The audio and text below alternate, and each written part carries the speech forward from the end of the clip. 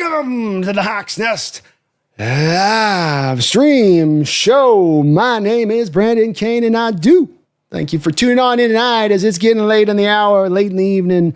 Oh, and it's almost the end of your Sunday, but we got some action-packed, fun excitement yet for you as our Seattle Seahawks are coming back out to D.C., Washington to take on the Commanders.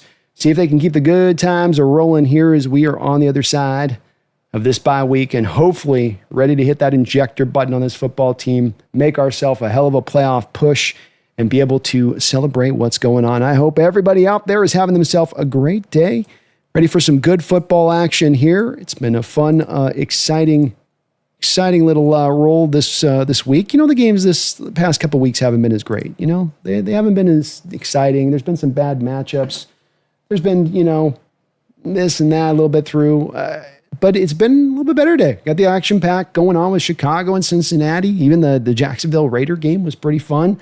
Got a little more clarity about where our Hawks are going to be. And we are just a minute or two here away from actual game time itself. As you guys come on in today, if you can for me, please do hit that like button. I would really, really appreciate it. A lot of confidence in the Hawk fandom right now as it feels like we are really building up coming into this game.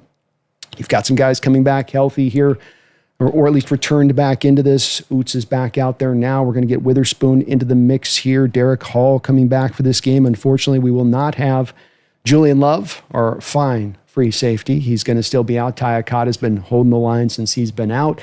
And then we got some unfortunate news with the receiver core this week as somehow our receivers got more injured over the bye. Somebody explain that one to me. Well, yeah, indeed. We got both Cooper Kupp and Bobo are both going to be out in this game. So Seattle down a couple of receivers. You're going to have White off the practice squad, who's going to be elevated here. I'm guessing you're going to see quite a bit of 12 and 13 and 21 personnel today. So 2 tight end sets, 3 tight end sets, and then your typical I formation kind of looks, 2 wide receivers, 1 tight end, 1 fullback, those kind of looks. I think you're going to get a lot of that in this game, partially because definitely that's where you can attack this defense, and partially because that's how the injuries have kind of pushed this around a little bit, so to speak. Thank you guys as you do hit that like button. Appreciate you for guys doing that. Hope everyone's having a great night. It's a great Sunday, great game Sunday, just fun football weekend. We're in the thick of it now. Let's say what's up to everybody in the house. See how we're doing here. Addis, Lou, Corey, hello. Michael, how's it going? Good to see you guys in the house tonight. Hope everyone's doing well. Dune Moose, why do I feel like this game is culture system Hawks versus talent alone in Washington? Well, I think that they're still I know they had success last year, but I think that they're still somewhat trying to establish that very thing here in Washington. And whether or not they're able to or not, we shall see. But I think that it's still kind of a bit of a process for them with Quinn coming in there. And remembering with Washington that I think your point on the talent side of it, Dune, this is a team that, you know, Quinn kind of inherited a little bit of this roster. He's not been able to move it around as much. Mike McDonald got to come in, I think, and do a little bit more of perhaps, you know, inheriting a little bit more of being able to inherit a little bit more of younger roster about ready to rise. You know, more of a bevy of talent around that he can kind of put together and hone a little bit, where Washington's kind of trying to get by on what they got because it's not been really slowly built up. They're really, in a lot of ways, kind of in the beginning of their cycle with that.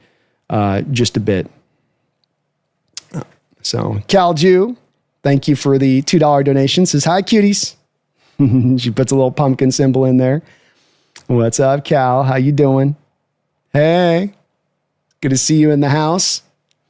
Little, if I can really quickly here, just give a shout out to the sponsor of the show here today. And that sponsor is going to be Sleeper. Sleeper right now. Rolling along, singing a song, and they are the #1 sports app in the game right now in that. And you can get into it today. You can use my code today, get 100% match up to $100.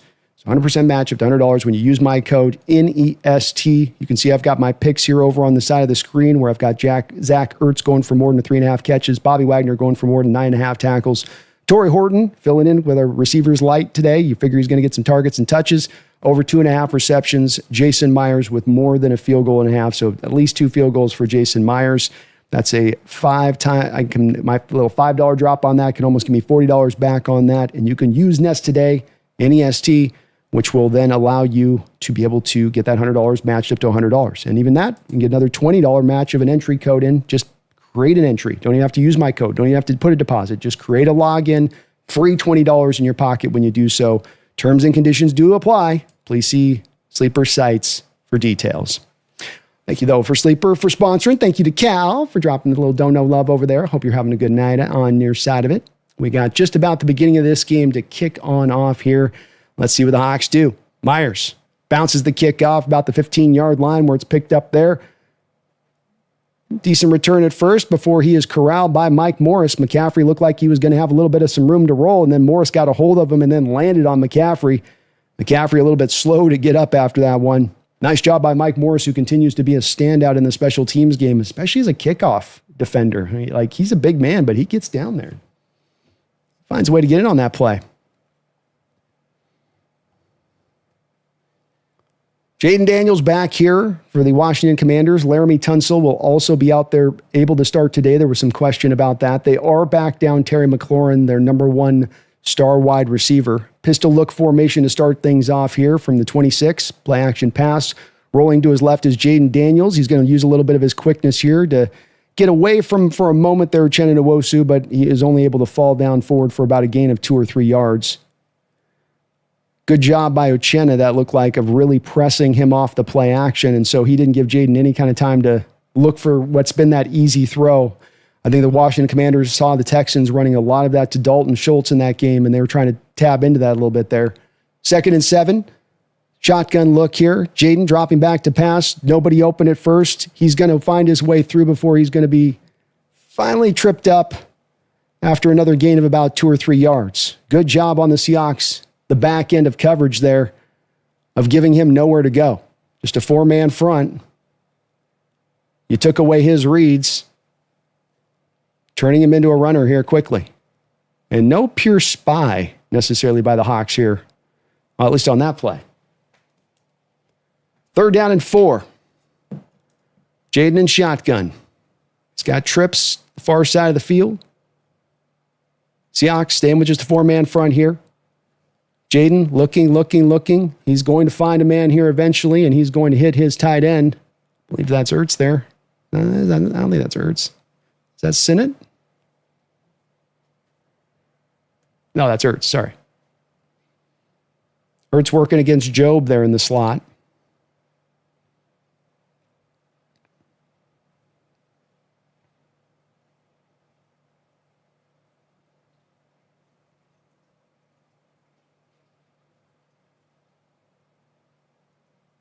First and 10 for the Commanders. 13:06 to go here in the first quarter.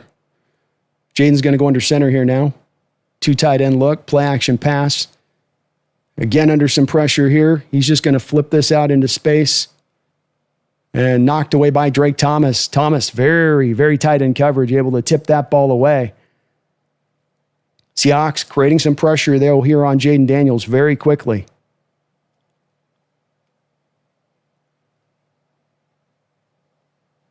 And not doing so out of a blitz necessarily. 2nd down and 10. 4 wide here, pure air raid look from the Commanders. They're going to throw again here. Ernest Jones rallying over there to hit Deebo Samuel, knock him down to the ground. We do have a flag on the play.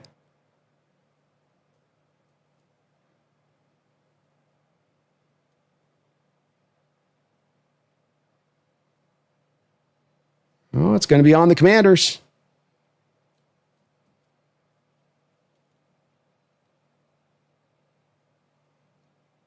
Block in the back, or the little blindside block there. So Uchenna got blindsided, and he's looking for it too. Uchenna was like Biotish. The center for the Commanders came from the other side of the field as Uchenna's in pursuit. And you can't blindside those defenders like that. The officials are not going to let you get away with it. Probably a play he didn't have to make. Didn't look like necessarily Uchenna was going to really do much to get in on the play. But that's now going to back Washington up 15 yards and turn this into a 2nd and 25. Back to the 4 wide look again. Not a single run yet from the Commanders. Seahawks bring a little bit of looping pressure. Jaden Daniels forced out of the pocket to scramble out. He is going to be run out of bounds there by Leonard Williams. So already the third time here that Jaden Daniels is having to run the ball here from trying to drop back and throw. Speaks to how tight in coverage the Seahawks have been so far. And they're getting close to him. He is very elusive, though.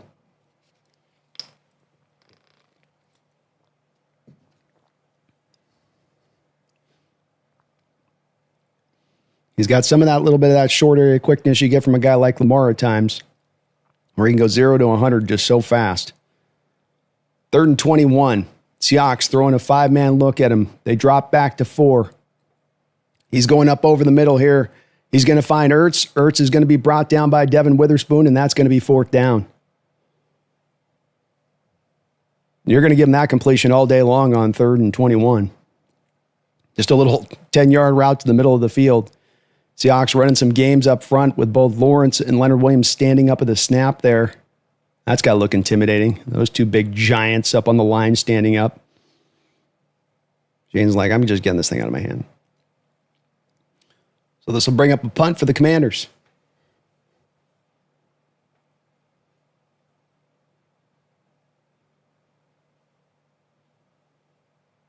Ball driven back here, where it'll be fair caught at about the 9-yard line by Torrey Horton. Seattle will take over there after the break here. Feed Me More Seahawks. Thank you for the $5 donation. Feed Me. Says, I think it's funny. NFL finds JSN, puts JSN in highlight reel, takes him off, then uses him in the Sunday night montage. And St. Louis didn't deserve that.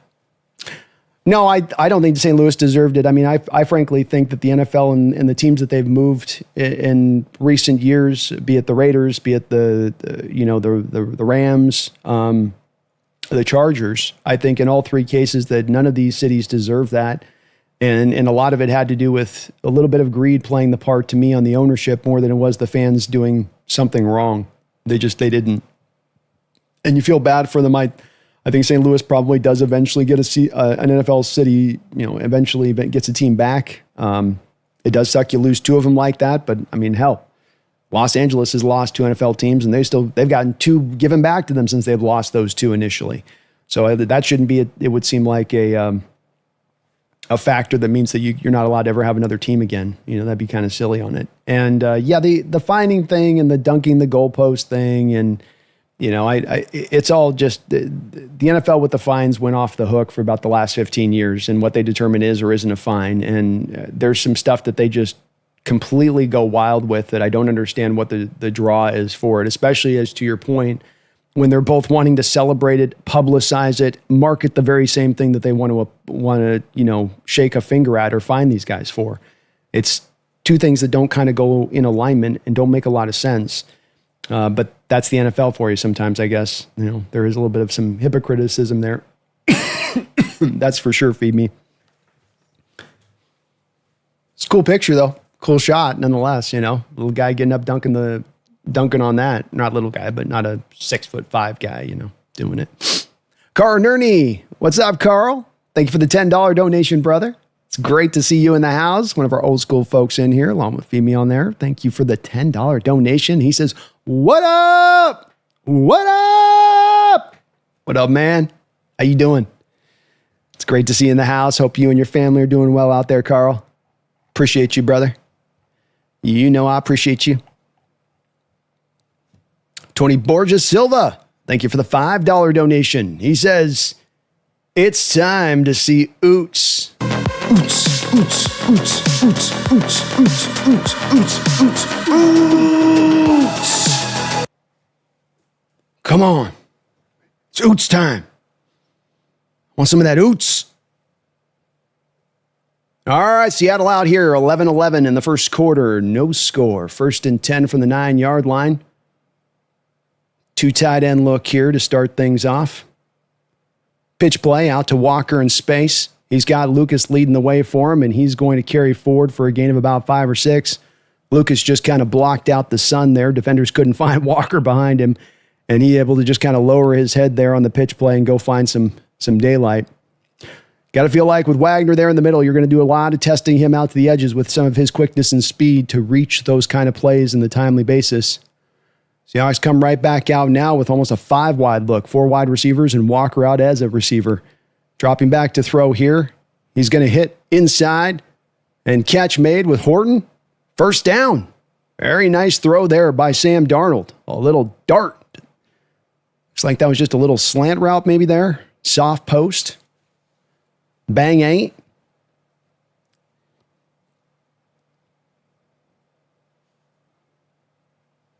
Very nice throw there by Darnold. First and 10 for the Seahawks up to the 29-yard line. Back under center here, back in the 2 tight end look. They're going to go with a fly sweep to JSN. He stretches things out, keeps his feet, keeps pulling, keeps moving, and he is able to get a first down on the play. Great blocking out front there. Barner leading the way for him. Good job by JSN in traffic to just kind of keep his feet around all of those bodies and arms pulling and ripping at him. Haven't seen much fly sweep from the Seahawks today. That's a nice play to put in there just at least to keep a defense honest. And again, another play to kind of test out some of the speed of these off-ball middle linebackers, the speed of this Washington defense, which is a little in question coming into this game. First and 10, ball at the 40-yard line. 6-man front here from the Commanders. That box keeps getting stacked. Play action pass.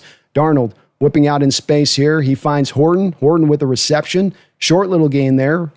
But love the play call. We do have a flag on the play. Is that a chop block? Is that what they're calling? Personal foul on Oots. They're calling a chop block there.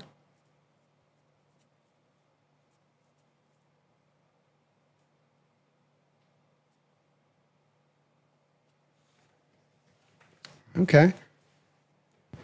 I don't know on that one. I don't know. Yeah. Nice. Okay.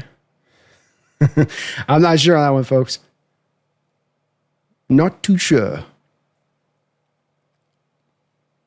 I thought with a chop block, the thing there is you can do it as a lineman there. I thought as long as he's not engaged, he wasn't engaged until he started chopping him. The guy came and ran into him behind. We'll see what happens here. First and 25. Darnold dropping back to throw. Lets it rip.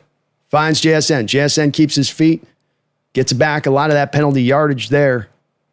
So bring this up to a 2nd and 9. Darnold looking good here early on.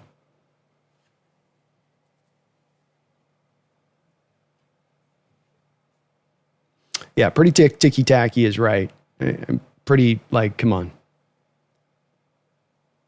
I don't know if that call gets consistently called in that manner, in that way.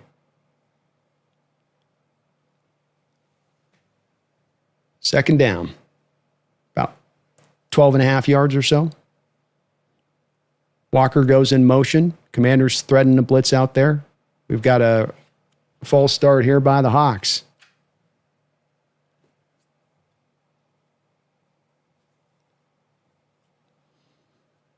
Abraham Lucas with the jump.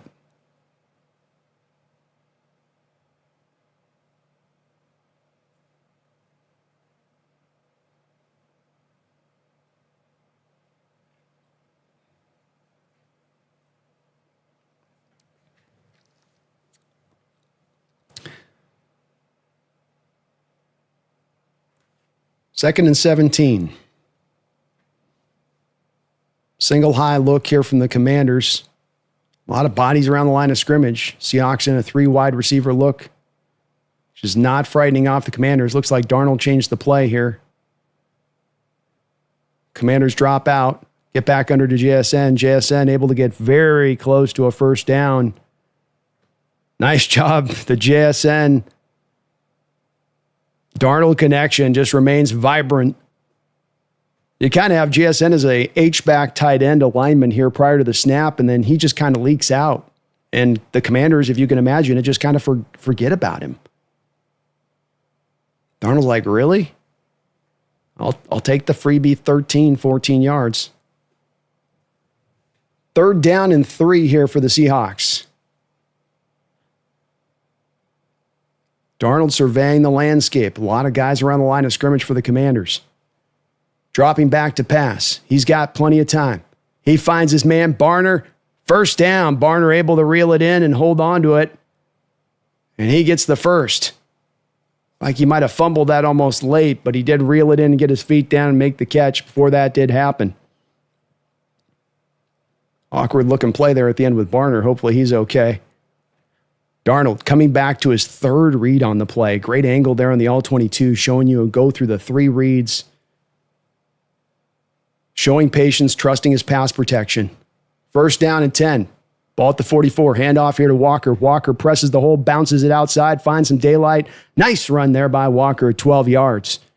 Really pressed the hole and then sold the inside part of that run before bouncing it out, rather than maybe bouncing it out just a little bit too prematurely. And you get Oots as your lead fullback on the play.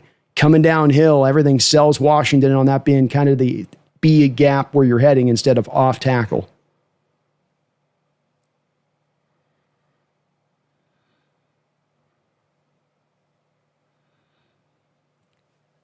First and 10. Ball at the 32-yard line into Commander's territory. Stack box looks from in here. Into Walker. Walker running well into the stack box, running hard, just fighting through Luvu's tackle and carrying Luvu for another 3 yards. Good 6-7 yard gain there on the play for the Seahawks. Boy, if you can run downhill into a stack box like that in this game, we're going to have a very good day offensively speaking.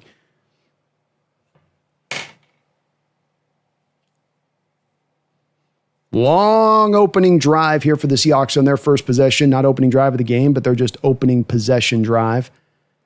Second down and 4. Back under center here. 2 tight end look. Another handoff to Walker. Walker looking for some daylight. Not much to be had here. He's grinding hard, though, finding a little space that did exist and taking this down to about a third and a little bit, maybe less than a yard or right at about a yard here. 5:10 to go here in the first quarter. No score. Long opening drive by the Hawks.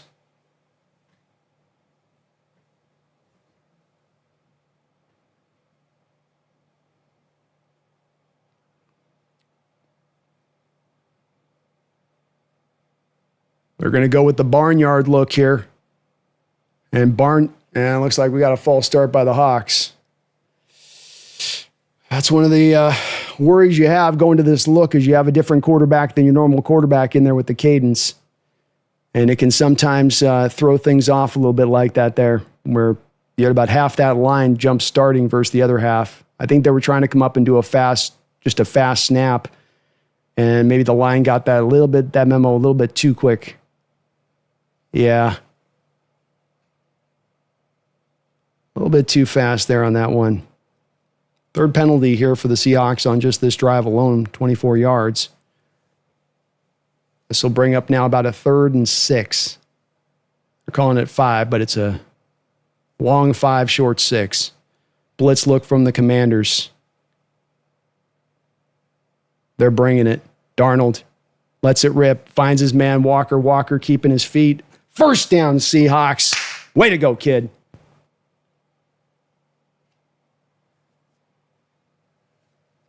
Good job by Darnold to just hang in there as long as he kind of could in the pocket. Walker starting out in the backfield, so he's got to run this as kind of an out and up route. So you got to give it a little bit of time for him to clear inside there. And off of his back foot, Darnold gave him a little bit of that extra beat there to kind of clear that route through because the defender is bearing down. You have almost a full house blitz there from the Commanders. Very well done by Sam Darnold. First down and 10. Drive keeps rolling. Ball at the 13-yard line here. Commander's territory, play action pass. Darnold lets it rip. And we got flags all over the place here on JSN. Lattimore trying to make his case to the officials, but I think he's going to get hit here. Darnold saw the one-on-one opportunity with Lattimore, and he's like, oh, yeah, I'm going to go ahead and go after that. And Lattimore there grabbing onto the arm, knew he was cooked. He knows he can't stay with JSN, and you're just going to attack that all day long. Teams continue to try to play JSN one-on-one. Though I don't know how many adjustments really exist in this defense for bracket coverage and trying to really double as much. It's not really the DNA of a Dan Quinn defense. First down and goal after that pass interference at the goal line. So this will be spotted about the 3-yard line with 3:48 to go in the first quarter and a very long opening drive that started from the Seahawks' own 9-yard line. 10 plays, 87 yards, consuming 7 minutes and 23 seconds of this play clock. Darnold under center here. Walker in the backfield, 3 wide receiver look here. Hand off to Walker. Walker swallowed up there. Commanders were all over that one. Second down.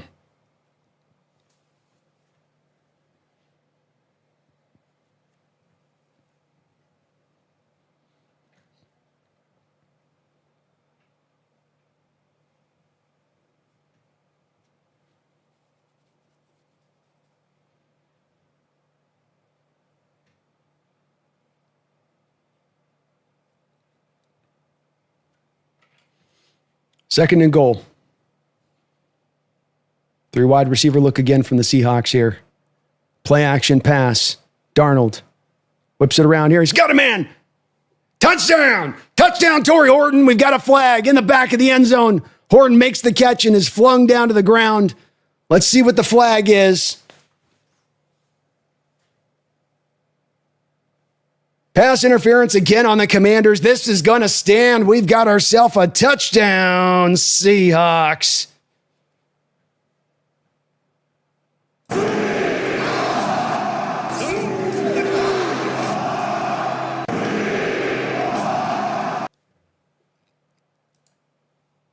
A masterful drive executed there by the Seahawks. Indeed, finally, you did get kind of a double team slid the Commanders' way. They still held JSN over even with the double team. That's what caused the penalty there, is he still got held. But then Sam looking finds his one-on-one matchup to Torrey Horton for his third reception of that drive alone. Knowing Horton was going to need to step up in this game, you're down Cooper Kupp, and he has in a big way. I believe that's maybe, what is his 4th touchdown reception, I think, of the season? It's either his 4th total touchdown or 4th touchdown reception of the season here for the rookie Horton. And great job on his part. Makes the catch, contact catch. He's got the Washington defender kind of on his back a little bit there and able to reel that thing in. But what a hell of a drive. That's the way to announce your presence with an authority. I'll tell you that. How about that? Megan, thank you for the $5 donation, Megan. JSN, Ertz, Horton, all day in play from fantasy for me, B. So lucky for you. I had them on a bye week last week. Well, you know, I was able to feast on you last week a little bit with that. I mean, that's just what it was, you know. And my fantasy team I am cursed. I think, Megan, you got an Etsy doll against me for fantasy. I'm going to say that. I think you totally Etsy witched me. Because I can't get a starting quarterback to stay healthy for the life of me. And I'm still keeping my team afloat despite that. But it's much like the 49ers. It's almost just about too much. It's almost just about too much. Simogen, thank you for the $10 donation. Simogen. He says, I will pay again for that Oots call out again. Oh, here we go, baby. Oots, oots, oots, oots, oots, oots, oots, oots, oots, oots. Oots, let's go. Big man back in the attack, leading the way for Walker. Nobody wants to get in that hole with that 260-pound wrecking ball hitting you in the face, knocking you in the chops. Nobody wants any of that action, Simogen. Nobody wants to be touching that. They just kind of make a business decision in the hole, you know? I'm blocked. Oots has got me. I've been ootsed. He ootsed me. I'm ootsed out of the play. Appreciate you, Simogen. Thank you for the $10 dono. And we're going to get an Oots call in here again. That button's going to get dropped at some point. He's getting a catch in this game. He's bringing one in this game. I'm calling it. R. Sanchez. Thank you for the $5 donation, Sanchez. Appreciate you for that. I'm convinced there's insider gambling in the NFL. How else do you explain McDaniels and Dable still having jobs? Yeah, it's a little bit odd with both of those two guys. I think that there's sort of different reasons for each a bit on it, Sanchez. With Dable, I think what he got the benefit of is that ownership group had spun through the prior couple of head coaches after Coughlin a couple of times over already. They had done that, and this kickoff will drive back into the end zone here for the Commanders, so they'll take over at the 35-yard line of Seattle. I'm not sure if that's how you were drawing that one up to happen like that. But I think that's almost what bought Dable a little bit of extra time there. As well as, maybe we would come to find out or understand in addition to this that maybe even like a Daniel Jones contract that was given out was not necessarily what he wanted or his call within that. I'm not saying you're not wrong and that neither of the guys should really have a job at this point. In McDaniel's case, we'll see if where they're at there, but there's been plenty of signs there that's a team that probably needs new guidance as far as the coaching goes. And he does seem a little bit in that too much of a player-friendly coach, too much of a loosey-goosey, thing there. 1st and 10 here. I guess they're going to say it's from the 20. Must have bounced. My bad. So it must have bounced there and gone in the end zone. First handoff of the game for the Commanders is going to go for about 2 yards. Off tackle run there to Jarrett Kroski Merritt. Sorry. 7th round pick there for the Commanders. He was able to supplant Brian Robinson for the starting running back role for them. 2 minutes and 30 seconds here in the first quarter. Seahawks up 7-0. Pistol look formation here from the Commanders. A 2 tight end look as well. Play action pass. Looks like he's going to try to scramble it again. Here is Jaden Daniels, and he's going to get a little bit of yards here, about 4 or 5 yards. But goodness, already the 4th carry of the game here for Jaden. He is using his legs a lot. And boy, he's deciding very early on in this pocket, not even when sometimes there's pressure. He's just deciding, I'm going to bail. I'm out. I don't know if it's a lack of trusting your pass protection, but I mean, he had a pretty clean pocket there. It's 3rd down and 2. Single high look from the Seahawks. A lot of guys up around the line of scrimmage here, just dancing, standing, threatening. Some fall, some bring. Pressure mounting down here. Boy, what a catch there by Zach Ertz. We do have a flag on the play. Eamon tight as you can be in coverage. I mean, he was draped on Ertz, just a little out route there. Ertz able somehow to reel it in. And Eamon says, I'm this close to Ertz there. We have a hold on Seattle on the play, though, so that will be an automatic 1st down regardless. They're going to get Eamon for the hold on the play.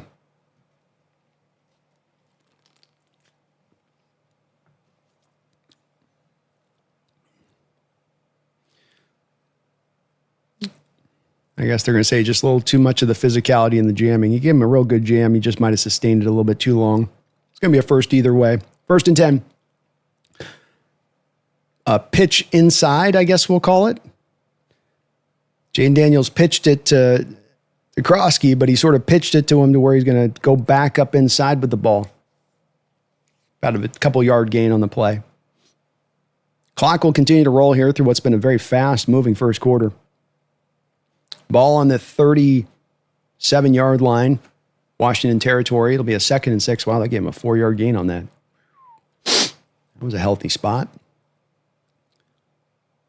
2 tight end look here from the Commanders.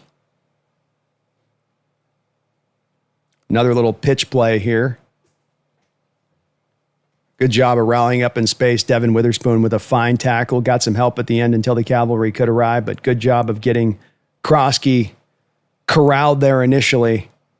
And then help came to stop him short of the 1st down. Commanders trying to make this, it's kind of a weird pitch. It's like instead of handing off, you just have the quarterback turn around and pitch back to the running back, not to where he's pitching it outside, but he's just pitching it straight backwards to Kroski. I don't know if they're hoping to kind of fool Seattle with misdirection on the play.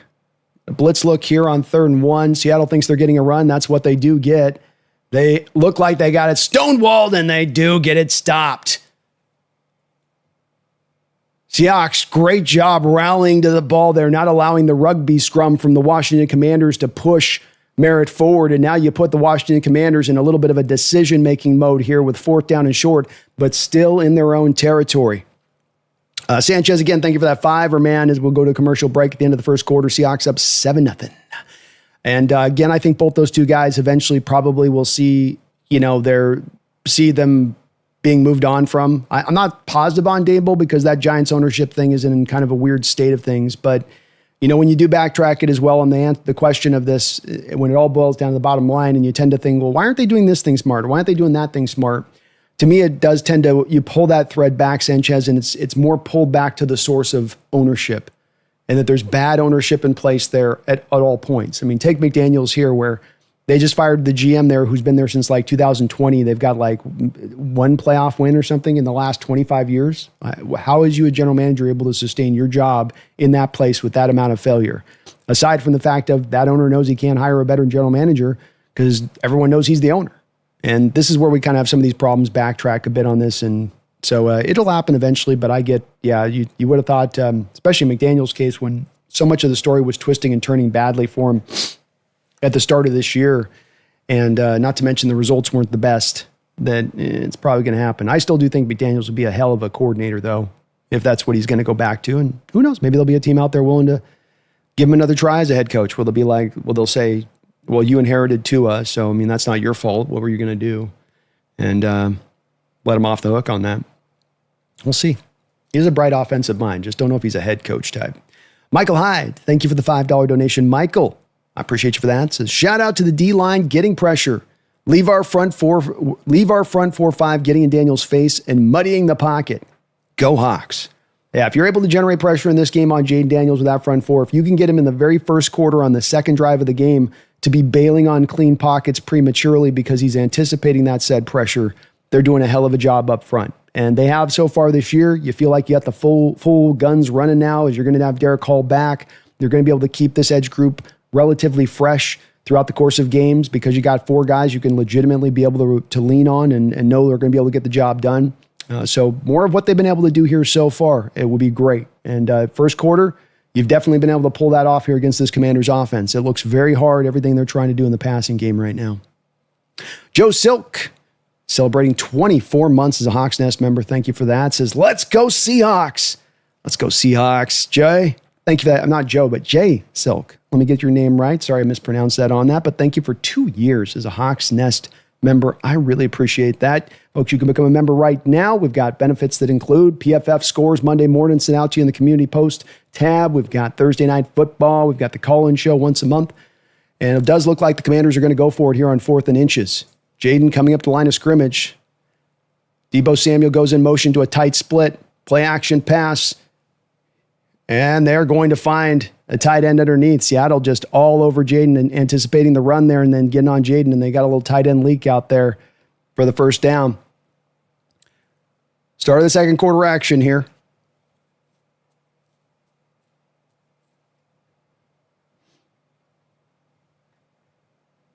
Yeah, he sold really just being a blocker there, not trying to get out and leak out of the pocket there. Did Bates, the tight end, not sending Bates, and got open on leaking out after the block. On to the Seahawks side of the field at the 48-yard line. We got a fly sweep here to Deebo Samuel. Deebo get a nice little carry here of about 8 yards or so. So bring up second and short. Mumbles, thank you for the 36 months, 3 years as a Hawks Nest member. He says, and the penalty will be on Washington. Which one? Josh Jobe still down after that play. He's on his knees right now. He's standing back up.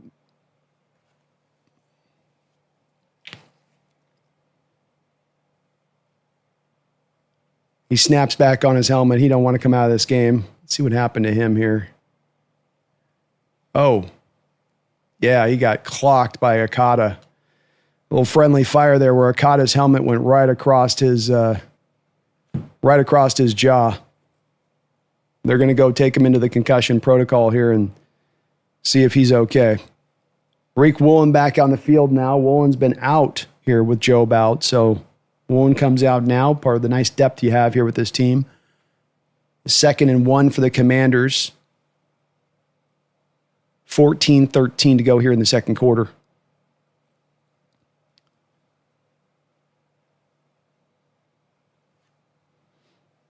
Mumbles, appreciate that 36 months. Hawks Nest member. Megan, thank you for the $2 donation. Says, God, I need to elevate Horton. Let's have it go. He's coming on strong, especially if they're going to inactivate Cooper Kupp, to your point, Megan. Especially for that. 2nd and 1, under center's Jaden Daniels. Another one of those pitch plays that I've been talking about. This goes nowhere. I would love to know why they do this. That's going to be a loss of about 1 or 2. You're not fooling anybody with that. So what they're seemingly trying to do is the pitch is sort of trying to, when I go to a pitch play as a defense, I'm thinking edges. It's going to the edge. It's going to the edge. They're just running this as like gap back inside. So it's a pitch, but then you have two guys pulling back in space. So again, it's like, well, the pullers are going to tell the defensive line where the play's going anyway. So your whole deal with trying to throw the eyes off or make them think the pitch indicates outside run. 3rd down at about 2. Blitz look here from the Seahawks. Ernest Jones is coming. Drake Thomas is coming. They pick it up. Well, we're going to get a hold here. Jaden Daniels out running around. He's going to slide down. I don't know who that was. It might have been Ernest Jones there, but somebody got their helmet ripped off as far as the Seahawk goes. Let's go ahead and back that one up, Blue. Personal foul, yeah. Face mask there by the Washington Commanders. Somebody got their hand in the face. Chris Paul. Yeah, he got right up in there. Great job by Ernest Jones because Jones had him beat. So he slams an arm up into Jones's face, holding up Jones. That's also what prevented Jones from getting back there. So good call by the officials on that one.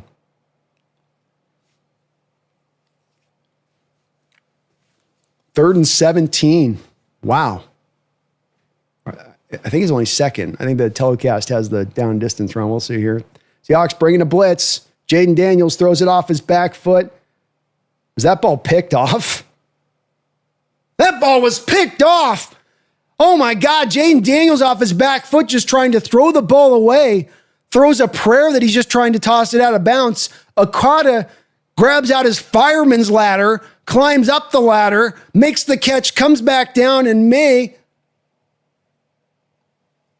don't know if he made the catch or not. 1 foot. I think his arm might have gone down before his foot. He got an elbow down, I think, out of bounds before the foot. So this will be overturned. Still an amazing play by Okada.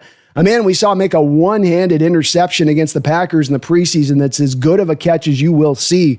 That one wasn't too bad either. Oh my goodness. But I think he just got the 1 foot, and it looks like maybe the elbow goes down, and then he gets the 2nd foot after the elbow, which will probably reverse this. But still, that's a damn good play by Okada. Megan, thank you again for that $2 donation. You're going to have to elevate Horton. Time has come. Free Truth, thank you for the 11 months as a Hawks Nest member. Free Truth, almost a year in the books. Appreciate that long-time support.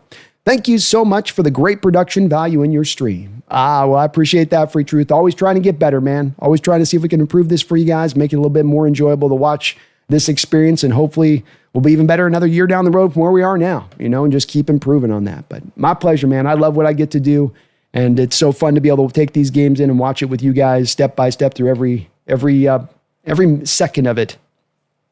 Very kind of you, man. Martin Lawrence, thank you for the $5 donation.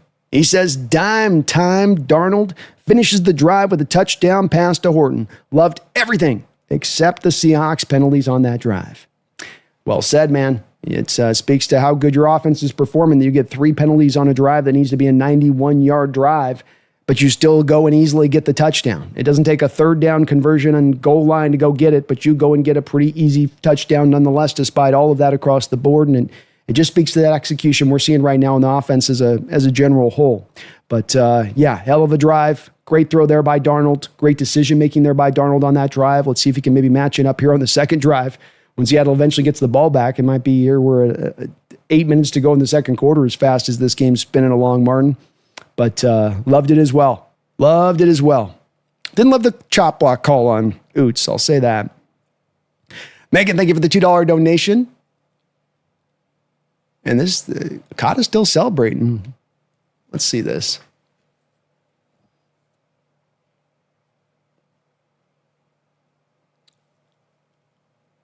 Throws it up. Okada, oh my God, what a pick. Oh, it's so bang, bang. It's so bang, bang. Oh, he got it. I think he got it. He got it. Interception by Okada with one of the great interceptions of the year you will see.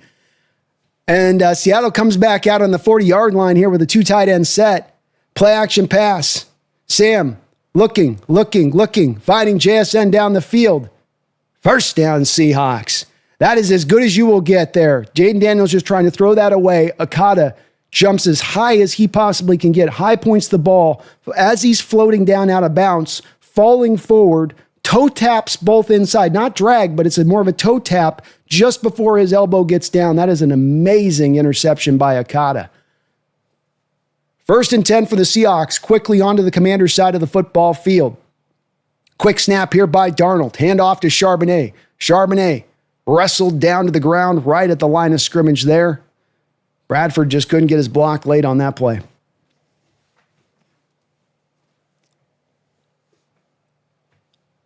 "12 minutes to go in the second quarter. Seahawks up 7-0 here. Second down and about 10.5. He might even lost about a half yard there.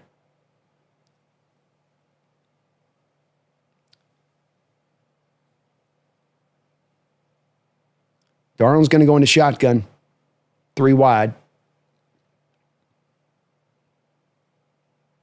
Man, 3-4 look from the Commanders.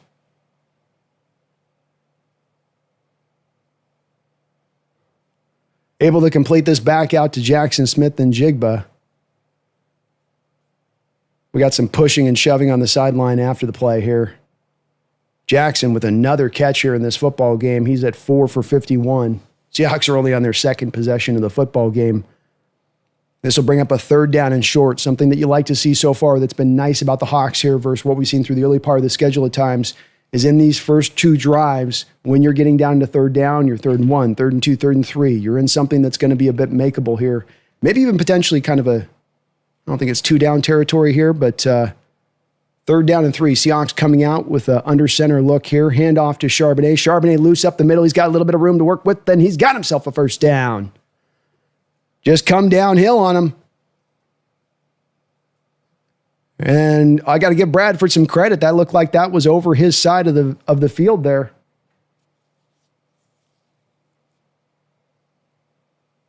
Okay, well, maybe not.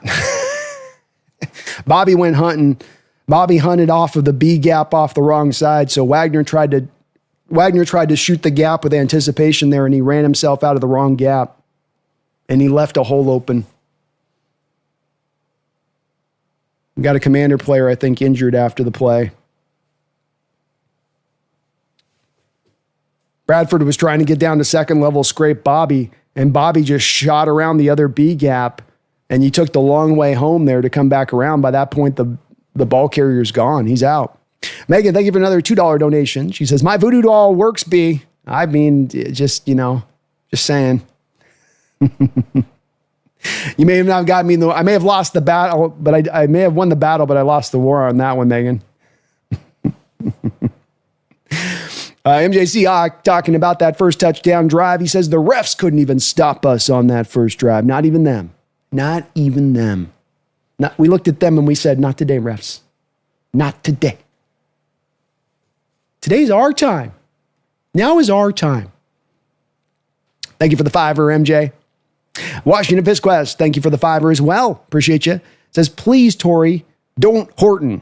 To be read as MC Hammer's, please, Hammer, don't hurt him. Okay, here we go. Please, Tori, don't hurt him. Don't hurt him. Don't hurt him. Hammer, don't hurt him. Can't touch this. Mm-hmm. Ooh. Let's make it hard, but don't wanna see. Mana, mana, bana, gana, bana, bana, me. I can't remember the words. I'm getting so old. Torrey Horton, man, having a good start to his career. 2 catches today, a touchdown reception. Not gotten a ton of opportunities here because of the pecking order and how little you have actually tended to throw the ball here so far to start things out. But what a find the Seahawks have found themselves in the 5th round out of Colorado State. Feed me more, Seahawks. Thank you for the $5 donation. Mike McDaniel's contract is a lot of guaranteed. Mike McDaniel's contract is a lot of guaranteed money, so it hurt the owner's pocketbook to drop him. That's most likely why he is still there. That makes sense. Indeed, those coaches' contracts are guaranteed. So if it's a 5-year contract at $50 million, you're going to be paying out that $50 million whether that guy's there or not. And so that makes a lot of sense that could be a bit of the reasoning there, and maybe a bit of it as well as, who are you going to get to replace him there in that spot? Who's going to look at that job and say, this is an attractive location. There's something that I can easily build up here. I have a great ownership group working with me. I think that's where the Giants and the Dolphins here have some things in common, where your reputation is out. People are aware of who you are and what you are. And, you're not going to get the best of the best. Cowboys also kind of suffer from this when they're looking for head coaches and when they don't look for general managers, but it's a problem. 1st and 10 for the Seattle Seahawks here on the 27-yard line in Washington territory. They're going with a 3 wide receiver look here. Commanders, heavy front. Seahawks going to try to run into it. Good job by Charbonnet to keep his feet through the hole. Eventually gets upended by LeBron Payne in there for about a gain of about 4 or 5. Once again, pretty decent balance in this game from your Seattle Seahawks. 9 rushes to 8 passes. Keeping the Commanders honest. Again, though, with the Commanders, stack boxes, single high look, safeties down in around the box. A lot of congestion down there that they're bringing here to the Seahawks from the condensed splits. 2nd down and 4, they're going to give him 6 on the play. Pitch play out wide here to Charbonnet. Oh, there looks like a lot of penetration back there, and that play just doesn't go anywhere. More than a few blown blocks out there in space. Bobby Wagner leading the play, able to make the tackle. That'll be about a loss of maybe 3 on the play there. Clint trying to keep him honest there. He's had some success in this drive with running up the middle, so he gets back out to the edges there, but we've seen with Charbonnet, that's just not really his run. It's not the strength of what he does. This is going to bring up a 3rd and fairly long for the Seahawks. A healthy 8. Commanders showing a blitz look here. They don't bring it. Sam dropping back to throw. He's going to take a shot over the top, and he's got Torrey Horton in the back of the end zone. Touchdown, Seahawks! Horton wide open in the back of the end zone. I mean, and Sam just able to just layer the throw in over the top because there's so much separation there. No kind of tight window at all. I don't know if that's blown coverage or there's just a 2-way go route there that the defender buys the first way of the route. Operating out of the slot is Horton. He gets a great A release and he just burns him. He gets an absolutely untouched inside release off the line of scrimmage. And then he just freaking burns the defender. I mean, that was like watching a guy that's like 4.35 outrunning a guy like 4.6. The extra point is up and through, and the Seattle Seahawks take a commanding 14-0 lead.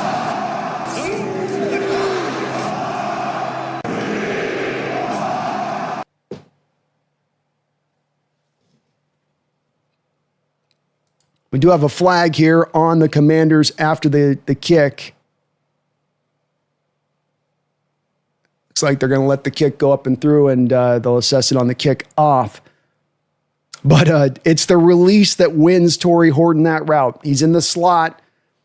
I don't think the defender is thinking inside release there, and he hits him with a shock inside release, which is just quick bounce to the inside shoulder of the slot cornerback. Corner's going, whoa. He bounces in there and then just hits the Jets to the back of the end zone. And boy, he just outran that cat. Torrey Horton, another touchdown reception. That's just what this guy does. We got our own particular Chris Carter in the house. All he does is catch touchdowns. Feed me, great point on Mike McDaniels, that owner. It's a sticky situation out there with Miami, but always comes back to you want great ownership because it's something that's an easy thing to say and it's something that's a little lazy for some people to think about. But when you think about Woody Johnson's of the world, when you think about the Dolphins owner, when you think about Jerry Jones, when you think about some of these places where it's just so rotten, it's hard to believe that you can take flight as an organization when that is your foundation. That's your beginning point, if you were. Jay Gundy coming in with a $20 donation. Jay Gundy, thank you for that. I really appreciate you. Very, very kind of you. I appreciate all of you guys' support today. You guys are amazing as ever on this. Just dono stacking up here. Appreciate you, Jay. This is Aiden Dirty. Will have been mentored by 2 defensive masterminds in Quinn and Mike McDonald now. Both very different schemes. It'll be interesting to see how he meshes the two if and when he gets his shot to run his own team solely, when he essentially gets a chance to potentially be a head coach down the line. I think it will be kind of telling in that way. And What you take from one, what you take from the other. I'd have some guesses about this with Dirty that I would think about with Quinn that he would be thinking about. I think that is as good as the Quinn could get the Dallas defense to play when Dirty was there. I think that he can see that the Quinn defense can be a good defense. It can be maybe the top 15-ish defense in the sport, and how it operates when it's got the right talent around it. But in McDonald's scheme, I don't know how he can't look at that, see the quick turnaround from where you were with Carroll, and then see the level of potential dominance within this defense when it's structured up and run right. Not just that it's dominant here with Seattle, but the dominance you see with Baltimore, the dominance you saw with the Michigan defense when they established it there. That you see that this is actually a style of defense that can be set up to put offenses to rest, not to allow them to sort of bend but not break, to sort of get a little here, get a little there, but not get too much. That type of thing. Fumble! Fumble on the kickoff! Seahawks have got the fumble! Seahawks have got the fumble on the kickoff! O'Toole is up with the ball. The kickoff returner was going back, bringing it up, and they're down McCaffrey in this game because Mike Morris landed on McCaffrey's shoulder. And the special teams crew comes up big once again. Is that Peely? Is that a nose tackle doing that? Nose tackle Brandon Peely gets a long arm hook out on the kick returner as he's running past. Just gets that arm out and bangs it out. And then O'Toole comes and jumps up on top of it. But a lot of this set up by the fact that Mike Morris took out McCaffrey, their number one kick returner in this game, out of this game. You go into the backup, and when you go to backups like this kind of stuff can happen. Great play by Brandon Peely. And how about a nose tackle on the kickoff unit getting it done? 8:46 to go in the second quarter. Seattle takes back over here at the 26-yard line. Sam dropping back to pass, letting it rip over the top. He's got a man. Touchdown in the back of the end zone, Elijah Arroyo. Here we go, Seattle. Putting the stake through the heart. Ain't no just softly going to get this win today. We're going to go take this thing. You get a turnover, what do? You take that dagger and you slam it through their heart.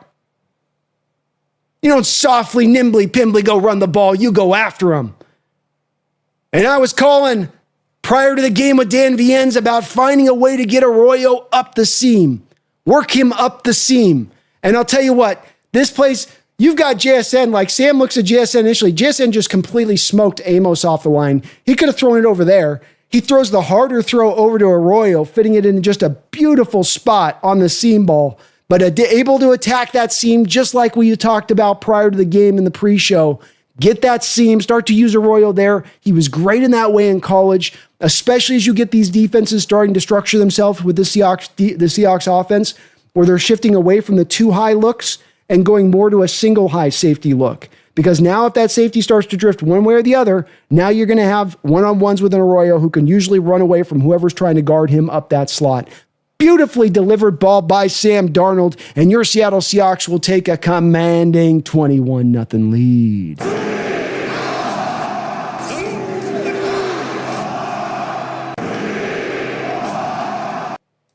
Jackson Smith and Jigba smoked Trey Amos, the cornerback, so hard, he's got to go back to the locker room. He just embarrassed him so hard. He's like, Coach, I just need a second to sit in the locker room and gather myself.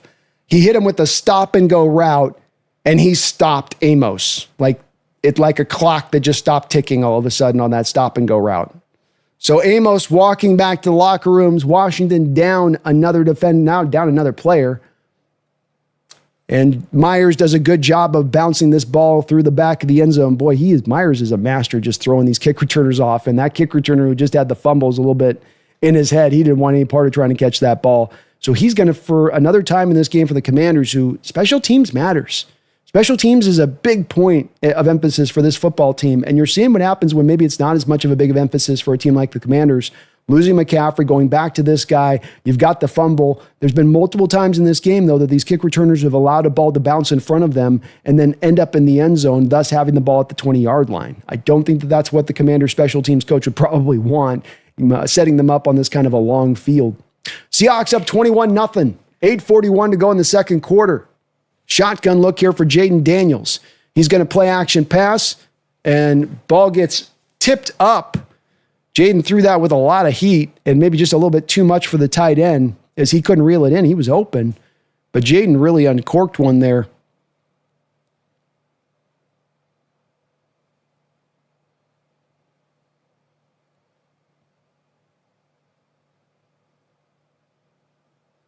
Second down and 10.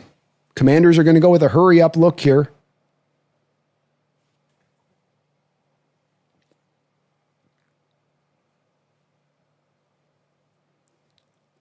Handoff inside to Merritt. Nice gain for him. He's going to get about 6 yards or so. Bring up about 3rd and 5. They'll give him 5. 3rd and 5 on the play. That might have been their backup running back there.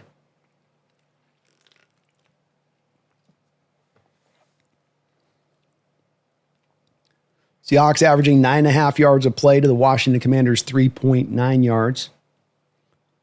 3 wide, plus a tight end. 3rd down and 5 here. Samuel goes in motion prior to the snap. Leonard Williams stand up as a spinner in the B gap. Pass rush mounting on Jaden. He drops back, throws, lets it up. Good job by Devin Witherspoon rallying up, knocking him off his feet instantaneously in coverage and bringing up a 4th down. You're too far back on the field here. You can't go for this, can you, Quinn? Oh, my goodness. Is he really going to go for this? Wow, if he goes for this.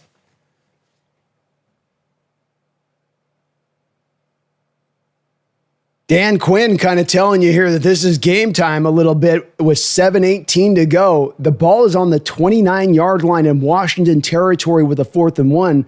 Is this the attempt to get him to jump off sides? No, they're going for it. They're looking out in space, and Jaden's going to go run for this. And what happened? We got a flag on the play.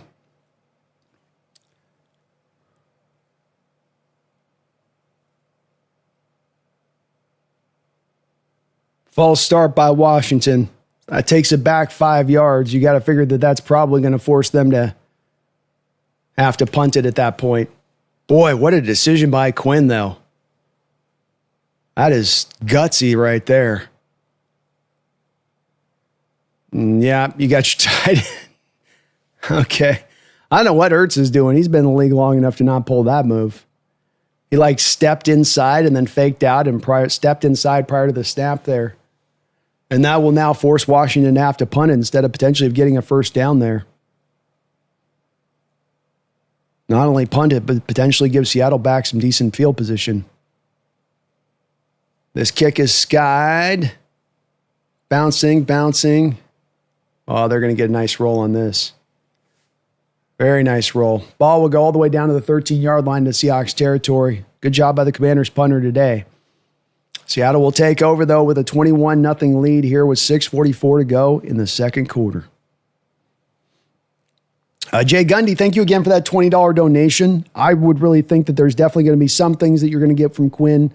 How can there not be? He's just talked about in too high regard that there isn't some stuff there that you're going to be pulling away from. But I have to think when it comes to at least schematically, because you mentioned schemes, that what you see him leaning into would be more of a Mike McDonald scheme and understanding what this thing can do. And you know, it's sort of like the upside of the defense. You know, which defense has more of an upside, player equal to player equal? Like we all have the kind of an equivalent cast to equivalent cast.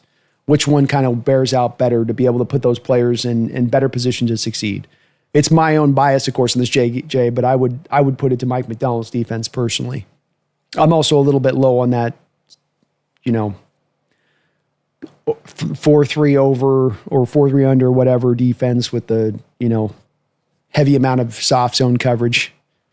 It might come back into vogue. That's the other part about this, Jay Gundy, is it also might matter where the NFL is at as far as the cylindrical cycle of schemes coming into vogue and then leaving vogue and then coming back into it, maybe 2-3 years down the line, more of the Quinn Carroll scheme will be more in vogue and more back to kicking ass and taking names. Megan, thank you for the $2 donation. She says, I forgot, I also have Krosky too. Yeah, the only problem there, Megan, is they don't run block particularly well and they aren't committed to the run Because you got to remember, Megan, they got that old air raid offensive coordinator there. And I tell you, it's a cliche, and I know it sounds like I'm being judgmental against air raid offensive coordinators, but they deserve this. They run for show, they throw to go. They do not want to run the ball. You even saw it in this game where I think the Commanders had 7 straight offensive snaps before you even ran the ball once in this game. Just to go to show you that this is something that's inherently in the fiber of their being, and they can't help themselves, Megan. They just can't help themselves. And it's part of why I'm not a big air raid guy too. Just one of the reasons. Peter Van Gent, thank you for the $5 donation, Peter. I was hopeful about Darnold when we signed him. Wasn't expecting him to be an absolute surgeon, though. Last year wasn't a fluke. Go Hawks. Yeah, well, hopefully they're the last of those folks in that sort of worry and holding out phase, to your point, because there's still those folks out there, Peter, that's for sure, are seeing that this is a player coming into bloom. That there's not a one-off, a guy lucked into the year he had last year, but it's a guy that is really starting to understand himself and getting to be his best version of himself as he heads into his prime. 1st and 10 here. 2 tight end look for the Seahawks.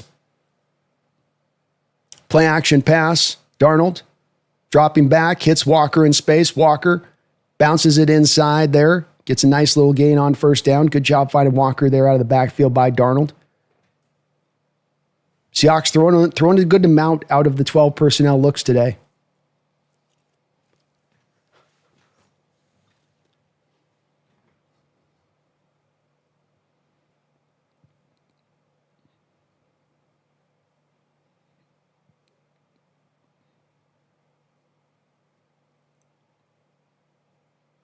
Second down and 5. Ooh, we're going heavy here. 1 wide receiver look. Oots in the game. Handoff here is to Walker. Oh, Walker can't get quite anywhere there. I don't think Oots was able to get his block on McGee there.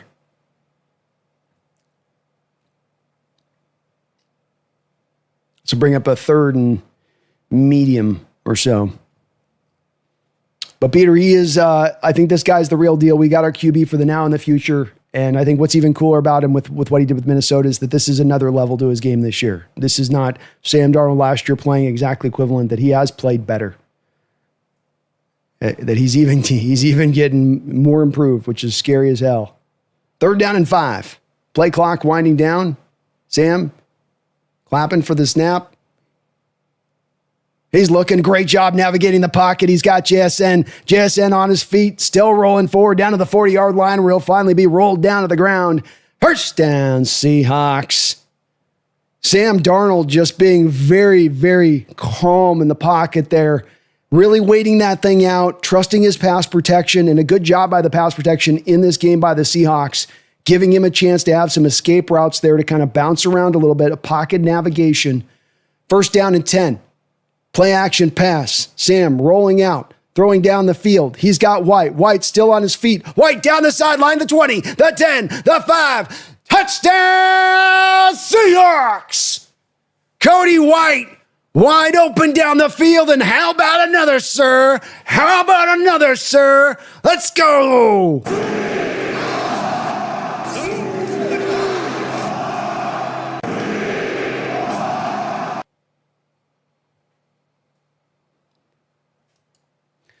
We saw the Seattle Seahawks use JSN as an H-back early in this game.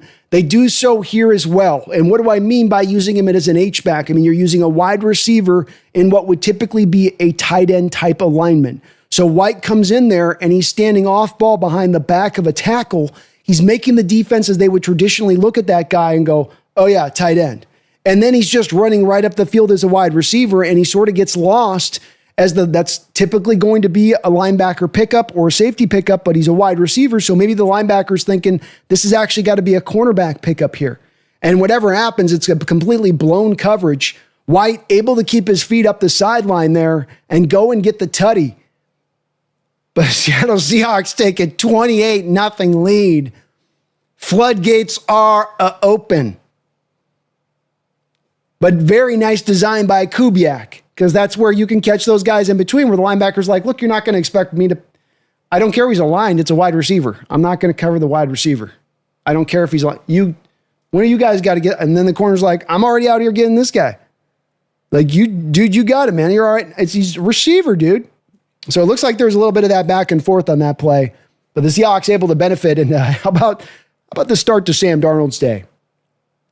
13 of 13 for 229 yards, 4 touchdowns.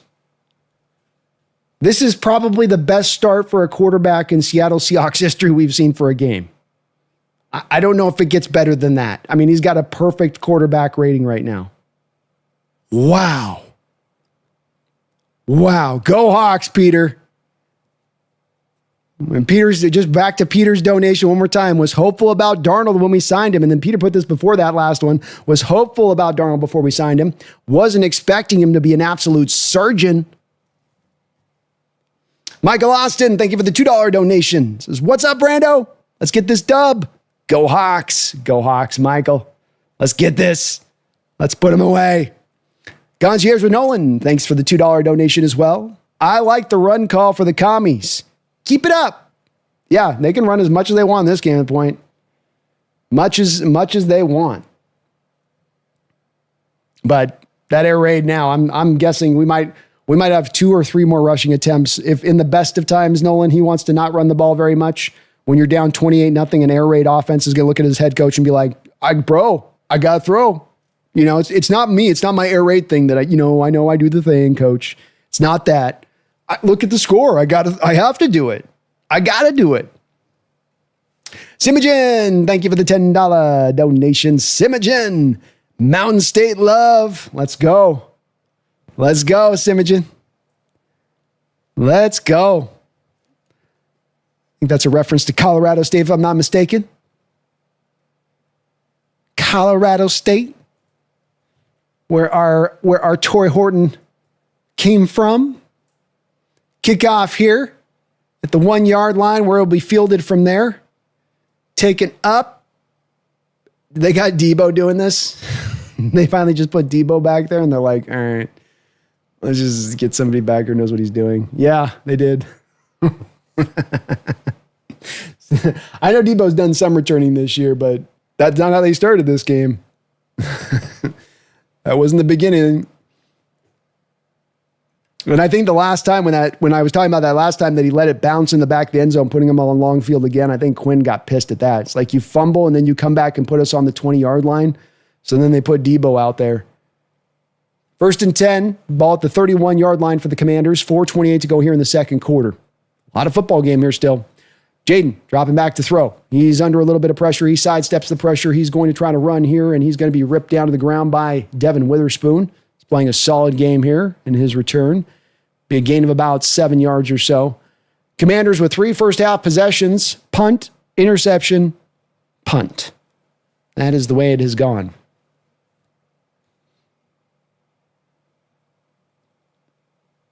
Daniels with 5 carries and 24 yards. Stood out too that, whether the pressure's been there or not, he is definitely flushing himself from the pocket very quickly today. 2nd and 2. Handoff here.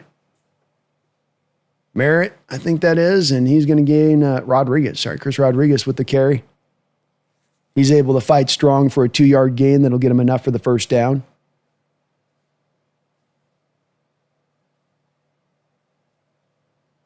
Seahawks do get the ball after halftime. 3:22 to go here in the second quarter. Clock is a-running. Both teams have all 3 of the allotments of their timeouts.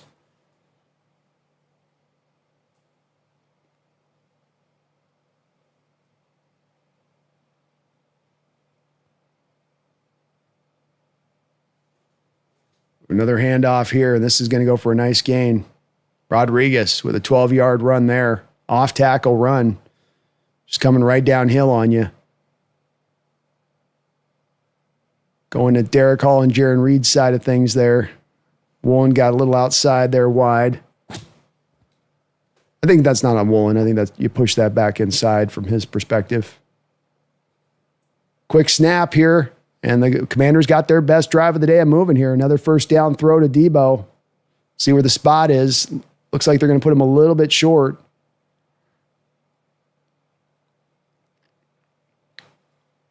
Commanders continuing to work with a little bit of an up-tempo nature here on this drive, and it's working well. 2nd down and 16. 2:15 to go, 2nd and 1.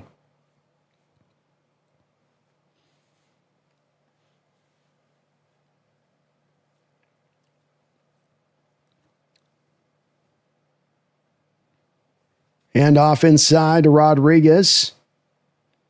He'll take it and gain just about 2 or 3 yards, but that will be enough for a first down and take us to the 2-minute warning. So the Commanders got a bit of a drive working here. Seahawks, though, with a 28-0 lead as we will go to break. Simajid, thank you again for that $10 donation, man. Mountain State love indeed. Jeffrey Thistle, thank you for the $5 donation. They need to not allow Tony Romo to call Chiefs games. Can't fit all that Mahomes glaze on that little donut. Drives me nuts, even in a loss. Yeah, I think it's my general problem in that you see this with the NFL, I would say, in just general terms, Jeffrey, in that there's a drive to go and have the quarterbacks be the guys that are going to be doing the color commentary. And this has been it's been as old as time. There's been a lot of quarterbacks that have done it. I think that those guys, when they do it, they'll have to understand that they're going to try to end up predominantly speaking about, the quarterback position as sort of this one component of the game and not really be touching on the other components of what's going on around that. And it becomes a little bit one trick. And it's, there's a couple guys I hear that talked a lot about that kind of do this in this way. What's his face? I can't remember his name. Collinsworth is also a lot like this. And it's like, look, there's other parts to talk about in the team.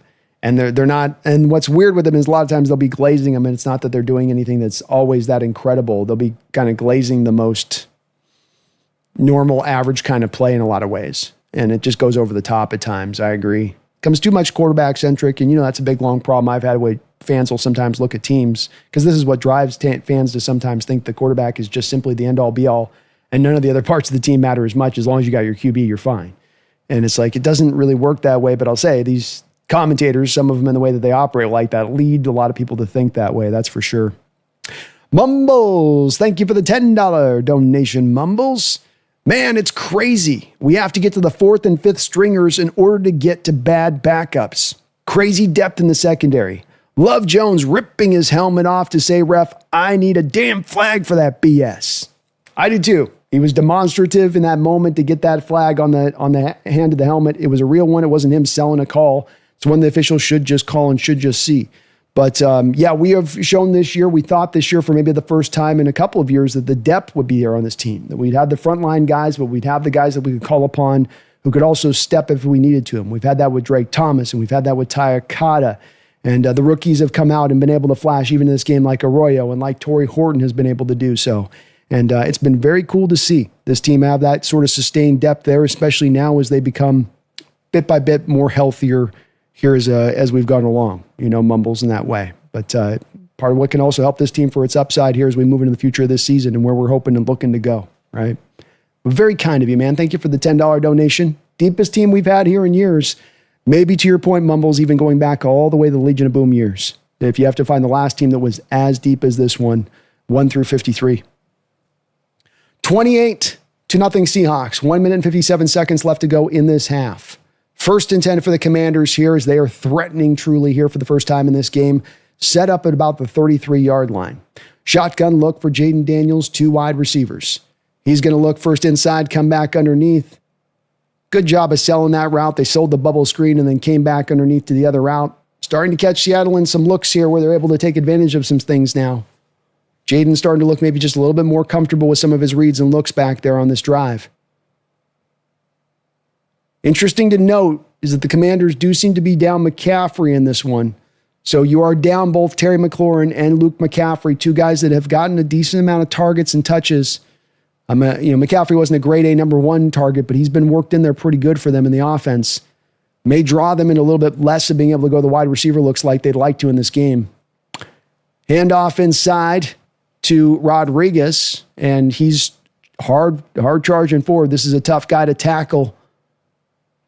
That's his MO. First guy's not usually going to bring him down to the ground. He gets himself a nice 4-yard gain here. Seahawks are going to take their first time out here of the half, hoping to get a stop and maybe the ball back. Appreciate you, Mumbles, for that 10. O'Dwyer, thank you for the $5 donation. Seattle looking like the dominant team. Kubiak calling a great offensive game, spreading it around to JSN, Barner, Horton, and K9. Penalties be damned. It's that degree of difficulty thing I was talking about, O'Dwyer. It speaks to how talented, how good you are offensively. If this penalty or that penalty doesn't knock you off the tracks, but you can just keep the train guiding along downwards and keep that momentum going and flowing. And that's what they've done today. If there has been a penalty or not, I agree with you. This has been a sensationally called game by Kubiak.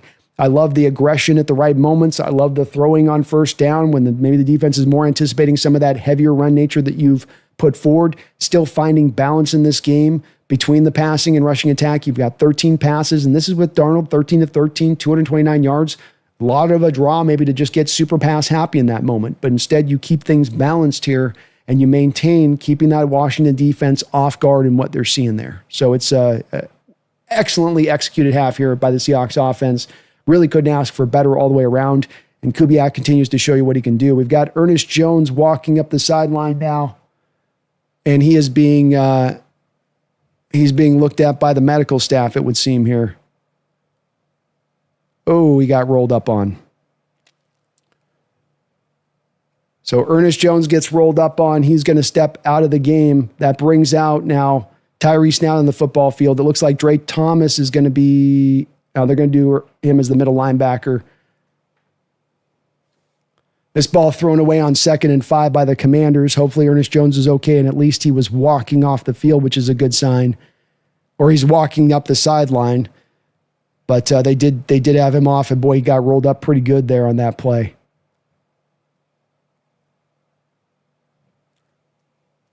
So Knight will be your Mike. Drake Thomas stays as your Will. Good pressure there. Seahawks bringing a blitz with Imanwari. This will bring up 3rd and 5. Ball on the 14-yard line into Seahawks territory. 3 wide receiver look from the Commanders. Jaden drops back. You got to think he's going to want to run it here. Golly. How do you not have a spy there on that play? He's going to run it, and he's going to go get a first down and run it out of bounds. For some reason there, the Seahawks decided not to put a spy, but boy, you could just feel or see that coming, that he was going to probably try to run with that ball. He's done so much already this half in running. That's already his 6th rushing attempt for 36 yards. Seahawks have not really tried to run much of a spy on him, though. They're just running it kind of pure there with him. And I think he kind of senses that, so he knows when he can kind of go to the run on them in that way. First down and goal from the 1-yard line. Commanders knocking on the door. 56 seconds to go in the second quarter. You got 2 timeouts on the board. They're going to run this again with Jaden Daniels, and he's going to run it in for a touchdown. Jaden able to pop this one through, and a very nice executed drive there by the Commanders as they kind of walk right up the field on the Seahawks. 10-play drive, 69 yards. And just get right after it there. Yeah. Knight couldn't get off his block, and they got caught off guard there a little bit on that whole drive. It kind of felt like Kingsbury was a little bit ahead of things there on Mike McDonald on that drive just a bit. Mumbles, thank you for another $5 donation. I know we've got a lot of donos stacking up. I will try to get through these as fast as possible. It's always hard when we're in game on that. This kick will be up and good, so 28-7 here. Mumbles, thank you for the $5. Also, might be too close to call. Yeah, that's the best pick of 2025. Nothing comes close to that. Oh, there we go. There we go. I like it. I like it, Mumbles. Guess we're going to go with Torrey Horton on that one. Jeffrey Thistle, thank you for a $5 donation, Jeffrey. Redskins robbed a Hall of Fame retirement community to fill out their defense, apparently. We got this. Wake me up when we play the Rams. Oh, we got to finish this thing out yet, man. We got still 2 quarters left of this football game, and offense is humming, but we got to put it away still. But, yeah, they're definitely, it's one of those, again, rules of thumb I talk about a lot, where I say this is a rule of thumb because it continually becomes proven over and over again. It's a rule of thumb that was true 25 years ago. It's a rule of thumb that's true today. Some things in football that do change and aren't always that way, and that rules can change. But I think that the rule of thumb that if you build an old defense up, you're setting the tracks for a defense that's probably going to have a good chance of failing. and that you really want to be going, if you can, more to the younger side defensively rather than the older side.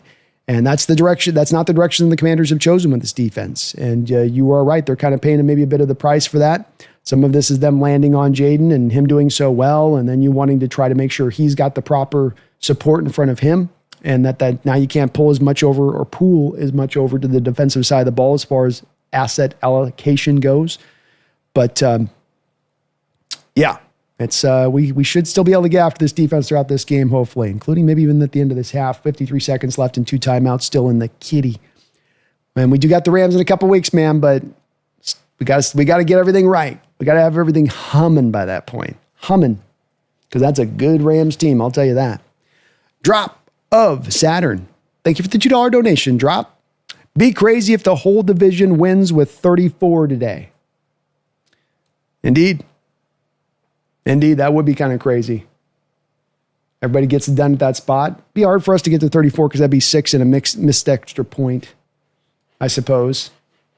But shows you how good these teams are in this division, where it's both sides of the football can get the job done, be it the Rams, Niners, and us. And you know, we got to win this game just to kind of keep pace with everything. It's crazy how good this division is year in and year out, and this might be the best it's been even for as strong as it's been in recent years, which is just incredible. Drop. Here's the kickoff. Fielded at about the 9, brought up, and then, boy, slammed. Just absolutely hit hard there by Holani as he's dropped. Nice hit out there in coverage. Thank you, Drop. Appreciate you for that. Robs, thank you for the $2.79 donation. Very kind of you. Says, things are going too well. I don't like this feeling. Well, that's to my point. Ain't over yet on this. And it's a 21-point lead, which is a nice lead, but you still got work to do here. Can't put your foot off the gas of this one this early.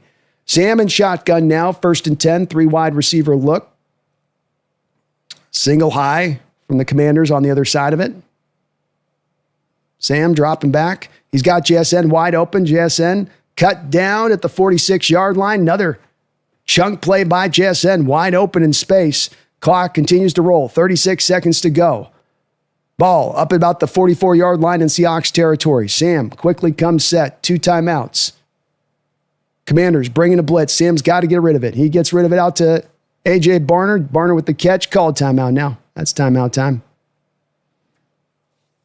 Seattle will do so there. Barner with about a 6-yard gain or so.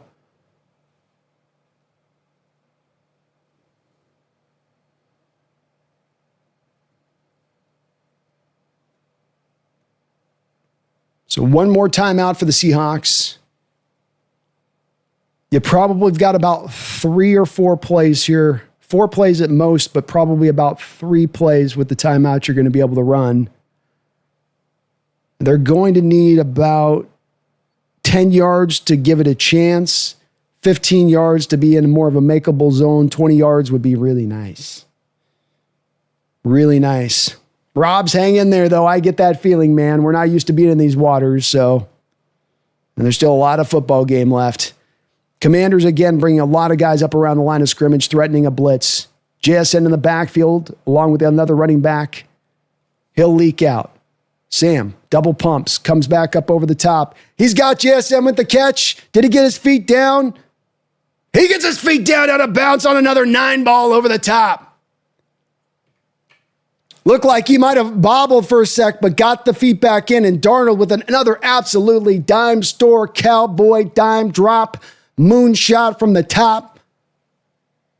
Right in, up over, puts it in a perfect place. There's the catch. There's the grab. All the way caught that. Clean catch by JSN and out of bounds, so the play clock stops. What a half again for JSN. 7 catches, 119 yards. Absolutely just another brilliant game from him. What a throw by Darnold.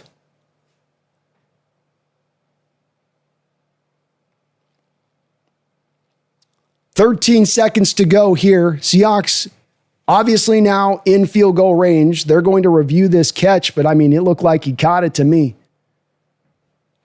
Shadowbot Thank you for the $2 donations. Says Two Tutty Tory. Two Tutty Tory is right.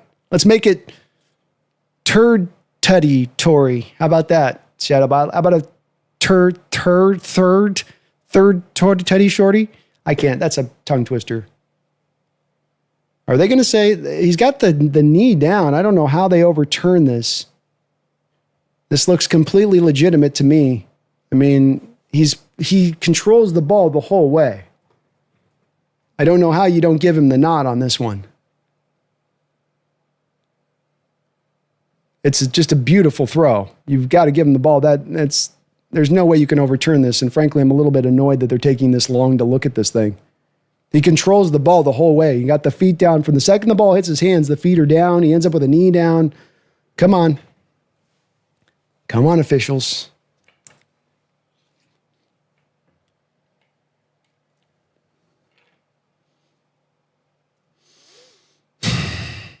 God, what's taking so long?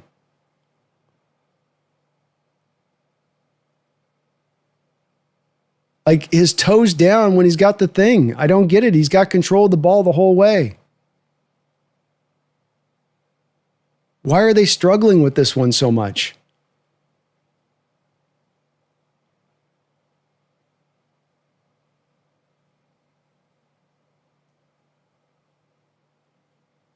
God, he's talking way too much. What is going on? Oh, it's for the clock, not the catch.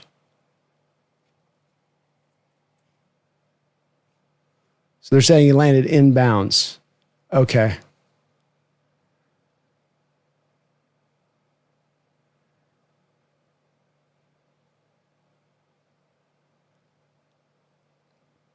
Okay, so they're winding the clock for some. Okay. That's weird. It's a weird thing to review for, but oh well. Jason Myers out here for his first field goal attempt of the game.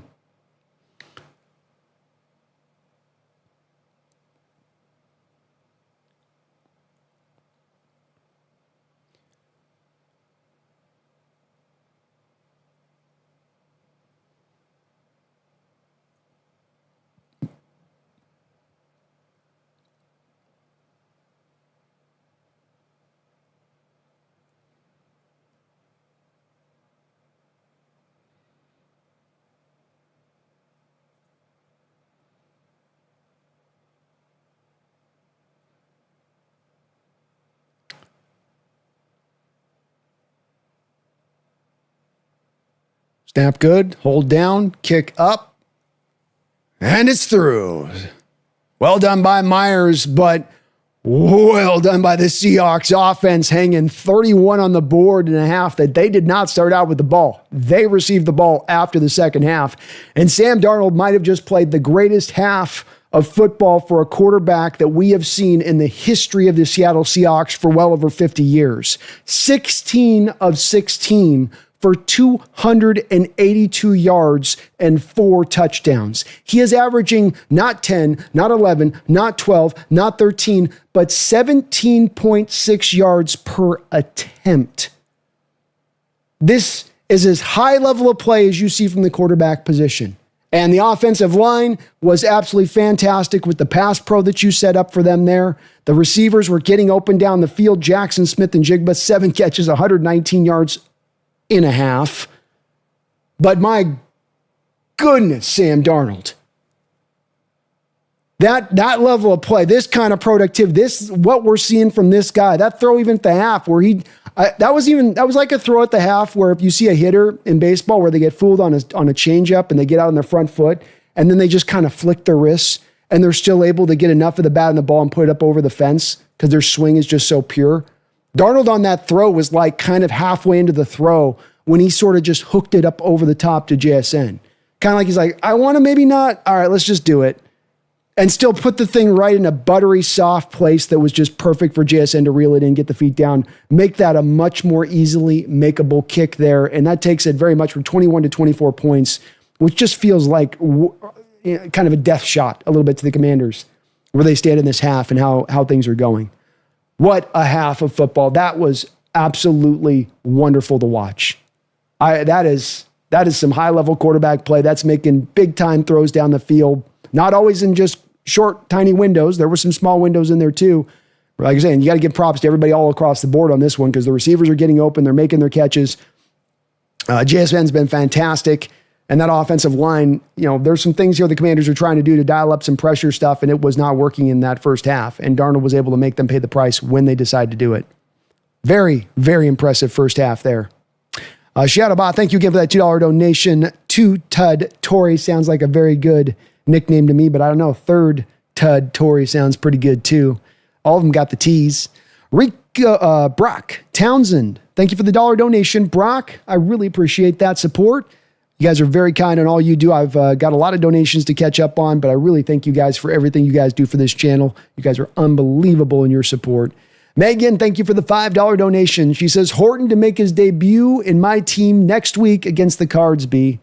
Not a bad time to do it, Megan.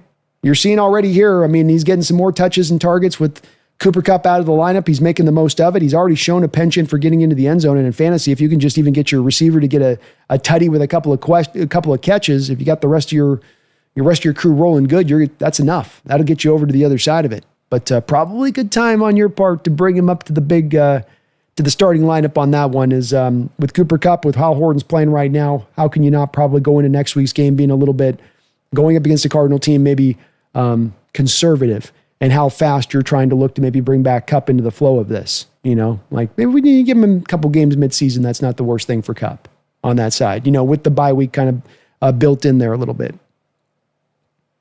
Chris, thank you for the $5 donation. Chris, I don't want to call it too early, but this feels like a game where we put belt to ass. That's about as belt to ass as you get, 31-7 in the first half. Commanders were able to pull back a little back of their self-respect, I guess you could say, with that drive that they pulled at the end there. But that is, you walked that defense. I mean, hell, you're still averaging even still 4.4 yards per carry, and it's not even like you've run super dynamically, but you're even effective in running the ball in that first half. But Sam Darnold just cut that defense apart. Then you got some plays like you have the Arroyo play where he throws it to Arroyo, and JSN just completely dusts up Amos over there in coverage himself, where you had two guys open for a touchdown. Just kind of like we were talking about too with like the penalty aspect of like this offense is so good, it can have three penalties on the opening drive, and yet still there's no hitch to the giddy up. They still go and get the touchdown easily. It's this potential of this offense and where it can go and how good it can be. They're showing you right here with this in this kind of happen. I know the Commanders aren't the greatest test defensively speaking, that they've had a couple of offenses that have been able to kind of dog walk them a little bit, but 31.5. That's legit. Completely legit.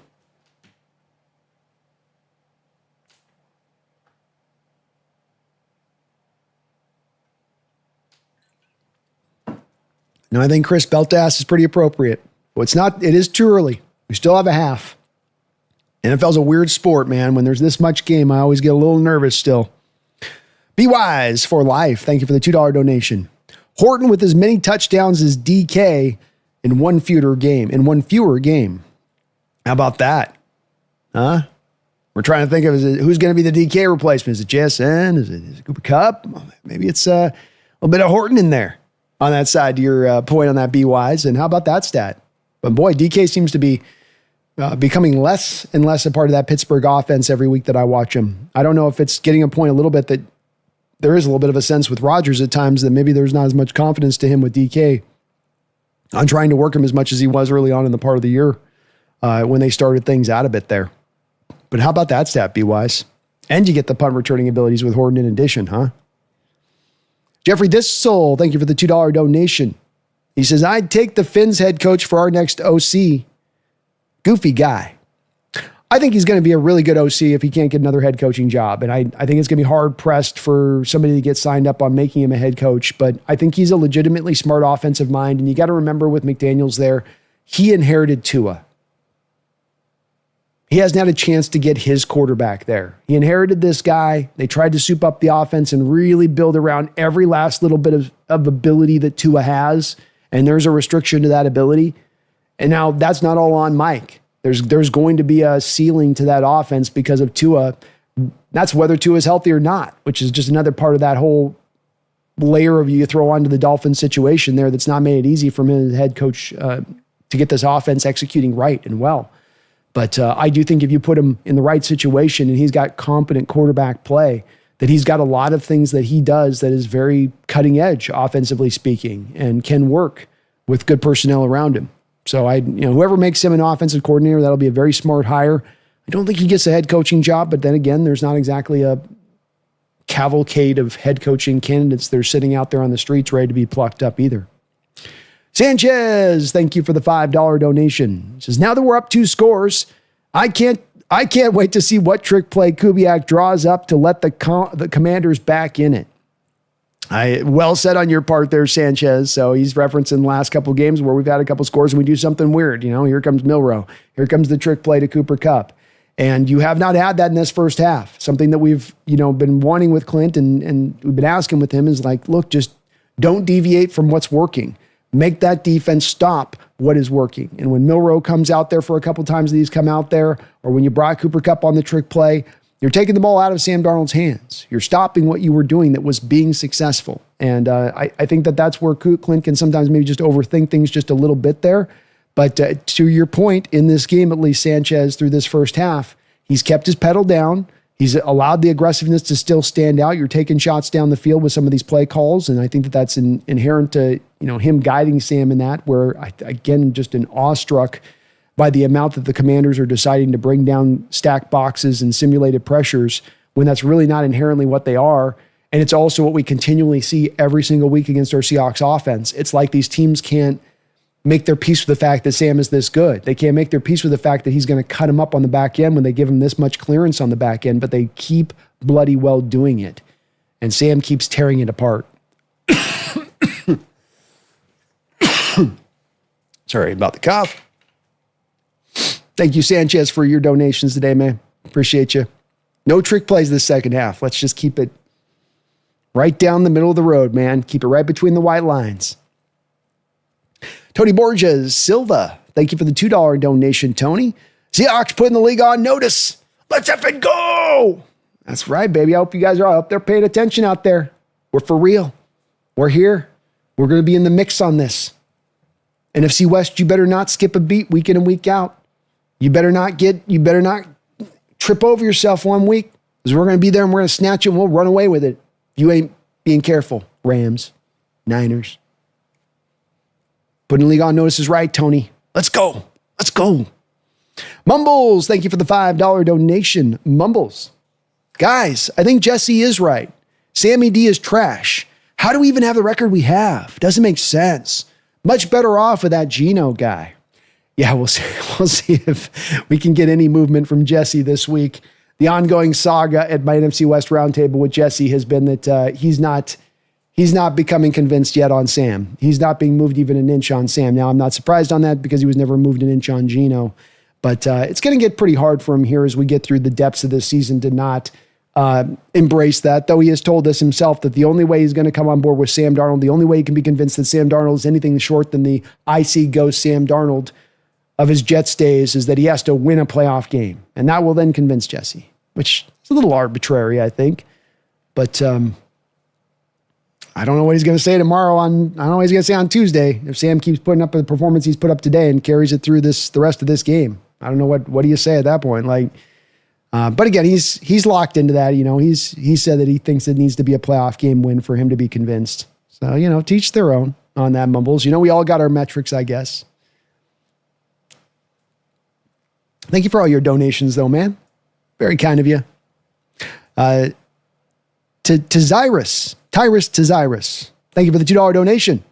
I'll dono the square root of the number of likes this gets. Ooh, the number of likes Tyrus's dono gets, he will square root it. Okay. Thank you for that, Tyrus.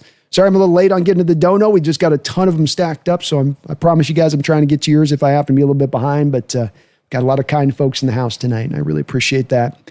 Megan, thank you for the $2 donation. She says, so not a trap game, I guess. Laughing out loud. I guess not. This team has definitely walked into here feeling like they're taking this Washington team seriously and that they're ready to play, that they're coming off the bye refreshed as you would expect and hope. but is not always the case when it comes to teams like this, where sometimes that bye week can kind of knock them off their rhythm a bit, and they're just not as comfortable in what they're doing. So yeah, it's not exactly a trap game, but it could have been that, Megan, could have been. But the team has stepped up, and let's see if they can close it out here in this second half, put this thing to bed. But a hell of a performance in that first half on both sides of the ball. And boy, this team feels like it's coming together. Coming together. Washington Fish Quest celebrating 48 months. 48 months! As a Hawks Nest member, that longtime support has been so very appreciated. Washington Fish Quest, one of my OGs here since the beginning. Says, Seahawks rookies showing out.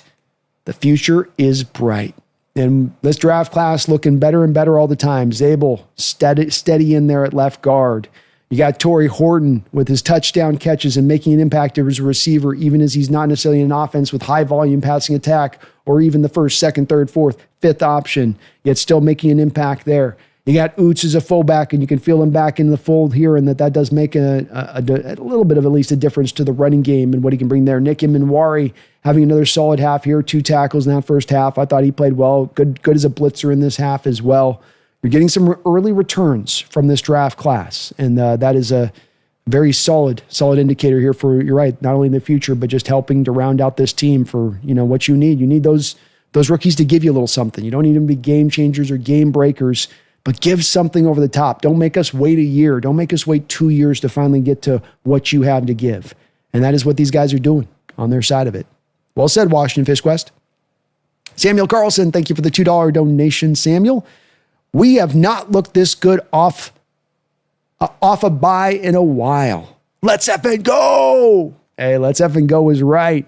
We had the bye a couple years ago, went to Tampa Bay. And yeah, that was just, team was not the right. After they got off that bye, they didn't look refreshed. It looked like that Germany trip was still in their bones a little bit. Same thing was even with last year. You didn't look like everything was locked in and synced up. This bye felt like it was at just the right time of year. Felt like it would give the team the right kind of point to get these last couple guys over the injury hump that you really need to get over that injury hump.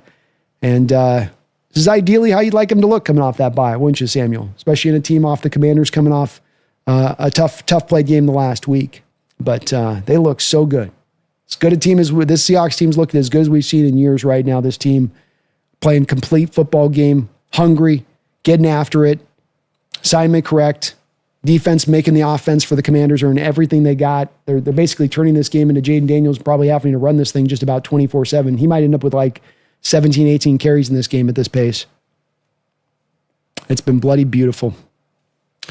Simogen, thank you for the $5 donation, Simogen. It's not just winning, but the skits you get throughout the week that make the win so much better. I just want SH to get more. SH.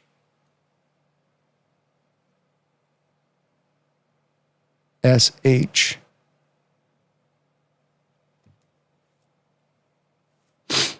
Oh, it'll be an awesome week. Definitely a great week of being able to get into this. And yeah, you're right about that. SH. I'm looking at the SH. I'm thrown off on the SH. I'm not sure what you mean on that one. I think you might have meant Sam Darnold. I just wanted Sam Darnold to get more. Thank you for the $5, Simogen. I think I know what you're saying on there. I'm not quite positive on that one. But man, you dropped a ton of donos today, bro. Appreciate you, man. Opening kickoff here. Fumbled up a little bit initially, finally reeled back in by Hololani, but the fumble and the stumble allows him to only get back to about the 19-yard line where Darnold and company will take over to start out this half. Simogen, you're incredible with all your donos. He says, it's not just winning, but the skits you get throughout the week that make the win so much better. I just want SH to get more. We're going to have some good stuff built up on this side. Some good stuff to talk about this week at this pace. Rob in the house. How you doing, Rob? Good to see you, brother. Andy Hamston, thank you for the $10 donation, Andy. Give me 1 sec here. I'll get right back to it. Sam under center here on first down. 2 wide receiver look. Handoff here to Walker. Walker brought down after a very short gain. Outside tackle run there. And Washington was kind of all over it on that one. Jacob Martin making the play.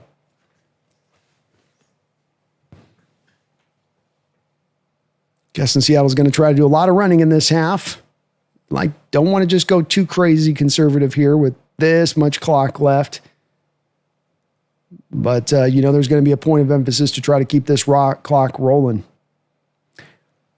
2nd down and 9. Shotgun look here for Sam. Commanders going into more of a too-high look here now.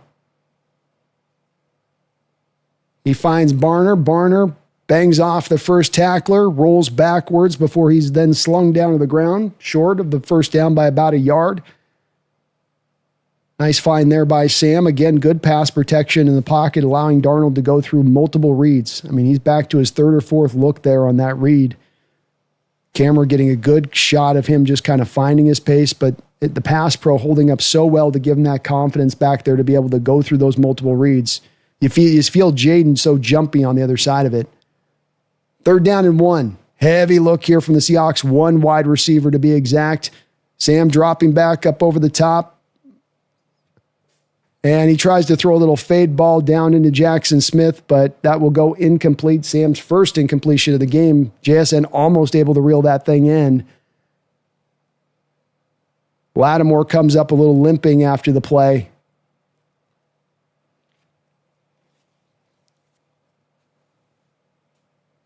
Yeah, Sam tried to kind of back shoulder that and didn't quite get enough to the back shoulder for JSN to get his head back around on that.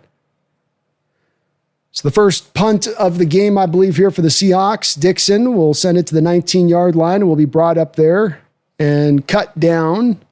Drake Thomas doing a good job there to bring the punt returner down with just a short punt return at that. Andy, thank you again for that $10 donation. Says, when's the last time we played this dominant to start a game? I mean, you're going to have to probably go back, Andy. It's probably maybe back into something along like that the COVID year there with Russell to start out that. Remember that where we had just the incredible, we had the incredible explosion from the offense and the amount of deep plays we were running. Of course, though, there was a balance there where a lot of that was then coming at the back of the defense not performing particularly well. But having both sides of the ball playing like this, 1st and 10 here for the Washington Commanders. They're going to go with a handoff and a nice carry there. Witherspoon with the tackle in space. Commanders getting a little bit of the run game going the past couple of drives. Does look like we're going to be down Ernest Jones in this half, unfortunately. So Tyrese Knight out there with Drake Thomas. 2nd down and 5 here for the Commanders. Pressure, mounting, getting around, and a man wide open down the field. Imanwari in coverage. Ertz wide open down there. Uchenna Nwosu was bringing some heat off the edge, but could not quite get to him in time.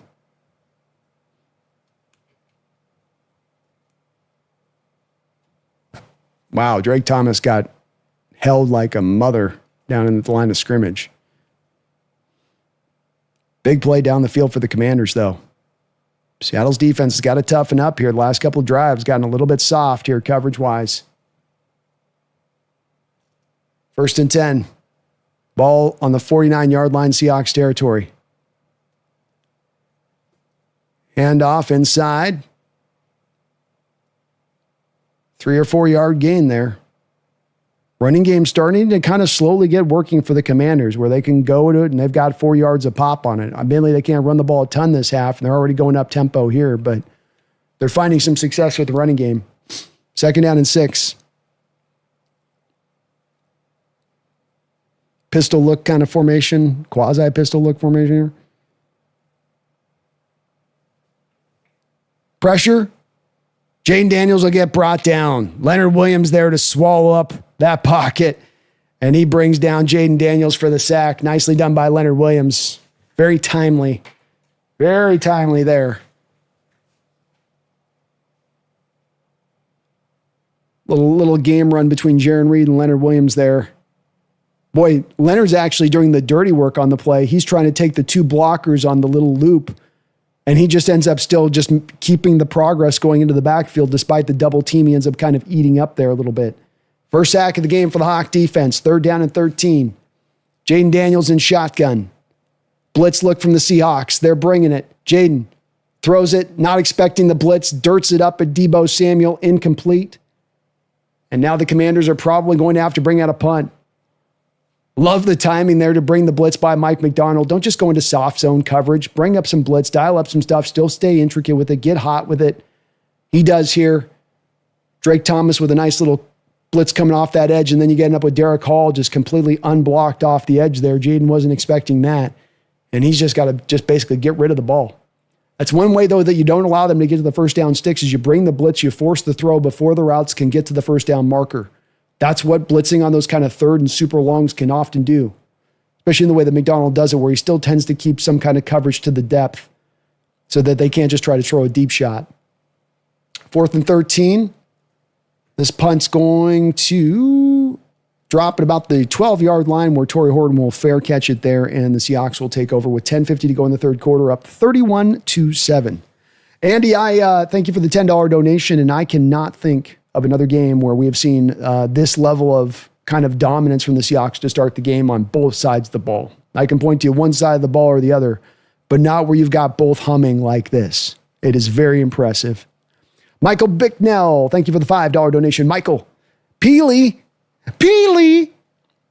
Harbaugh's a mad scientist, having a nose tackle run down there like that. The balls there, man. I mean, I don't know the last time I've seen a nose tackle on kick coverage, but Harbaugh, like you said, might just be a mad scientist to do it because he came down there, stuck out that paw, got an arm on that ball as that carrier was going past, and then ripped it right free. And Peely just plays with so much emotion, so much energy. He's been a bit of a factor this year at times when he hasn't had a lot of snaps. He's going to get 5 to 7 to 8 snaps a game from the defensive line, but you can tell that this is a guy that plays hot, that he plays with a lot of passion and fire, and maybe not the most talented guy, but he's got some good size and he will get after it. But a hell of a play. You rarely see a nose tackle on kickoff units. You're rarely going to see then a nose tackle, if you are going to see him on kickoff units, making a tackle. How often do you ever see a nose tackle on kickoff units forcing a fumble down the field as one of the frontline defenders, one of the first lines of defense guys as that kick returner is coming back? Very impressive play on his part. Shadowbot, thank you for the $2 donation. It says Dimebag Darnold. Dimebag Darnold is right. My man he is just playing a tremendous game. Man, give me 1 second. Let me get more coffee here, folks.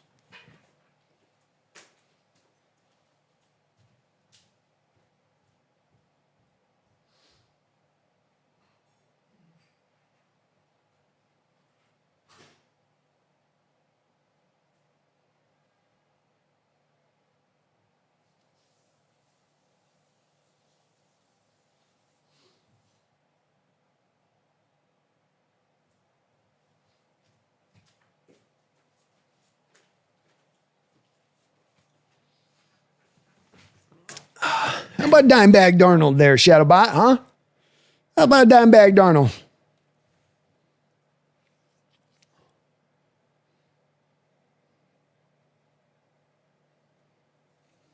Right now they're showing a good cut up here of Abraham Lucas, putting in work. Right tackle. Handling business. Appreciate you, Shadowbot. Mumbles, thank you for the $5 donation. He says, B, I think you lost your ticket. Myers isn't kicking a field goal, let alone 2, mate. I'll lose this ticket happily, Mumbles. That's for sure. 1st and 10 for Seattle. 3 wide receiver, 1 tight end look here. Play action pass. Darnold going deep. And that ball will be incomplete down there. We do have a penalty flag coming in very late there. Wow. That was tremendously late down the field. And it's a pass interference on JSN. That's a 30-yard penalty right there, or at least a 25-yard type penalty right there. They get Jerry and Jones down the field.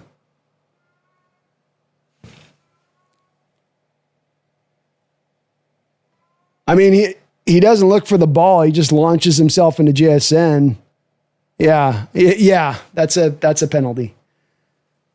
You can't grab a guy around his waist.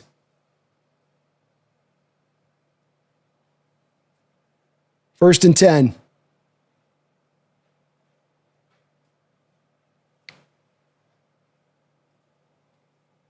Hand off here to Walker. Nowhere to really go there. Another half tackle run off the left side. Just no real movement from the offensive line. No holes opened up, really. Clock will continue to wind. Mumbles, I think you're probably right, though, about, you never know, though. I mean, if they get in within field goal range, they ain't going for it. They'll just play tack on. So at least I got some hope in that, and at least the Hawk offense has been moving. But to your point, maybe we'll just be scoring touchdowns all the way through.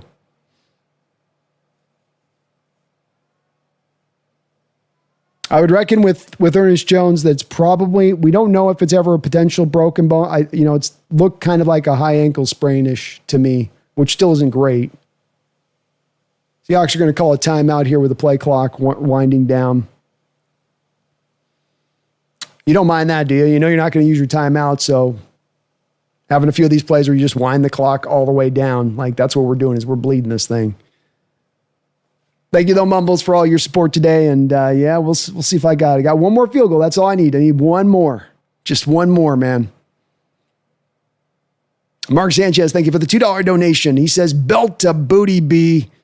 Belt to booty. That's right, man. And this is not the first roll. Look, the best roll we've had this year as far as being out in front. But this ain't the first game we've had out in front where we find ourselves in the third quarter with a multiple touchdown lead.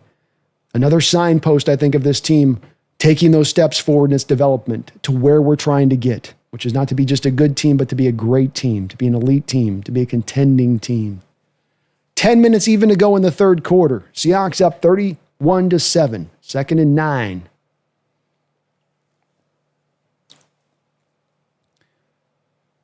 Sam in shotgun.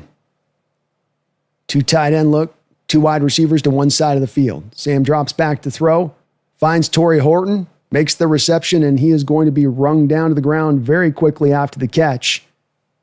Horton comes up a little gimpy. Hopefully he's okay. This will bring up 3rd down.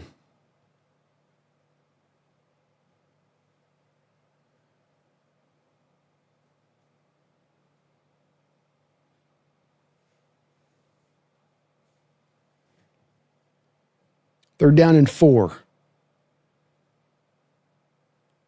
Sam in shotgun, empty look, 3 wide, far side of the field. Commanders, just bring front forward. Darnold's got some time. Darnold looks like he's going to throws it late, and I think he got it picked. He decided he wanted to scramble, then didn't see he had a path to scramble, tried to stop and then throw, and he ended up throwing the pick there to Sane Rastrill. The very good slot corner there for the Commanders.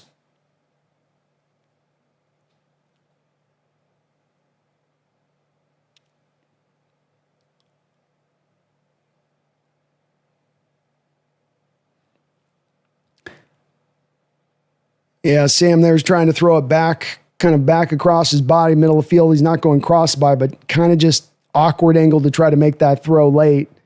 And I think he got caught a little bit in between as far as what he wanted to do there. First turnover of the game for the Seahawks. Commanders will set back up here from the 48-yard line in their own territory with 9:11 to go.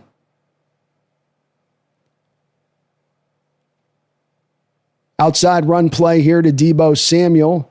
He will patiently stretch it out and end up getting about 2 or 3 yards on the play. Mark Sanchez, belt to booty, buddy. Belt to booty. Watch Fishquest, thank you for the $2 donation. I'm so glad we got Coach McDonald and not Quinn. Me as well. I just felt like, not that Quinn isn't a quality head coach in this game, man, but it was just one where you already had kind of been here with Carroll and with this kind of system in place and taking it as far as you kind of could take it. And it was time for kind of a new sort of story here a little bit. 2nd down and 7.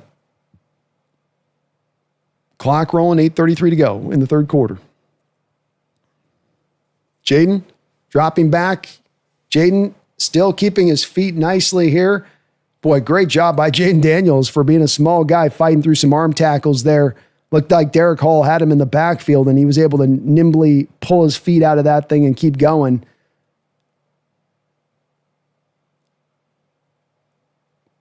Hall had him around the ankle there, just couldn't bring him down to the ground. So a decent gain there from Jaden Daniels to make this more of a 3rd and makeable. But Fishquest, I'm the same way, man. I wanted new, and this is kind of the reason we're seeing why we wanted new and different a little bit.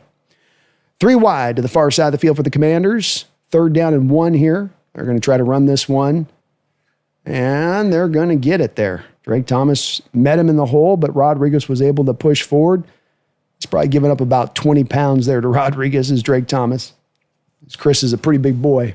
1st down for the Commanders. Rodriguez has run well for them. 5 carries, 27 yards in this game. Jaden, empty look, quick snap here on 1st down. He's going to roll out to his right. Seahawks in pursuit. He'll run out of bounds after a gain of only about a yard. Michael Bicknell, thank you for the $5 donation. This is graphic. The Seahawks are taking their beanbags out and placing them on foreheads of our nation's capital. Let's go, Hawks. I love it. That's how we win now. This is the new model, Michael. This is the new way. The new standard, you know? Hopefully the first of many things to come. 2nd down and 9, shotgun look. Seahawks threading a blitz here. I think Jaden picked it up. Pull out of it, boys. Oh, Jaden's going to call a timeout here. And boy, that's not what you want from a Commander's perspective there is clock's winding, clock's running, and you roll the play clock down to 0-0, and then you still call the timeout on top of it. Jaden was not expecting that blitz. Beanbags on foreheads, Michael. I think that's a good way of putting it, man. We're definitely a lot of teabagging going on in this game so far, but the Commanders are showing some spirit and fight. I will say that in the second half. Ethan Madden, thank you for the $5 donation. He just wants to add to the rest. He says, belt to ass. Go Hawks. Definitely feeling the fan base feeling it out there, and you should. As well, you should. 2nd down and 9 here. Thank you, Ethan, for the $5. Belt to ass indeed so far in this one.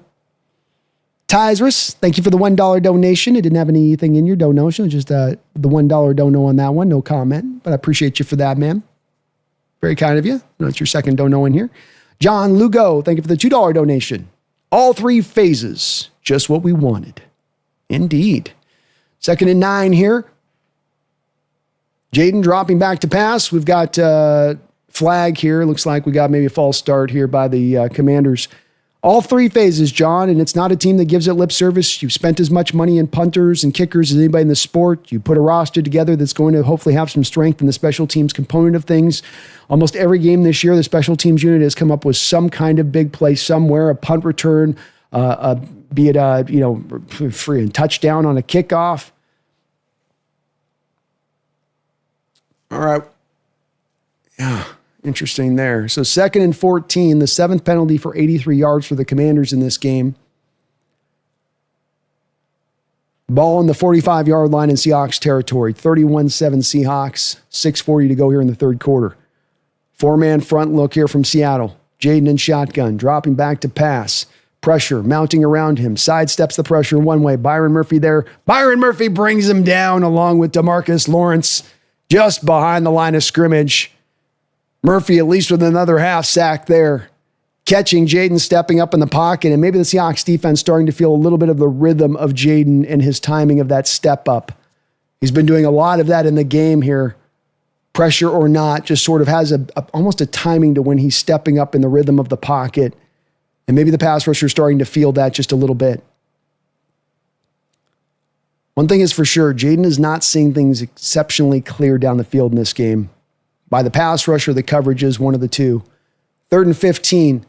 Pressure front from the Seahawks. They're bringing it. Jaden under pressure. He throws it off his back foot. Reek Woolen able to knock the ball away. We do have a flag on the play, though. Flag came down in the backfield.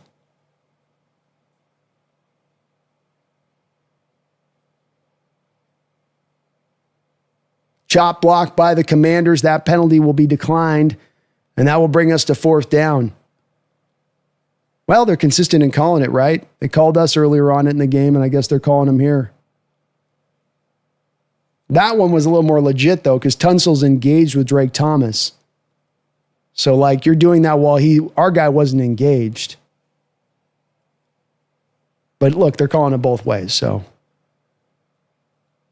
4th and 15, the Commanders may be in a position here where they're thinking, We just got to go for this. And that's just what they're going to do. And I can't blame them for it. You got 5:49 to go here. This third quarter has bled pretty fast already out the gate for the Commanders. So with a 4th and 15, let's see what Mike dials up here. Does he go just a 4-man front? I might go 4-man front with a spy, trying to anticipate maybe Jaden tries to run this thing a little bit.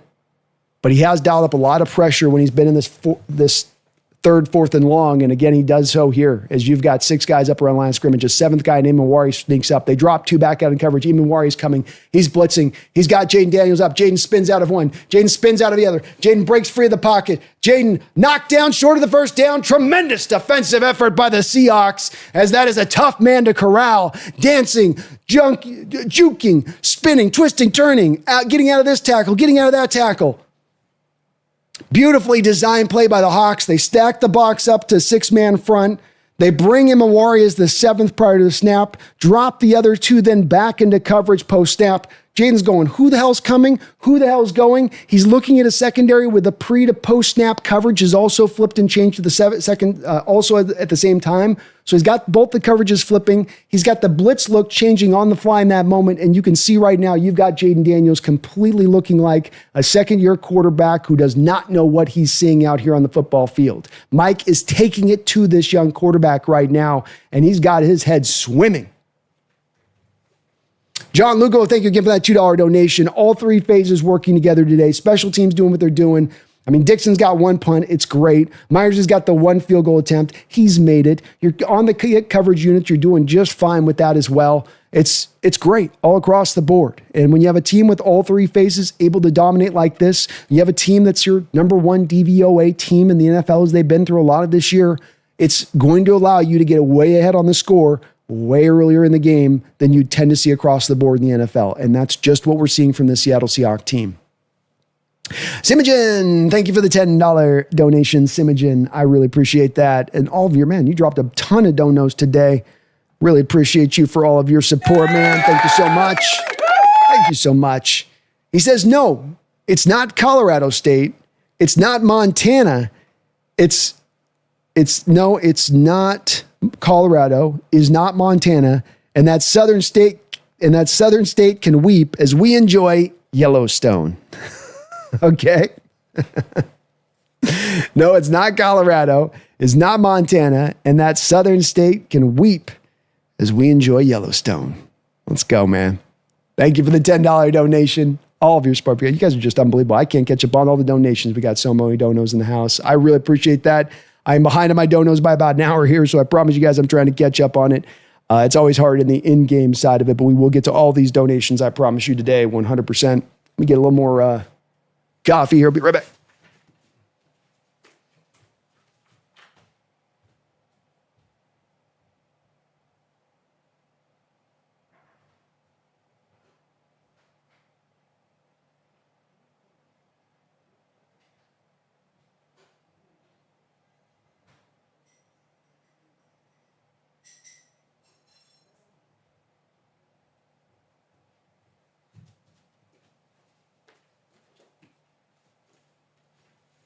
All right, Seahawks are going to take over here from the 40-yard line. Good field position here after the lack of 4th down conversion.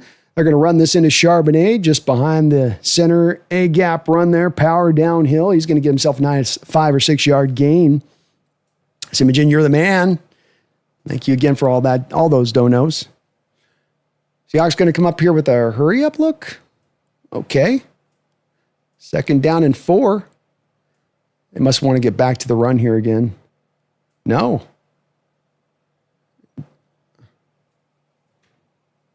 Oh my God. Did he get that off? We got a flag. I don't know if he was over the line of scrimmage or not when he threw that. Sam Darnold was getting taken to the ground and just sort of flipped it forward there to Zach Charbonnet. Let's see what the call is, though. So we do have a flag holding on Washington. So that will be declined. Another tremendous play there by Sam Darnold. He looked like he wasn't sure what he was seeing on the back end in coverage, started to scramble. Then at the end, right as he's getting drugged down to the ground, flips this out to Zach Charbonnet, Johnny on the spot there. Smart play by Sam Darnold. Just flips this forward to Zach. And Zach goes and gets the first down. Man, when it's working in your favor, it's working in your favor. Sam goes over 300 yards on the game here. 1st and 10. Ball at the 33-yard line into Commanders territory. I formation look here. Handoff to Zach Charbonnet. Spins out of the first tackle nicely. Able to just fall forward for a nice 2-yard gain considering he was swallowed up in the backfield.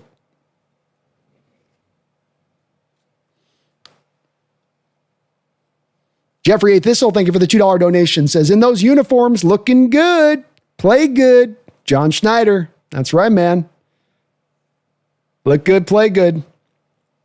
It's good to see us actually kicking ass now in these uniforms. We've had some games where it's been like, oof. I still go for this should be the full-timers. 2nd down and 8. 4:13 to go in the third quarter. Darnold under center here. Play action pass. He's got Arroyo out in space here a little bit on just a little throw back across the field there on a little drag route. Off play action. He'll gain about 3 or 4 yards, but nice thing about these kind of plays right here, you'll take these all day, is just everything keeps the clock rolling. Everything keeps this clock going like this. So bring up a 3rd and 5 now here. Thank you, Jeffrey, for that $2 donation. Mom in the house. What's up, Mom? Much love out to you. Much love out to you. Glad you're watching. She says, so much fun watching Seattle and listening. Well, thank you for that, Mom. Love you. Love you.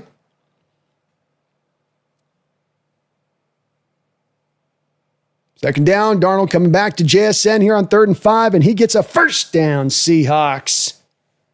That was a 3rd and 5. Finds JSN in the middle of the field here.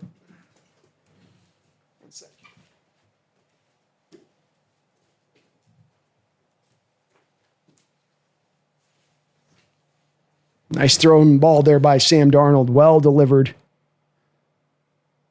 Puts that in a place only JSN can go get it. 8th catch for JSN. Hand off to Kenneth Walker. Walker keeping his feet, winded around, still keeping his feet, running backwards, still going forward, and gets the first, though we do have a flag. Probably going to be a hold here, I'm guessing. Face mask. Okay. Face mask on the Commanders. Well, that's probably why he got spun around, I'm guessing. Yep. He got spun backwards on the face mask and then just kept running, kept his feet going backwards. Good job by Kenneth. They always tell those running backs, keep those feet moving. That's one way to do it, is even when you're going backwards. This is, if not already the back broken of the Commanders team, this feels like it. 6-play, 57-yard drive here for the Seattle Seahawks. First down, goal, ball at the 3-yard line, looking to put the final nail in the coffin. We got a flag, though, here prior to the snap.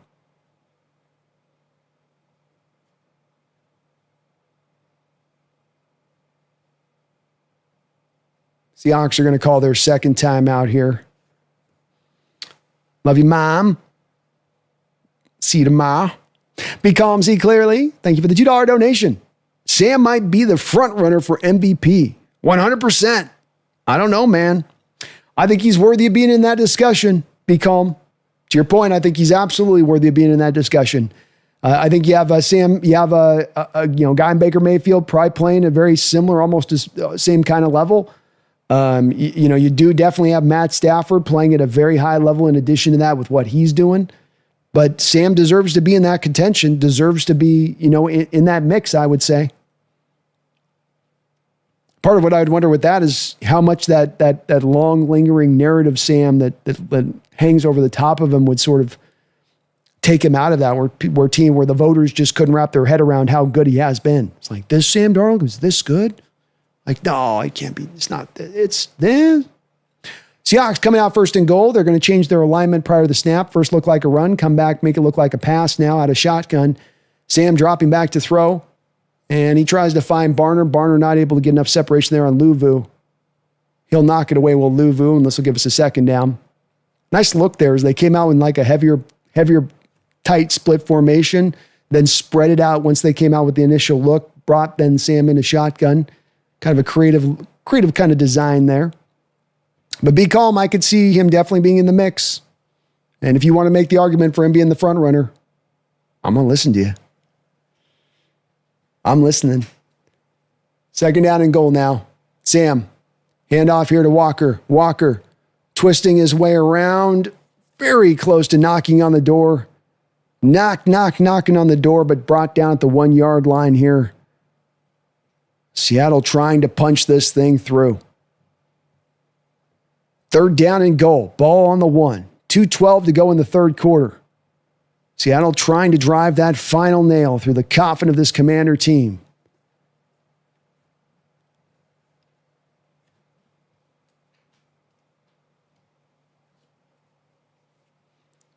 Barnyard play here. Barner falling forward. The barnyard doors are open, baby. Touchdown. AJ Bana. Let's go, baby.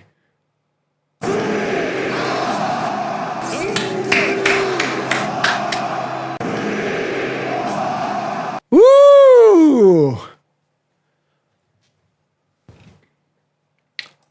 Little known fact, coming into this week's action of games, the Seattle Seahawks have been the most effective with the Philly push, the Seattle shove, the Pike Place push, whatever you want to call it. Y'all think the Eagles are the masters of it, but indeed, no, it has been Seattle. We had the highest conversion rate when operating out of that look this year. And why? Because we got the barnyard doors, and they are always open for business.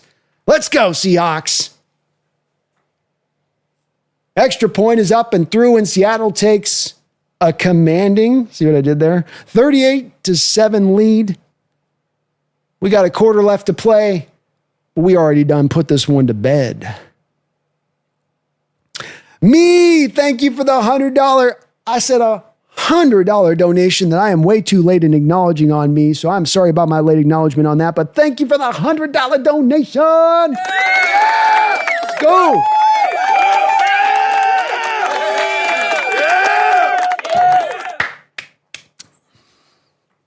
Oh, me, you've dropped these big donos so many times before. Thank you so very much. Me says, oh, Jesse. Oh, Jesse. Laughing out loud. Let's effing go, Hawks. Sammy Dime's been feeding everyone. Be well, B, and be well, 12s. Well, be well yourself as well, me, and thank you again, man. Absolutely just unbelievable support from all of you folks. Those that have donated once have donated many times over, me included, with many times $100 donations plus is coming down the trek on my lineman here. I'm very much appreciative. Thank you for all you do here on this channel. Me, help us in the off season as well. In addition to that, with those big old donos. And me and Jesse, man, we lock horns on not a lot of things. We have a lot of agreement about the way we see football, how we see building a successful team, where we see, I think, the details of building a successful team, where teams go wrong, when the time is right to strike, when the time is not. There's a lot me and Jesse, me, have that we see in alignment. But the place that I think we very much diverge, where we very much split away from each other in a very significant direction, is our outlook to the quarterback position at times. And, you know, I think when Jesse gets an opinion on a quarterback, he gets pretty hard-lined on that opinion, good, bad, in between, or the other. And that, you know, he can't be moved off that spot, but with an extreme amount of data to take him off of that spot. I would offer to him, and I've been trying to offer to him throughout this year with Sam Darnold, that, you know, he's giving you that extreme amount of data. He's not just merely playing at a top 10 quarterback level. He's playing like the most efficient quarterback in this entire sport. He's playing like one of the best quarterbacks in this entire sport. And at that point, you don't accomplish that by simply lucking into it. That's the part where, to me, with Jesse, he's kind of forgetting all of this. And it's like, you want to go back to last year and go, it was O'Connell, and it's, you know, the defense of the Vikings, and then he's got his Jefferson. And okay, but you take him now to a whole different environment with a new coordinator and without a Jefferson. And he's made JSN a new Jefferson and the level of productivity he's getting from him. Not that JSN's not doing a lot of it himself too, but when a guy's doing it this well through this deep of the season, and this kick will go through the back of the end zone. Love the Seahawks decision here, by the way, to just kick it into the back of the end zone on the fly in the air. Don't let them have a return there. So what if they get the 35-yard line? You don't want to allow there a kickoff return. Smart decision by Jay Harbaugh there. Just take it back into the backfield. Let him get it back to the 35-yard line. There's no reason to risk that type of thing there. But I'm hoping I can eventually get Jesse to move me in a way that I could not get him to move on Geno Smith ever. and that he just would refuse to ever go open he just could not make any sort of peace with it. I see him digging his heels in with Sam Darnold again as well. But I'm going to move him off that spot eventually, or Sam's going to force him one way or the other here. All right, we've got first down and 10 here for the Commanders at the 35-yard line, 1:53 to go here in this third quarter. A lot of football left.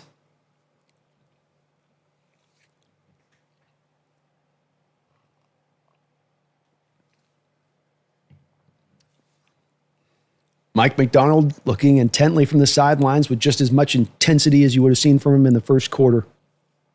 Dropping back to throw here is Jaden Daniels. He completes it for a nice, at least 20-yard gain there to Deebo Samuel up the field there on first down. Clock does continue to roll. Thank you again for the $100 donation, and I'm going to keep making my case to Jesse. I don't know if I'll move him eventually, but I'm going to keep making that case. And thank you again for all you do. Sammy has been unbelievable. Sammy Dimes, the Dime Store Cowboy, Dime Bag Sam, whatever you want to call him. The man is delivering. Onto the Seahawks side of the football field here, and Nick Emanwari that was Kobe Bryant, just blows up that screen. No, that was Nick. Nick Emanwari blew that screen up, eliminates the block, and goes and makes the play in the backfield. We've seen him already do that before. We do have a flag on the play.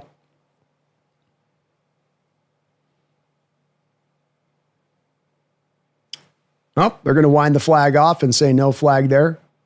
Great job by Nick Emanwari, though, to really aggressively attack the block there. He read what they were trying to do, and he just blew that block into pieces.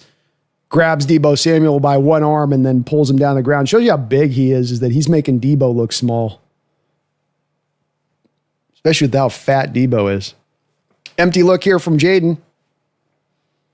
Drops back to throw, throws it underneath here, inside. Tyrese Knight on the tackle. Short reception will bring up third down. Commanders no doubt in two-down territory at this point. Clock winding, 39 seconds to go. You are the best. Thank you for that $100 donation. I really appreciate you for that.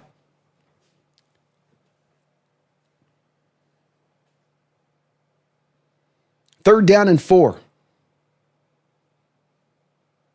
Four-man front from the Hawks. Jaden dropping back to throw. He's under pressure. He's trying to sidestep it. He ain't sidestepping that. Jaron Reed and Uchenna Nwosu able to finally corral him. Leonard Williams applying the first pressure, flushing him up into the pocket. And then Jaron Reed and Nwosu both, you got to converge on a guy like Jaden Daniels. One-on-one, you ain't going to get him. You need the two guys coming at him from different angles at times.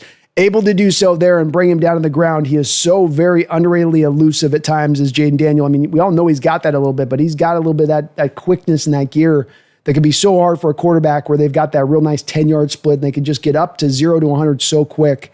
Great job there, though, defensively to get him. And Leonard Williams playing another great game today. Another game, too, where not always with him, it's the stat column that you're going to see, but that he's kind of forcing a play to happen or making a play to happen, making a running back change course and direction, making a quarterback flush up into the pocket. You just are getting that with Leonard all the way around, and he's already got a sack in this game in addition to it. He still continues to play like one of the better defensive tackles, like one of the best, if not the best defensive tackles in this sport. Brock Townsend, thank you for the $1 donation, Brock. I really appreciate that. I didn't have anything in your dono, just the donation itself, but thank you for that. Every bit of support here, any which way you guys give is really, really well appreciated, and I thank you guys all for being so kind here. I think we have just more unbelievable support to this channel than anywhere else, and you guys are so very kind for doing so. I appreciate it. Anthony, thanks for the $2 donation. Just so grateful for you and this community. Cheers. Well, cheers to you, Anthony. I echo what you say on this. I know it seems like maybe a line to, but it isn't. This is a great community we've got, and I don't have a lot that I can say necessarily I'm responsible for within it. It's that these folks come in with just the most tremendous of attitudes, and that we are here experience this together and enjoying it together and having discussion, having debate, but being kind and respectful at the same time, all within that. And I love the community we have, and I'm so very blessed and lucky to have it here with you guys and to be able to be a part of it. But it is what you guys make this thing go. You really do. And I thank you, Anthony, for that. Very, very much appreciated. I'm extremely grateful for what we have built here. Unbelievable community. Chris, thank you for the $2 dono. Think Sam Darnold should be in the lead for the MVP? Lead's going to be a little bit tough. I think you're going to hear this week a lot of I think you're going to hear a lot of Matt Stafford love, which is going to probably overwhelm this. Matt Stafford today, 24 of 32, 281 yards and 4 touchdowns, no interceptions. So, look, Sam's playing an unbelievable game. Don't get me wrong there, but Stafford's also playing at a fairly almost equivalent level in what he's doing. And of course, he's doing it for LA. He's doing it for the bigger market. It's going to make it probably harder then. And boy, the Commanders have officially waved the white flag. With 15 minutes to go in the fourth quarter, the Commanders are going to punt the ball on 4th and 14. Well, you got to be thinking fake here, don't you? And they are going to punt this one off. Horton's going to receive the ball at the 13-yard line, and wow. You have gotten the equivalency of the old fight back in the day. No mas, no mas. The Commanders just said no mas. I know it's 14 yards you got to go, but dude, you're down 38-7. Like, what do you, if that's not rolling over and showing your belly, I don't know what is. So Chris, I think it's going to be hard for him to quite be at the league lead as far as MVP goes with that, but certainly he should be in contention. Certainly he's in discussion, and certainly he has as good an argument to be made for being MVP as anybody else in this sport. Because though I can hype up, Darnold, or we can hype up Stafford and what he does, for instance, today with the Rams, Stafford's doing his production from a high volume centric approach. Even in this game right now, Sam Darnold's still only at 24 attempts for the game.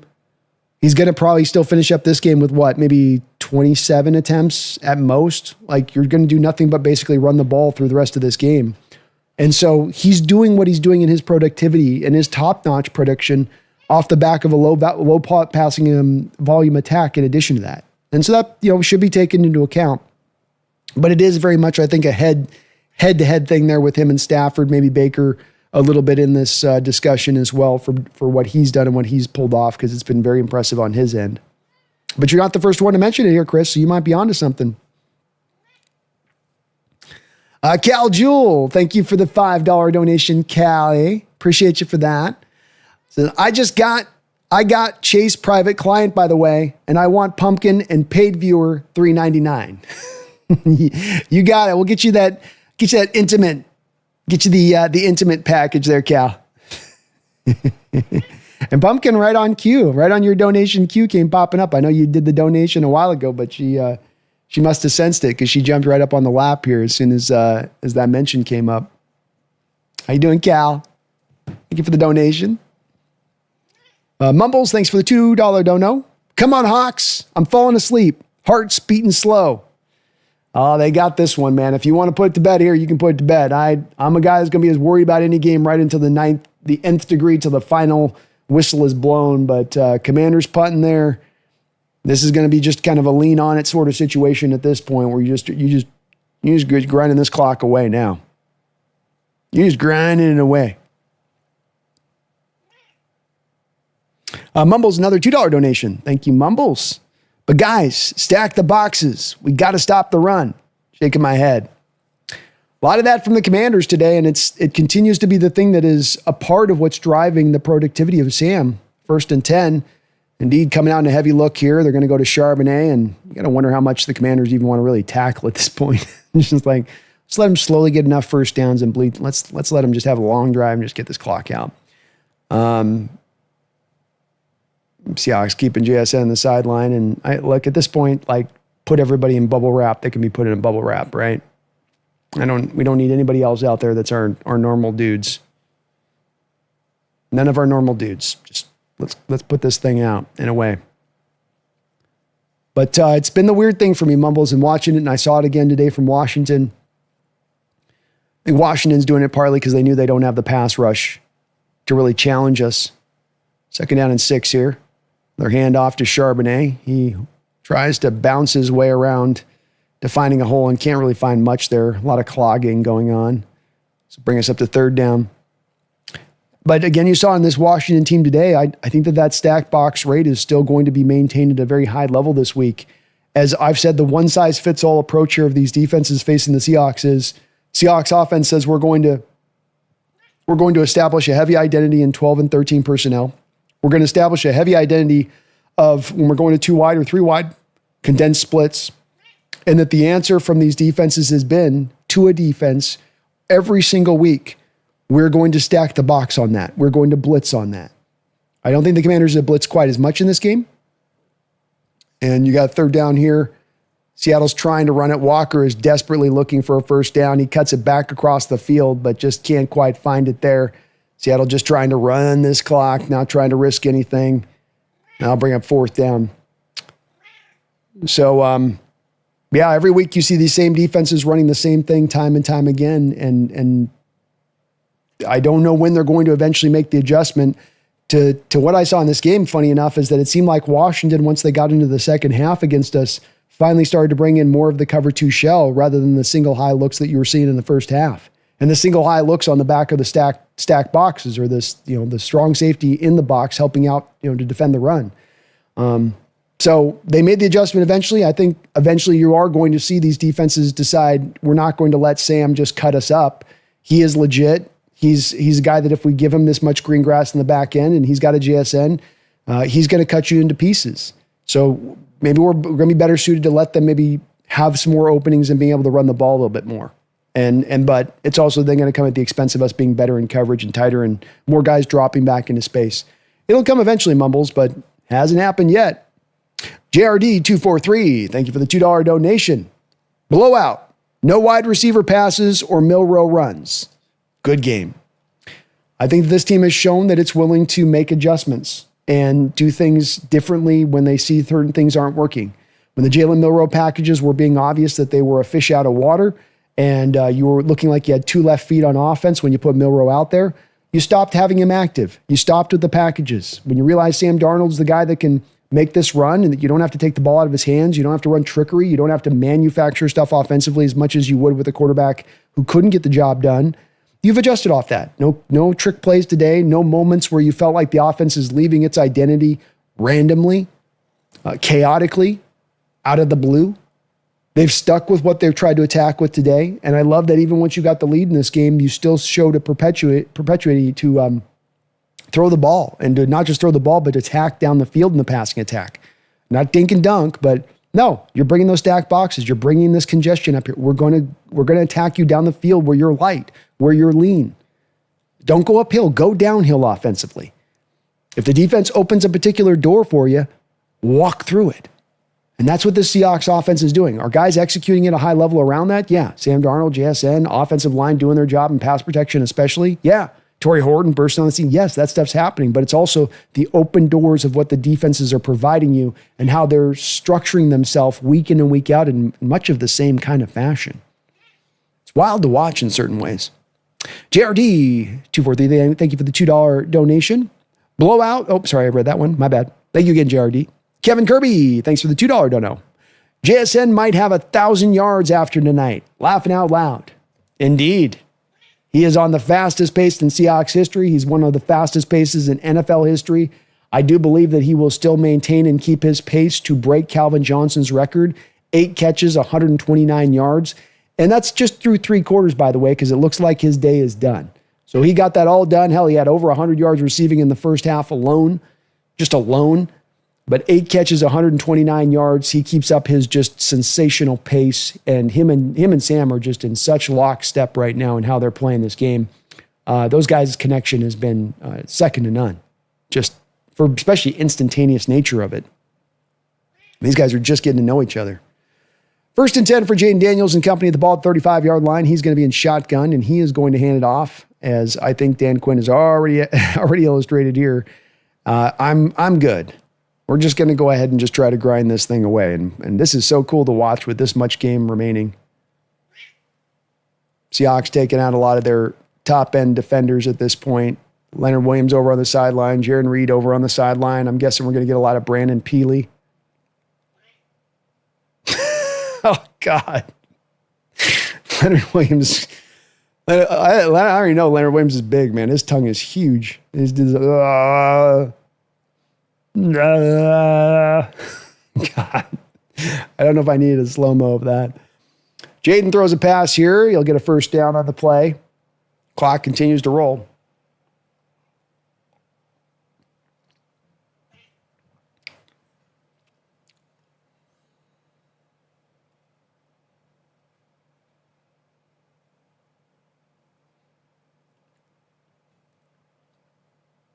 First down and 10, ball at the 49, Washington territory. Another handoff. Great tackle there. Tyrese Knight. Great job filling the hole, finding the running back and ripping him down.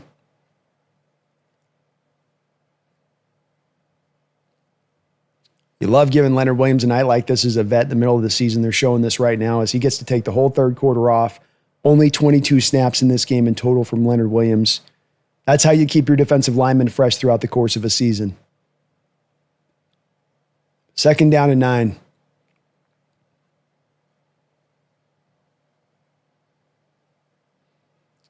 Ooh, nice hit there by Tariq Woolen. Oh, come on. They're going to flag him for that? Worth it. Worth it. They're going to say blowed to the head there by Woolen. I like that hit, though. I like that little bit of fire there from Woolen. You're going to say he taunted him? Oh, my goodness.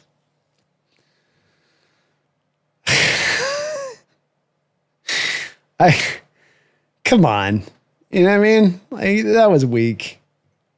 I agree, WRSI. That was weak, man. Come on. Look, you know, I mean, Jaden Daniels escapes out the pocket here. He's going to complete this for a nice little gain of a 12 or 13 yards. That was one where I was just like, all right, okay. Very ticky-tack. Nice catch on the sideline. Burke's able to reel it in. Commanders driving here, 1st and 10.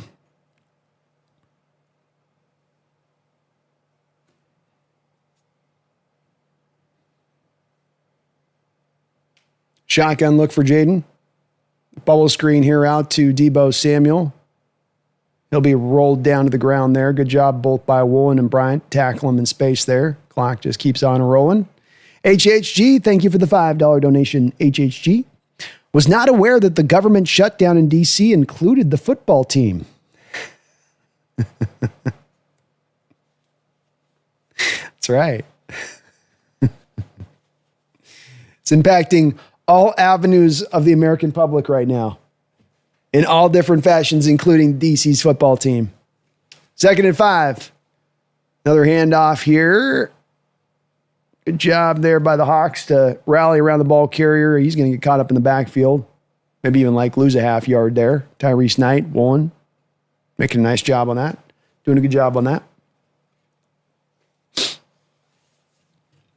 Thank you, HHG, for the $5, man. They need to get that budget right. They need to get it passed through so they can get back to playing okay. 3rd down and 6 for the Commanders. Quick throw out into space. Eamon Wari's there, but he is able to get the first down after the catch. So bring up 1st and goal. 8-play, 59-yard drive here for the Commanders. Consuming almost 4 minutes off the clock. If you're going to let them score, at least make them burn some clock, huh? Michael Carasino, thank you for the $5 donation, Michael. Okay, after this performance, offer the Browns 2 to 3 first-round picks for Garrett before Tuesday, and let's be on our way to dominating the NFL for years. I'm with it, Michael. I would love to see it. Boy, he's offsides. Boy, he got lucky he didn't call offsides there. Handoff up the middle there for a 3-yard gain.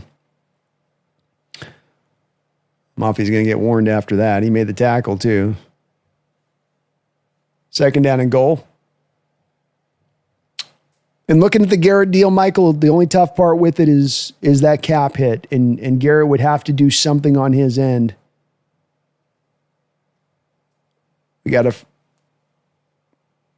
read option keeper to Jaden Daniels. Oh! Oh!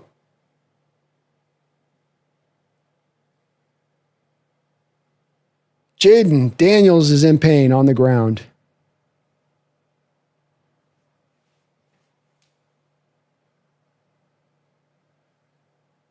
Was that the arm? Oh! Oh! Oh! Oh! Oh! Oh! No, no, no, no, no, no. Oh! Oh! Oh, no, no, no. Oh, no. Oh, that's making me sweat. Oh, my God. That is as bad as it gets right there. Oh.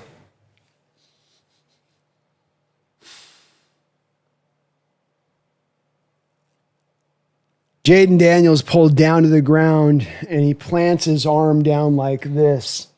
And the arm snaps forward like that as he's putting his arm down. So hyperextend, but I mean as extreme a hyperextension as you could see from a guy planting his arm and it going away.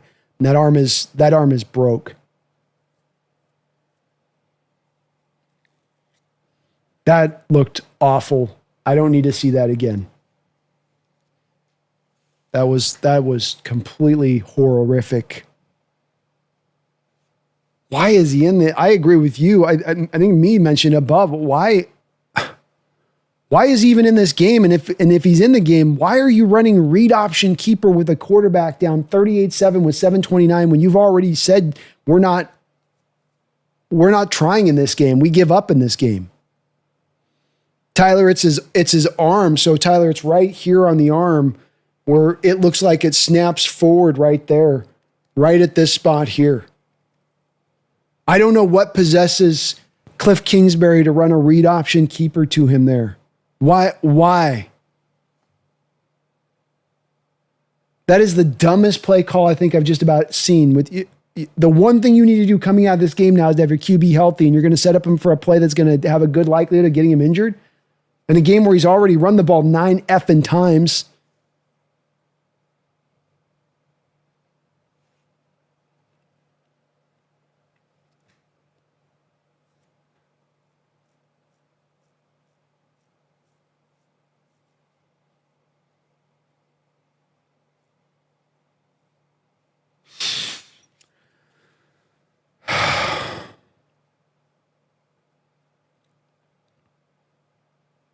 Jane Daniels is being walked off the field. Washington Commander players that are tapping his helmet. He's got a cast around his left arm. Guess the one good side of this is that at least it's his left arm there.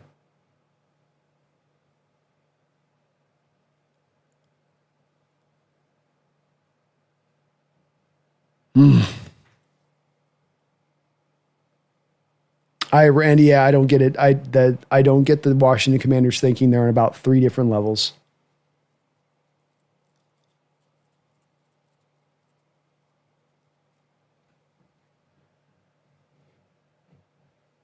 What goes through Kingsbury's mind there to have that call on this?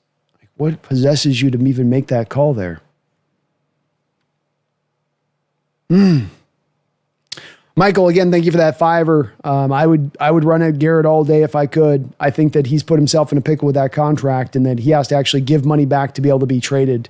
And he has kind of already, I think, shown that, money is really at the end of the day the most important thing on this. When it's all kind of put together with this, that's the thing that is, ultimately his driver. But if you can make it happen, I got no problem with the compensation, to your point.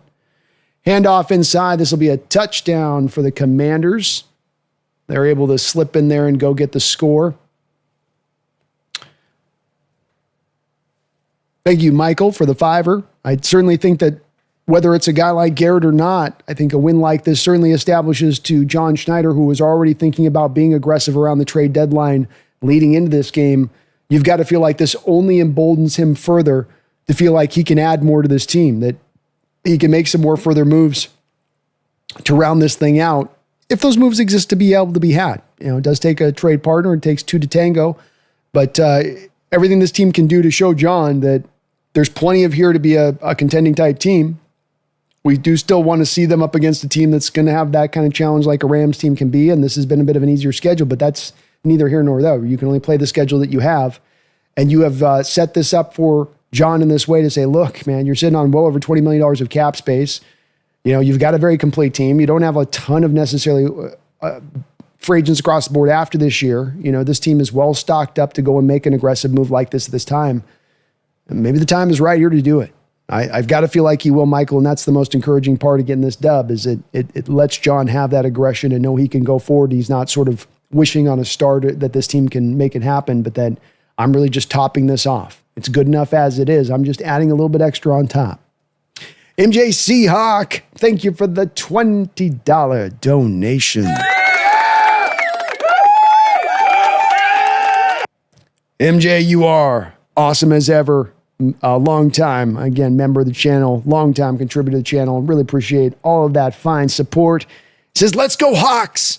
Darnold has all the throws. The other quarterback that I can remember that could throw a 90-mile-an-hour touch pass was Elway. Indeed, he's a guy that when he layers a ball in, he can still get some extra juice and zip on those kind of balls to push it down the field. And when you think about a guy that is a former top 3 pick in the draft, the guys go there, they tend to have all of the arm talent.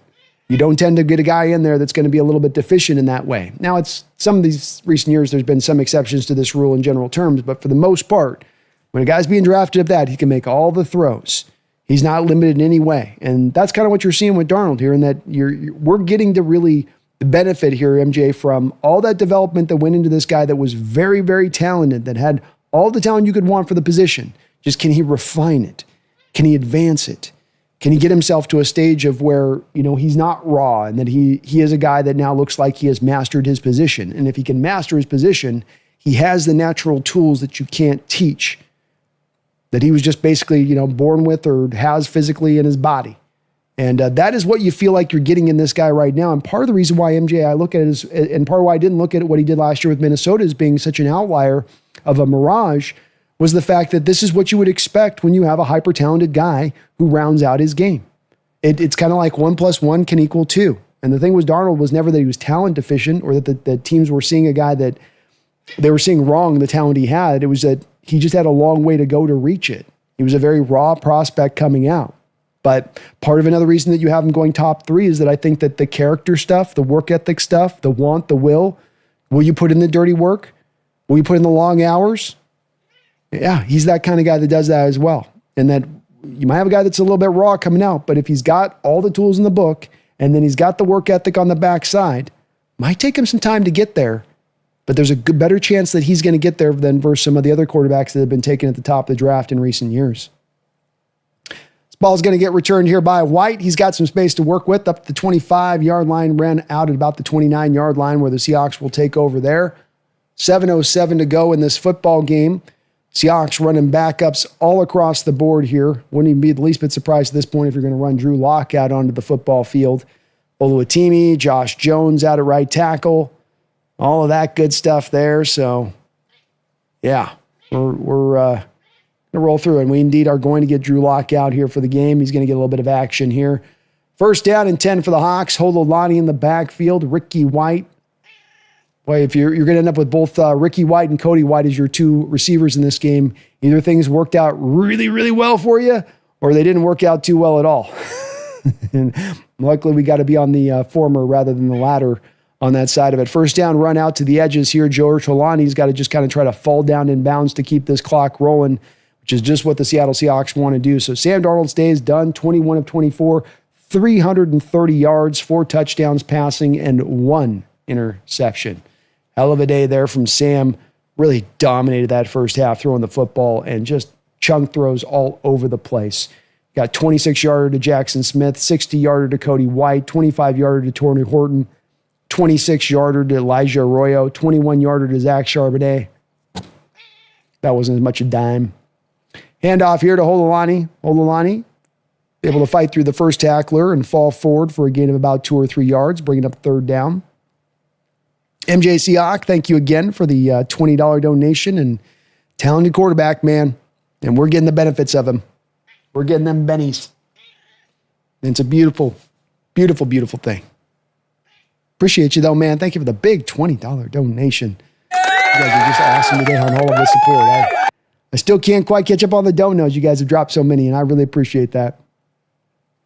All right, 3rd down and 8 for the Seahawks. Drew Lock is under center here.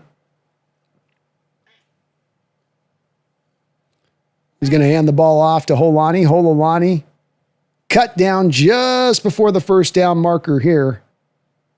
And Seattle will have to come out and punt now on this one. Sports Talk with Jose Rodriguez. Thank you for the 8 months as a member of the Hawks Nest channel, as well as being one of our mods in the channel here. Appreciate all you do for the channel, Jose. Hope everything's going well on your side. Sam sings zombies with his commander defense. Amen. Well said, man. Not ghosts, but slow-moving zombies, Jose, that all are going, I guess when you do get kind of old, you're zombie-like. It is an old defense. A little zombie-like, I suppose. Here's the punt by Dixon now. Driven back to the 5-yard line. Long snapper in there making the tackle. Commanders will take back over there here. See if they just try to run this thing out or if they try to have Marcus Mariota actually try to do something here. Definitely Sam seeing zombies out there, Jose. And not the 28 days later zombies, Jose. Like the Night of Living Dead zombies. Like that kind of speed of a defense. David Pugh, thank you for the $2 donation. Any update on Ernest Jones?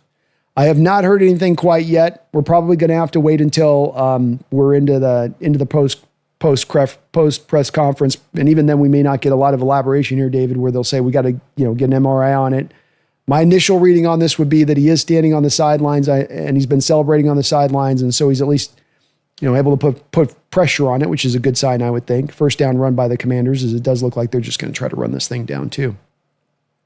So I would guess that that's a good indicator that this is not on the super bad side or like season-ending side. But with this kind of injury, it can even be, a high ankle sprain. You can kind of walk on a high ankle sprain, but that still ends up being like kind of a 4 to 6 weeker. So we'll just have to wait for Mike's update on that and may have to wait for the MRI with that. But according to what the chat was telling me, he was on the sideline jumping up and down, still looking okay over there. So that's a good indicator, at least there. 2nd down and 4 here for the Commanders. They are going to run this ball again. Boy, Derek Hall still sometimes struggles to quite set that edge in the way he needs to. You can just get outside his shoulder too often at times. Still a short gain there for the Commanders. Mark Hajek, thank you for subscribing to the channel, Mark. And folks, if you haven't already, please do get subscribed today to this channel. It does help out. It's free. On top of it, that's also nice when it actually doesn't cost you any money whatsoever to sub up. If you can also hit the like button, it does help me show up on the algorithm with YouTube. Tells YouTube to push my stuff out to other people, so you can really help as well by subbing up, by hitting that like button, either end on that side of it. And I really, really do appreciate it. I know. 3rd down and 1. Handoff inside here. And a decent little carry there for Rodriguez. He's ran well today for them. Rodriguez has looked like the best back for the Commanders today. 8 carries, 46 yards, 5.8 yard per carry average. He's been good. I like that kid coming out of Kentucky too. Appreciate you, Mark. Glenn Karn, thank you for the $5 donation, Glenn. I hope we don't play as if we have a big lead. I want the Seahawks to put the hammer down. Go Hawks. Well, I know I'm a little behind on your dono. I think they did a fairly good job of putting the hammer down. This, you got the touchdown here in this half, and that was it. You were so far ahead at that point that, I'm definitely a guy that's been hard on this team with getting too conservative, Glenn, and I think that's your reference, is that you have seen this team at times into the second half with a big lead start to lean into getting hyper-conservative at times, or not hyper, but just conservative. And I don't know that they got there in this game in that way until it was really assured, much more assured than it's been in some of these other games here. And in that first half, really loved how there was the first down passing, their willingness to take the shots down the field, because that's what Washington was telling you to do with the alignments, with the stacked fronts. They're saying, hey, go take your shots downfield if you think you can beat us. So good job by the team today, keeping the foot down on the pedal. But once you do get to that 38-7 point of things, it's going to get pretty conservative at that point. You're bleeding clock at that point. Like, let's just get it down to the end on this one. Great win though today, Glenn. Go Hawks, man. And just a really, really nice win by this team. Come out. You should be better than this Commanders team. You should be able to dominate this Commanders team. You're healthier than this team. You're more talented than this team. Things are rolling better for you than this team. And that's the feeling you got. That they don't belong on this field with you. You are at a different level than them.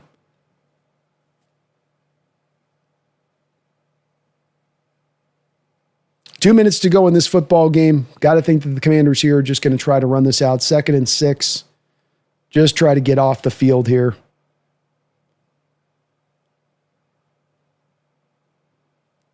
Seven-yard gain there for a first down. Jeffrey Thistle, thank you for the $2 donation. Jags set a new field goal record with 68 yards behind the 50.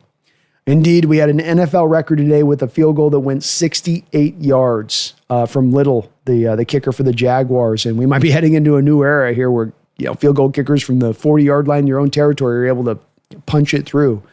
I think, too, what was cool about that field goal is the kicker, number one, obviously, with a leg, and to get that ball there, I mean, that's just tremendous. 120 here, handoff inside. Spins out of the first tackler. Pritchett in there with the collection of other Seahawks. You got all the backups out there right now. Short gain for Rodriguez. Clock will continue to roll down here just below 1 minute. But the really cool part I thought about that field goal attempt too, because if you're going to kick it in the 50, you need that ball from the holder's position. It's got to be perfect. Like that hold's got to be pristine. If it's an inch in the wrong direction this way or an inch in the wrong direction in that way, the kick's going to be completely off because it's got so very little room for error on a kick like that. And if you watch the holder on that little kick, that snap is down really fast and he puts that thing down perfectly, holds it right up into the last second just right. Beautiful hold there to be able to get that kick off. But then Little, of course, gets all the credit because he should. 68-yarder is just phenomenal. Phenomenal kick there, Jeffrey. Megan, thank you for the $5 donation. Megan, appreciate you. And that will be the end of this game as the Commanders will run out the clock, say, we are good, we are done. Seattle dominates this football game, 38-14. Megan says, the Kelly Green brings a score like this. May become the new jersey of Power B. Just saying. Well, you know how this works, Megan. You're as well attuned to this as anyone out there that I know in regards to this. The power of the jersey is a fickle one, but it's also one that can slowly be built with time, too, like you're saying. Oh, every time I wear this, I'm getting a win. Oh, every time I'm winning this, I'm getting a win. Oh, I got another win wearing this thing. You start to get the sense of what the universe is telling you about what you wear for the best of luck to go and get that dub. So it's a thing. It's a thing. Some of the lucky shirts are built like that, where it's just, it kind of comes along organically in that fashion. So you were wearing the right one this week, Megan, and it may overcome the Zorn large and jersey of power. I'm just saying, we've had some mixed results with that at times in the past. So maybe we got to bring up with a new combination here and try it out there, Megan. Hell of a win though here for your Seahawks, and thank you, Megan, for all of your donos today, including a big old $100 drop. So very kind of you. Really appreciate you for that. And this is a game that you hoped you could come out and dominate, and you just did that. You were able to really play a full tilt game, offense, defense, special teams, everybody contributing in a fine fashion, a dominating effort. You got the game put away here into the third quarter. It's going to be a lot of just effusive praise for this team all across the board in this football game, and very little, quite frankly, to pick apart. Glenn, thank you for the $5 donation, Glenn. I get the feeling our defense is pissed about giving up a touchdown and will come out in the second half strongly, focused on stopping Washington. I think that they definitely did that. I mean, Washington got that little, late sneak touchdown at the end there when you pretty much had backups across the board in there. But when you get back in the second half and they got the ball back, your defense was still stout. Mike was still dialing stuff up. Much like I've talked about the offense, keeping the pedal down, and to the point on your earlier donation from just a little bit below that, Glenn, where you're talking about put the hammer down on them. And the hammer down on them is, yes, you being aggressive offensively, but it's also you being aggressive defensively. Don't just slide into 4-man fronts. Don't just do away with your simulated pressures. Don't just do away with your blitzes because you have that lead in the early parts of the second half.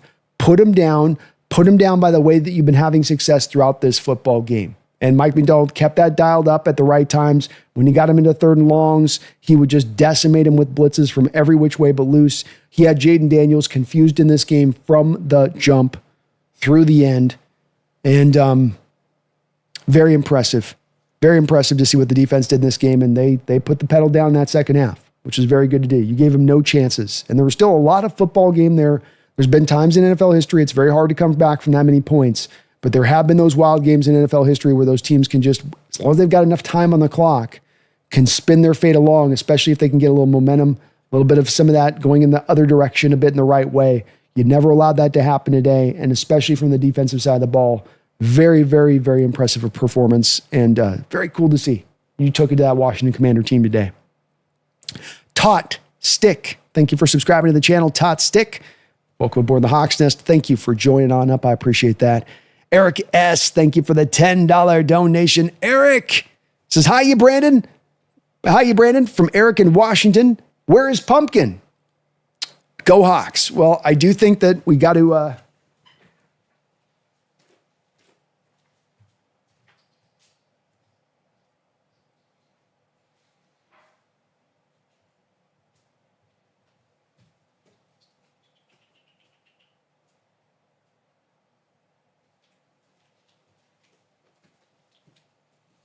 So I do think that Eric with a tenner, Eric on you. I'm going to say this is from you, Eric, to the pumpkin.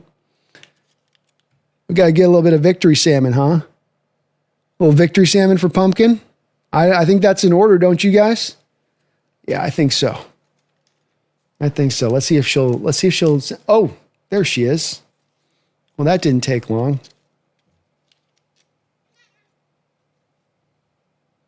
All right, a little victory salmon for pumpkin here. There we go. She's happy by the dub. Very satisfied. This is from you, Eric. Salmon treat from Eric and from Mom. Thank you for the $2 donation, Mom. She says, we want pumpkin. Your wish is my command. A little bit of pumpkin salmon love here. That's what we're getting. We blow a team out. You better believe my kitty's getting some salmon. You better believe it. Thank you, Mom. Thank you, Eric. Appreciate you. Pumpkin also appreciates your donation. She loves this stuff, man. It's been her new favorite thing. Huh. Yeah, you love it. There we go. There we go. That's victory salmon right there. That's not regular salmon. That's victory salmon. It tastes different, you know? Winning salmon tastes different. Anthony, thank you for the $5 donation, Anthony. My friend is a big Green Bay fan. I asked him today, which teams make you nervous? He left out Seattle, wondering what he's thinking now. We're running under the radar, and I don't know if there you go. There's still some more there. We're under this radar, and I don't know if there's teams. Yeah, and I think it's a little bit fair to a point because I don't know if your friend's looking at it this way. I mean, honestly, I think teams tend to look at Seattle with pretty simple eyes when it comes from a national perspective. But there could be a little bit of an outlook and a thinking here a bit that who have we played? Who have we beaten? Have we gone up against true tests? The Steelers have been all right this year. They're on the better side. They might win that division. That's kind of your, real hallmark win within this, but Commanders aren't good. Saints aren't good. Cardinals aren't good. Jacksonville able to get the win today just barely against a Raiders team. They haven't been necessarily on the upswing. So we got a little more left in there. We got a little more left in there. Boy, you love this. Holy mackerel. She's in heaven right now. So there's a little bit of underselling, I think, of us on that. I got to think that as a Green Bay team, though, where you've got the Cowboys game on the books and you've got the Cardinal game on the books, and then you have this game today on the books where, you lose at home to the team they lost to. Who did they lose to again? That was a bad loss for them today. Let me see here. Yeah, they lost to the Carolina Panthers at home. Like, you can't have that. Here, finish that up. There we go. So he's probably not feeling confident. Every team's got to be a threat to him right now. If the Carolina Panthers are, then every team's got to be a threat, to your point on that, Anthony. But I like this, man. Let people not think about us. Let people think about all the other teams in the NFC, and we'll just ride beneath the radar. Just keep stacking up wins, riding beneath that radar. You know what I mean? I'm with it. Here we go. Last bit, kitty. There we go. Last of the victory, salmon. She's very satisfied with this win, if you can't tell. Anthony, I thank you for the $5. Interesting, he left Seattle out. I mean, they're pretty legit coming into this, but I get it.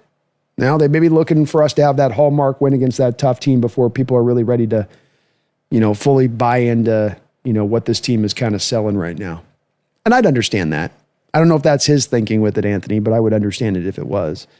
Michael Bicknell coming back saying beanbag, beanbag, beanbags. Indeed. You dropped them on the forehead and you never took them off. You didn't even do the teabag move. You just did the one teabag. You just dropped the bag in the water and you left it there. You know what I'm saying? Right up on the forehead for him, When they were like this the whole game. Like, get off, dude. Stop it, man. Stop it, bro. Get the beanbags off my forehead, bro. Come on, this ain't funny, man. Stop it, bro. Stop it, man. You just kept going at it. That's all there is. I got like a little more, kitty. You've eaten it all. Okay. All gone. All gone.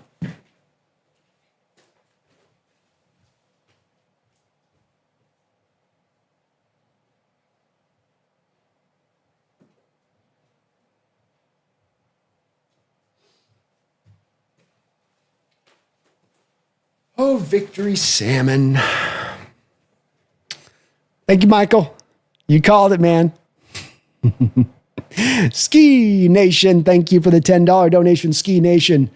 Winning in the first, second, and third quarter feels significantly better than the fourth. More of this forever. This is amazing.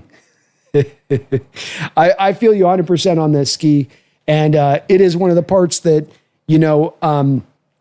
the philosophy, I think, would sometimes get lost in, and we all like to say it, and I would say it, and all of us fans would say it, and we'd echo what Carol would say, can't win the first quarter, can't win the second quarter, can't win the third quarter, but can you win the fourth quarter? Hell yes. And, yeah, it's the truth that you can come back and win a game in the fourth quarter, but sometimes that philosophy seemed to come a little bit with, we can kind of punt through the first quarter, we can kind of punt through the second quarter, rather than really trying to,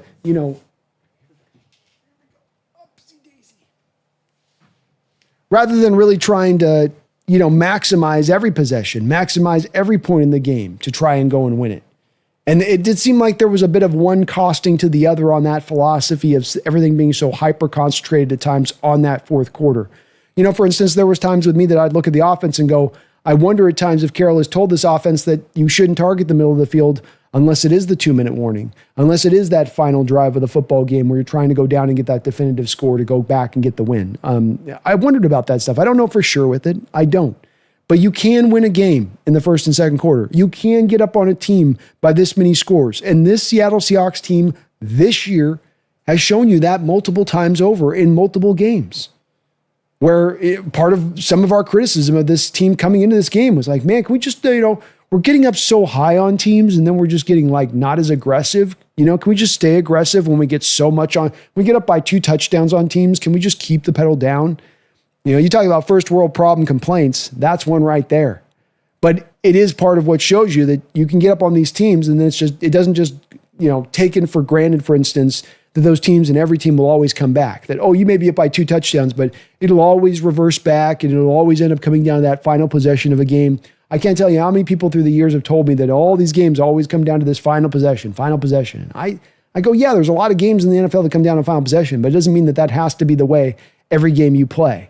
It doesn't mean you can't go out there and dominate and take it to teams. And indeed, I would say, Ski Nation, to your point on this, that teams that want to be elite, teams that are typically contenders, teams that are going to be those teams trying to go, let's say, get the number one bye or go win the division, there's teams that are going to have some blowouts on the books throughout the year if they're that type of team, if they're that good. It's kind of rare that you're really going to have a team that's going to be elite, a division winner, a first-round bye, and every game they're just basically eking out at the end, that it takes a magical drive at the end of a game for them to go get that win. That's a tough way to make it go. And one could say that that's hard, even doubly more hard to sustain week in and week out.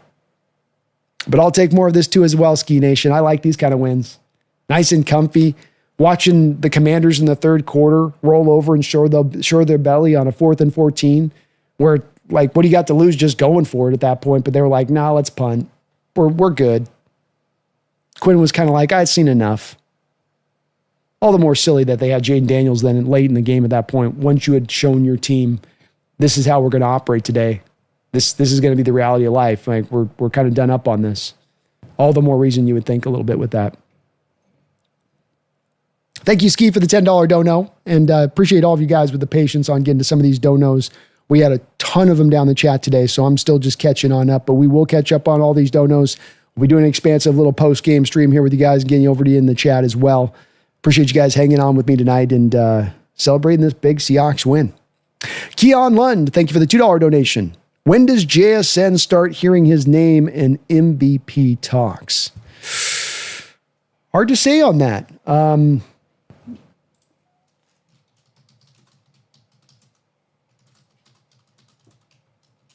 me see something.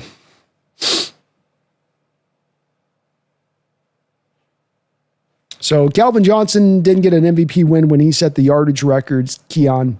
And I would reckon to guess that if he didn't do that there, I don't know that they would give it to JSN here. Like Cooper Kupp in the Triple Crown winning season, I don't think he got the MVP that year. It really is a quarterback award. I don't think that it should be. I think it should be an everybody award, Keon. I think a receiver setting a record like Jackson could potentially do this year should be taken into account a little bit. But unfortunately, the nature is that we know they're going to tend to lean to quarterbacks on this one, and it's a quarterback award for good or bad or the other. And it means that JSN would probably have to have like 2,300 yards or 2,400 yards, something like that, in order to get to MVP discussions. Doesn't mean it's right. Doesn't mean that that's the way it should be. It's just the quarterback is such a driver, you know. It is so much of the forefront of minds, it seems like, of the voters of the award that it'll probably be the reality this year, especially with quarterbacks playing, a couple of quarterbacks playing at a very high level of play. Baker, Sam, Matt Stafford. That as much as anything could kind of push it to. But he should be in consideration, to your point. Should definitely be in consideration when he looks this unstoppable. Glenn Coral, thank you for the $2 donation, Glenn. Didn't have any note on your donation, but I appreciate the $2 donation and all of your support to the channel. Not the first time I know you've dropped here. Appreciate that. Mumbles, thank you for the $5 donation. TBH, I feel like we could throw Milroe out the rest of the game. Wouldn't hate it, and it would give him some reps at quarterback, not running back. Well, indeed, if you had him active, Mumbles, that may have been a possibility. The thing that the team has taken these steps of is they've been having him inactive now. So he's essentially on your emergency quarterback, and then you have Drew Lock as your backup quarterback. And that you're not going to want to run having three quarterbacks active if you're not looking to use those kitschy packages, because you're going to want that extra roster spot there to be able to reinforce some depth at a position where you might have been a little bit lean coming into this game, or a little bit worried about where that depth lied. For instance, wide receiver. So you don't want to go one less Cody White in this game in order to have Jalen Milroe active. So he just remains active. That's why they went to Drew Lock there at the end. And even if you were going to have him come out there into that third, fourth quarter, you know, you're right, he would have been playing quarterback, but all he would have been doing is turning around and handing the ball off, as you weren't really looking to throw it all in that fourth quarter. And rightfully so. Rightfully so. Mumbles, thank you, though, for all of your support today. Appreciate you. Not a bad idea, but they did have him inactive at this point. Peter Van Gent, thank you for the $5 donation as well. Peter, very kind of you. It's been a long 2 weeks, but it was worth the wait. 6-2 has a sexy ring to it. 2 weeks from now in LA, it's going to be war. Go Hawks. It is going to be a war, and that Rams team is as good as advertised. They, like us, are in pretty good position health-wise, not missing a lot off the deck. We'll see Puka Nacua had a little bit of an injury here today that they had to take him back for. We'll see where he's standing at on that. But they're going to be a difficult team for us to deal with, and it's going to be a true test at that time to see where we stand as a team, and if that development has come forward, to be able to stand up with one of those elite teams, to stand toe-to-toe with one of those elite teams, and to be able to go take that game from one of those elite teams. So we got the Cardinals next week, one you should be able to win. No guarantees. You get to play it at home. Keep this ball rolling. Keep the momentum hot. And then, that Rams game comes up, and Peter, that's going to be one hell of a test. And indeed, it will be an absolute war I'm expecting in that Rams game.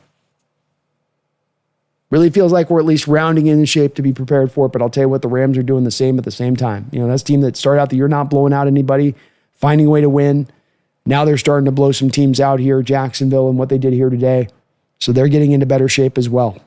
That's the unfortunate part of it. Keon Lund, bear with me one second. I'll be right back. Get your dono.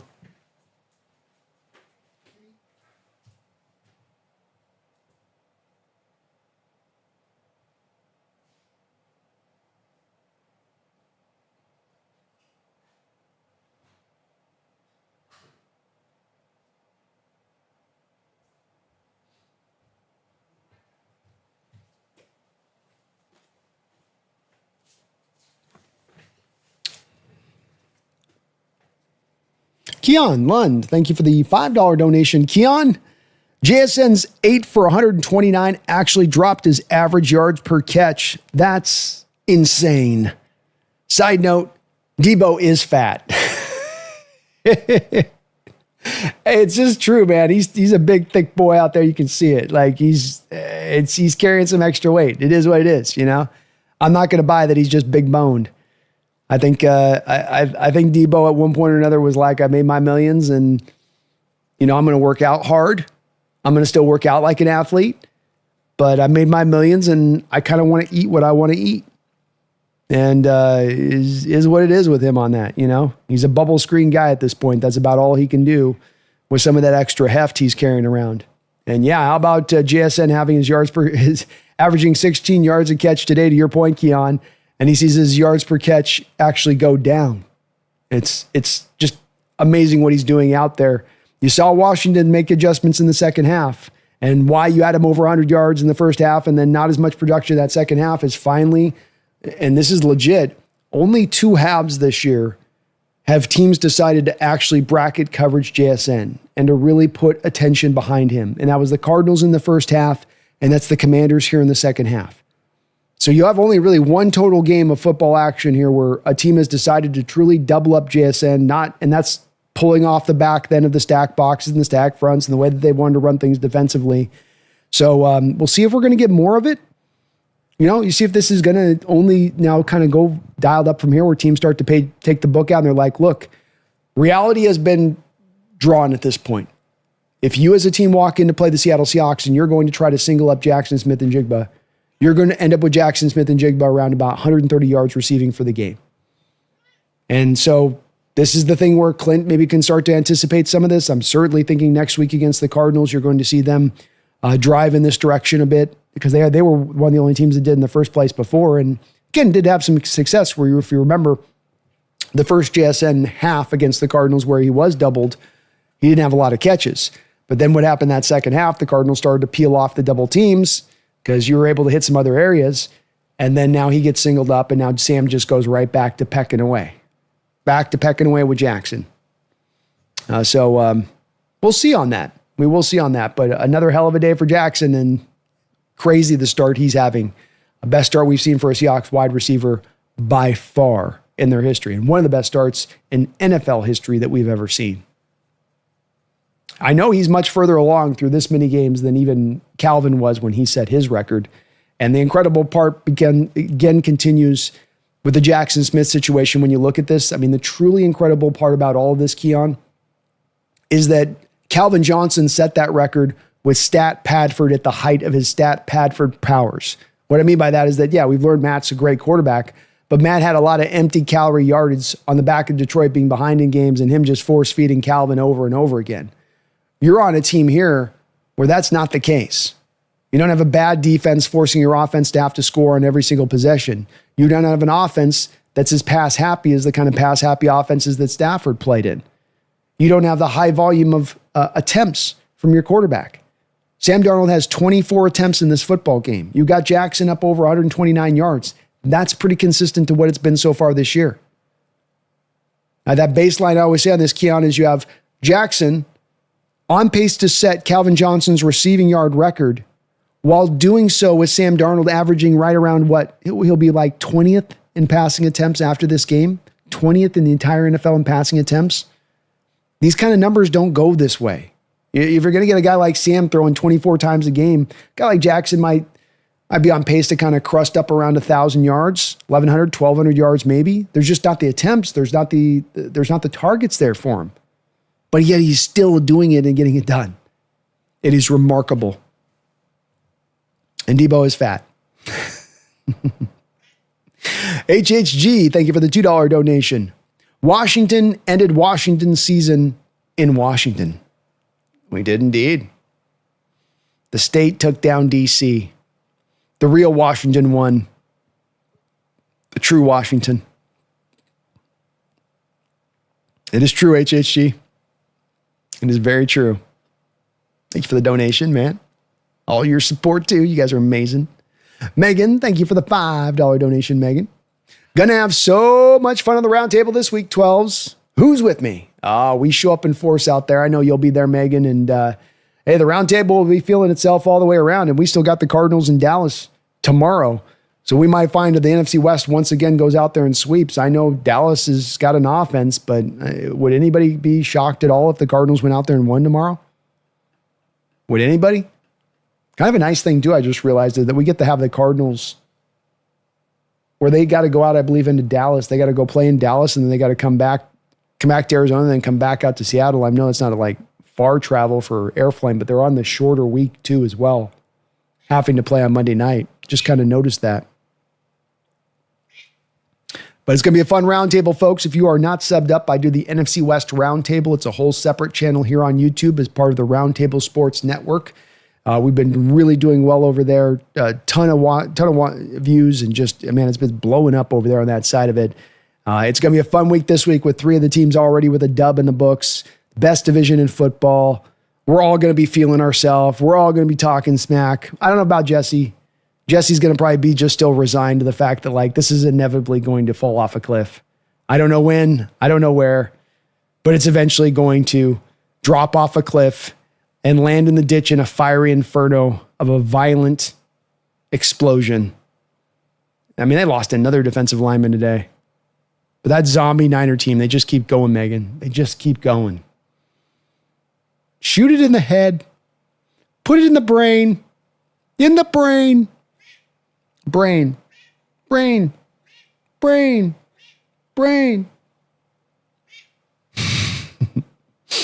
Michael Bicknell, prayers up for Jaden.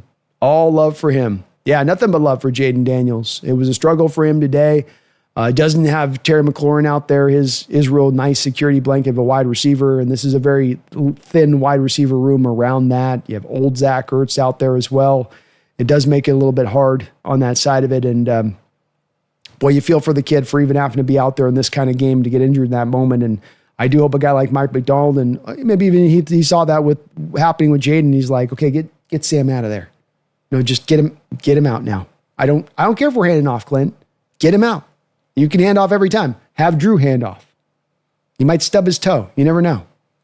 But you want to be smart if you're having your starter quarterback out there. Make sure you're playing for something. And the second you find yourself in an NFL football game with a starter that you value, especially a young guy like him, you call it a day. He's coming off injury. This is his first game back. You got no chance in this game. You know you have no chance in this game. Big prayers out there for Jaden. I want to echo that, Michael, and also too, just hopefully Kingsbury gets a little raked for this, because man, who knows how long this kind of injury is going to keep him out. It looks like it's the left arm, which is nice, so it's not his throwing arm. But man, that thing looked like it was broken, and didn't have to happen, really didn't have to happen. Jordan echoes a little bit of what I was just talking about. Thank you for the $2 donation. Says, what the F is Dan keeping him in the game for? I would love to hear and understand what Quinn was doing in that moment. I'm sure maybe he'd try to say we're trying to get some momentum to move into next week and some things that we can build upon for the next week's game. I'm sure there's going to be a little bit of that coach kind of talk into it. But I don't know if that adds up to a lot for me in my mind. Jaden in this game is, Mike's in his bag. He doesn't have the normal complement of guys to throw to. He's got a line that's been sucking wind this year. You see a lot of moments in this game from Jaden Daniels where he's leaving and escaping pockets, even when there's some kind of clean pockets there for him. He's just very uncomfortable, I think, by what he was seeing on the secondary from what he was seeing with the defensive fronts, with the blitzes you were bringing. You had him very uncomfortable. So this was a Jaden Daniels also in that moment of the game where you're behind by all these points. There's no chance for you to get back into this. Jaden's having a rough-ass game where he just does not look comfortable. Call the ball. It's not the worst of thing in that moment. It's not on Jaden's back that you're calling the ball being like, well, you failed in this one, Jaden. No, not at all. It's that, look, they outclassed us today. They were better today. They're healthier today. They're just maybe a better team today. Megan, you have yourself a great night. Thank you for doing all you do here as both the mod on the stream and, again, all of your donations and support today. Really appreciate you. Be looking forward to this week. We're gonna have a fun one this week. But Jordan, I don't get it in that sense either. And then if you're going to keep him in the game, then have him back there and tell him to protect himself, run the ball a lot like they kind of were, but just stay with it. And by all things that are sane in this world, don't run a read option keeper for him. That's the most pointless play call I can imagine in the book. It's not like you were devastating with him running it throughout the game. Like you already have 9 carries on his back leading up to that moment. You need to get him into double digits in a game that you're losing by 21 freaking points, 28 points, whatever the hell it was. Too many to count. Keon Lund, thank you for the $2 donation. Washington's just cursed with quarterbacks on that field. It's true, man. If we were to have the top 10 most devastating looking quarterback injuries that you have ever seen on a football field, like I got to look away after one. Don't show another replay of that. I can't look at that again. That makes me want to throw up. Washington has 3 of them on their books. Joe Theismann getting absolutely collapsed by Lawrence Taylor, and one still gets spoken about by boomers is this like traumatizing video that they had to watch 50,000 times back in the day. Then you've got Smith, Alex Smith, with the one injury he had where he had his broken leg and it took like 16 surgeries. I don't know if any of you ever looked at the picture of Alex's leg now, but it's just it looks like a mangled mess. And then you have this one as a third. I think 3 of the top 10 most gruesome quarterback injuries that we have seen in my lifetime have occurred to the Washington Commanders. And maybe it is a little bit of a cursed a little bit there, Keon. We just go, man, you guys are just no luck. And that's even outside of Robert Griffin, right? Like Robert Griffin just kind of stepped weird with Bruce Irvin. It looked weird where he's trying to regather a fumble and his foot just plants wrong and he's got already some injuries he's fighting through, but there's even another one, Yeah, they've had some awful luck with some of these just horrific quarterback injuries. It's pretty wild that when you really think about their history of it. I mean, you just put that as far as a counter to like the Hawks, and throughout the same period of time, not really ever having a quarterback, with the same, we've lost quarterbacks for the year and we've had some big injuries, but I don't think we've had anything quite to that neighborhood. We've been more of like, well, our guy got like a high ankle sprain, or might have broken this that he can bounce back off of pretty easily. But not any of these. Sanchez, thank you for the $2 donation. He says the best part of the night, they put in Locke. That's right, man. I knew that put a smile on your face out there.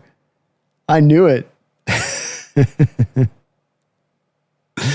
The more Locke, the better as far as I'm concerned too, Sanchez, because that does mean that we are likely up by a lot of points in the game if he's coming out there. He looked good handing that ball off. Looks smooth handing that ball off, but we didn't get to see the hose, man. That's the only sad part about that. It's the only bit that I wish I could have gotten to see a little bit of that hose on display. We had a third down, just come on, Clint, give me a little bit of that lock hose, Just give me a little shh. Just turn on for a second, Shh. Just a little shh. Shh. Shh. Just a little bit of lock hose action. Kevin Lonice coming in with a $20 donation. Thank you so much, Kevin. You're the man. I appreciate that support. Dropped these big donos before here on this channel, and you are very, very kind for doing so. First RG3, now Jaden Daniels. Wow. Go Hawks. Well, and when it comes to Joe Theismann and when it comes to Alex Smith, those are not moments where you look back to the head coach and you say, you could have done something different in these two cases. I mean, with Lawrence Taylor, they didn't like the chip back then at that time, but you might, try to run a little bit more of a chip with LT where he was in his career. But the last two, RG3 and Jaden Daniels, Kevin. RG3 had a horrible leg injury. You're trying to win by any means necessary with RG3. You change a lot of your playbook that year to accommodate RG3. I mean, it almost goes from being a Shanahan offense to a Baylor offense. A lot of the read option stuff with him. A lot of it's kind of like almost like the same kind of grind you get with Jackson Dart, where when you're watching him play in games this year, he's certainly doing some exciting things, and he's certainly dynamic to a degree to the position, but he's also playing with an abandonment, a recklessness a little bit to his game that does feel like an inevitability that he becomes fairly well injured. And you felt a little bit of that same way with Robert Griffin that year and how he was kind of having to play the position because they were so much in a hurry to get him out there to play rather than learning the sport and knowing what was what. And then you get in the playoffs, he's injured. You don't like your backup as much. He gives you the only chance to really go out there and win. You're kind of desperate to go win. I think in Mike Shanahan's case, he knew his career was kind of winding down and the opportunities were getting less and less, and maybe thought this was as good opportunities he had. But he trots out RG3 when he's not fully 100% healthy, and then causes that thing to get messed up. And then this game, it's a little different, but similarly, this was an injury that you kind of could have controlled. I don't know that there's a lot of head coaches that would have taken the exact truck there with keeping him out in the field at that time of the game, especially after that key moment in that third quarter, Kevin, where you had the 3rd and 13 punt. The second you do that, you are illustrating very cleanly to your team that we give up. We're not, because there was no Seahawks roll another 4 or 5 minutes off the clock, even if they get a first down, or 3.5 minutes off the clock. It's like, all right, we don't have enough time to just get back in this one at this point. Yeah, it's hard to convert a 4th and 13, but even that drive that you came up the field on that they eventually scored the touchdown on, that Jaden Daniels got injured on, they were still running the ball heavily there. They were very much in a conservative kind of mode for the most part through a lot of that drive. So we'll see if this ends up being one that the Commanders look back on and regretting hugely. This puts the end of their season. I think that us beating them alone kind of put an end to their season as it was. That was it for them. But I struggle with this one. I'm an owner and I'm looking at Dan Quinn on this one. Not like this is all that gets him fired. I'm not trying to say it's like it's one of those fireable offenses, but just that you come back and you go, take me through the process of what you're thinking there, Danny. Cliff, read option. Why? At that point, you're running the ball pretty well. Chris Rodriguez averaged 5.4 yards per carry. Seattle seemed to kind of like be giving you those just 4 or 5 yards up the middle there from that goal line place. Just give it back into him again. Let him roll with it. What in your process takes you around to the read option call? I don't get it there. Very confusing, Kevin, and maddening if I'm a Commanders fan, because this doesn't just cost you this year, but now does this cost him some of his offseason where he's got to spend time rehabbing rather than just working at improving himself as a quarterback and training and doing all that stuff? Injuries are definitely random, but you got to be careful at the right times in the NFL. You can't just be like, well, you just got to run them out there and what happens, happens. It's like, no, take into account what's happening in a game, where you're at. Do you have a chance? Thank you, though, Kevin. Appreciate the $20 donation. And boy, Already a tough loss, 38-14, and then losing your star young quarterback who took you to the conference championship game last year in addition to that. That's absolute salt in the wound if I'm a Commanders fan. Mumbles, thank you for the $10 donation, Mumbles. And not just your first donation today, but you dropped many a donation today. Appreciate you for that. Very kind of you. Somebody get that man some morphine, as much as he can take. The F is up with the Commanders quarterbacks getting hurt badly against us. If I had a nickel, I'd have two, which is weird because it's happened twice. Prayers to Jaden Daniels. Yeah, indeed. Robert Griffin was the guy that had that, career-changing trajectory of an injury against the Seahawks in that wild card game that I was just speaking about, where Commanders Skins at that time were trying to run him out there with a very serious knee injury. I think that he did have at least a partially torn, at least MCL there. He had something that was torn there that wasn't right, that had weakened down the structure of that knee, that put more of a threat at play for him to then blow that knee into a million pieces. Let's also talk about the fact that Washington turf's kind of notorious at that time for doing that in addition, just all that much more riskier, putting him out on that and expecting him to try to make a go of it out on that field like they did. But hopefully get him up on some good drugs.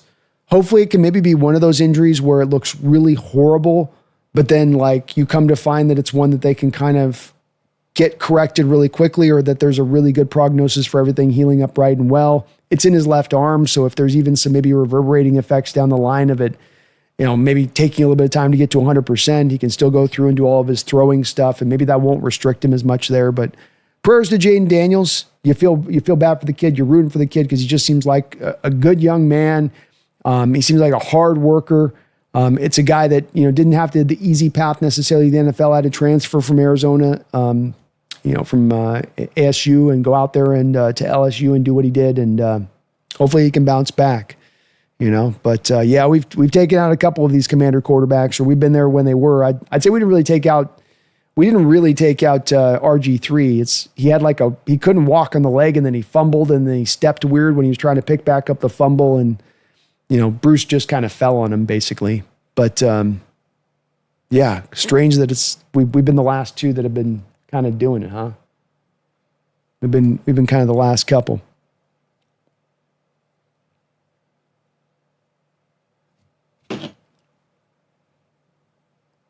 Sorry there.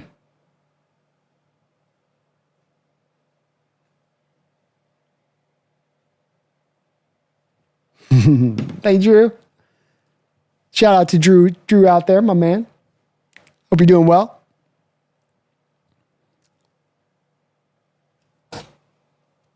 And thank you, Mumbles, for the $10 dono. Hopefully Jaden does bounce back quick, or at least relatively quick, get back by next year. Good news, you'll have a little bit of extra time on that one. I can't imagine that they're going to bring him back out this year in any circumstance or case. But boy, that was a pretty scary looking injury. Oh boy, that was tough to watch. JRD, thank you for the $5 donation, JRD. I'm happy with the game, but the Daniels injury ruined my night. As an LSU fan, I'm always rooting for him. He should have been out of the game, though. That's where I feel with this as well, and I don't think it's retrospect to look at that like that. I know I hadn't said it in the moment of you should have him out of this game, but you're certainly, as you're looking at the conservative nature of the play calling of the Washington offense, moving that ball up the field, the fourth down call that you decided to punt on at the end of the third quarter. To me, these were all indicators that you were putting your tail between the, and it's no bad thing, by the way, to say this. You're putting your tail between your legs, you're showing your belly, you're basically indicating to Seattle that, okay, we realize it's not our night, we're not going to press this too hard, we're not going to further more injuries down the line, all for the value of being able to say, well, instead of losing 38-7, we lost 38-14. We're not going to do that. And you gave all those indications, and then you took the left turn with the play call and took the left turn with putting Jaden in that position in the first place. Should have been out of the game. Can completely understand if it ruins your night, because this kid is supremely talented quarterback. And he's got so much upside. And Washington's asking him in this game to have to carry so much of the burden and load. You're okay at running back. You got nothing really at wide receiver. You've got 43-year-old Zach Ertz out there trying to get it done for you at the tight end position. You know, it really is that throw the cape on Jaden and make it happen for us, which is all well and good when you're through the first 3 quarters and you're trying to make that roll. But when you're in the fourth quarter, you're down like you are on that, take the cape off, put him back in the Clark Kent outfit, and move it on into next week where, okay, you're 3-6, but you're still in it potentially. You still got an opportunity here if things can kind of click right, especially in an NFC East that isn't exactly full of a bunch of juggernauts. So I can see I understand your frustration completely there, JRD, and I share it. I don't understand, and as a Commanders fan, I would be livid right now. I would be so mad.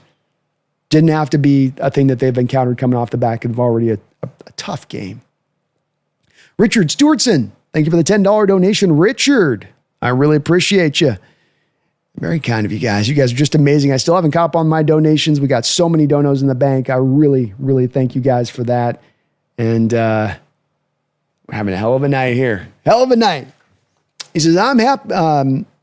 He says, easy win. Let's go. Hawks. Easy win, Richard. These aren't too bad, are they?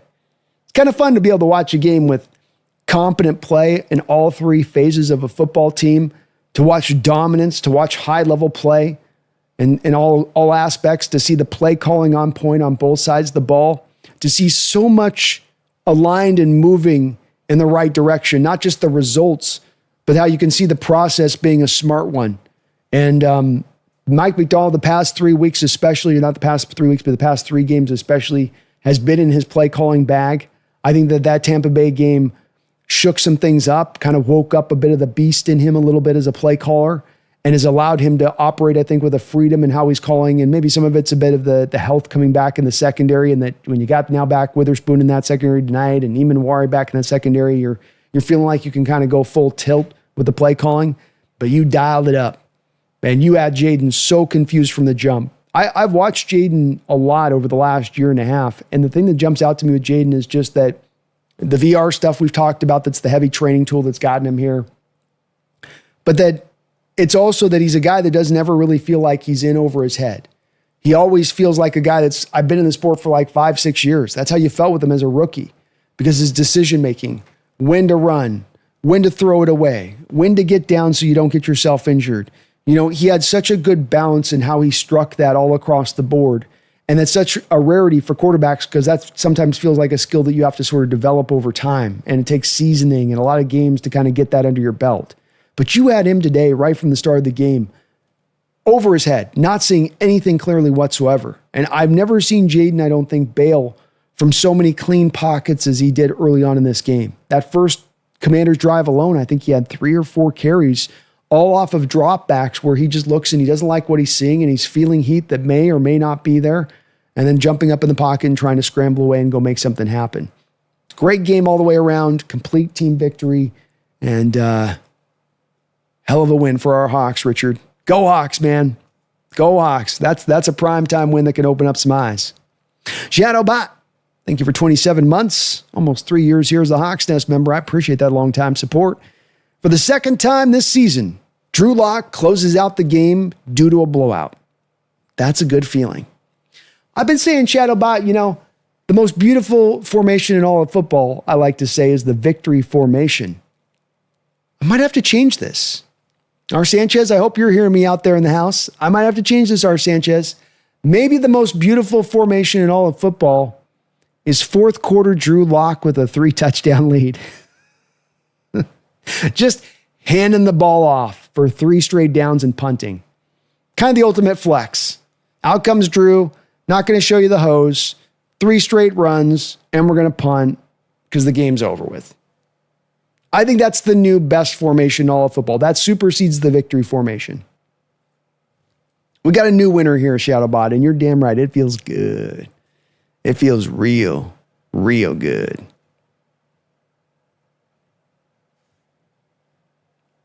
Chalamov 3333. Thank you for subscribing to the channel, Chalamov. Welcome aboard. Appreciate you jumping aboard. Michael Bicknell with a 20. I said he got a $20 donation in the house. Thank you for that donation, Michael. Very, very kind of you. You dropped a lot of support of the channel tonight, and I really appreciate that, brother. He says, I did not expect this game to be like the Saints. out of a bye. Come on, Rams. I'm more confident with that personnel matchup. What do you think, B? It's going to be a battle, but I like our chances. I love your lives. Go Hawks. Yeah, I expected, or I didn't expect, I think me and Dan were talking before the game on the pregame show, Michael, and I'd kind of been in the same kind of place where I was feeling like 24-13, 27-13. I did feel like you were going to be in a fairly healthy game, but I didn't think you were going to put this thing basically to bed at almost halftime. And that's almost about, you just about did that. With that field goal there by Jason Myers, that was pretty much extending it beyond your 24-point lead there going into half. You got the ball after halftime in addition to that off the back of it. It was going to be too tough to make it a go at that point. So I didn't see it being this of a dominating effort. Yeah, I thought you'd win comfortably. But one of those things where you just sort of kind of at the fourth quarter, you sort of, get that extra length. If this was a horse race, you get the extra horse length down the stretch and you just kind of put it away on the back there. But dominant from start to finish on this one. Can this version of this team go out there and stand toe-to-toe with the Rams team? Yes, it can. I don't think there's any, real universe where you're like blowing a Rams team out. But it's also going to be a bit of a strength on strength. Your passing attack has been the best part of what you've done offensively. You're running the ball somewhat competently. 24 carries today, 88 yards, 3.7 yard per carry average. There's some carries in there that are also defense knows you're running. Defense is loading up the box. You've got the lead. That's going to lower down the yard per carry average. I think it was a little bit more consistent today than the yard per carry average would indicate. But of course, when you're going up against that Rams team, Michael, running the ball has got to be a bit of the forefront of your strategy because that is where they are a little bit vulnerable. That's where you can get after them. Now, I don't know if you can get after them as much in the passing attack. And specifically, a big key part of this for me is going to be, I got a Rams defensive line that can get pressure and get pressure pretty quick without having to blitz. And I have a Seahawks offense that's doing a lot of shot plays down the field that take a little bit of time at times for those plays to develop. Your quarterback needs the time for those receivers to get down the field to make those tosses. Are you going to get that kind of time against the Rams? That's going to be the interesting part of it.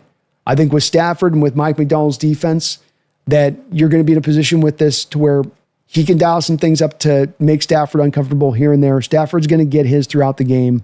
He's going to make some big time throws, some big time conversions, probably put some points up here and there. He's also at times with Stafford when you're going to play things fairly sound defensively. I think Seattle can at least play things sound defensively against that team. Stafford does have a tendency to give you a couple of throws over the course of the game to be able to be picked off. He can get a little bit loosey with it, especially understanding that the Rams rushing attack really hasn't been there through the most part of this year, that they do tend to get kind of one-dimensional and pass happy at that. So he gives you a couple of throws over the course of the game. Do you pick those balls off or not? Do you take advantage of those opportunities or not?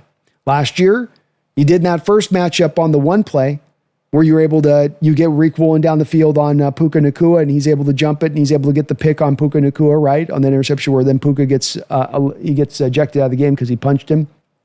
But then you have also in that game, Ernest Jones spot dropping into space. He's got his hands on a ball, just can't quite bring it in. Could have changed the trajectory of that game. Then you have later on in that game, we got Tariq Woolen in overtime, dropping back into space. He's got the easiest interception other than that Robert Tongas interception this year thrown to him in his life. He's standing there flat-footed. Demarcus Robinson jumps in front of him to make the catch.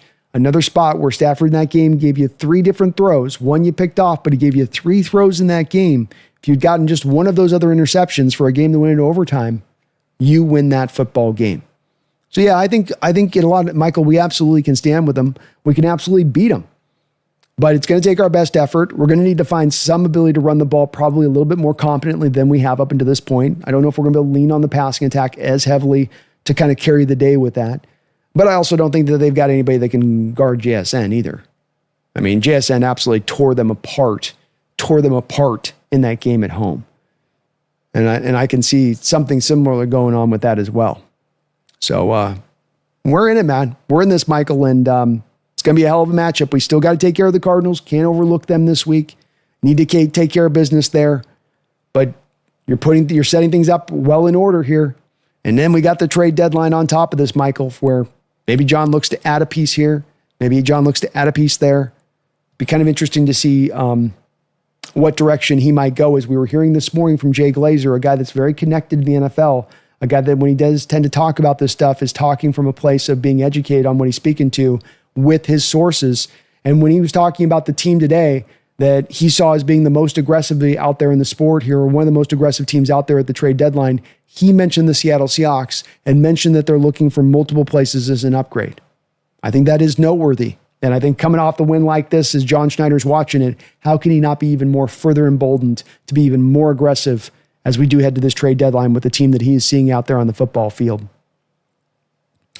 Hawkline, and again, Michael, thank you for that $20 donation. Hawkline Heritage, thank you for the $2 donation. Hawkline, very kind of you, my man. He says, where would the GOAT JSN go in a 2023 redraft?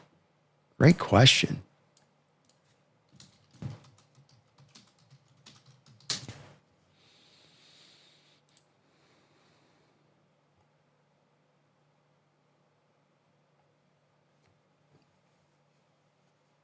Jeez. Well, I'll say that's not the most greatest of drafts in retrospect,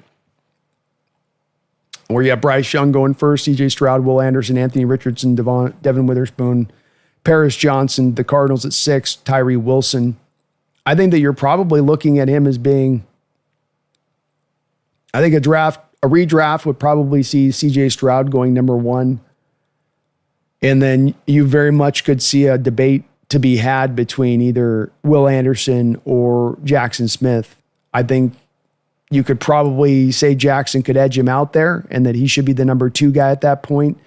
But there'd probably be some people with some pretty strong arguments that Will Anderson would be the guy to go instead of that. But whichever one of those 2 guys you go, whether it's 2 or 3, I would say Hawkline Heritage, he would be one of those different spots. I don't think you're taking Jalen Carter over him. Carter's been a really good player, but the thing I remember with Jalen Carter is he is really kind of one-trick pony in that he's a pass rusher. He's not as good as a run defender. That is a place of his game that the Eagles have to kind of protect. And what we've seen with a guy like Jackson Smith and Jigba is he's the full meal deal as a player, that he's the complete package as a player. So probably 2 or 3, I would say, in a redraft. Catalyst, thank you for the $5 donation. Catalyst, I like Jaden Daniels a lot. I hate Washington for allowing him to suffer an injury like that.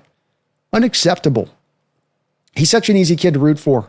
There are those players that come out that you go, man, there's something about him I just don't like. He rubs me the wrong way. Jaden hits everything to the opposite end in how you hear him carry himself, how he talks, the work ethic that you hear about with him, the leader that he seems to be, how well he's worked on his game to get himself ready to go so early in his career with that Washington program, and what he did to elevate that Washington program last year, because there was no way that team had the talent to be getting to the conference championship game. And he was the driver of making that happen, and he was doing it snap in and snap out with just grade A decision making at the forefront of it, on top of having some real upper level skills, arm talent wise, and mobility and getting out of danger and whatnot. I like him a lot as well. I had a blue chip grade on this kid coming out. Feel very validated in that by how he's played off the back of that blue chip grade. You hate these kind of injuries like that to be suffered like that, and hopefully he can bounce back. I just look for the silver lining here being that it is his left arm. It's not his lower legs. It's not his throwing shoulder. It's not his throwing arm. So that, okay, even if it's a real major injury here, should be something that he can get back from with 100% health, and that they can get fixed and corrected. But scary moment in that game, and as gruesome an injury as you'll see on a football field for a quarterback.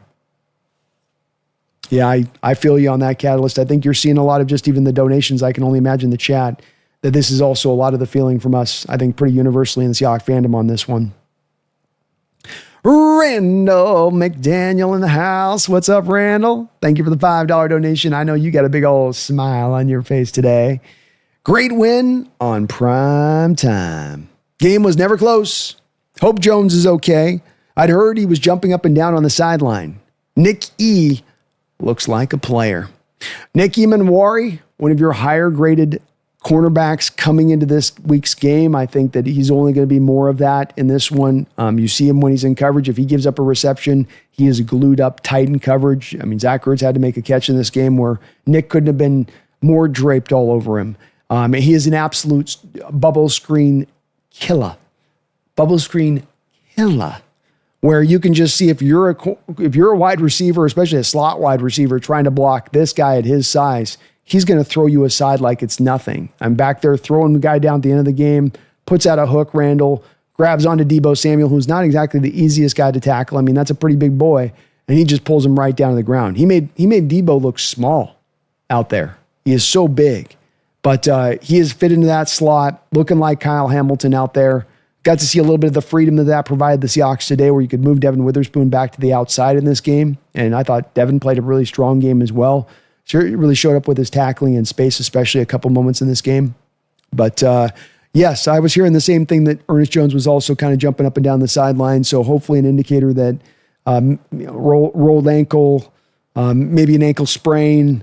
Hopefully not the high ankle sprain, but maybe the team just saw what was going on at that point. And they're like, be conservative with it. Let him just sit him down. We'll just run Tyrese out there. We've got this without Ernest having to gut it out on this one.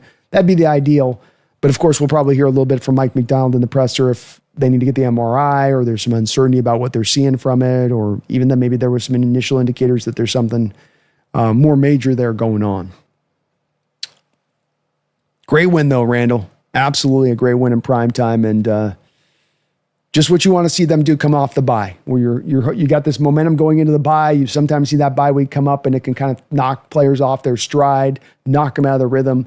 Feels like with this team instead it was, man, the bye's coming at the right time for us to kind of catch our breath, get right from a health standpoint, and now we're really ready to hit the booster button on this and go.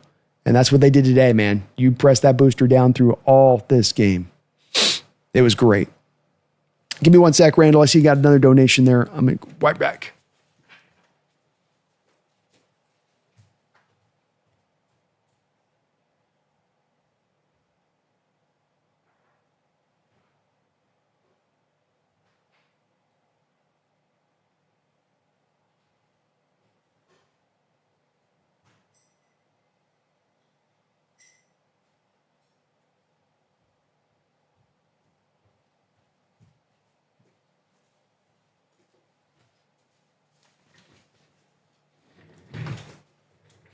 Randall with another $5 donation. Thank you for that, Randall. Tariq Woolen didn't start because Josh Jobe earned it. Internal discipline or anticipation of a package for a big move. To me, if we trade him, needs to be a stud. Well, I think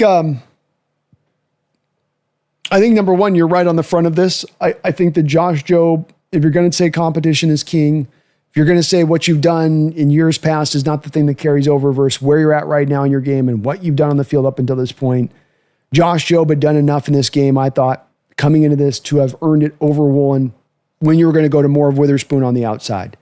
And there's only one more outside cornerback position really open and available at that point, so it is Jobe or Woolen that you got to pick between. And Jobe's just been a little bit more consistent over what he's brought to bear. And doesn't mean that Woolen doesn't have some ability, and that Woolen might not have some trade value out there for a team to go move for him here at the deadline. I did kind of wonder on this one, Randall, and talking with Dan earlier today on this about some of this trade being that almost maybe absent of. You might look at the trade of Woolen and say, well, Josh has played so well, and then he's going to be a free agent after the year. But maybe some of it could be as well that for a guy like Tariq Woolen who's started all these years and now seeing himself not start as much and not get as much playing time as he's heading into a contract year, that maybe that wouldn't sit as well with him, and that, he would be a little bit of a malcontent in the background of things, and that Seattle's kind of trying to get ahead of that a little bit if they are looking to maybe move him in a trade. That maybe not that that's a major factor, but it is a factor in addition to all the other things here that you would put on top of that. I still think it's going to be hard to find a Woolen move here, Randall. You might be right that there's a bit of an anticipation of a package of something happening.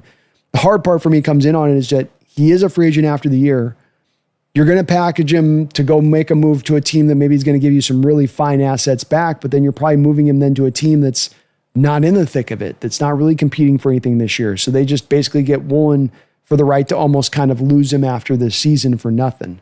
And that's where, to me, it almost seems like to make a move with Woolen, and then you're going to go and bring on a resource somewhere. It's almost like you'd have to move Woolen to Team A, who is maybe even kind of sub-contending mode, but really does need cornerback help.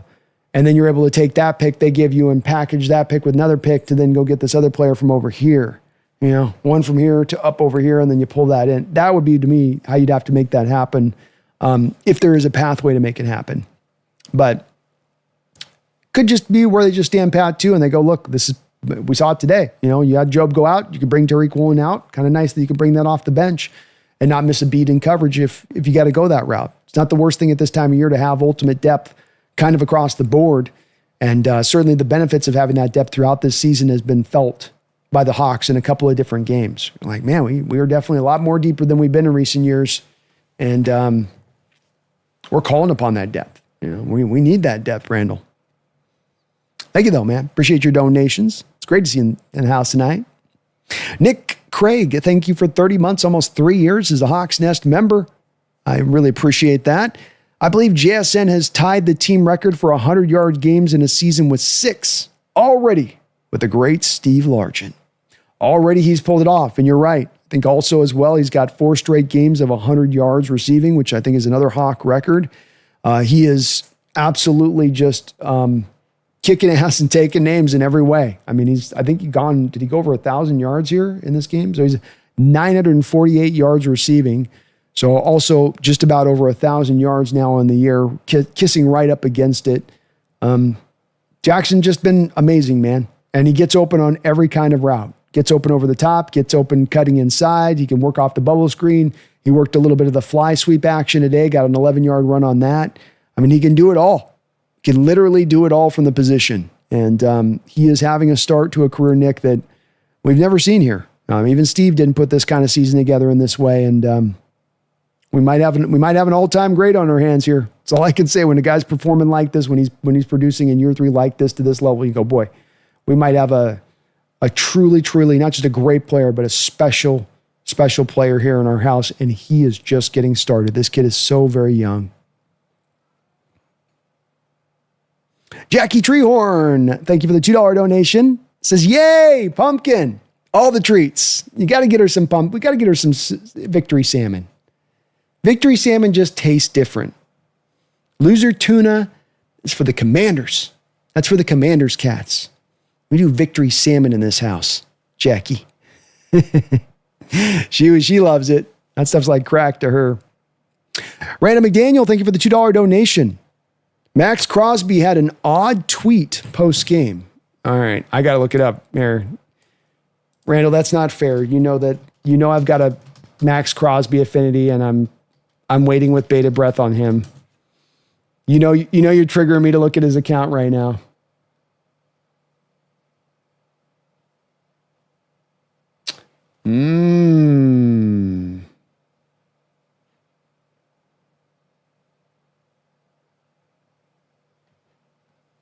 Randall's right, folks. Randall's very right. Oh, Randall, we're going to be doing some emoji investigation here.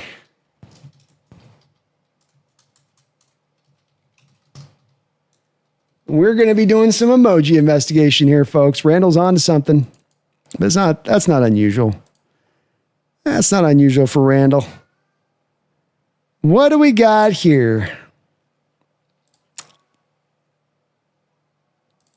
Good stuff, Randall. Very good catch.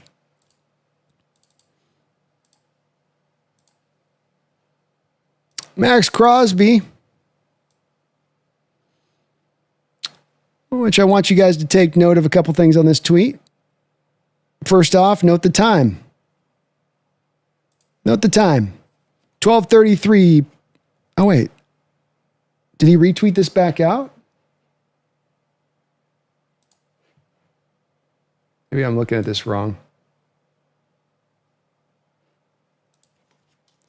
I was looking at his old tweet. I looked at this. See the tweet I thought, I was like, he's doing the hawk with the diamond. He says, I can't wait to play in these games. It will happen. But that's his January 28th one. So I think I got the wrong one. Let me get the right one. What did he tweet out?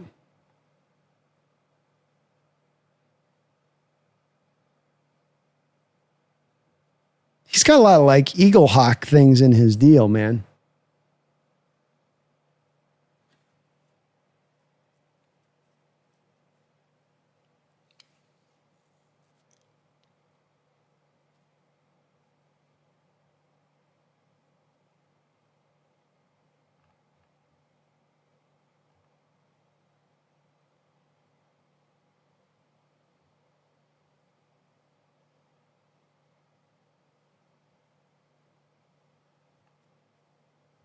Nothing major on this one. I think you saw this tweet, Randall. So I think this tweet came back up. I can't wait to play it. And he's got like a hawk looking thing in it. So it like threw off. He's got, nothing looks like it's new 4 hours ago. 4 hours ago, he said, Raider Nation, I love y'all with everything in my heart and soul. Y'all deserve better. Stay as one. It will change.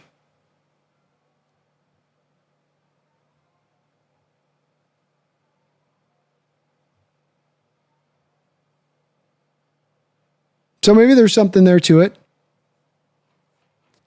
Maybe I think you got caught. Randall got caught on the tweet that I did when I just was Google searching that the one that came up there. But I think that's pretty typical. He's just kind of doing the keep it positive. They had a really tough loss. They went for the 2-point conversion at the end there, Randall. So he's probably just as much anything. I'm guessing that the Eagle thing must be from like a college reference or something. That's his college team, is the Eastern Michigan Eagles or something like that. I don't know that program too well. I'm guessing it's an Eagle. Gonna be interesting to see what happens with Max the next couple days, though. Especially the Raiders losing that game. Not that I thought that they were in it as it was there, Randall, but maybe. Fritz, thank you for the $2 donation. Best I've felt about the Seahawks since 2016. I think that's really well said on your part, Fritz. You know, you haven't had a lot of playoff appearances in these last many years since 16. You haven't had a lot of playoff wins. You've had times you got in the playoffs and it felt like your team was kind of finding itself and looking for itself throughout the course of the season before it finally figured out what was what. Even in the year where you had the Russell Wilson let Russ cook year and the start of the year was so magical, by about this point in time in the year, you could start to feel that the wheels were starting to come off the car and that it was not going to really sustain itself, especially when, as good as that team was playing early on, that was really the offense driving it. The defense was really kind of sucking wind. Here, you've got both sides of the ball playing at a high level, Fritz, and you've got the special teams unit maybe kicking even the most ass between all three of them. And when you got all three phases humming like this, when you're not down in an injury situation where you're looking at an epidemic of injuries and guys you got to fill in across the board, it's pretty good onus, pretty good harbinger here that this thing's going to go in a good direction and that this thing's going to end out well and that we can make a run of this. Yeah, that's a fair way of putting it, Fritz. I think I'm in the same boat as you. Best I've felt about this team since going back to that time. It was as a bit like Mookie said last week on the Seahawks Syndicate, that this feels like a record that you've earned. It's not that you just, not the best of opponents or things just broke right in your favor or you're able to edge things out the end just barely and you got a couple, cheap, easy wins through the end, but that you've taken these victories, that you have won them soundly. Randall, thank you for the $2 donation. What would Kayvon Thibodeau cost? Like a third or a fourth? I do believe that, let me double check.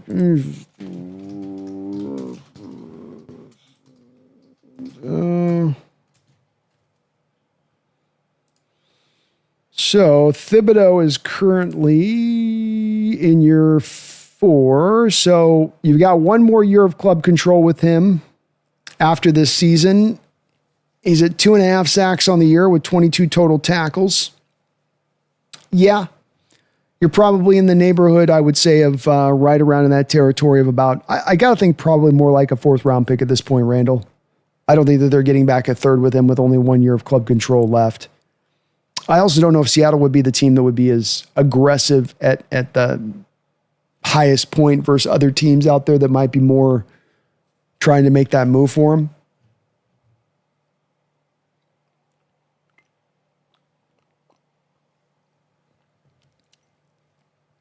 I guess I'm trying to think about which team that might be that would look at him, but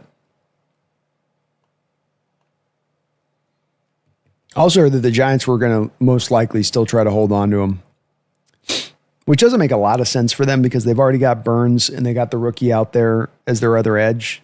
It's nice to have the depth there, but he's a little bit of the odd man out, especially considering he only has the 1 year left on his contract. But they've not indicated really hard that they're trying to move him. And I think partially the reason for that, Randall, is because they're probably not getting the draft capital back in return. I mean, if you're looking at Thibodeau and you're going to move him at this point from the Giants' perspective, maybe the 5th-year option next year and how much that's going to cost is a bit of a driver here. We're like, well, we don't want to sit on $15 million on the books next year on his contract that's going to be fully guaranteed. And so that you'll be willing to take the 4th-round pick back then for that. But you're also then selling Thibodeau kind of at the low value point for him. You know, it becomes kind of a salvage project for you more than it's that you're getting something prime back in return. So, yeah, probably in that neighborhood. But boy, I don't know. I haven't really felt like Randall Thibodeau is the fit. Schneider is so much about an all ball kind of guy, and that he wants you to live and breathe ball. And that's when they're looking at prospects coming out, that's a big part of what they want to see. And, you know, at Thibodeau, this was a guy that there were some questions about work ethic and his love and desire for the game and how much he really wants to be great. He's got a lot of talent, probably all the talent that you could want from him in the position. But that there seems to be a little bit of a lack of fire there really inherently burning inside of him to be that, you know, that he's a guy that's happy to kind of just do the bare minimum. And I don't even think that's going to be a guy that John's going to look to target, especially when you're already sitting on kind of 4 healthy edges as it is, that are pretty darn solid. Not that you couldn't improve it or get better at it, but that you feel just as good about what you have in-house. And I don't even know if I look at a Thibodeau right now and I'm like, well, that's a big improvement off of what you have on Boye Mafe. Kind of lateral move, if anything, at that point. Though, I will say at least he's got the extra year, and Maffey's going to be the free agent after this season, Randall. Cameron has been celebrating 38 months, over 3 years as a Hawks Nest member. Thank you for that long time support and dedication. Folks, you can be a member like Cameron today. We got Monday morning PFF scores coming out to you tomorrow, Thursday night football, and we do a once-a-month call-in show for all members of the channel and patrons of the channel either way, so member or patrons. Equivalent benefits, but thank you, Cameron, for that long-time support. It's officially a go-for-it season. Go Hawks. I think that there's the argument to be made that this is what it should be here. And why are we hearing Jay Glazer say the Hawks are being aggressive on multiple fronts, looking for multiple additions to help this team out? Because John is recognizing that. You walked into this season with $70 million of dead money. That's the highest amount of dead money that the Seattle Seahawks team has had on the books going back, I think, in all recent history, even the Russell Wilson dead money year that you had to sustain with him. You've also been sitting over $20 million of cap space on the books of this team. In addition, that you haven't made any moves. You haven't converted base to bonus. You haven't tried to do any of that stuff to create some additional space. So does John really stand there and say, I built such a great team, a Super Bowl contending team, that I can essentially sit on $100 million of cumulative cash that goes unused for this current team, and that we're going to still be that contender? Or does he say, hey, I'm sitting on the $70 million of dead money that's being spent on guys no longer on the roster, like a DK Metcalf, like a Tyler Lockett, like a Draymond Jones, like a Geno Smith. Maybe I should really be fully maximizing the rest of that $20 million that I have left on the books. Maybe to make sure I'm doing right by this team and doing everything I can do by the team, because it was the right decisions to move off those guys. It was the right decision to eat that dead money at the time. But likewise, I wanted to hold that $20 million to make an assessment here about which direction we need to go. And if we are cooking with oil like we are right now, I should not leave that $20 million on the books. Or I should at least take a big chunk of that money and look to utilize it, to make this team even better, to round things off. Hopefully, I think he is looking at it in that way. Doesn't mean you have to sacrifice a ton of future cap space to make this happen, but it does mean you should try to maximize some of this $20 million. It does mean that you shouldn't look at the next 6 picks we have in this upcoming draft and say, well, we need all of those picks. Look at the team you've built. I mean, after this season, you might lose Mafe, but you're still going to have DeMarcus Lawrence. You're still going to have Derek Hall. You're still going to have Uchenna Nwosu. Leonard Williams, Byron Murphy, Jaron Reed, all under contract moving into next year. Ernest Jones, inside linebacker. He'll be there next year. Drake Thomas on the books next year. Tyrese Knight on the books next year. Julian Love on the books next year. Eamon Wari, Witherspoon. I'm not sure if you have Joe as another year of club control or not, but you will lose Brian probably, but that's not, a couple spots on your defense. We got to go find a strong safety. We got to go find our 4th edge. Offensively speaking, center, right guard, potentially what you're looking to address, but you're going to feel pretty good about the receiving core. Torrey Horton's ascent, tight end's looking good. You got to get a fill in there for Walker if he's going to move on after this year, but you still have Charbonnet coming back. The running back tends to be front one you can fairly easily go out there and find. Sam Darnold's set. Hell, you even got your backup in Drew Lock for the next year at your backup quarterback at a fair rate. All the more reason then to me Why not be aggressive then with this $20 million? Why not be aggressive with some of that draft capital into next year? You're gonna have most of your starters set up. I mean, you'd be down maybe down a day 2 pick. Then at that point to go get something that's a really nice asset for this year. But I think it's a worthwhile risk, especially if that asset can be something like a Cesar Ruiz that not only gets you immediate returns and level of play and improvement of play at the right guard position, but then also gives you a long-term answer for a position that's been a question mark for many years. I'm with you, Cameron. And thank you for that long-time support, man. Go Hawks. And I think it does officially make this kind of a go-for-it season. Agreed. Michael Bicknell, thank you for the $10 donation. Michael, I really appreciate you for that, brother. I just shotgunned a beer. Let's go. Let's go. And screamed, Go Hawks in Edmonds. I saw a bald eagle fly over with a tear in its eye. We are the chosen team in the NFL this year. Rebuild? That's for losers. Go Hawks. I love it, Michael. Woo! Michael feeling himself, and I dig that about you because you should be, man. That's right. We don't rebuild here. We reload, right? We do the cool move where we do the Keanu move from John Wick, where we flick out the magazine, we flick the magazine out and back in another one, right? Don't even have to do the just one-handed move. Just do that move. Just shut it up back in. Only reload here. That's all we do, Michael. That's all we do. Chosen team in the NFL. I love it, man. You want to be playing your best football at the end of the year. You want to be rounding into your best shape by the end of the year. And this team seems to be getting bit by bit better every week we watch them play. You can see how the plan of attack is coming into being every week they play. That the defense that we thought could take the next step in its level this year, it has done so. That we hoped with a new offense here that was a true NFL offense with a true offensive coordinator that knows what the hell he's doing, with competent and capable offensive line coaches or offensive line coach to bring this along with it, with the talent that you drafted and developed, I didn't think it'd be this efficient, this good, but it has been so. And then the special teams just rocking it. I love it, man. Let's go, Michael. Let's go. No rebuild out here, man. We just reloaded on up. 3 straight seasons of a winning record. Only team in NFL history to have back-to-back winning seasons and not make the playoffs. We ain't coming up out of the abyss here, folks. We've been here. We've been knocking on that door. And this year, we're going to walk up to it with those things that the police use, one of those battering rams. That's what we're going to do. No more knocking. No more tapping. No more just pushing the doorbell. We're blasting this door through, Michael. Let's go. Let's go. Great win, man. Robert Jimenez, thank you for the $2 donation, says, Christopher Walken, what's his game thoughts? Go Hawks. Share utter domination, Robert, the likes of which you've never seen Seattle before. Sam, Double D, Dime, Donald, best quarterback NFL this year. Write it down. Starts out 18 of 18. He was killing them so hard that he had to throw a few incompletions just to say, I'm sorry, Washington, that I'm beating you this bad. Didn't know you were this horrible. Just keep it going.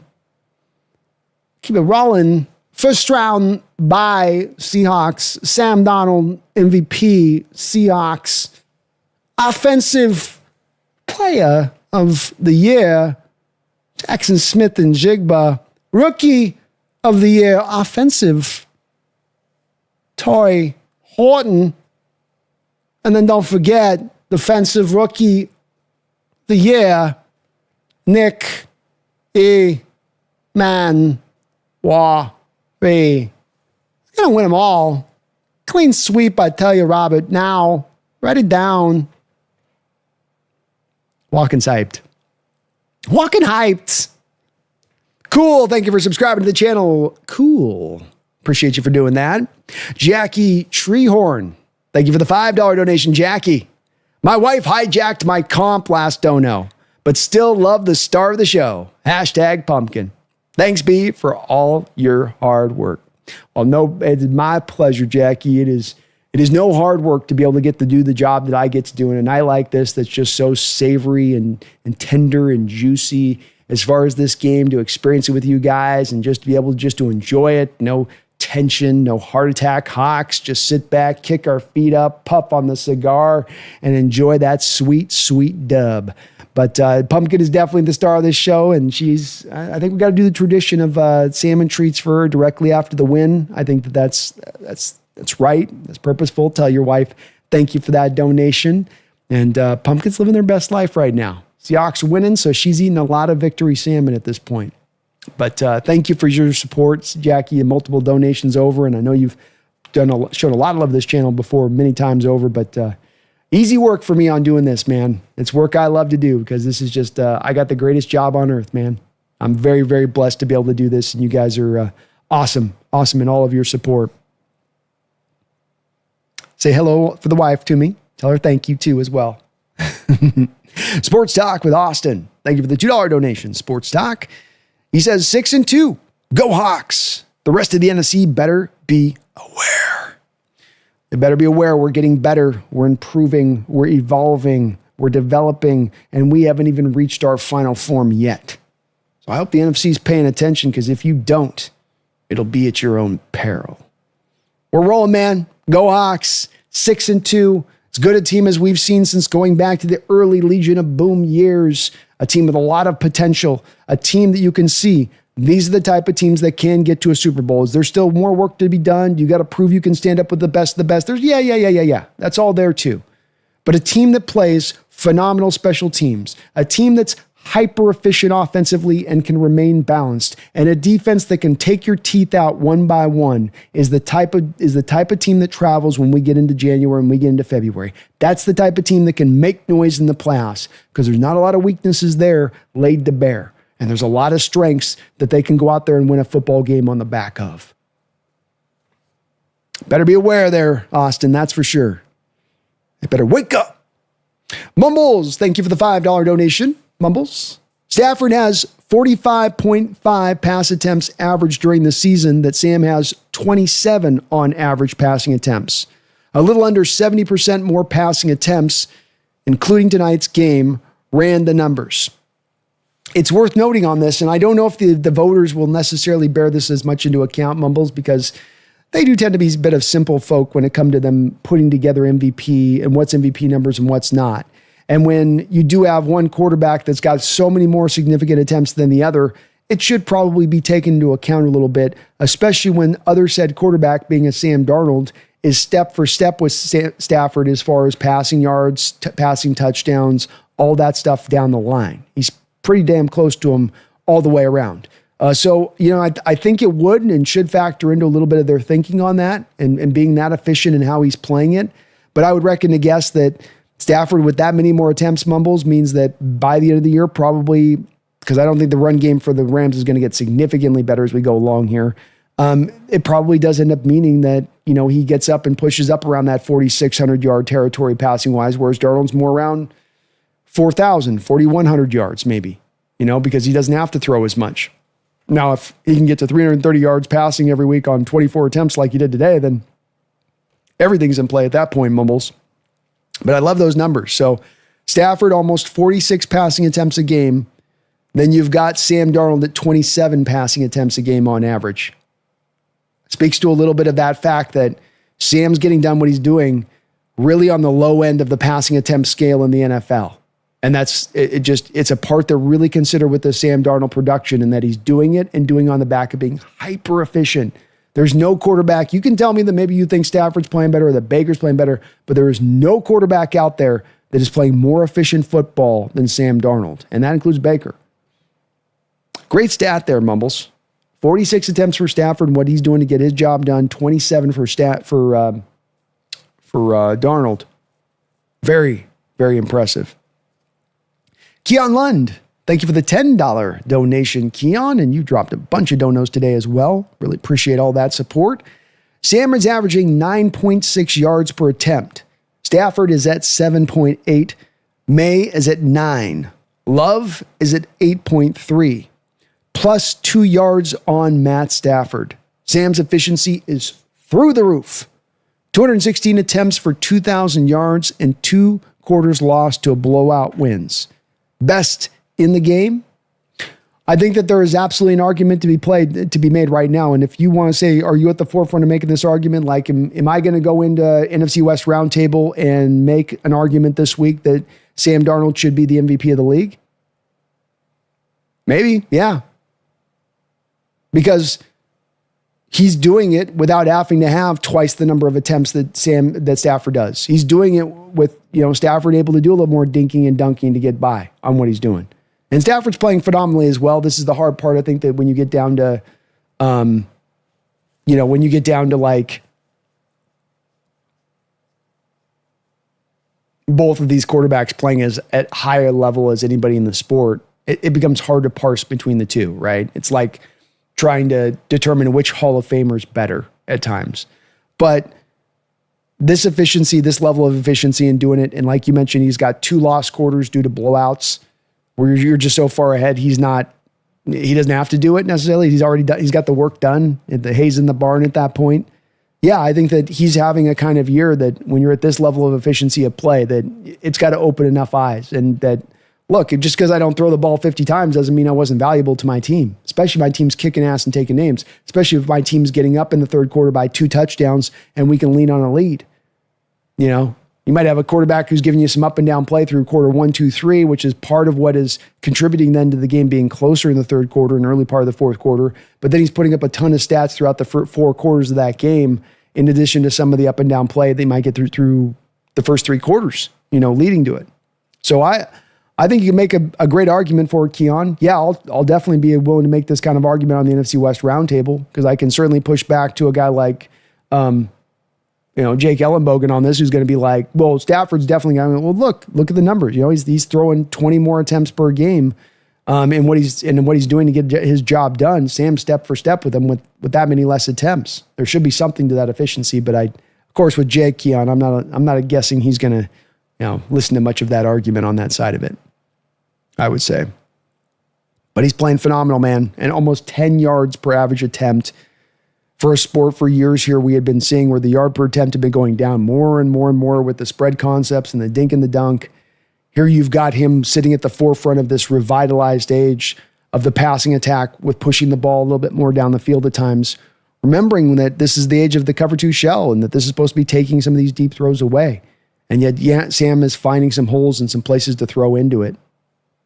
Thank you, Keon. Appreciate the $10 donation. And no quarterback is playing anywhere close to the level of efficiency of Sam Darnold. Quarterback's playing maybe as good overall, but nobody at this hyper efficient. And this is the most efficient play that we've seen from a Seahawks quarterback in our history. Matt Hasselbeck at the height of his powers, Russell Wilson at the height of his powers. Nobody has played the game this well as Sam is right now. Nobody. Austin, Sports Talk with Austin. Thank you for another $2 donation. What a redemption story for our guy, Sam Darnold. Huge. And this is the second one we got to experience here, where we got to see with Geno Smith before as kind of a warm-up for, the main story, the main course, if you will, with the Sam Darnold. And John Schneider, you got to give him credit on this. He's done this with back-to-back quarterbacks, which is showing some of the purposeful nature of his approach and how he's trying to go about this, with how he's trying to set up his next quarterback here to find the guy. And again, he's going in a different direction than every other NFL team would seemingly go to take this path twice over, as he has. And with Sam, this is a case study. You root for the guy, very easy to root for him. He's a guy that seems to be all about ball. He seems to be that kind of quarterback, Austin, I often talk about, where I want my quarterbacks boring. I don't want my quarterbacks swaggy. I don't want my quarterbacks wearing a lot of extra gear, doing a lot of extra dance, doing a lot of being one of the guys. I need my guy to be like an extension of the coach. I need him to be even keeled. I need to have him stuff together. I need him to be a good leader. I need to be a consummate worker. Sam has so many things that you would want from an idealized standpoint for the quarterback position on those things that go outside of arm strength and mobility and how he deals with pressure, and can he run a 2-minute offense, and is he accurate? Stuff that goes beyond that, he's got. He's also got those other things too. And it is a good case study to us that you sometimes on some of these quarterbacks can give them a little bit more time that not every guy's story is set through just the first couple of years of his career, especially if he's in a very dysfunctional environment. Most especially if he's in a very dysfunctional environment like Sam was. But this guy's had to take the hard road. He's put in the work. He has consistently just been chipping away at trying to improve himself over that time. And you trust in that process and know eventually you get the fruition of that those fruits are coming. The bennies are coming if you just can put in that kind of maximized work that isn't always going to bring the instantaneous returns. You might have to wait a couple years down the line to see that come into form, but it will come into form if you can keep working at it that hard and trust the process. Hard workers will be rewarded. Supremely hard workers will be supremely rewarded. And in Sam Darnold, with this performance and what you're seeing him do right now in the elevation of his game, you are seeing a supremely hard worker who's doing everything in his power to be great. And that's absolutely a hell of a redemption arc for a guy. Easy to root for this kind of guy and makes me so excited about the future of this team, both this year and the future, because this is the hard thing to find. How often in the Seattle Seahawks history have we been looking for that quarterback? I've been unable to find him. And we've had some luck here, but we've had some dead periods as well, like the 90s. It's a great, great, great thing to have. Hell of a redemption arc, Austin. Well said. Mumbles, thank you for the $2 donation, Mumbles. Not a formation B. That's a series. Victory series. I like it. No more victory formation. It's the Drew Lock Victory Series that is now the best formation in all of football, or the best series in all of football. I'm with it, Mumbles. Let's go, man. I am with it. I want to see Drew Lock out there every fourth quarter, but with us with the comfortable lead, not because of injury.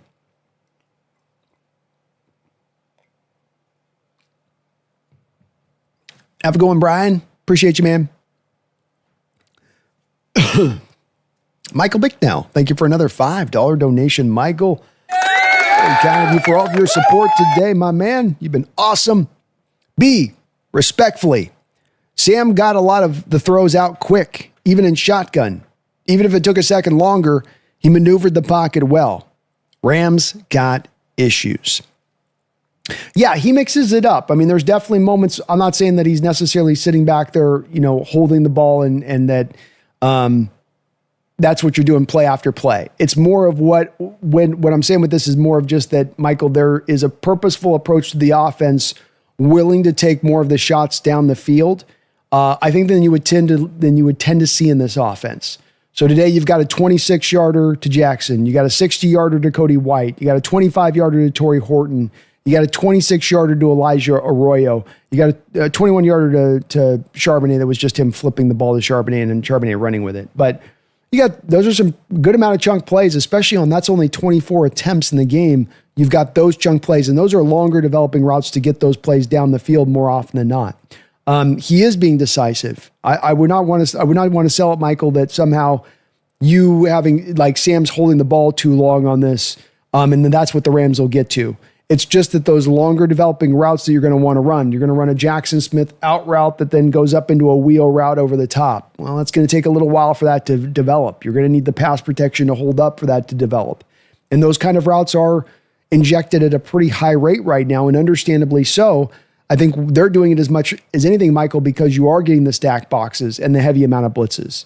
And that this is a blitz beater is to attack down the field, and that you'll go max protected times to kind of counter in that. But the thing the Rams can do that I don't think every team can go out there and do is they can run that front four at you. They can drop all those guys back into space. They can roll some coverages over to Jackson Smith that they want to out of that. And they can make life really hard for you with those edge rushers they have on the inside that they can bring too. So that's where I think there will be a challenge in that game. Part of why I think a big key on that is going to be, Michael, running the ball. Because the Rams will definitely run some varied fronts, and they'll definitely do some stack box stuff that we've seen up until this point. But I think that they're especially going to be a team that'll probably lean to that front four to generate the pressure, understanding that some teams are going to make some adjustments here eventually where Darnold playing at a hyper-efficient level with big chunk plays down the field and Jackson Smith averaging 130 yards receiving every game. Eventually, smart teams are going to smarten up and go, okay, roll the doubles, stay back in the cover two shell, a lot of cover two drops, a lot of just trying to keep guys in space rather than really congesting up the line of scrimmage. That adjustment's going to come, and I think the Rams will be one of those forefront teams to really drive that. But he's definitely got the moments too sprinkled within it. It's part of what makes Sam so hard to deal with is it's not just the one note where it's deep shot, deep shot, deep shot. It's that it's going quick here, deep, quick here, deep, quick here, another deep, Whereas I think normally within this offense, you would see it more go like quick, intermediate, deep, quick, intermediate, quick, intermediate, deep, quick, deep, or not intermediate, quick, intermediate, quick, where it's this offense, if it got to 35 passing attempts, might have 13, 14 kind of chunk throws down the field, where I think a Kyle Shanahan kind of West Coast offensive style might only have a couple of those throws in the game, if that. Like they might just live in the middle of the field on the short stuff through the whole freaking game. Maybe one throw just to kind of keep him honest down there. So yeah, he's being decisive too. And he's hitting the short stuff as well. He's being accurate all the way around. He's just being a complete quarterback for the position. And the Rams we can stand toe to toe with him, I think. I absolutely do. I do think that's going to be a game, Michael, we got to run a little bit there. Keon Lund, thank you for the $2 donation, Keon. Latest on Ernest Jones is he'll be out a couple games, but not season ending. Very good to hear. Very good to hear. Keon, thank you for the donation and the update on that donation. So it does sound like Ernest Jones probably had a couple games. I'm guessing that's an ankle sprain, hopefully not the high ankle sprain.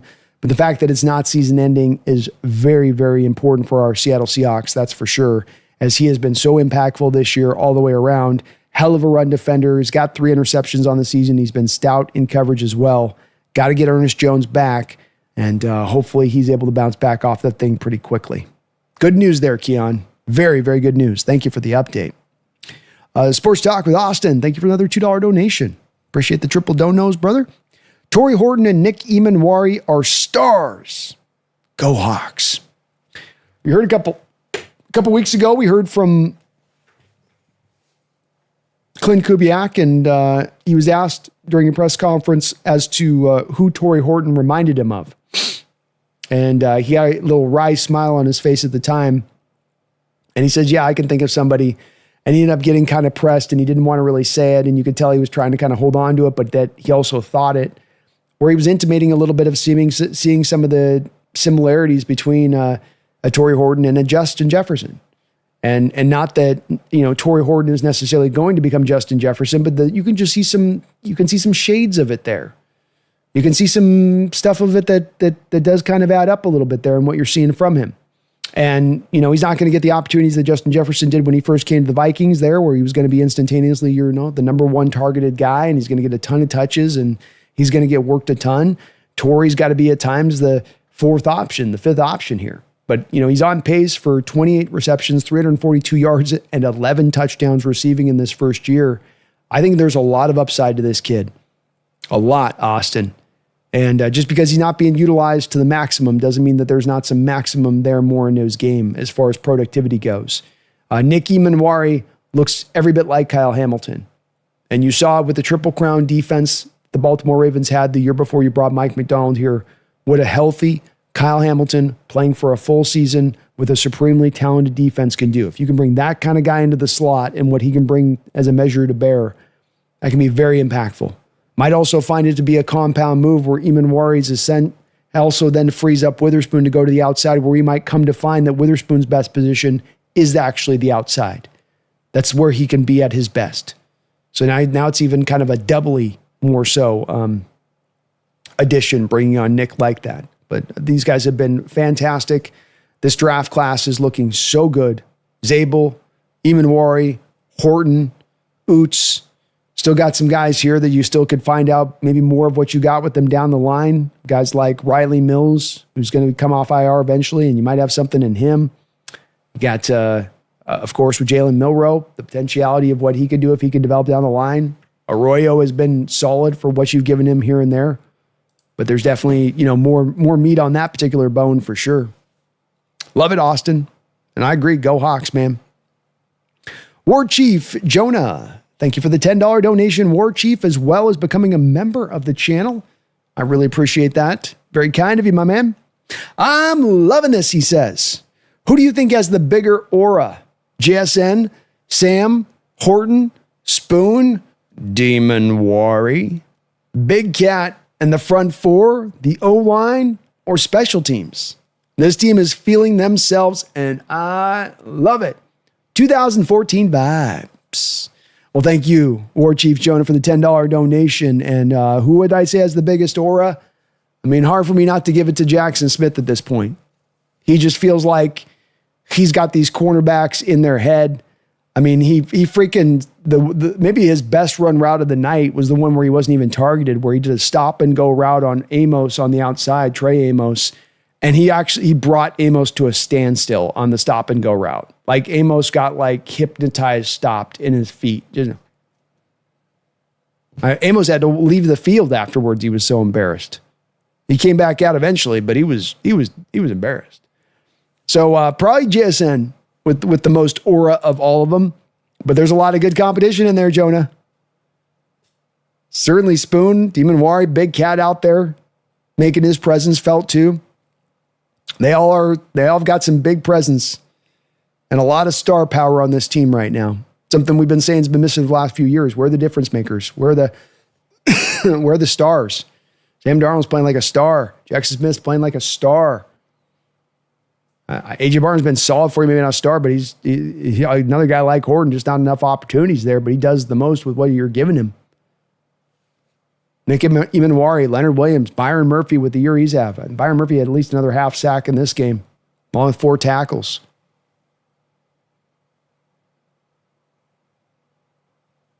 Ernest Jones has been very close to a difference maker for you as a middle linebacker, I think. We're starting to kind of turn that page a little bit. Starting to find those guys, War Chief. And that's one of the big final steps to becoming that elite team, that contending team, is those guys starting to rise up and show themselves. And how about Big Cat? He's played his best football of his career since he came from the Jets and Giants. He's found another level to what he does, and he's been fantastic. 2014 vibes. I love it, man. That's a hard question. I don't know which one's got the more aura. And Jonah, thank you for becoming a member of the channel again. I really appreciate you for that. Folks, you can become a member of the channel right now. We got PFF scores coming out Monday morning to you on the community post. We'll be doing Thursday night football, and we got a call-in show here within just a couple weeks. Jonah, you're the man. Thank you for that big donation and becoming a member again of the channel. Appreciate you, sir. Tezakaku, thank you for the $2.79 donation. He says, Robbie for MVP. Robbie Oots. Robbie Oots. Where's my Oots? Where's my Oots? Oots.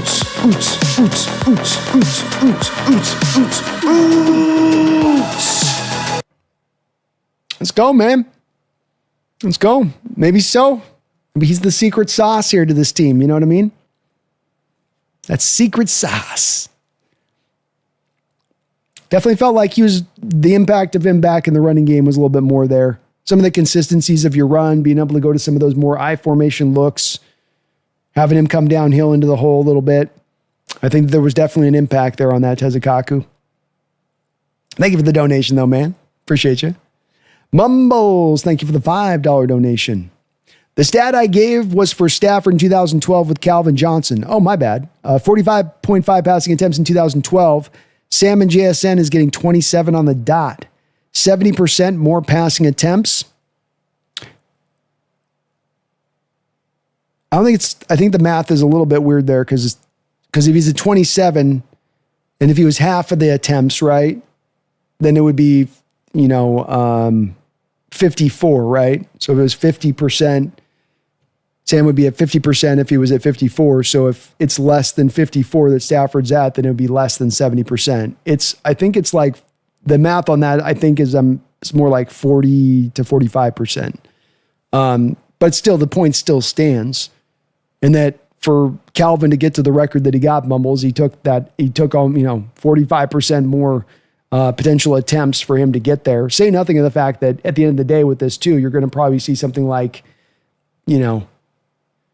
somewhere in the neighborhood of 50 to 75 more pure targets going in the direction of Calvin Johnson's to get that record, to get that number of yardage, to your point. And that's the, the kind of the baseline factor on that. So yeah, It's a big part of this deal is how impressive this is done, is that it's not just you throwing 19 targets in a game where you're behind 2 touchdowns the whole game and he's just eating up all these empty calorie yards. No, these are yards that count. These are yards that go get you the win. They're coming on a low volume of attempts, and it should make what both of these two guys do that much more impressive to everybody across the board. Because efficiency is, productivity is what you want, but productivity on the back of being maximally efficient is the ultimate. I would think, at least, Mumbles. Iraq Jat, executive producer, thank you for the $5 donation. He says, this is going to sound ignorant, but have we ever won a game in the throwback jerseys? It's not ignorant at all. It's been one where there's been a bit of a struggle in the throwbacks.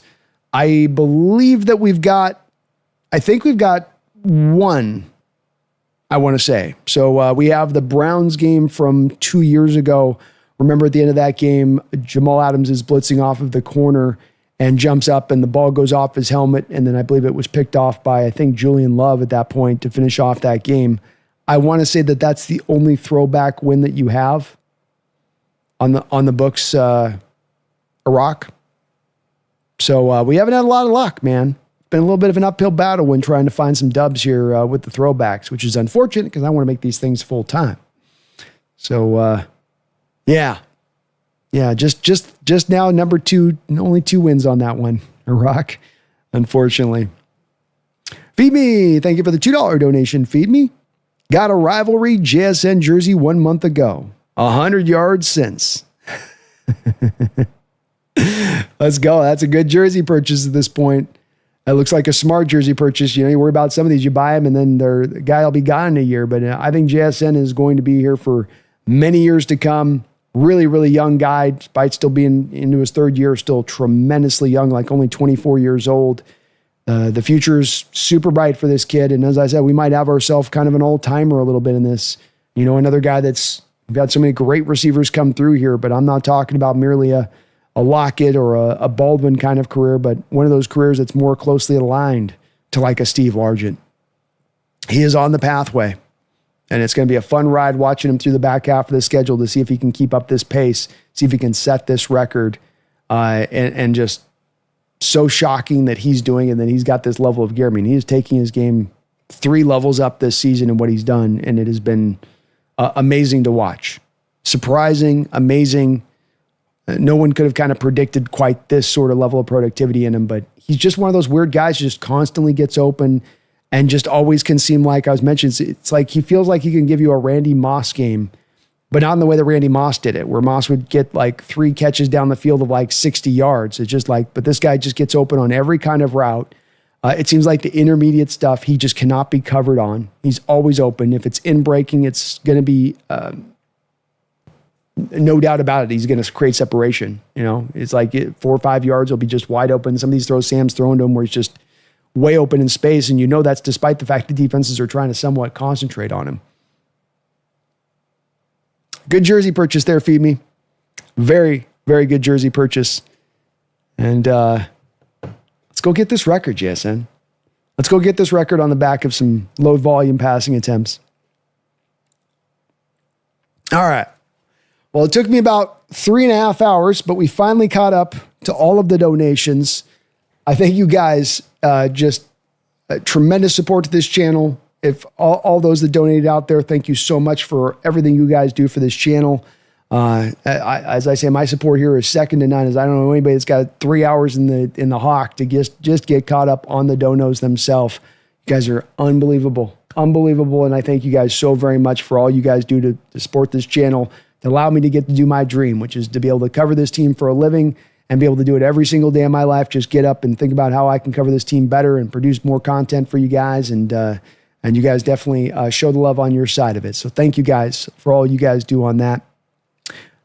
Josh had a question here. Where did I miss? I thought it was Josh says, "Yo, B, I've been waiting for the chat to slow down to ask you, what do you think was more embarrassing, the Packers losing a low score to Carolina at home, or the Commanders getting absolutely stomped at home by the Hawks?"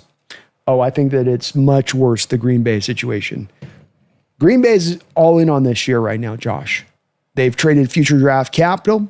They've given Micah Parsons a contract that's going to come to be laid to bear next year in a major way and is going to affect them from a cap standpoint because now you are paying a guy like Micah. You already are in the midst of paying a guy like Julian Love. You got the Josh Jacobs contracts on the books, the Xavier McKinney contracts on the books. So it's not like Rashawn Gary contracts on the books. So, there's some stuff there with Green Bay where they're just like, no problem here after this year. They're in there right now. And what you have with this Green Bay team is some oddities. They have built up this big, nice offense, investment in the offensive line, Golden to round out the skill position players. You get a guy like Christian Watkins back, in the fray for them at the receiver position, Romeo Doubs. They've got some guys there that should be able to kind of get the job done in the receiving room, but yet you're not so dynamic offensively. You're not so explosive dynamic offensively. You're seeing games where they're struggling to score and they're struggling to find the Cleveland Browns game. I mean, that's the thing. You got the Cleveland Browns game. You got the Dallas Cowboy game. The Arizona Cardinal game where it took a last-minute drive for you to just edge that one out with Jacoby Brissett as the quarterback for the Cardinals. And then you have this game. So I think the real disconcerting thing here, Josh, is that it's not just the one-off of this week. It's the fact that this is kind of now establishing a little bit of a modus operandi for this Packers team. And it's one that is not dominant. It's not one that's rounding into shape, but it's one that seems to be a team that might be kind of in that place that we've been in recent years, where you're not bad, but you're not maybe great either. And that the Micah deal didn't actually take you over the top as much as you thought it would from a defensive standpoint. And now their defense has been good, and it's definitely held the line to try to allow the offense to find its footing. But I think another part of this too becomes, Josh, what I would call a little bit of the lack of development that you get from Jordan Love. Because I think Jordan Love is still, by and large, kind of a one-read quarterback. He is still a guy that is very heavily reliant on a LaFleur to put him in the positions for success ultimately, and that he's not going to get a lot done on his own in that way. He's got a lot of talent. You can see that in the kid. He can move. You can see that in him. But it just isn't coming together for him quite like it should be. But no, that's way more embarrassing for them.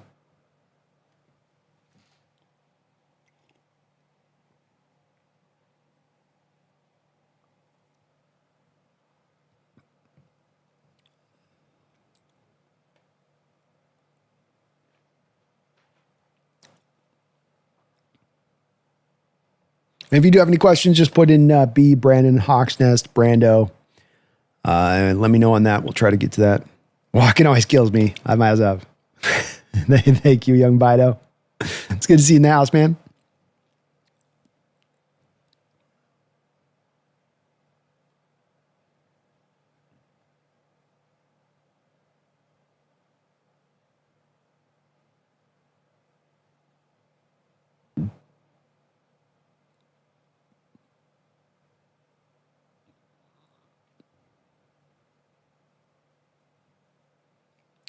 Mythic says, I know most 12s frown upon this, but I kind of want to extend K9 if the price is right.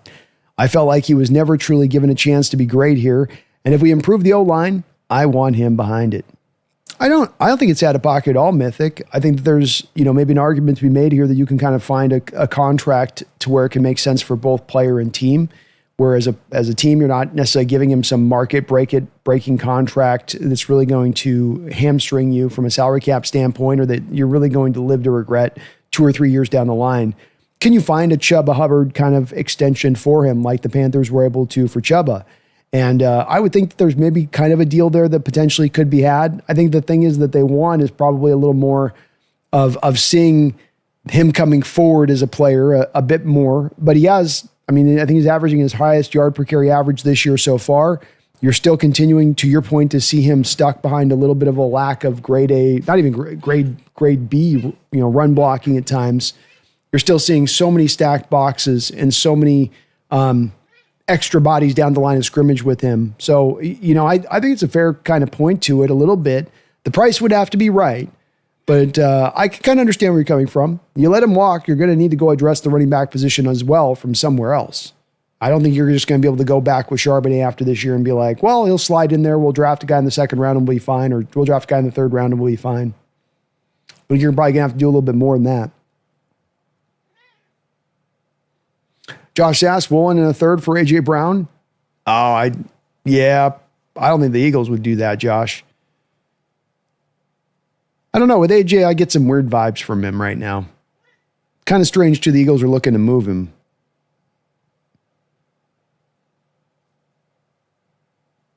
Batwood says Woolen's still a top 15 corner. I think he'll come up big in the playoffs. I like it, Batwood. Let's go.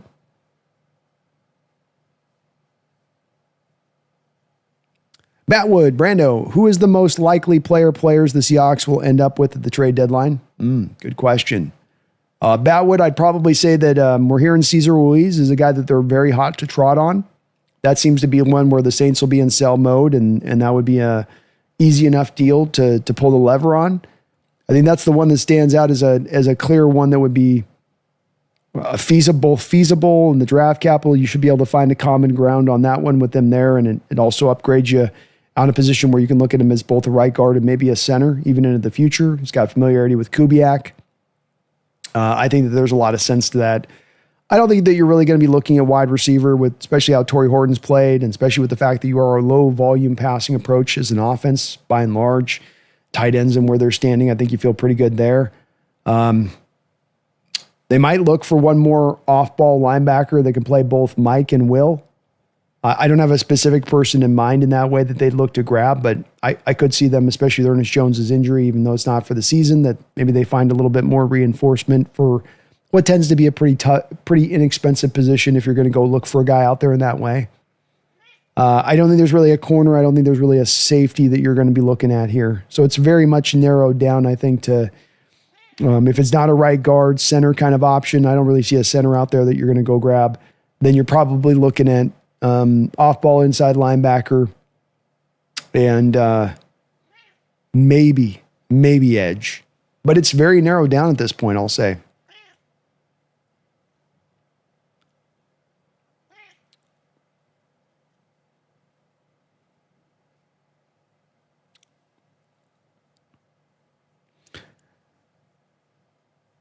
Fritz says, I have definitely coped with the Mariners' loss, got beaten by the better team, didn't hit good enough, didn't pitch good enough, had a lot of fun watching him.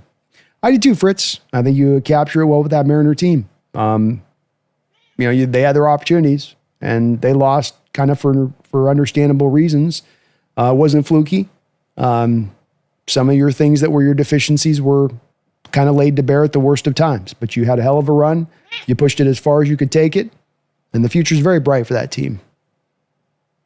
Kevin O'Connell, I think we made a run for it. You never know how many invites you get to the dance. I think we do too, Kevin.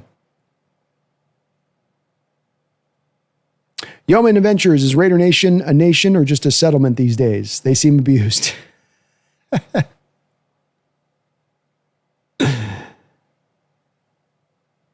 K-Stack, how you doing, man? Will says the Raiders should really tear the whole thing to the ground and trade Crosby to give him a chance to win a championship.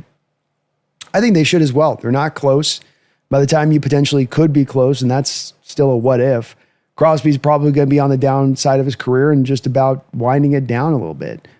I think really for the Raiders standpoint, you need talent on that team. Yeah, you need to establish a culture and, you've got to change the ways of the old, but you need more talent.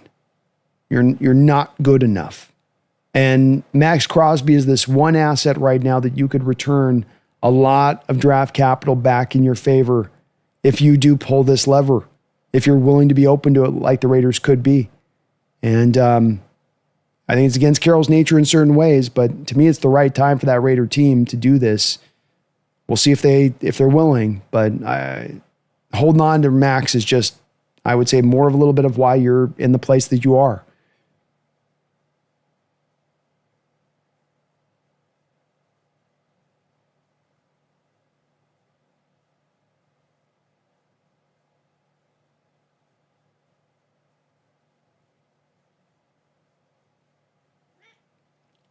Ethan says, Raider Nation, I love y'all with everything in my heart and soul. Y'all deserve better. Stay as one. It will change. Definitely kind of a little crypticness in the tweet there. Could be a little bit just after the game thing, but could be some crypticness there too. Josh says, Crosby, the Eagles would be awesome. They'll be in on it if he's available. Howie will definitely be in on it going, hey.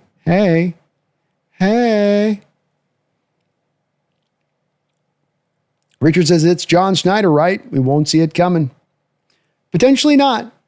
There are some guys that I've been able to kind of look at in recent years that he's gone after and targeted that, we could see a little bit coming. Like the Leonard Williams one was one we'd mentioned for weeks prior to the trade. I think we'd all kind of wondered about Jamal Adams as we got through training camp. I'm a Jadeveon Clowney deal. I was thinking about that one about a week and a half, 2 weeks before he was able to make on that. So some of these things you can sometimes see a little bit, but sometimes they come in as a surprise too. The Dunlap, the Quandre Diggs trade, the Ernest Jones trade.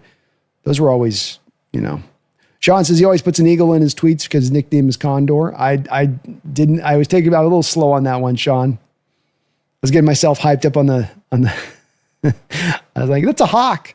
He's putting hawk emojis in there. Charlie, where's the victory cat at? She's on the lap right now.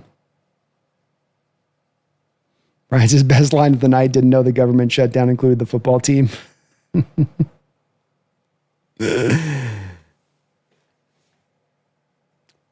Brain says, that's why I'm saying, I like the depth, especially because we saw how thin it can get. Yeah, we got some great depth on this team. Really does stand out.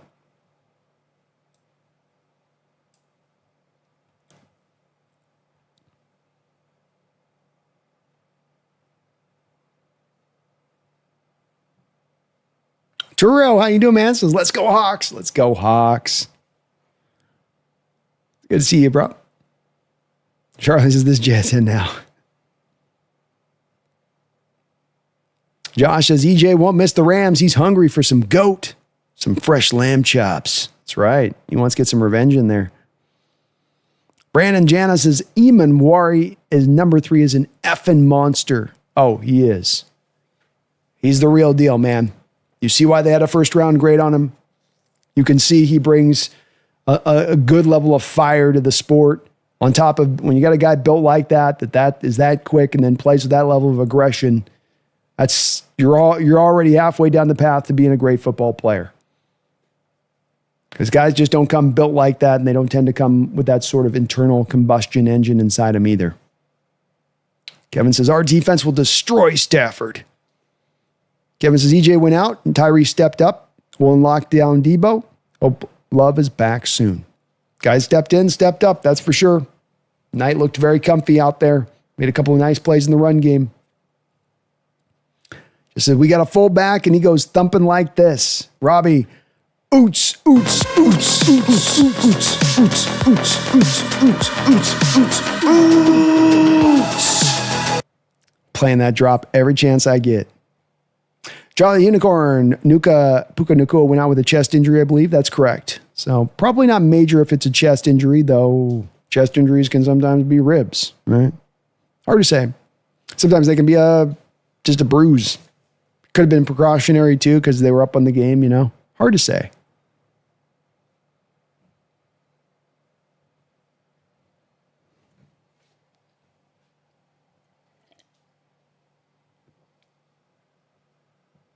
Brandon, because you're rocking socks just like the Hawks, brother. Keep doing your thing. Thank you, Brandon. Watching some of these highlights, Jay Harbaugh is not getting enough cred. IMO, holy crap. Special teams has been fantastic this season. Peely with the slap out. Dude, so nice. So nice. Yeah, we were talking about that a little bit earlier, Brandon, and the guts to throw a nose tackle out on your kick coverage unit. And not just to throw him out there, but to know that he can get the job done. And that's a hell of a fumble cause at that moment of the game because just you could feel that if there's any last little vestiges of momentum that the Commanders are operating with at that point, you've torn holes in their sails. And it just feels like that's kind of not a backbreaker, but pretty damn close to a backbreaker. Yeah. Dogzilla, thanks, Brando. Go Hawks. Thank you, Dogzilla. Appreciate you, man. Thank you for riding with me today. Charlie the Unicorn. Packers lost their number 1 tight end. The offense was running through the guy.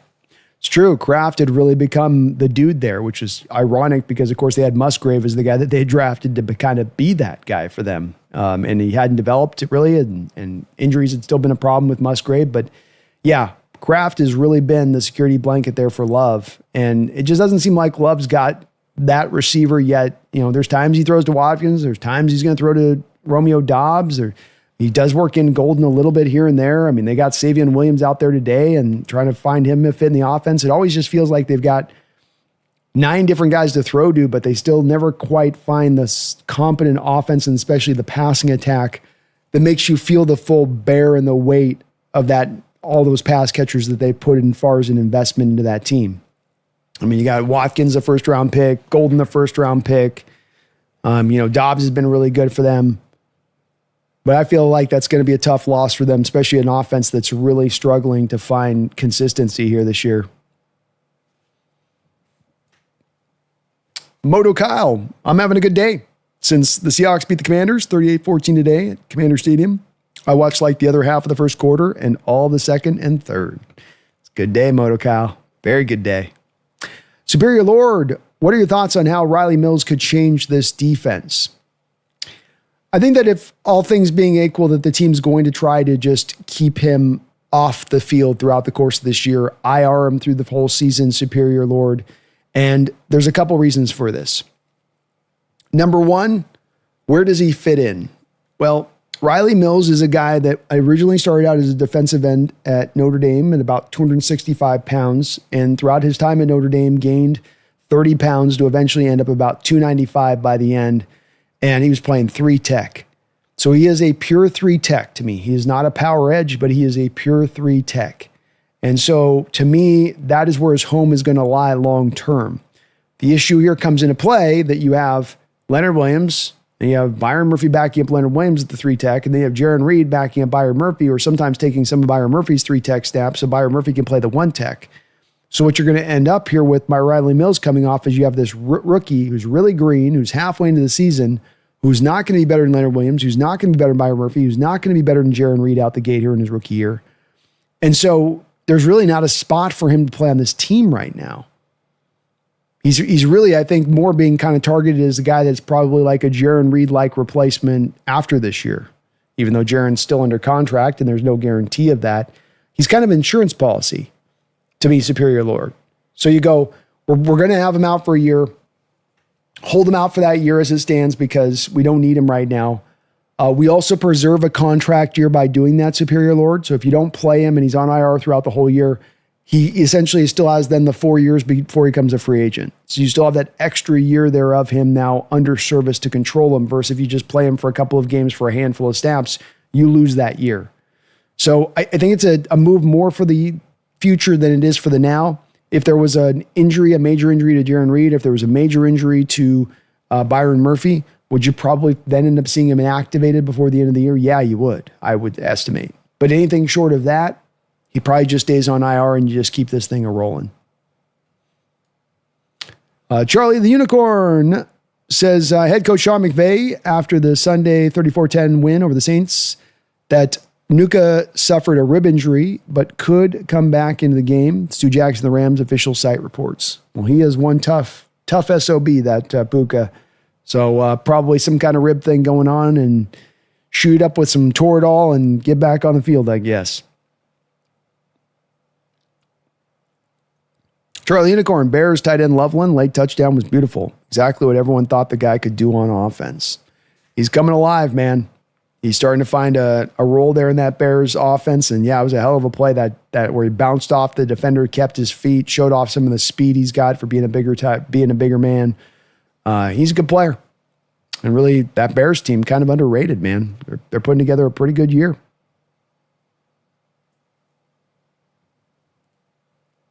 Scooby says, you can't really do much with broken ribs, laughing out loud. It's hard. You got to be tough as hell to be able to fight through that, man. I've seen a lot of receivers, for instance, through the years that if it is broken, that does tend to keep them out. Kevin says, kept out, DK out, remembered. Yeah, there's a lot of those kind of guys where it's like, every breath you take hurts. Every time you land on it, it hurts. There's no real, I don't think there's a way to really just, maybe you can do a shot there and kind of get through it on that, but it's one that does tend to hold them out. Evan, hey Brandon, just tuning in. What do you think we'll trade for, if any, on Tuesday? And how many trades do you think we make? Trading away or trading for? Thanks. Go Hawks. Commies got BTA'd in. Yes, they did. Yes, they did. Ruiz is the one that stands out to me that just seems to make a lot of sense. John's got to feel emboldened to feel okay with giving up the draft capital that might be required here. That's a little bit more than he'd normally feel comfortable with. But coming off the back of this win, how can he not be feeling himself a little bit to say, hey, let's let her ride, baby. Let her ride. So Cesar Ruiz, the right guard for them, a guy that was a center in Michigan coming out. Maybe the team that looks at him and eventually as a guy that could be their center of the future, if not the right guard as well. He's not on a tremendously expensive contract over the next couple of years. Maybe a guy that they take a look at here as a possibility. I think that he wouldn't cost a lot in trade capital, third round at most. Maybe even you can get him for a fourth rounder at this point. I do think that there's a couple of trades they make too. I think you look at right guard, and I think there's one other reinforcing trade, maybe even just to get depth defensively. I don't think there'll be any earth-shattering or groundbreaking move, but just that John will be active probably for two basic moves that he'll make to help upgrade this team a little bit. So Ruiz is the first one. The second one's a little bit harder to quite pin down, but it just feels like 2 is kind of the right one. I don't think that you're going to see them really trading anybody away. I know Rick Woolen's been talked a little bit about that, but I think that they're not going to get enough back in compensation to make that deal work. I don't think there's really a package way to make it go with him either. Likewise with Mafia, I just don't know with either of those two guys is there's just much draft capital you can get back in return. Whoever trades for Mafia or for Woolen, you're only getting a half season of their play. And unless you're intending to franchise tag him after the year, you're going to be basically SOL after that half season. And I just think it just doesn't seem how there's going to be a team where that aligns up quite right to make that work in my mind. So I think I think Ruiz is the one I'm locked into, but I do feel like, and I don't have a second name to give you, I do feel like you're going to end up with 2 here. But there's 2 more guys that'll be added onto this team once we get through the end of the deadline.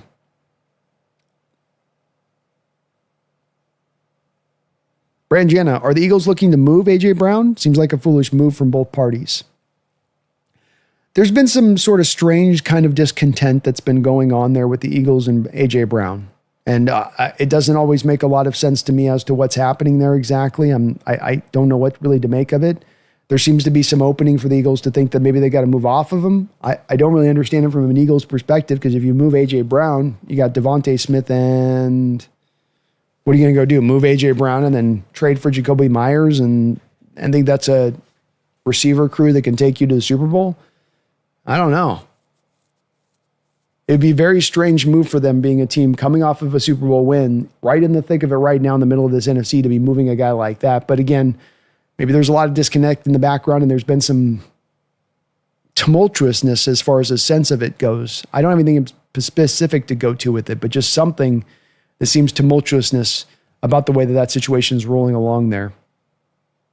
Spare your Lord, bring back Brooks. Might be a Jordan Brooks. It's definitely an under-the-radar kind of possibility that you never know of that might look to do.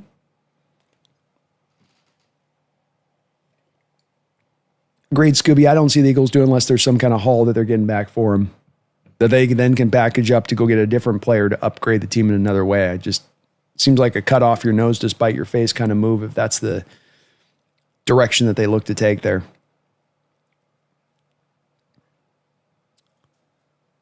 Jeff Logan, I'm fine with Sundell being center. He's not great, but him and Zabel have chemistry.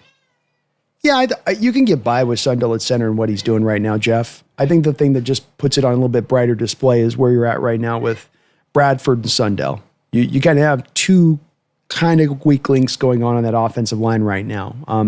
They're not completely awful play, but they are weak links. They are setting a standard of play that you could probably overcome. And if you have a guy like a Ruiz at right guard that's playing at least like around league average level, Sundell doesn't look as bad down there, I don't think. You know, he's a little bit more capable and it just doesn't look as much like a hole as it kind of a little bit does right now. He's been passable.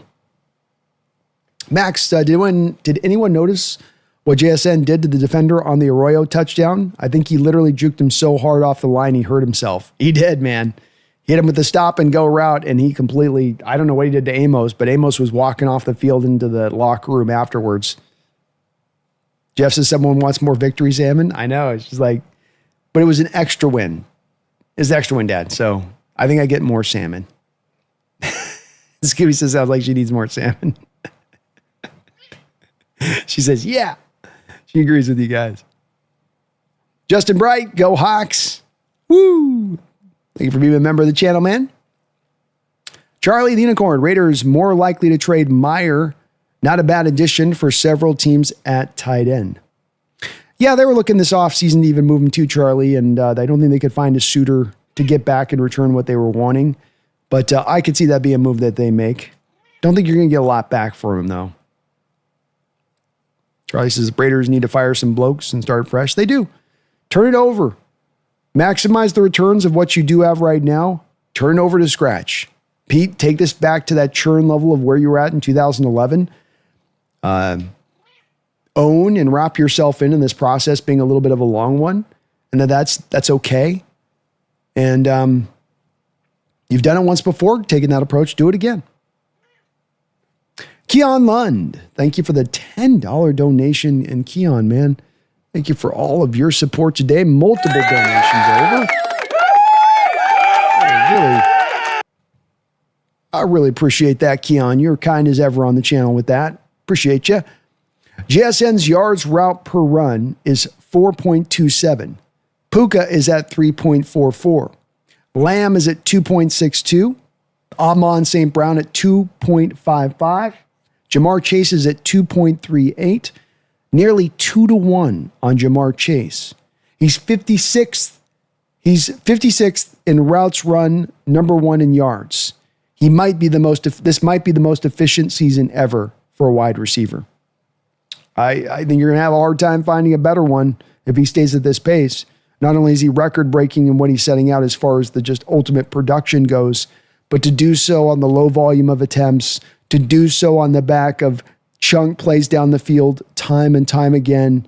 That's not just manufactured routes where you're standing in space on a little 7-yard stop route. A lot of those empty kind of catches and empty yards that you're getting throughout the course of a game at times is the number one receiver when you're being targeted so much. You are hitting it with chunk plays down the field. And the intermediate routes in particular, I mean, he's at least once a game, he's getting over the top on a 9 route, but then he's also hitting, I mean, it's just at will getting open on the intermediate stuff. 15-yard in-cutting routes down the field. He's just wide open time and time again for Sam. Yeah, I think definitely he is on pace to have the most efficient, if not one of the, look, it's going to be one of the best all-time seasons, just bar none, Keon, if you're going to set that Calvin Johnson receiving yardage record. I mean, that alone right there is just all-time as it is. But all-time efficient season too, I think that there's a certain argument that if he can maintain this, and great stat you just post there. So average yard per route run for JSN, 4.27. And you've got contemporaries like Jamar Chase at 2.38. So 4.27 to a Jamar Chase who is an outside receiver, who is a guy that's known for taking the top off the defense, and he's at 2.38. Now, granted, with Chase, he's got Joe Flacco and others throwing him the ball, but point still stands. Incredible production. And yeah, the most, if not the most, one of the most efficient seasons for a wide receiver in NFL history.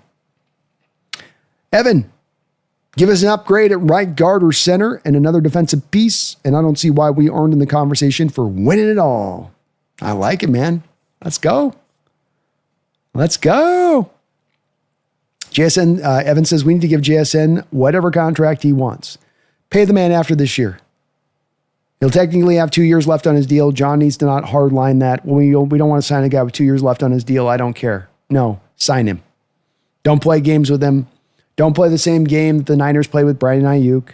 Don't play the same game that we saw the Commanders playing with Terry McLaurin. Get him signed. Have him in camp. Day one in the offseason program. All that other stuff. Have him all set up to roll with that. And he's worth it. he's earned it. If there's any receiver that's on pace to earn these kind of big contracts, it's JSN. And I'm not going to have the least bit hesitancy at all to make him that highly paid man. Dogzilla, I think Washington defensive coordinator had more problems with their snaps tonight. I think Washington, D.C. had more problems with their snaps tonight.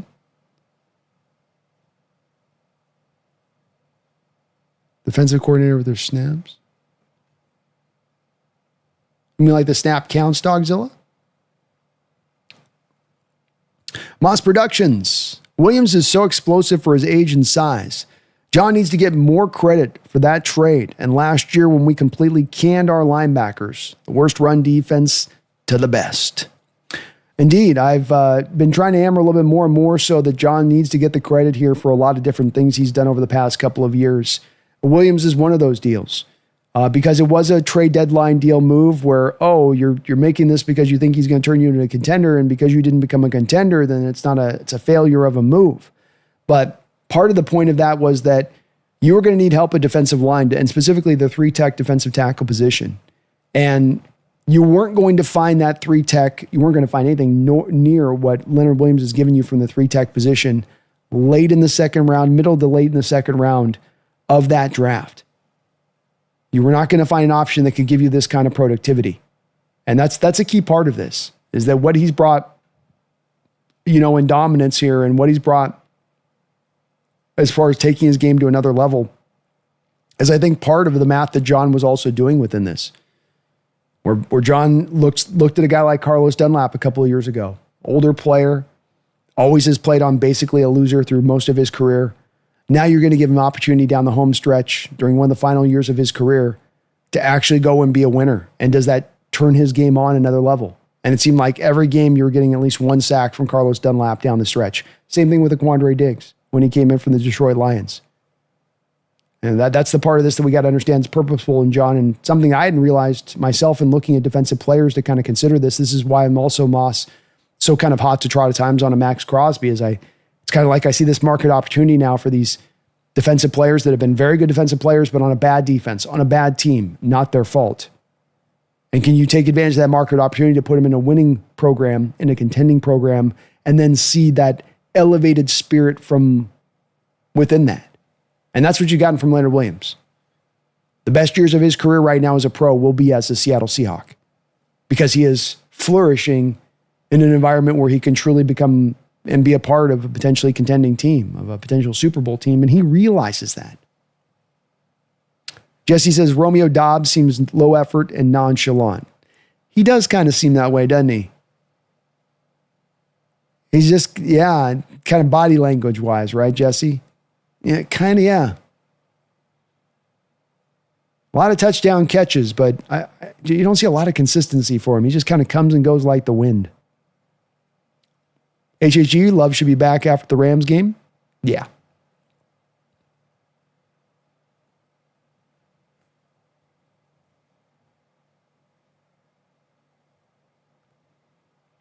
Moss, well said on your part, man. John deserves a lot of credit, and getting the 2 linebackers in here and the drafts he's had, the monies he's spent, the money he hasn't spent on the wrong players that wouldn't have been rightly placed. Never going to get every decision perfect from a general manager standpoint, but can you just stack up a lot of smart decisions on top of each other? That's really what I think you're trying to do. Brandon Jenna, I'm not trying to be a ding-a-ling, but Jordan Love isn't as great as prior Green Bay quarterbacks. Dude threw up 2 lofted duds today. That Carolina defensive back dropped the easiest pick of his career. I've felt this way with Love for a while. I can see the talents there. I mean, I can see what's got the Green Bay Packers bought into him, and there is moments that he gives you really good play. Watch this particular thing when you watch Jordan Love. Notice how with Jordan Love, everything really goes to the first read. And the second that you start asking this guy to go to read 2 and 3, the second the guy's got to start to be improvisational, you're getting mixed results big time from him at that point. He wants everything to be kind of set up easy peasy. He wants to hit the back foot, find where he wants to go. I mean, in a lot of ways, he's kind of like a little bit like Jared Goff in that way. And I think even Jared's probably better at targeting in the middle of the field than Love is. And he's more effective with it. But every time I've watched Love play over the past couple of years, I can both recognize the talent that's there, and I'm also left wanting more. Feeling like this guy's got more talent than what he's showing on the field. And I don't know if his game has advanced tremendously here as a starter over the past few years. He's a little bit of a frustrating quarterback to watch in that respect of things, and it remains to be seen if he's ready to rise up into those same likes of Rodgers and Favre that came before him, to your point. Yeah, I've got some concerns when I watch Love play. I can see that guy I can see things coming together for him down the line, and he gets that like development point or gets that next level point of development like we've seen with kind of a Sam Darnold. But he's also only like a year younger than Sam Darnold. Like he's 27, He's been in this league for a few years. It's kind of the time has come for this thing to come forward in his game. Like the Packers are counting on, like they're paying, like they've invested to make happen.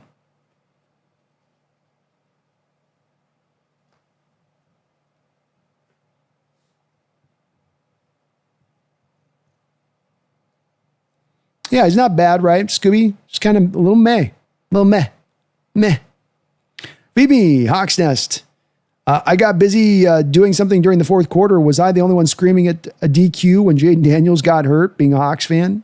No, I think that it was pretty consistent in the chat here too. I had more than a few donations that were referencing that same thing where, I think a lot of us Hawk fans and a lot of football fans love this kid and see the talent that he's got and the bright future ahead of him. And you're in that game at that point in time, and it just doesn't make any sense for you on a couple of levels. It doesn't make any sense for you to have Jaden Daniels in the game coming off just an injury as he recently has, just coming back into this game. Doesn't make sense that you had already indicated that you were basically going into the tank in this game. I mean, you punted at the end of the third quarter on 4th and 13. That's basically you saying we're done. Even that drive that you drove down there with Jaden Daniels, a lot of runs, a lot of kind of just bleeding the clock, a lot of winding the clock down to the last of the play clock. You're calling it a day. So if you're going to call it a day, why risk your young, very talented, very good quarterback just coming off an injury? I think there's going to be a lot of Washington fans that are going to be pretty mad at Dan Quinn for that decision. And then just the stupid cherry on top is the freaking read option call by Kingsbury. There's no way you have a read option keeper call in your playbook at that time of game for Jaden Daniels. No way. Or get Marcus Mariota on the field at that point. No, I was with you on that one, Femi. I think a lot of Hawk fans were. Gian, Green Bay has had 2 decades of excellent wide receiver play, and now it's such a shell of their glory years. I hated Jordy Nelson. Kind of a good point to all this, Keon, is that it's a team that's taken very much the same track to wide receiver play through these years. What's kind of interesting is that you have those years where they were so good through so many years where it was one guy being injected after another through that lineup. And it would be a Robert Brooks, it would be a Antonio Freeman, and this is back in the Favre days. You get more into kind of closer to Rodgers / Favre with the Donald Driver and the Greg Jennings and the Jordy Nelsons and Cobb and what he was able to bring there as a slot for them. And they always went with these sort of 2nd, 3rd, 4th, 5th round guys that they sort of developed over time who really could become top-notch receivers. And they've taken that same path in a lot of ways here, but those guys just hadn't really developed. The Romeo Dobbs and the Watkins hadn't really gotten to those same places that those guys had. Kind of what makes it ironic here, though, too, is they've also changed a little bit of their approach here, Keon, where you've drafted a Watkins in the first round. You've drafted a Golden this year in the first round, where before they had gone more into that 2nd, 3rd round role, and that was where they were. So it was almost like they were trying to find more of the difference maker receiver here with these recent guys they've drafted, and it just hasn't worked. And they're still with a little bit of a, like you say, it's kind of a shell of their former glory years as you look at the wide receiver room right now, where it's a lot of investment, but not as much return for all of that investment.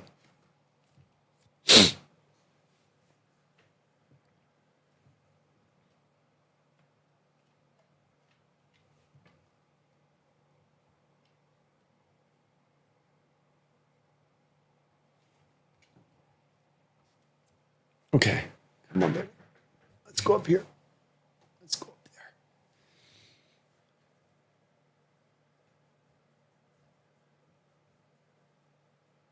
there. Keon says AJ Brown isn't happy after winning a Super Bowl. What else he need? He's getting paid.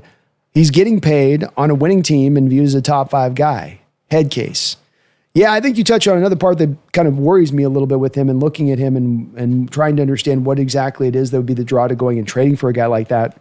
Because, yeah, you got paid when you got over there from Titans. I think they've re-upped him on another contract extension since that point.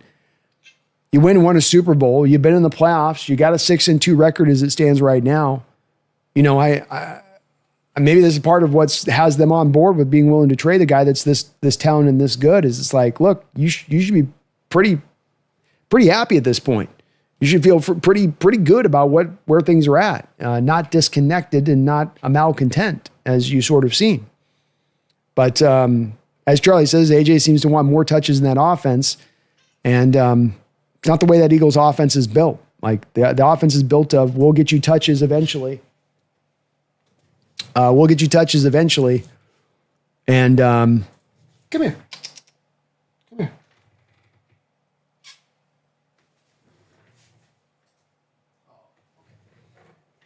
I'm going to ready for some lovies.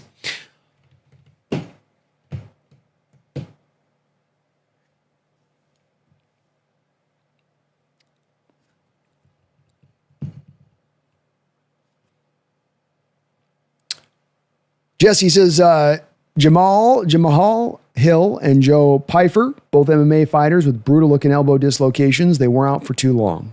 Good to hear. Hopefully Jaden can get back fast off that then. Very good to hear. Benelli says, Brando, we are a juggernaut. Let's go. Femi says, I hope I never have to see that again, like when Dak's ankle snapped and we had to watch it on replay like 5 times. Yeah, when the things go sideways or twist in directions they're not supposed to twist, that's where we get beyond sympathy, where you feel it empathetically, like it's in your own body happening. It's just like, I watched that arm twist like that and I was just like, oh. Just imagine how painful it is too. Charlie says, AJ reminds me of T.O. back in the day. It's kind of a little bit of the vibes of that. I mean, T.O. was certainly much worse. But it's like, goodness, like, read the room, man. You know, you've gotten paid a couple times over. You've been very productive with the Eagles since you've been there. Maybe you'd like to have more yards than what you're doing, but, you know, you're on a hell of a career trajectory and path right now. I mean, everything's kind of golden. Not sure why you want to rock the boat in that kind of situation. Kevin says that looked like a full dislocation of the elbow with radial head fracture plus probable shoulder injury due to the force of the guy and his weight traveling up his arm. His elbow was tenting out the skin. Tenting out the skin. That could be the name of a horror movie. This fall, tenting out the skin. 6 to 8 weeks, says Kevin. You know, you're 3-6 now from a Commander perspective. Mariota ain't getting you any dubs really, but maybe one in that time period. You let him sit for the season at that point, don't you? You let that thing go. Butterscotch, thank you for the $2 donation, Butterscotch. Playoff push in 2026 came early. Go Hawks. Yes, sir, it did. I said we're taking 1 step back to take 2 steps forward. And everybody kind of heard in that, not everybody, but a lot of people heard from me in that, oh, you don't see the team as having a potentiality for this upcoming season. And that was not ever what I thought. It was that could happen this year. But you're taking the hard approach this offseason to get to the 2 steps forward. And indeed, it has looked like Butterscotch that they have gotten those steps going a little bit forward, a little bit faster, able to jumpstart this a little bit quicker. And not just a playoff, not just maybe a playoff push here this year, but even maybe a contending push this year, at least a division contending push this year, Butterscotch. But always good when you can become a contender a year early. Great feeling to have. Kevin says, I've seen enough of those high-impact injuries to warrant absolute sadness for the man. Yeah. He also had nerve impingement because he kept trying to get the feeling back in his hand while in the cast. Nerve impingement. God. You're bringing up making the hairs off on my back of my neck stand up, Kevin, on some of this medical terminology. But it looked bad. It definitely looked bad. And I certainly, if you're Washington, you're not looking to rush anybody back on that one. I would not think. Jeff's with me. He said, I wouldn't bring back Daniels unless they are fighting for a playoff spot, and that doesn't seem likely at this point. Exactly. Everything on sign-wise for you as a Commander team is last year was a little bit of an anomaly. It's great that you got that quick success, but you've got a lot of things that you need to get right on this roster. You're very old defensively. You need to batten down this offensive line a little bit more. You need to get another skill position on the outside. Your tight end's older than dirt. There's stuff that needs to be done here from this team's perspective, and they're not ready to go right now, despite where you got last year, which can kind of trick you a little bit. Benelli says, I heard someone say we're turning into last year's Vikings. Maybe a little bit. I like that. I'll take 14 wins. Benelli?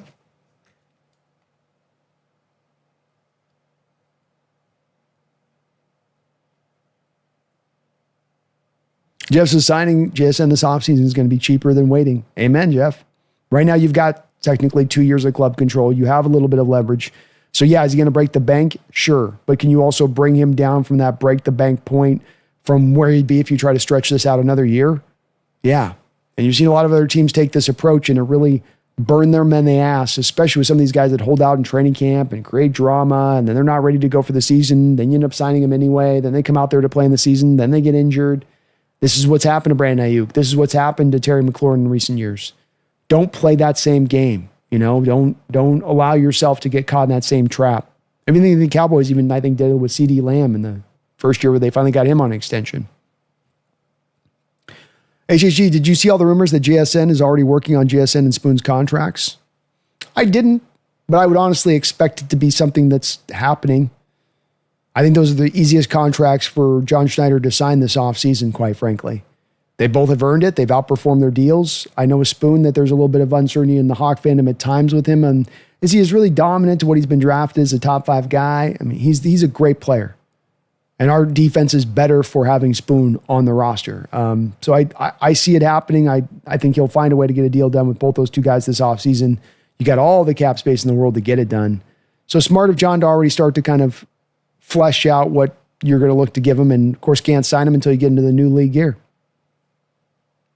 Charlie HawksNest, the 49ers may have lost 1 or 2 more players in today's game. Is this draft, is this a draft players that are injury risk, or is this a strength and conditioning problem? Strength and conditioning problem. It's the only thing I can go to, because if you look at the Niners over about the last 4 or 5 years, this has been a common problem over the last 4 or 5 years, not just a one year issue this season. So I'd estimate it's a little bit of their training process, that there's something a little bit wonky in that training process. Are they running too hard of a training camp? I don't know. I couldn't give you down the particulars as exact, like, well, it must be this that's causing this to happen or that. Michael Williams, for instance, let's take this as a given case, Charlie. He's injured in most of the last part of the year there with Georgia, fights through the injuries, able to play pretty good for Georgia, but also limited a little bit by those injuries and his pass rush productivity in particular. So now the Niners get him. And I think what you saw here is you got a rookie out there probably having to play way too many snaps. And one thing this is one thing where I can't prove or know what the truth is on this, but my instincts on this are a little of, you took this rookie that was a raw rookie. You had Bosa out there as your one starter. You got the kid that they got out of the Jets there in the trade to be their other edge. And then you're hoping to have a kind of a 3-man rotation there. Well, instead now you lose Bosa. You lose Bryce Huff, your other guy out there. He goes out. CJ West on the inside. He's out. So now you're probably coming back to Michael and you're like, oh, we got to ask you to play way too many snaps now. And then you have this game playing too many snaps, and that game playing too many snaps, and that game playing too many snaps. And now you're halfway into the year.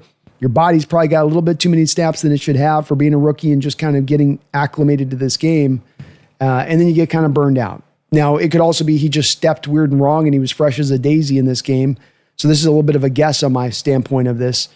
But another part of the tale with this would be the Niners having a very old roster. And if you're going to have an old roster, when George Kittle gets injured, not the biggest surprise. When Fred Warner, an older player, gets injured, not the biggest surprise. But they've also had the youngsters injured as well. So that's where you kind of come down to, well, it's more than the randomness of it. The fact it's been a multiple year thing, it's got to probably be more of a strength and conditioning issue than anything else.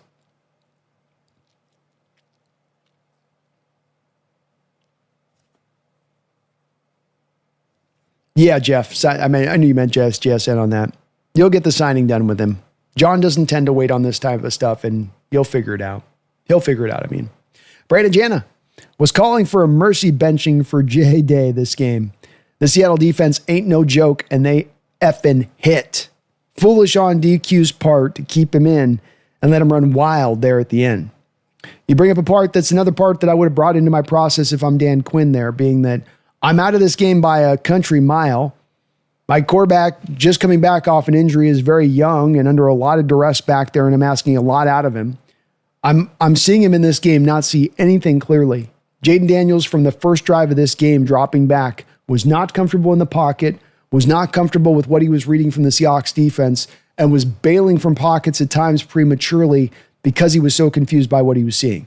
So you get into the fourth quarter and you take all of that into account. It probably should equate to, let's rest our star quarterback. Let's call it a day on this one. Just wasn't our day. Seattle's just too good. But instead, Dan Quinn went into weirdo mode.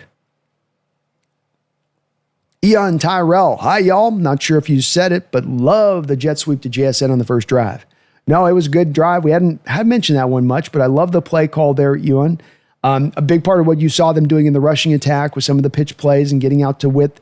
They were trying to test Bobby Wagner. And can you still get out to these plays? Can you still reach these runs? Can you make it out there? And, you're able to exploit them a little bit with that. I like the jet sweeps because it does keep those defenses, true in how they're playing it. They can't just lock in on the running back. Their eyes have got to stay to that fly sweep guy, and that hopefully that gets you more width to be able to attack sometimes in more of the power game, but you got to run it. And we've seen with Seattle here this year so far, they haven't run a lot of those jet sweep type of plays often. So it's not there to really keep defenses, I think, as much honest in how they're playing you with the fronts. But it was a cool play. And more of it would be nice. Doesn't have to be just JSN, but just more utilization of it in general. Even a Cooper Kupp can run that type of stuff too. Gambling Goat. What if the Jets wanted to part ways with Quinnen Williams? Would that just be too many big men in the middle of our line? I like Quinnen Williams a lot, Gambling Goat. He's a hell of a player. The issue becomes too many 3-techs specifically. So at defensive tackles, you're going to have nose tackles, you're going to have 3-techs. Now, there's times that you can have 2 3-techs on the field in their alignment, 2 kind of the lighter type of bodies of defensive tackles, right? Which Quinnen Williams can do some nose tackle stuff, but he's really more 3-tech than anything else. So what you're going to end up with is you got a pecking order right now already. Leonard Williams, your number 1. He's playing as good as any defensive tackle in the sport. Quinnen Williams isn't eating into snaps from Leonard Williams, really. You got Byron Murphy playing some nose tackle, but he's playing some 3-tech. He'd be the next guy up on that pecking order. You got Jaron Reed as well, who's playing solid football. You're essentially going to end up with kind of 4 3-techs on the roster at that point, Gambling Goat. Can't have too many good defensive linemen, they like to say, but you might end up with a couple of talented guys just sitting on the bench, not getting as many snaps at that point. And the cost would be pretty great to have to bring him in here. The Jets are going to want a first-round pick back in return. So it wouldn't line up. If he was more of a guy that could play more of the nose tackle role on the often, then maybe that's something that you look to do, but not otherwise, just because you have so much redundancy there at the position as it stands. Mr. Kane, my brother from another mother, how you doing, brother? He says, Hawks Nest, JPJ plus Las Vegas 4th for Seattle's 5th, flip a 3rd, 4th plus Seattle's 5th, flip that for 3rd and Anthony Bradford. Or we got Zeitler plus Seattle's 4th, and the Titans flip for the 6th. We bolster the line plus move up in the draft. Las Vegas 4th and the Titans 5th. I'm okay with it if you can pull it off, Mr. Kane. I think it's going to be just hard enough to just quite find a fit with one offensive lineman because of how inoften offensive linemen go and how inoften teams are really willing to be parting with offensive linemen. I still would blow me away if the Raiders were really willing to move JPJ. Not that I wouldn't jump on it with 2 feet, Mr. Kane, if he does become available. But I think that where you're at in the bottom line is that you need to if you could add any of these 2 offensive linemen, you do so. Zeitler would give you passable play at the right guard position, far beyond what you're getting from Anthony Bradford. And then JPJ, you have a guy that can play both guard and then maybe gives you your center of the future there at the position as well. Also a very tremendously young player. So, you're probably in the neighborhood of about what the trade could be for. Certainly you are with Zeitler. Hard to say with JPJ on what the Raiders are expecting to get back for him, especially as being a high second round pick, but about a year and a half ago or so.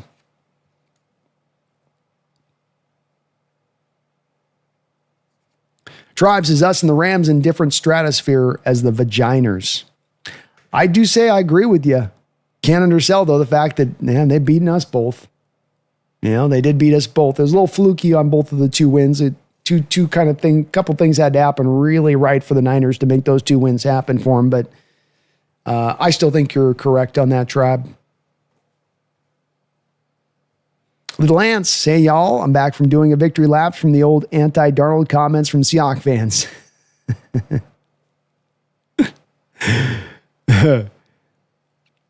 Iraq, thank you for another $5 donation, Iraq. Appreciate you for that. Very kind of you for all the support. Looking at the schedule, are the 2 Rams games basically going to determine the division?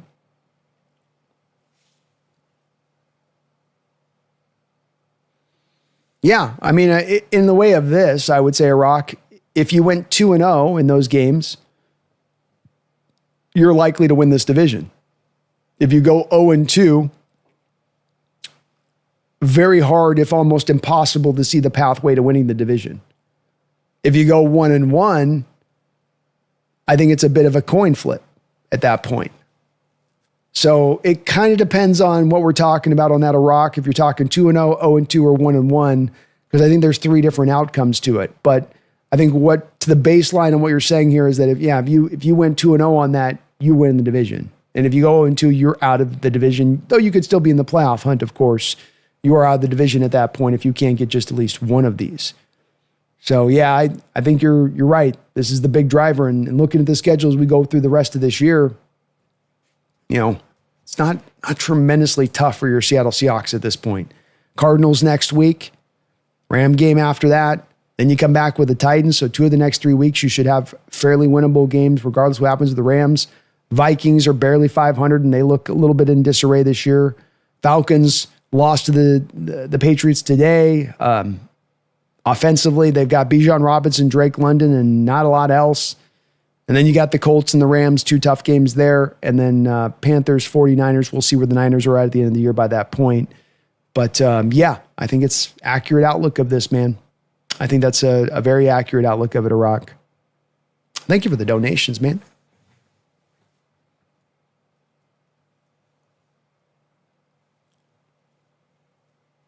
SZ Kukokin, thank you for, he says, Jordan Love is just Jalen Hurts with a worse supporting staff.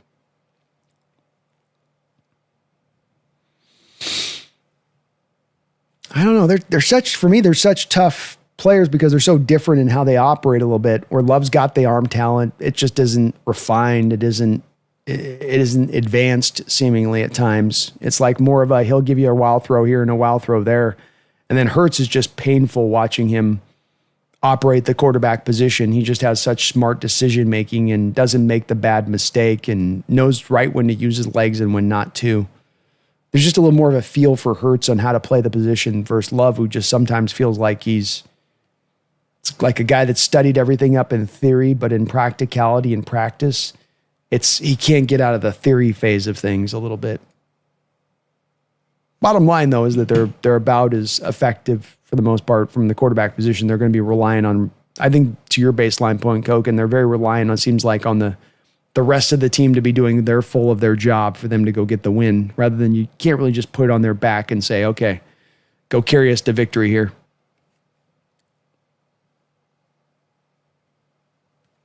SE Koken, Brandon, I changed my bank, so when I get my new card in 2 to 4 weeks, I'll renew my membership. Sounds good, Koken.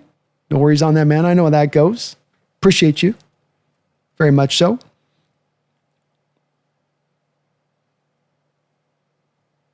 Kevin says, I just watched the Patriots-Seahawks Super Bowl last night. I don't know why, but I know I feel strongly about opportunities coming around once in a while, and I feel we are in a position to crush it. Looking at our schedule, we can definitely push for it. You never know when you're going to be here opportunity-wise, Kevin, and it's very easy to say, well, this is the start of a run, start of a Super Bowl window. We'll be right back there next year. We'll be right back there the year after that. But as we've seen in the NFL this season, and boy, this sport is so humbling in this way, even just to go through where you think you're at the start of the year to where you can end out at the start of the year. It's very humbling in that the greatest of plans of mice and men, the greatest of visions of mice and men, and that you can think it's going to be this way, and suddenly you take this hard line left turn, And you're finding yourself in almost back into kind of a rebuild mode. Look at the Washington Commanders, coming off a conference title, coming off being this close to getting yourself to a Super Bowl, and yet you might find yourself pivoting into this offseason saying, we got to turn a lot of this over. We've got a lot more closer akin to what needs to be required of a rebuild more than we're in a retooling and a reloading kind of session. And it's just the way the NFL can turn on a dime in that way. And so to your point, man, when you are in a position to strike, when Lady Luck has fondly looked upon you with the injury situation, when your team seems to be getting better as the year goes along, when you can see that you've got positions aligned and set up for both now and into the future, that you should be good to go there, where there's less of a need to have all of that future resources to make the team even better in the future because it's right already there. It's ready to push through. Yeah, I think you got to strike when the iron's hot. And right now, I see red on that iron. I see a just pure red up and down that iron. Max says, AJ Brown's jealous of JSN.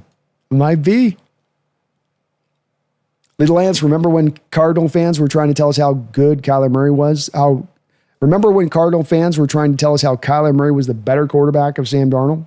I do remember. Hell, I had the whole NFC West roundtable telling me the very same thing at the start of the year. And then all of them backtracked, by the way. 2 weeks ago, I brought that all back up to them, and they're all like, what? No, we didn't. I mean, Mike didn't. I'll give Mike credit. He didn't do that. But Jake and Jesse were like, what? I never said that. I don't know what you're talking about. Like, I know you guys did. Kevin O'Connell, if Darnold brought us the Lombardi GD, it would be the beginning of the dynasty. God, what a kickoff that'd be, huh? Woo-wee. Orlando Roca. AJ should have paid homage to T.O. for Halloween and do sit-ups in the driveway. Kevin says Darnold can be here for a decade. He can, man. He absolutely can. These guys can play into the mid-late 30s, and we're on the beginning point for a very nice run, I think. Tezakaku, thank you for the $7 donation, Tezakaku. The Bengals, Chase, has more solo tackles than Shamar. Their defense is so bad. He meant Shamar Stewart, I think, on that one. Chase has more solo tackles than Shamar Stewart. Their defense is so bad. Another one of those weird teams out there with some of the moves they made this offseason, the signing of the receivers to the big money.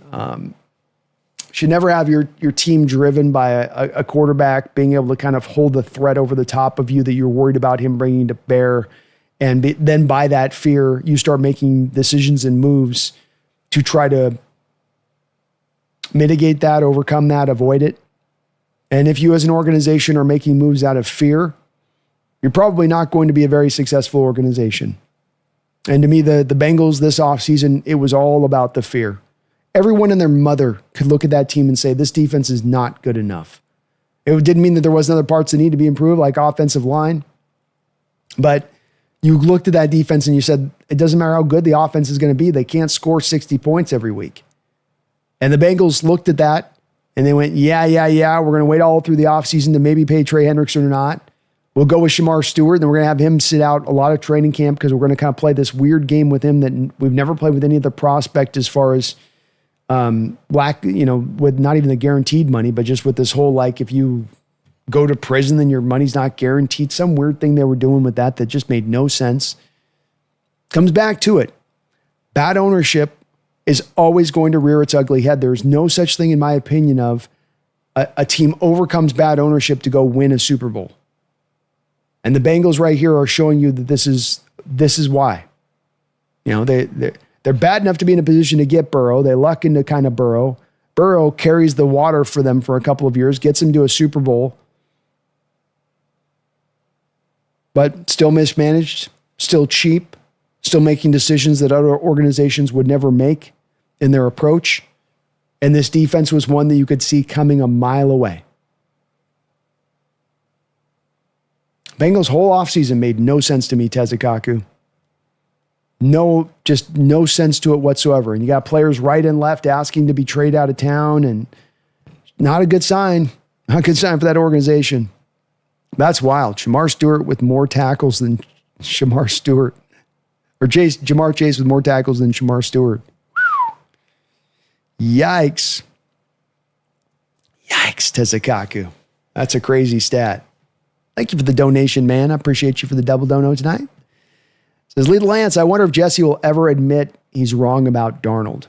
I finally got the baseline, at least, of what it would take. So, in his opinion, there's nothing that he can do this regular season to prove this. Like, he can go out there and throw for 4,500 yards and throw for 35 touchdowns and 6 interceptions and have a 70% completion percentage, and that's not going to move Jesse's needle. It has to be one simple playoff win, and then that will then convince him of Darnold at that point. I don't know why it's arbitrarily that, but that's what he's determined. Max says, did you guys notice on the first touchdown to Horton that they were triple covering JSN? I did see that. Definitely sliding that bracket his way, and those doubles are going to start to come now. And I think you already saw it in that a little bit in the first half. Then Washington really ramped it up in that second half, Max. That's why I think there's a little bit of less touches there for JSN in that second half. But yeah, they were definitely started to bracket him up a little bit. Lethal Lance says, I wonder what Jesse's eyes were telling him after that first half. Vimy More Seahawks, thank you for the $2 donation. He says, I just won my fantasy because of Darnold's great day. Ooh, extra sweet. Extra sweet there. Get your fantasy winning on the back of a Seahawk carrying the day. Let's go. Feed me. Thank you for the donation.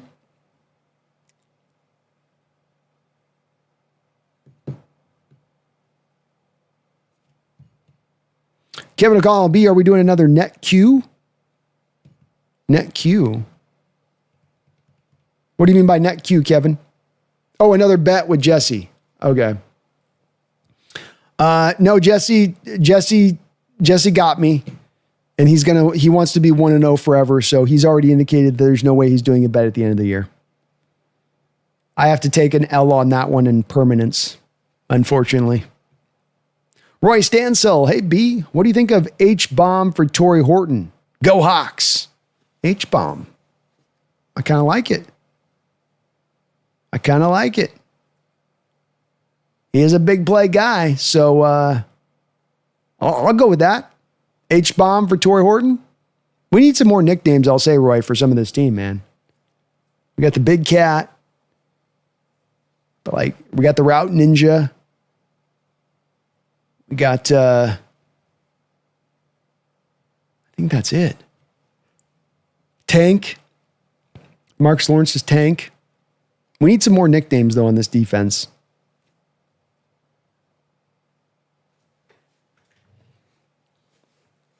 Scooby says, put them in a big bowl, too, B.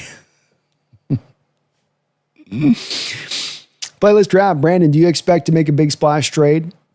No, I think I think the way Jay Glazer captured this earlier on today, and it's why I posted it as a short to my channel with Jay talking this, because he's the guy that's pretty connected in the league, and when he speaks to this stuff, it's with fairly well-sourced sources.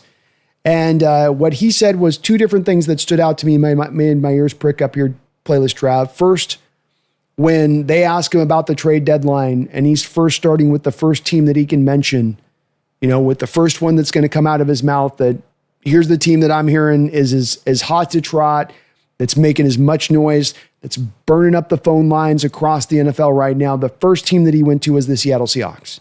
And he said they're looking for multiple upgrades. Now, he went through a couple of other teams, but then he finished it off with saying he didn't see some big market swinging kind of deal out there that was going to be had. It was going to be more of these sort of a little bit under the radar-ish moves. I think that the biggest trade you see the Seahawks make, I think the highest capital of draft compensation that you could see being made here is probably going to be something in the neighborhood of a third-round pick. That's the most John probably ends up giving up at this trade deadline. And then there's no guarantee you find a trade to even have to give up that much. But that's probably about as big a swing, I think, as you're going to see.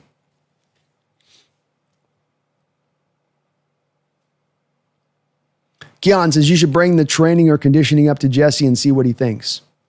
Oh, I've had talks with him about this, and he thinks that there is definitely an issue right now with some of the training staff there with the Niners, and that they need to relook at this because it has been easily a 3 or 4 year problem.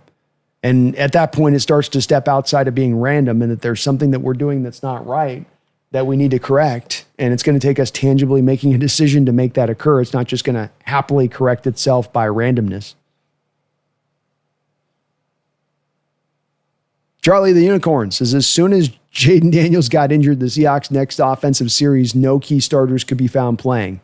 Mike McDonald learned quick. Yeah, I can't blame Mike for that. And I love that Mike was willing to pull on that ripcord very fast. As you left the end of that third quarter, once that 3rd and 14 happened and they decided to punt being the Commanders, that game was done. The work is put in. Yes, there's still a quarter left, but you've beaten that team and you have beaten them soundly. So you got an opportunity to rest guys. One of the cool stats I got to see in this game was you got Leonard Williams over on the sideline. Started the fourth quarter. He's just chilling. He's only got 22 snaps coming off this game. For a guy that's in his early 30s, a guy you want to keep fresh throughout the league, you want to get him some games like this where he's only got those 20, 30 snaps, especially if he's going to play all the games this season. We're speaking about Michael Williams with the Niners and how maybe some of the injuries on that defensive line for the Niners, CJ West, Bosa, Bryce Huff out for a few weeks, that some of these injuries now forced him to maybe play more snaps than he should have to play, maybe wore him down, maybe contributed eventually to this torn ACL that does occur. Whereas you have your Seattle Seahawks on the other side of it, and with the 4 edges, you can keep those guys rotated. With the 3 defensive tackles that you have that are all high quality, you can keep those guys rotated and fresh throughout the season. So that when we talk about being able to play at your best at the end of the year, instead of like running out of gas at the end of the year, instead of we tapped everything out that we had to tap out and we got nothing left. Guys used it all up in the regular season. We're going to get in the playoffs and we're going to kind of run out of steam here.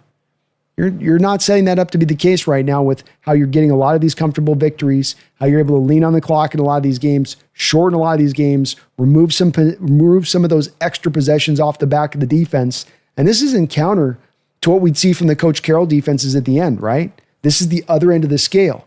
Because remember with Coach Carroll's defense, remember the end of Carroll's defense there, where our snap counts were the most in the NFL, so that collectively, when you looked at the Seattle Seahawks, they had played like, let's say, a game and a half more defensively than the Niners had on their number of snaps to their defense, that it got that out of whack on that. You're going to be on the other end of that scale, removing that like game and a half from this defense collectively through over the course of the season. We're going to look at a team like the Cardinals, look at their defensive snaps, the Seahawks defensive snaps at the end of the year, and they're going to be on the good end of that scale. And that adds up. That helps you to then go make playoff noise because you got the fresh team to be able to go and do it and get it done. It's a big factor. Brandon Jana, Jesse is that kind of dude that's never relent on his initial take. That's my guess. In his mind, Sammy D will be the Sammy D from the Jets, even if our Hawks win 3 straight Super Bowls with him. I think there's a heavy pull, Brandon, because, and I got to give Jesse credit on this with, there's a lot of stuff he gets right. And remembering what Jesse is that he is very much contrarian, I think, to some of the positive Niner fans that exist out there at every single turn that are just, doing nothing but waving the pom-poms despite anything happening. And then it'd be very easy for him to do that with the success the Niners have had.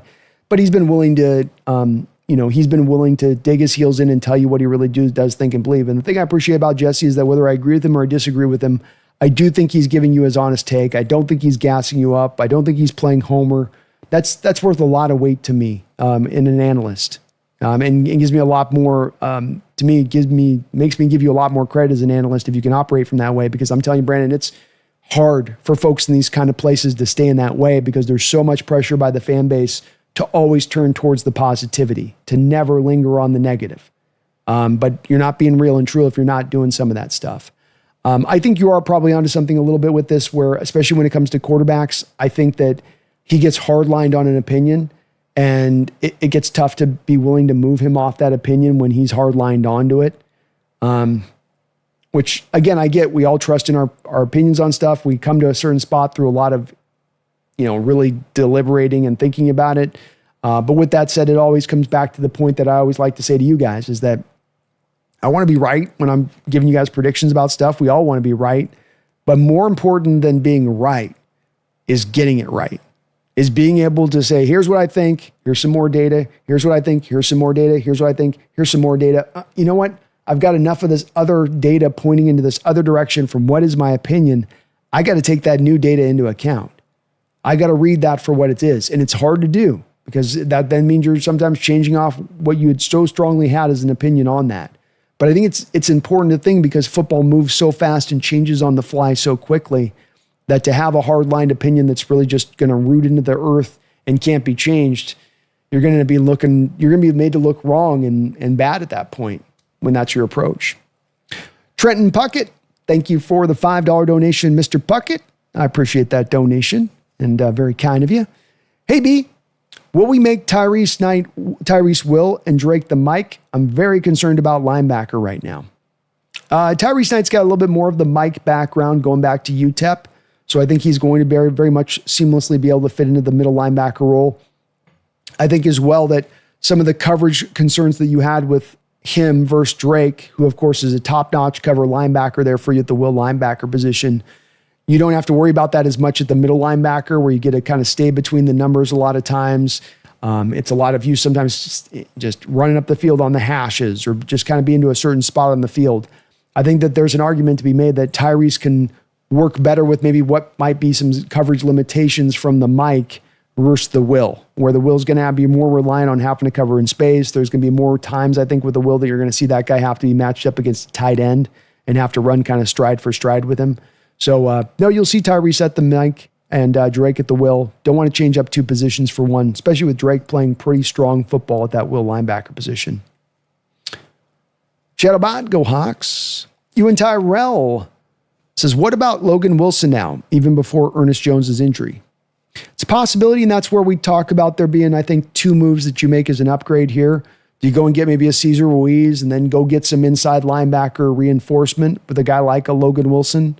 I could see you doing something like that just to make sure you got the depth there. The John makes as much just moves to ensure that the depth's going to remain strong throughout the whole course of the season at all positions. And on the off-ball inside linebacker, especially if this is one with Ernest Jones where this is going to take a couple weeks, you could understand why he'd want to look to, why he would want to look to reinforce that just a little bit. And it's not going to cost you a lot. You could see that the collection of a Cesar Ruiz and a Logan Wilson might cost you in full something like a 3rd and a 5th round pick, which doesn't feel like too high a cost right now. Considering where this team is at and how much they got rolling well. Jessica says, yeah, Brandon, that's called Jesse being stubborn. Definitely got a stubborn streak to him, that's for sure. Kevin says, hey, this time of year, we were talking about a 24-hour stream. I know. I owe the channel a 24-hour charity stream, and we are going to do that at some point. We will do that at some point this year. I don't know if I'm going to go into the off season to do it, Kevin. It might be in season here, but I owe the fan base a 24-hour stream. That's for sure.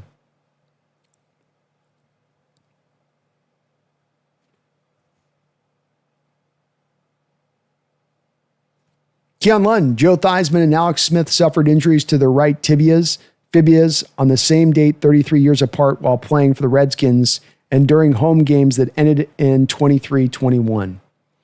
Yeah, you know what? I have that thing. I'm glad you brought it up, Keon, because I probably should. It just is fun to... let's see if I can find it on my deal. It's like at the bottom of my bookmarks, I think, if I can locate it. But it's one of those eerie stats. It's like the... It's one of those eerie stats like the one with that they do with the Lincoln and the Kennedy deal. Have you guys ever heard about that one? That's another one that's like, that'll break your melon a little bit.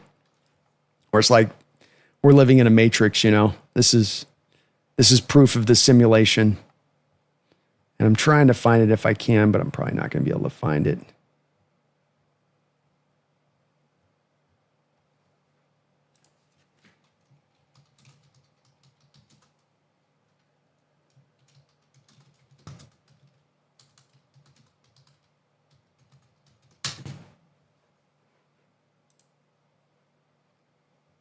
Oh, here we go. I found it. I can't believe I found that. It's pretty crazy. Check this out, folks.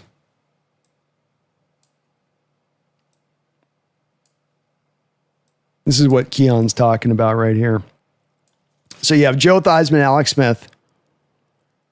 On Joe Theismann, he's got a broken right tibia and fibia. Alex Smith has got a broken right tibia and fibia, so the same injury. The date for Joe Theismann was November 18th, 1985. The date for Alex Smith was November 18th, 2018. So the exact same date. Exact same date. Of course, Washington Redskins, both team. Location, Washington, D.C. So it happened both in D.C. as well. Both quarterbacks, same injury, same date in Washington, D.C. The injury happened for both players at the 39-yard line. The final score of both games was 23-21. It was caused by, in Joe Theismann's case, 3-time Defensive Player of the Year award winner Lawrence Taylor. And in Alex Smith's case, it was occurred by 3-time Defensive Player of the Year award winner J.J. Watt. The left tackle for Theismann was Pro Bowl left tackle Joe Jacoby, who was off the field due to an injury. The left tackle for Alex Smith was Trent Williams, who was off the field due to an injury. That's kind of some eerie stuff to me, just a little bit there. A little bit. If you guys ever get a chance, look up the Kennedy Lincoln connections, which has kind of some of this too a little bit. You know, Kennedy had a secretary named Lincoln, and Lincoln had a secretary named Kennedy, and boy, that one gets super crazy if you ever look into that one. We're in a matrix, folks. We live in a simulation. I'm telling you. Live in a simulation.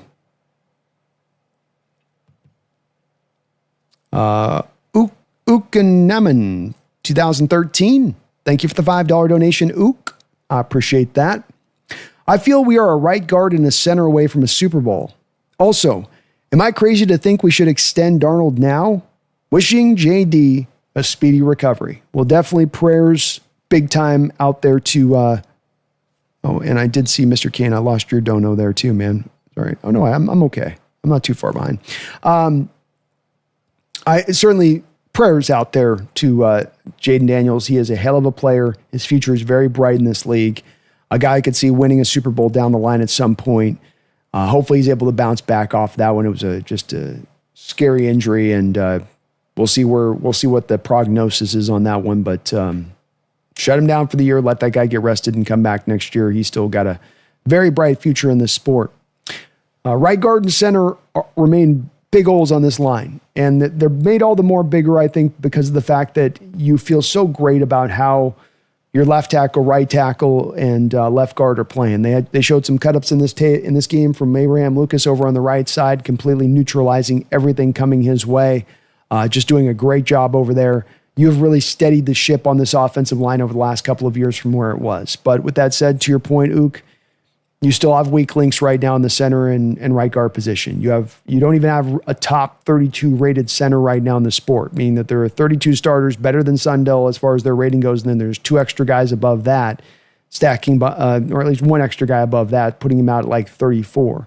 And in Bradford's case, he's like league worst just about at the right guard position. Oh, so you don't have much of a baseline here that you have to improve above just to do a little bit better. But it is a hard position to address.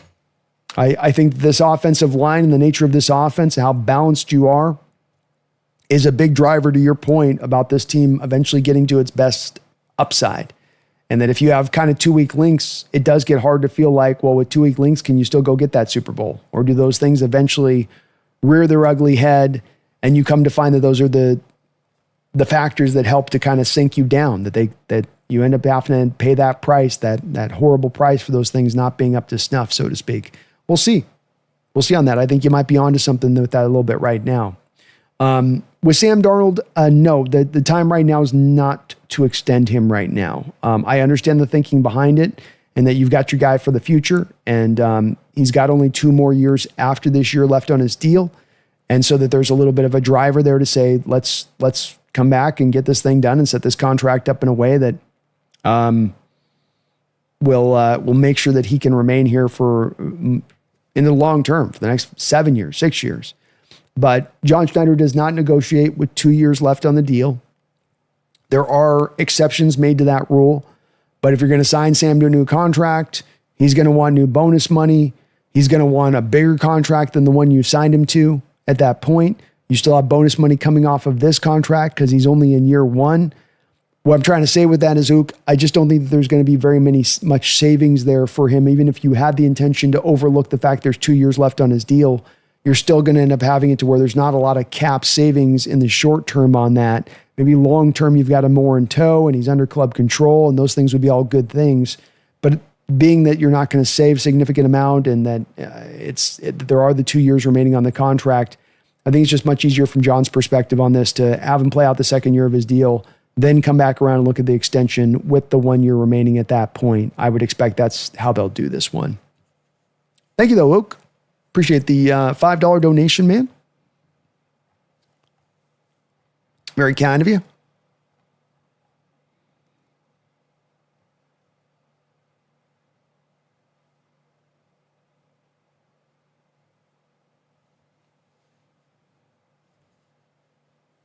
Val Ramos, Darnold will be trash, but he learned how to play football again, being a backup in San Fran. Maybe so, man. Whatever it took, that's all I'm going to say. Val says Mac Jones is way better the quarterback than Darnold. No. No. That part's factually incorrect. He's playing good, though. I'll give him that.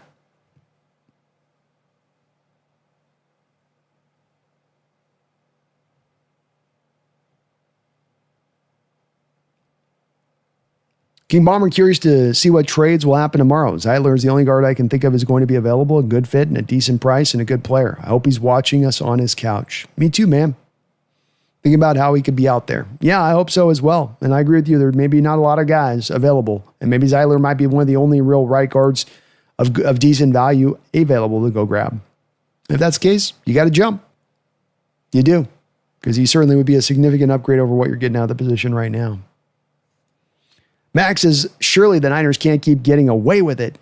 They're like the weekend at Bernie's of the NFL. Oh, they are. I've called them the zombie team, Max. They just keep lurching forward.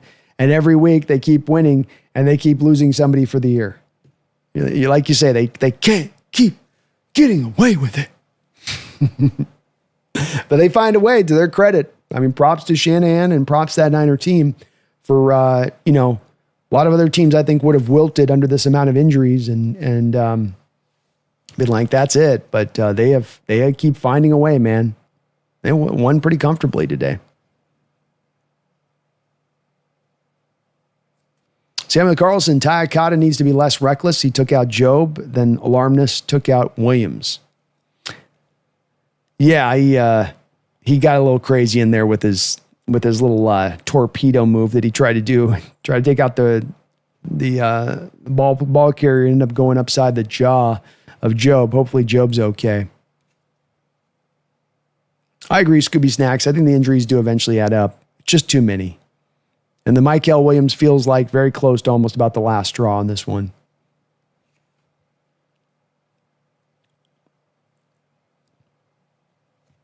With Lance, what I like about the Wilson trade, even when EJ comes back, Wilson will still have a place in this defense. Very much could be the case, man. Gives you a good problem to have with good quality bodies off that will linebacker position to kind of pick from then.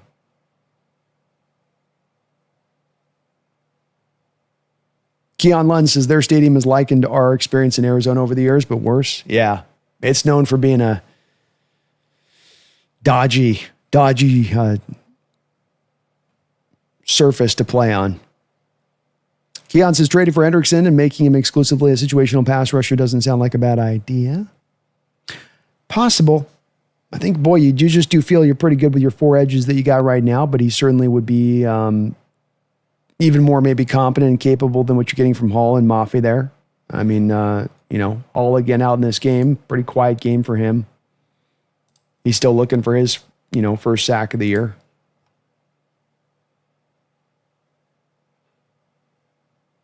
Five tackles. He had an okay game. 5 tackles, 1 tackle for loss.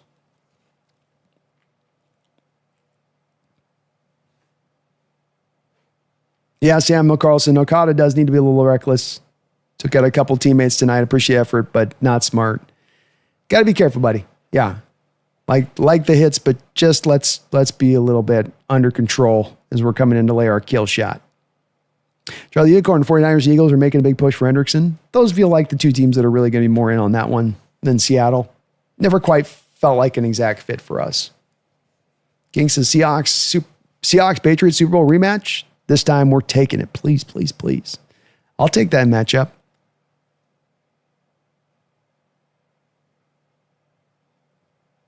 Brand Jana, can't get out of the theory of things. Speaking about Jordan Love like I was. I like it. Sounds right. Yeah. Just doesn't quite, he's got armed with all the tools. It's just that the elevator's not quite going all the way up on the top like it needs to be for that. It's really the final step of his game because he's not bad.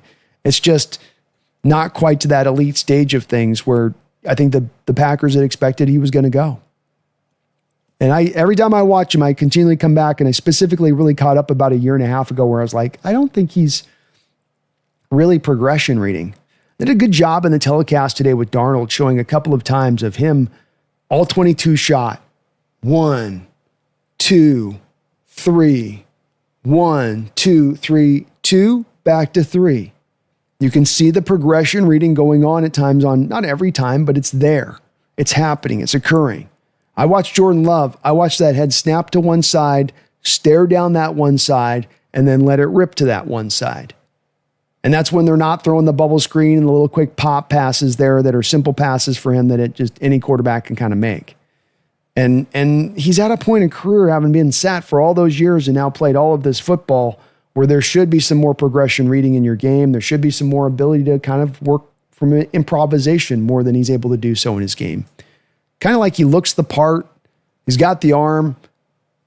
It's just it doesn't all come out into play.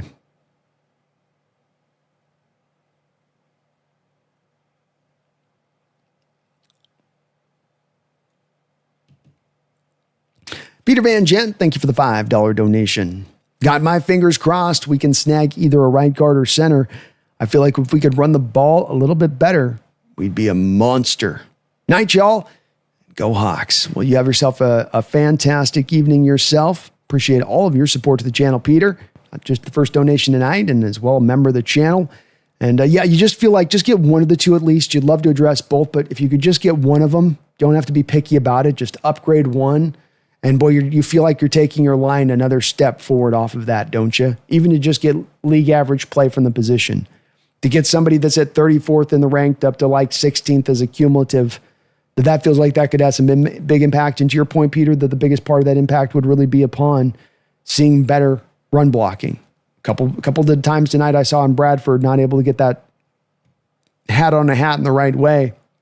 And one play early on the game might have been like the first run of the game to Walker, where you go off tackle to the left side and Bradford's got his defensive tackle in front of him. He's just got to basically stay in front of the tackle and keep him from scraping down the line of scrimmage to get to Walker across the line, way across the line to get over to him, and he couldn't do it.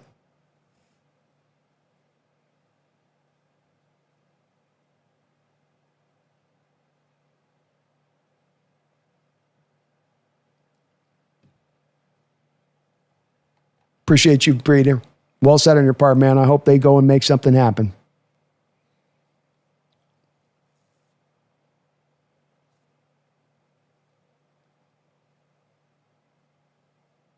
King Bomber, at this point, there's no need to convince Jesse. Let's let Week 18 and this year's playoff game do the talking.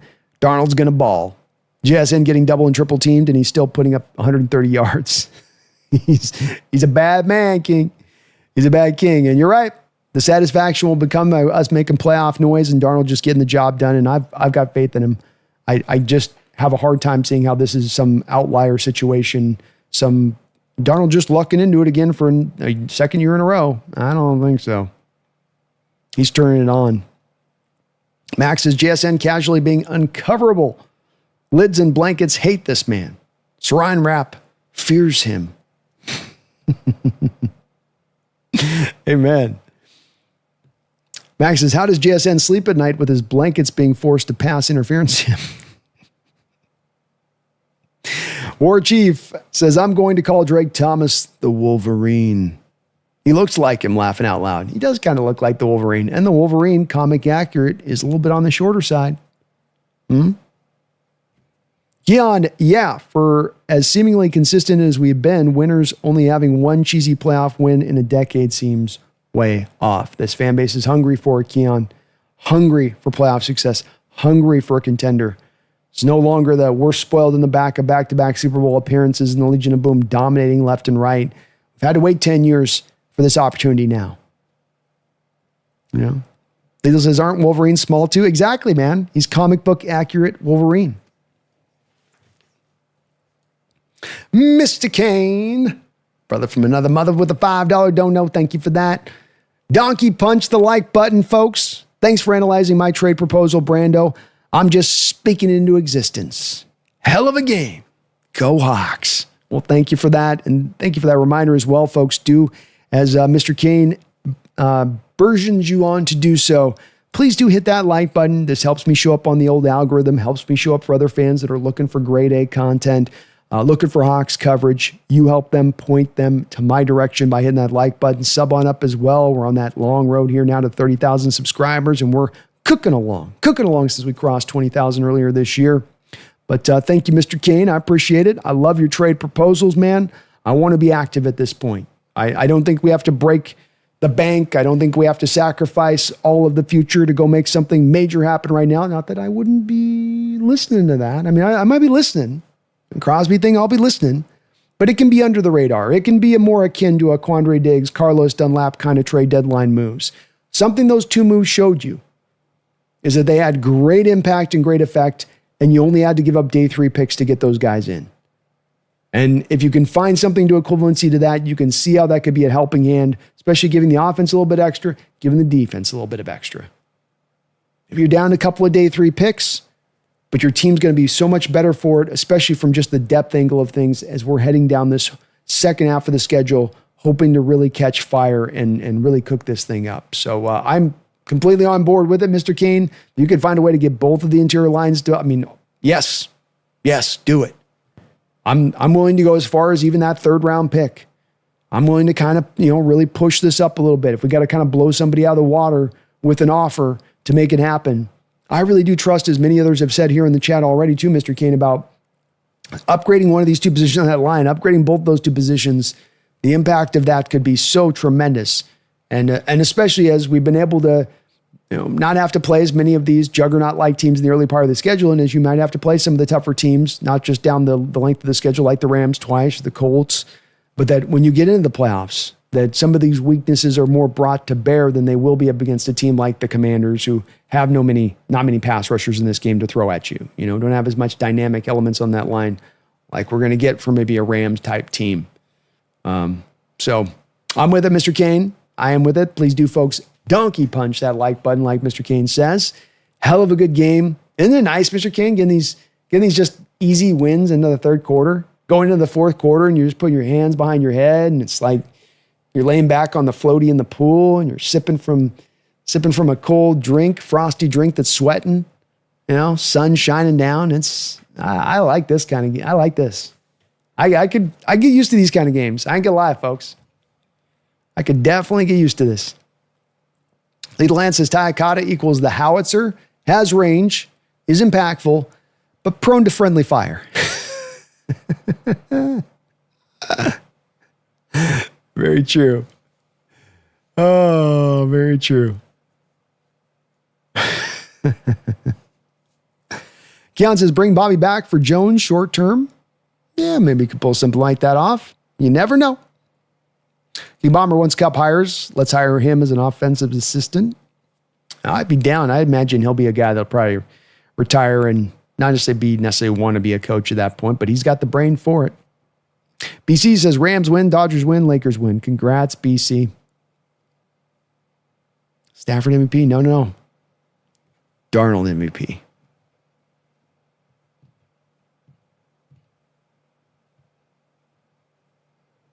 Yeah, I don't think Bobby would be a target, but maybe if you're just looking for some reinforcement until Jones can get back, maybe Bobby would be willing to do that. It could be a creative thing there within that I'm not saying Bobby's great at that point, but just to give you some functional play if you need to get by.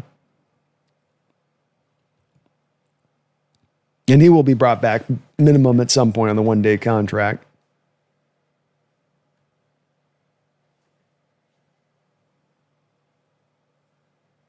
Max says it's amazing how slow Bobby is, but he's still producing. He might be cooked, but his brain is still there. Indeed it is. Yeah, indeed it is. He still is able to go out there and, especially as a run defender, still be pretty solid out in that way. He's a decent blitzer and doing a lot with anticipation and a lot with just, he's seen it all, done it all, knows what he's seeing when he's seeing it, and able to get a couple steps towards a direction to kind of overcome a little bit of maybe that lack of, quick distance speed he once had. Or she says, I say, bring Russ back, let him back up. Sam, if he's willing, I like Russ. He's weird, laughing out loud. Yeah, Russ's days here are probably over with on that as a potential. You got Drew Lock, man, and Jalen here. Brandon Jana, I agree with you because about Jesse and his conviction to profess his honest mind. I just don't know if the dude will change his stance on Sam if time comes, when it's obvious. Well, I think there's some validity there. And again, he's pretty dug in on it, and as I saw with Gino, it's just, if Jesse doesn't want to be moved off his spot, you ain't move him off his spot. And it's just the reality of it a little bit with that. He's got a smart mind with it, but that's, we all got our little picadillos, I suppose. All of us. King says, I love Bobby, but he's even worse in coverage now than he was in 23. It's true. Brandon says, someone said it before, he seems stubborn. I guess we all are to some extent. Yeah, I mean, we all are a little bit. And when you do have a smart football mind and you tend to speak about things that do tend to become and, tend to be like he has at times with the Niner team and the way that they played out in the reality of it, you will trust in your opinion. You'll have faith in a stance or a take, even if it does go a little bit against the grain, and even if there's been some maybe evidence to go counter to your opinion on that. And that's just, you're going to trust your track record a little bit with this because of that, which I get. But it can make you stubborn too. Charlie says Jaguars kicker issued a drug test by the NFL after breaking the field goal record. NFL is so hilarious. They're drug testing like that. They do that stuff all the time. I swear they're like trolling the players.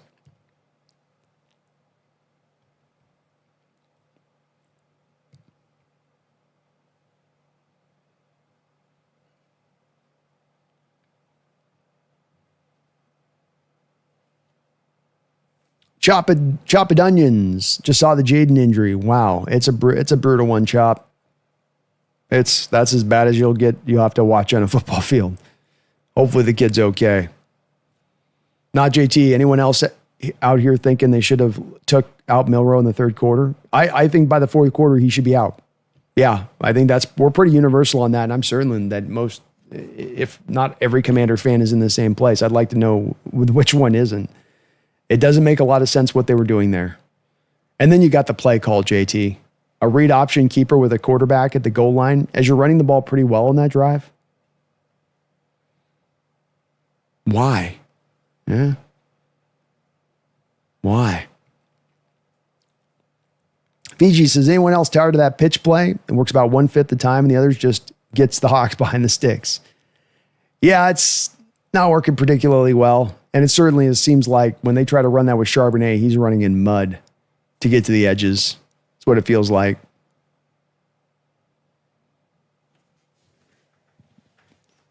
War Chief says, homeboy was right through.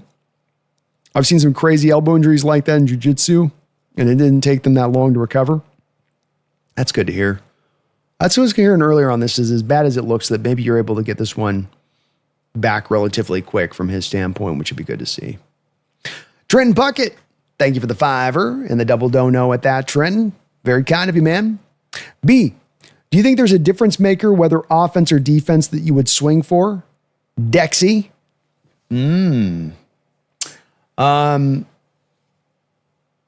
Dexter Lawrence can't be moved.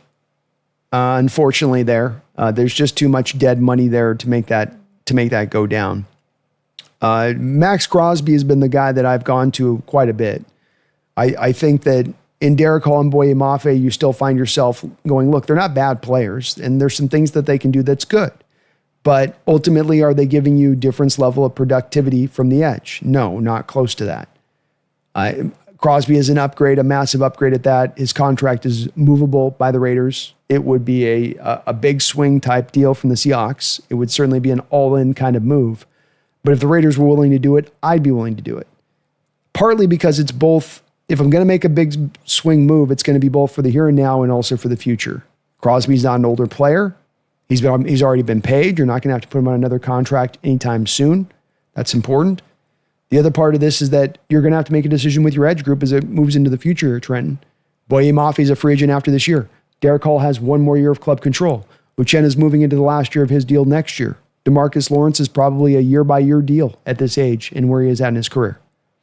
And even in DeMarcus and Uchenna's account, as they're getting older as well, can you rely on them for many snaps as you once could? And maybe with Uchenna a little bit. But we also come back to this is something we're going to have to address one way or another here soon.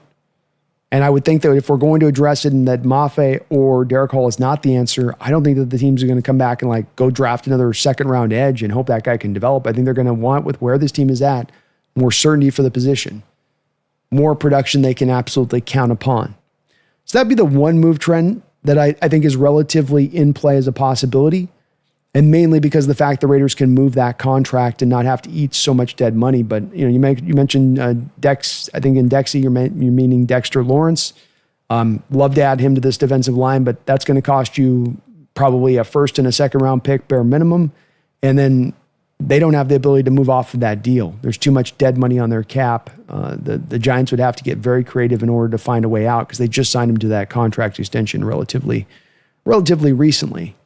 I did go through and look team by team at kind of any other possibilities of any other guys that maybe could stand out as far as there being, to your point, difference maker. There's just very few and far between. And the real reason beyond that really is there's just so few teams that are going to be in real sell mode when it comes to the deadline.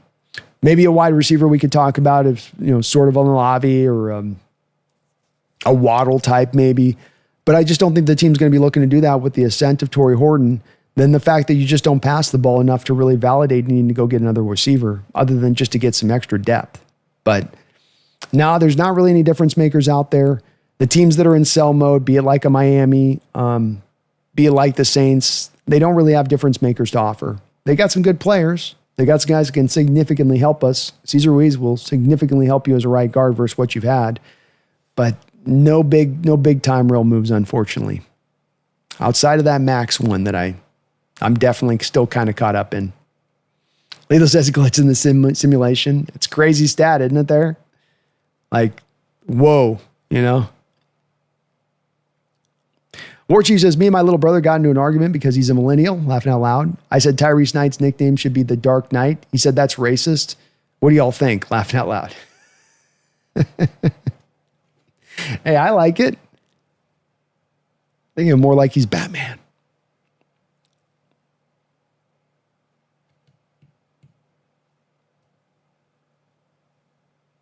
Mr. Kane, Hawks Nest, any word on the Ernest Jones injury? What we're hearing, somebody posted in the chat that it sounds like it's going to be a couple weaker, but not a season-ending injury, based on what we're hearing. So probably best case scenario, all things considered. Koken says, you and Seahawks Brandon Nelson should do a post-game live stream. Y'all would get so many views. Yeah, I'd potentially be down to do that. It's just kind of hard. I like just staying live after we go through the games and just kind of keep it rolling a little bit. So it's kind of hard to sync up with that stuff on game days. And for me, Koken, there's such a day that this is my day where of all the days in the year, this is when we get our most growth, our most, viewership and all of that. So it really is like the one thing I don't want to kind of mess with because of how it sort of rolls along in the best capacity of this channel. This is the stuff that's more consistent than anything else. And so it's one of those days where it's kind of the same reason where people Koken will say, well, you should go see a Seahawks game. Or it's like, man, to miss a game to go live is a big loss because this has such a big impact every time we go live on these game days for the channel. But maybe at some point we'll try to maybe work something with Brennan on that. Erickson, Cody White's play was spectacular. Hell of a play on his part. How about keeping his feet? Not only keeping his feet, but keeping his feet in bounce. Giving himself an opportunity to still get up that field, man.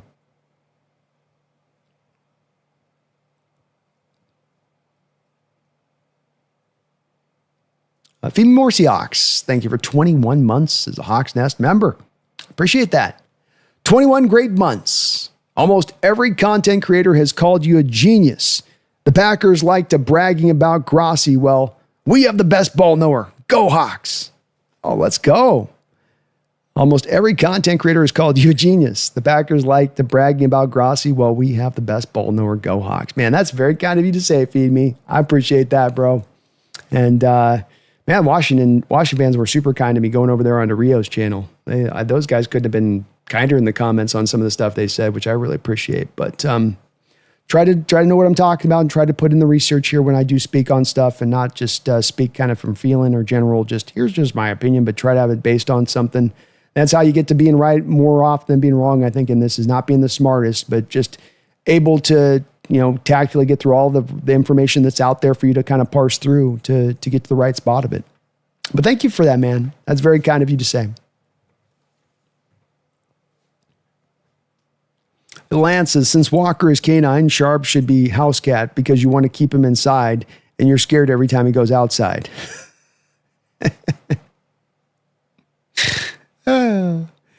Keon, crazy that someone actually has 130 more tackles than Bobby Still. Is it Derek Brooks or is it that Washington Redskins dude? Forget his name. London Fletcher. I think it's still, isn't it? I thought it was Ray.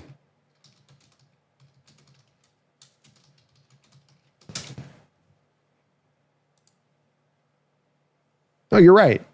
So it is both Ray and London Fletcher. But yeah, Ray Lewis has got 2,059 tackles.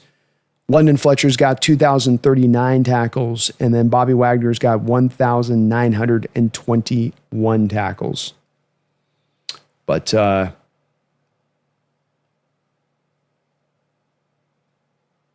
Fletcher played a long time. Long time. So did Lewis. Lewis played a good amount of years too. 16-year career for Lewis and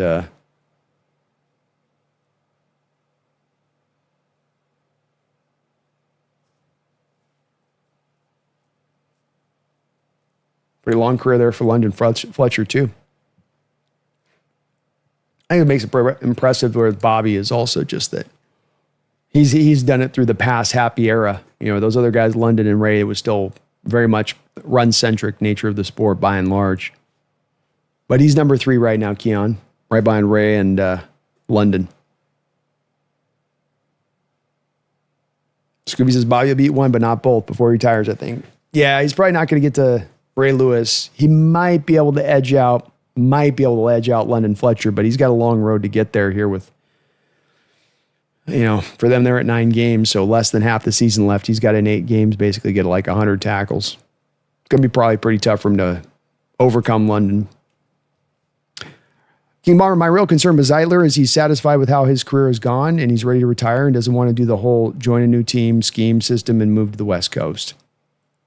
I've heard that might be a bit of a factor again here with Zeitler for sure.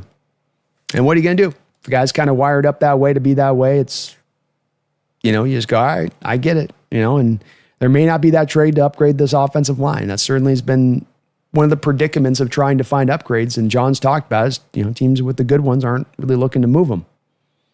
Or teams are even with the potential of them being good ones aren't looking to move them. And yeah, King, I think Bobby's probably in the last year here of his career.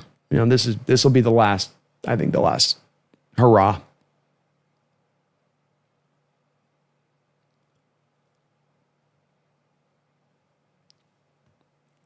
War Chief, thank you for the $5 donation, all your support today. Hey, B, everybody says we need 1 or 2 more running backs. I say put Robbie-O at tailback, or would we be doing too much? Sounds fun to me. Go Hawks. Yeah, I get what you're thinking on it. And certainly fullbacks in Seattle Seahawks history have had some times where they have John L. Williams and Leonard Weaver. We've had some guys that could be tailback types if you had to float some of them on some of the handoffs. But unfortunately with Oots, that's a tight end convert. That's not really a tailback to fullback convert or just a pure fullback. It's a tight end to fullback.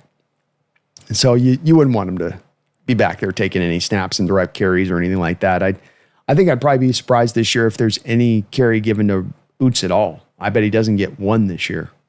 be honest with you. And that's okay. We got some good tailbacks, so we're doing okay on that side of it. I love the creativity, though, War Chief. I love the imagination. Lance, Okada also hit someone during the Buccaneers game. Forgot who, though. Oh, no, that sounds right. I'm kind of spacing out as well who he got.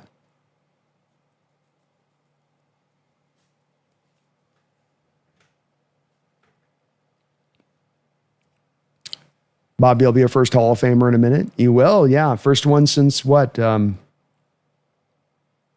Walter? First one since Walter, maybe?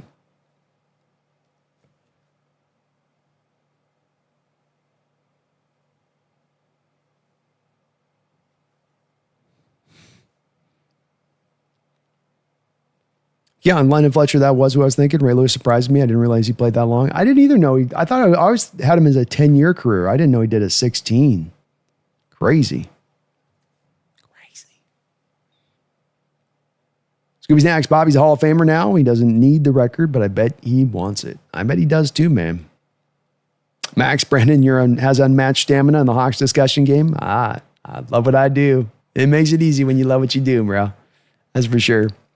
Appreciate that, though, Max. Gary Simonson, thank you for the $10 donation. You guys are just unbelievable today. Thank you so much for all of you guys do for this channel. And thank you, Gary, for the $10. With Jones likely out for the Rams game, are we worried about the linebacker play?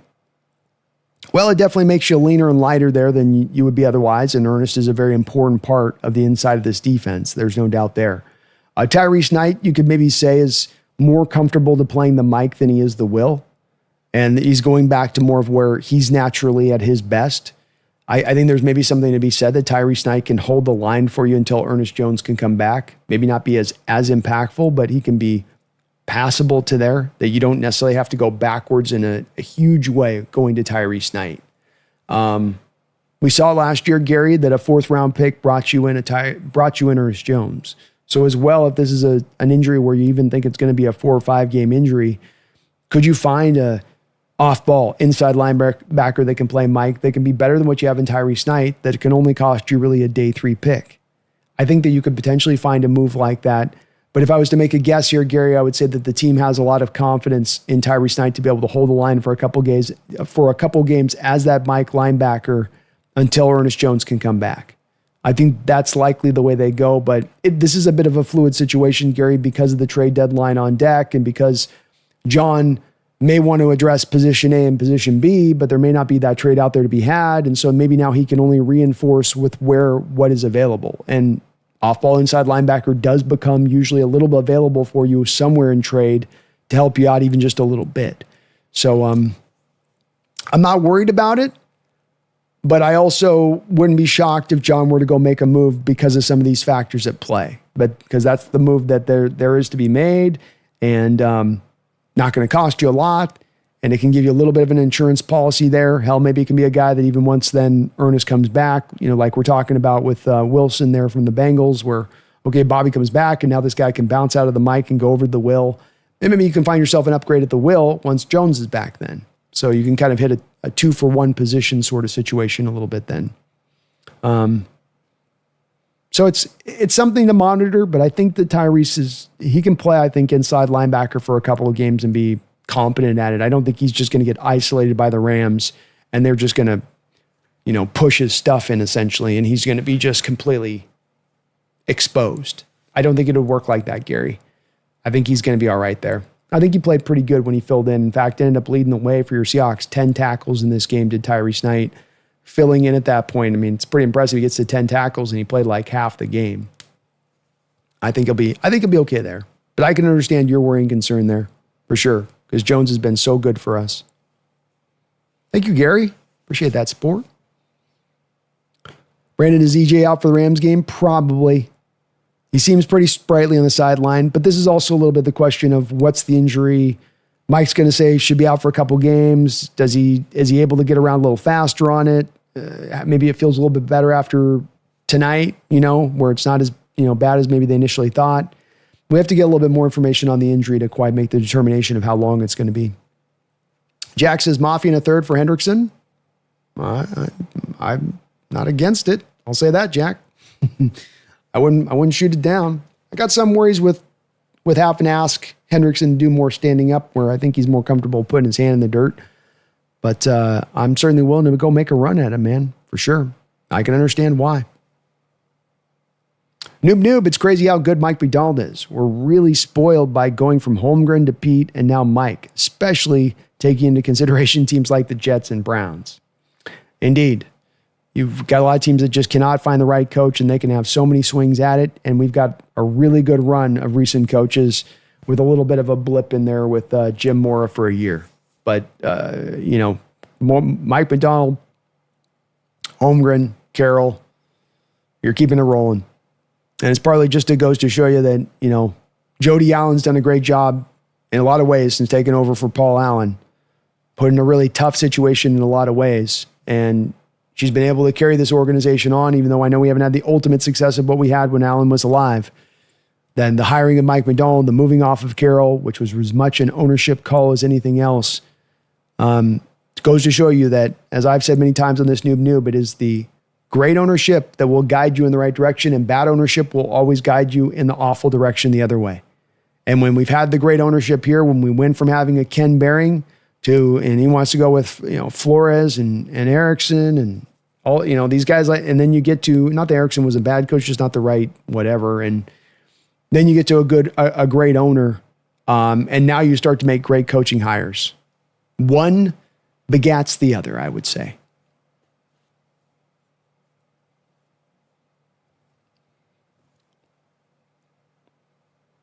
HHG says, all right, I'm heading out. Got to work tomorrow. Have a good one, HHG. Appreciate you. Jack says, the only juggernauts we got are the Rams and Colts on the schedule. Throw in the Niners if healthy, but everyone else isn't bad. No. As we thought going into this season, Jack, that this was going to be one of the easier schedules that we had in recent years. It's playing out like that. And to your point, the remaining schedule that you've got is far from a gauntlet. Even as you've got a tough team in there like the Rams, it's kind of stacked between Cardinals and Titans games. Very, very winnable games on this schedule. Very few, like you say, juggernauts you got to deal with. Koken says, thoughts on the New York mayoral election? No, Koken.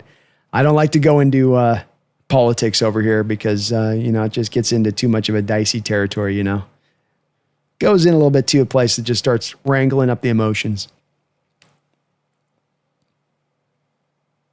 Keon Lund, yeah, don't leave more out of this. That guy won like 4 games. That was the blip, man. That was just that 1-year blip in a sea of success. Chase Stern, thank you for the $5 donation as well as being a member of the channel. Chase, I very much appreciate it, man. Good to see you in the house as well, brother. This was the first Seahawks game I went to, and we beat the crap out of them. So put that in your analytics. I love it, Chase. They reward you with a win. Hopefully it was a great environment to go out there and catch the team on the road like that. I'd be interested to hear from you how the turnout was from Seahawks fandom in the stadium. Was there a lot of Hawk fans? How were the Commanders as far as dealing with them? All that stuff. But we beat the crap out of them, man. Fourth quarter, this thing was done. I almost practically feel like you could have gone to Quinn and be like, do you just want us to shut down the fourth quarter? We'll just call it a day. And he would have been like, yeah, I mean, if that's on the table, I mean, if you're willing to do that, yes, let's do that.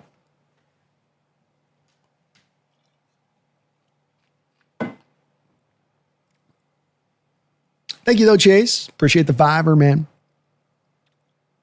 3 Hours says, why would you want to get out of the Darnold contract? I know, man. I'm letting it play out into that final year, and then I will sign him. Then I will do it. Only then. Little Lance, B, you missed my great Nwosu nickname, Obi-Wan. If you strike me down, I shall become more powerful than you can possibly imagine. Guess that would make Wyatt Teller Darth Vader. Indeed it would. Undoubtedly, it definitely would. I like that. Obi-Wan for Uchenna. Yeah. He's got a little bit of that sage-like pass rush ability, you know. He's got all the moves in his bag and whatnot. I like it, Lethal. Jack says, don't forget we can get out of the Darnold contract at the end of the year, right? That's what the national media said all off season. Yeah, they did. Yeah, they did. Now we're in that nice value-based contract for the next couple of years with Darnold, with him playing with like the most efficient quarterback in the sport, and it's a beautiful place to be. John finding value in these contracts for quarterbacks. Not overpaying, but actually finding value. Yeah, the 90s was a brutal one for Hawk ball, man. We had to pay the price that decade. Koken, hi Brandon, have you been following the New York Mail? Yeah, Koken, I got to be careful, man. It's just stuff with the politics stuff. One of the things I like about sports is it's not real life. You know what I mean? And you give an opinion on stuff in politics, you're going to piss one side off or another side off, no matter what. So I try to stay kind of out of the flow of that for the channel because I'm not looking to annoy people. We're here to talk about the Hawks, you know. Plus, it's New York, and I don't live there, and I don't pay attention much to mayoral races in cities I don't live. Jack says, if we look like we did today, all year, we can beat anyone. Amen. Jack says, the key to success in the NFL is taking advantage of dumb teams. Let them be dumb. Yeah, double amen, man. Their stupidity can be your opportunity.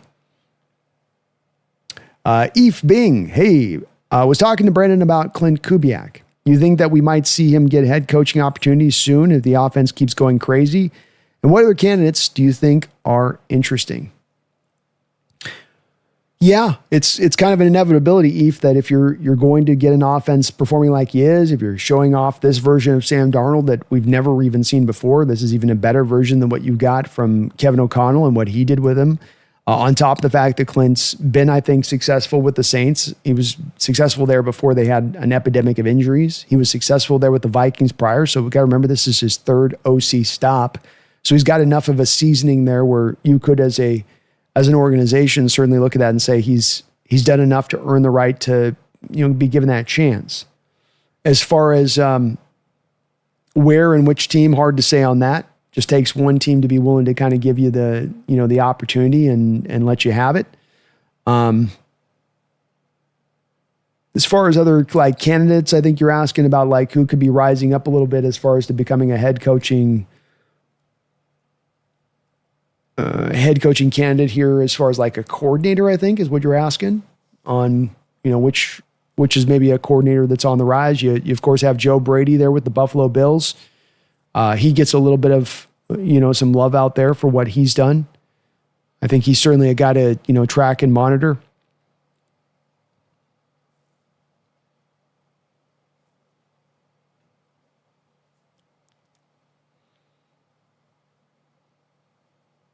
Kind of hard to say in some other respects of this right now. I'm not as always well acquainted on the coordinator fronts of the guys rising up to be true head coaching possibilities. Mike Daniels definitely could maybe get another job somewhere if people think he was done a little bit dirty there with Miami in certain respects, though I think he's probably going to go back to being an offensive coordinator, you know, when it's all said and done. It's hard because I can't really think of anybody off the Colts, Rams, Niners. Certainly somebody could give like Robert Saleh another chance too, Eve. He's done a great job with the Niners defense again this year, and especially considering the injuries, still done a really good job there. He might be a guy that, you know, gets a little bit of love there with that.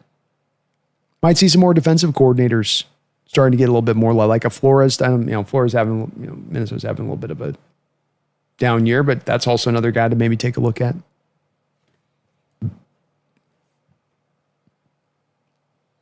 Hawks should get Mike McDaniel as an OC and confuse everyone with our coaches' names. There we go.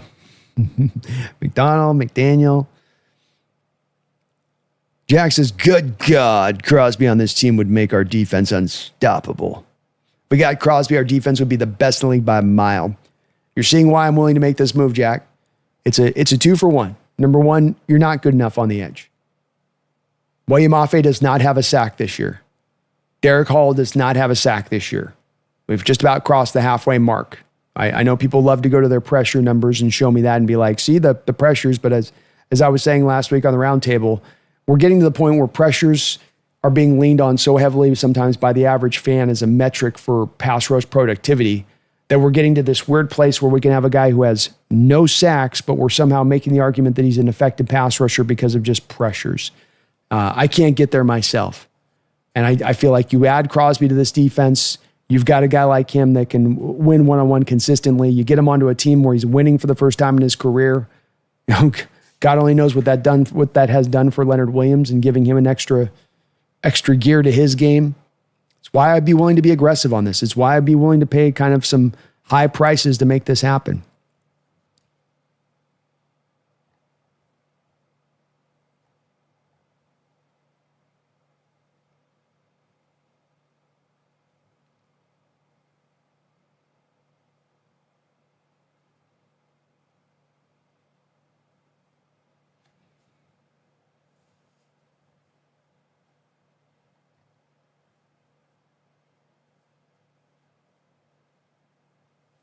Keon says, last year I was big on trading DK for Pickens, and look how each is doing with their new teams. Pickens has such great hands, same brain, but better hands.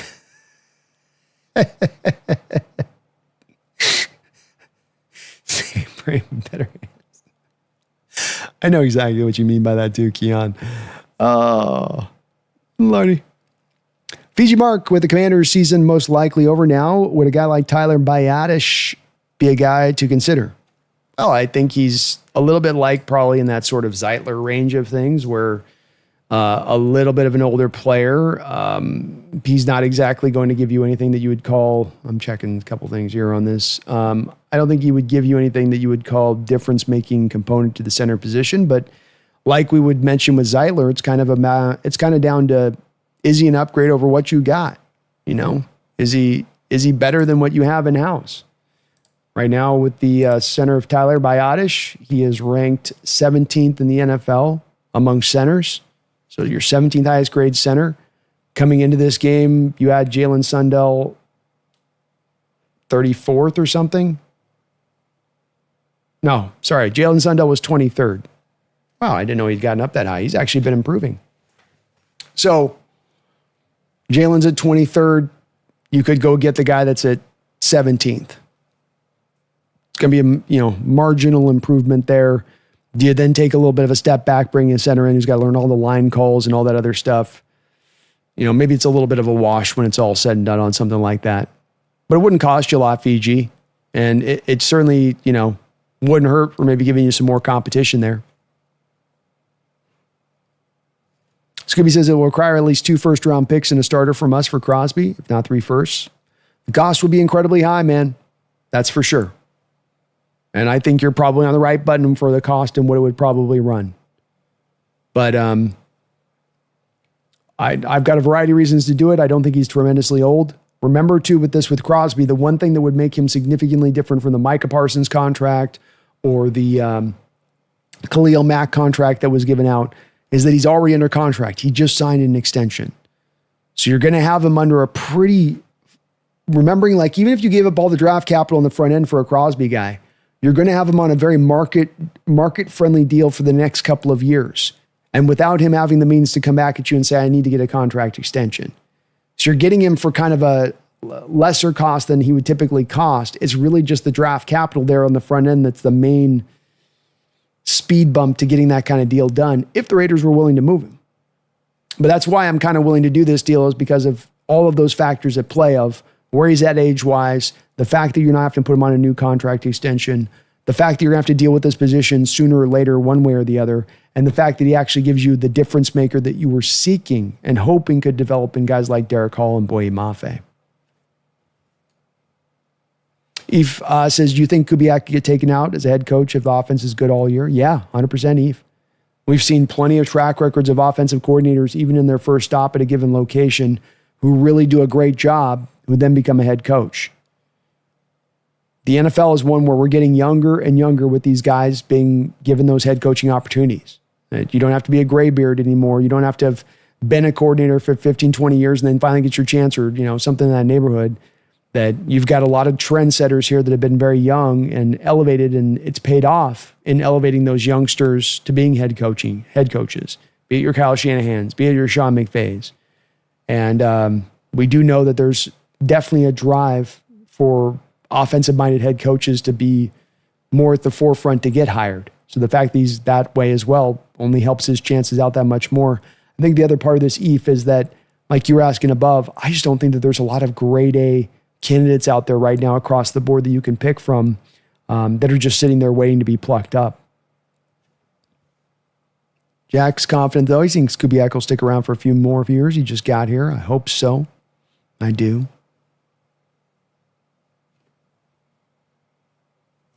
Interlinked, Seattle could have been 8-0 right now. Boys, can y'all imagine? Let's go, Hawks.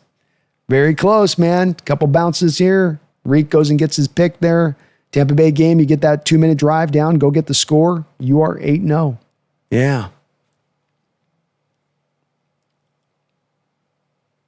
Jack says other teams will want him too, but too bad. They have to wait for Johnson. They can wait for Kubiak. See, the way that we're not going to get Kubiak plucked is deep playoff run, Jack, to your point. They're going to all want to go get they're all going to want to go out, get their guys hired and in the house. They're not going to be waiting for us through the conference championship, heading into the Super Bowl. So it's going to be actually working in our favor that the deep playoff run is going to help to keep Clint Kubiak in-house. Koken says, at least you and Brendan should do a live game reaction. It's hard, man, because I'm doing the play-by-play, Koken, and it's tough for the second person to sometimes come in there. We were doing it with Bryce the other week, and it's sometimes a little bit tough with how fast these games can go by, with the play-by-play and all that. But maybe at some point we'll do something along those lines. I don't know if Brendan really does as much of the live game reaction stuff, Koken. He's more kind of post-game, and it's kind of a different kind of vibe.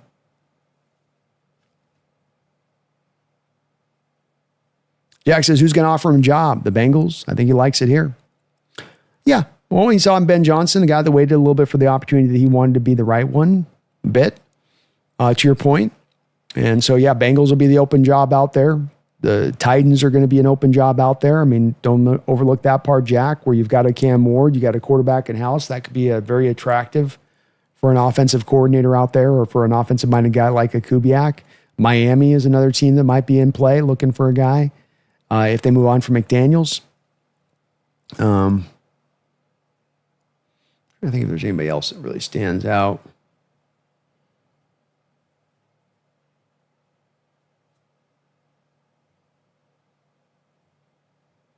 To your point, though, Jack, there might not be a lot of jobs as I think about it. Buffalo ain't moving on from them, and New York Jets just hired their guy, and okay, Miami, and then you go through AFC West. You're like, no, nobody in the AFC West is probably going to let anybody go. At the AFC North, Steikens he's absolutely safe at this point. I wouldn't think the Texans coach gets moved on from. So you might be right. Might be just not too many jobs out there.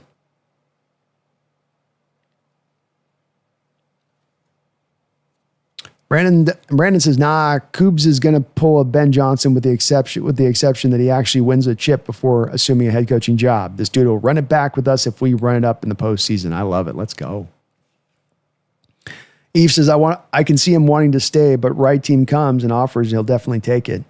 It's kind of where I land on it. I love the people's confidence in here that he's going to remain, and I hope they're right that Kubiak can stay here for the foreseeable future because he's a grade A offensive coordinator, and those aren't always easy to find.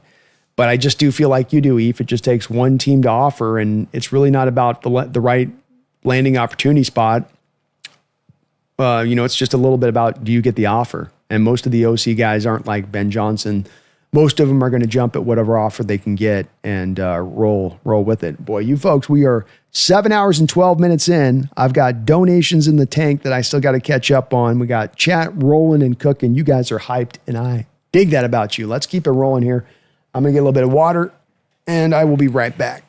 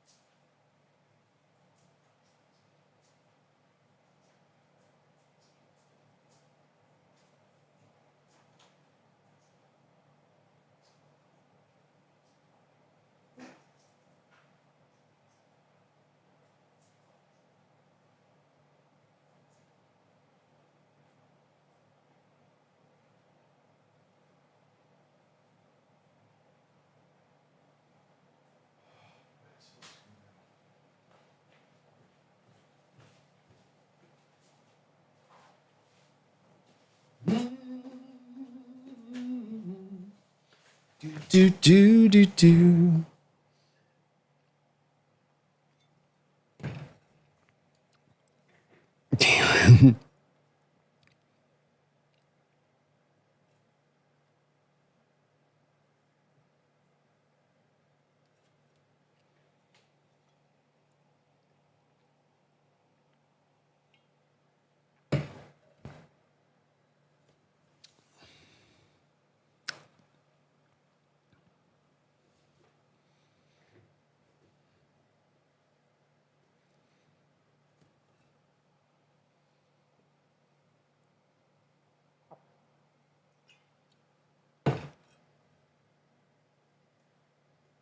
Yeah, Paul Allen was a godsend for our franchise king. It's everything him buying the team, man. It's where people sometimes get the Carroll established this, and it's like, no, Paul Allen established this. Carroll gets his share of props, and Schneider gets his share of props, and Holmgren gets his share of props, but it began with Allen. And contending football teams begin with ownership.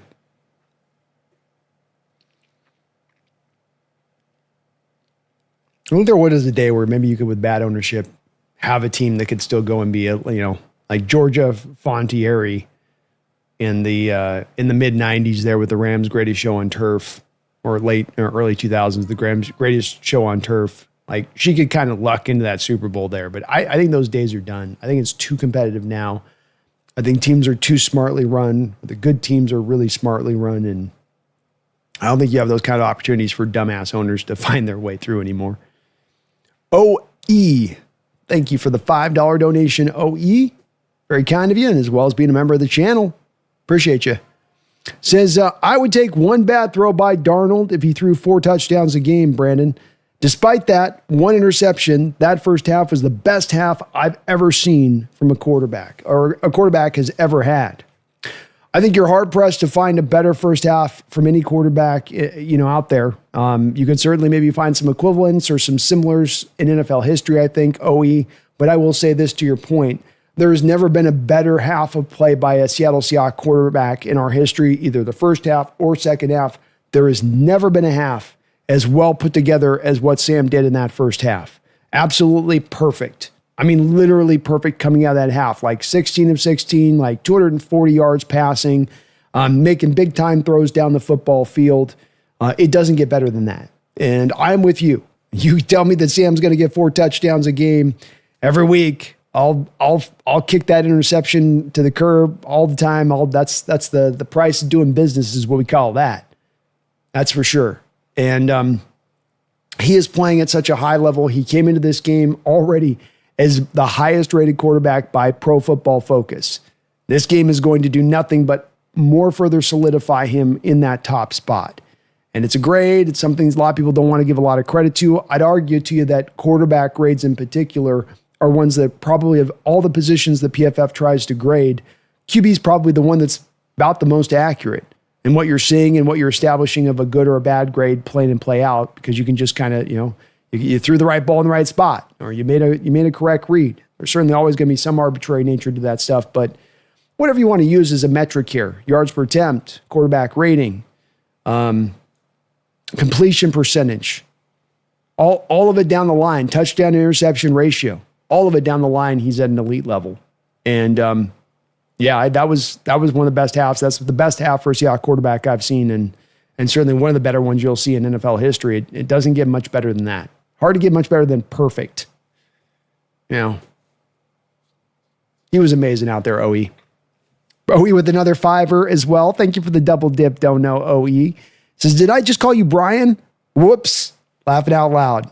It happens, man. The hard part about this is we got Brian, we got Brendan, we got Brandon. So there's just that we got a Bryce. There's a lot of bruh. We got a lot of bras. A lot of bras in the content Seahawks content creation world. So understandable. This many names this closely aligned together with each other, it's going to get some things scrambled up a little bit. But you're right to be impressed by that half of football. He's not just doing this with the 16 to 16 with like 120 yards, 115 yards, and he just was like throwing little throws out into the flat. He's making every throw in the book in that first half. Every single one. Throwing it deep down the field, throwing on the move, throwing quick, throwing with decisiveness, throwing and showing off the arm strength that he has delayed to bear. The accuracy down the field, you're not going to find a higher rated quarterback with the throws of 20 yards or more down the football field in this sport. Everything you want to have a quarterback do, from efficiency to effectiveness to productivity to being great down in the red zone, Sam Darnold is giving you that.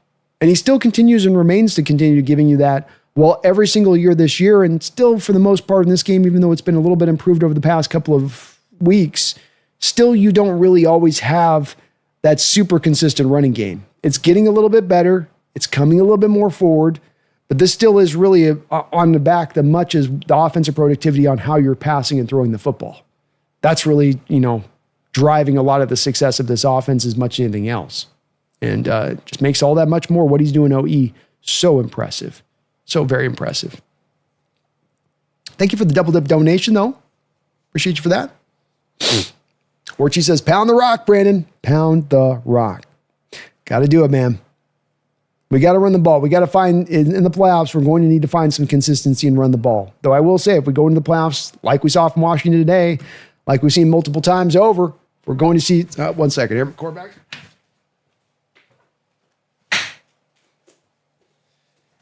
Cats are definitely getting ready for me to finish here.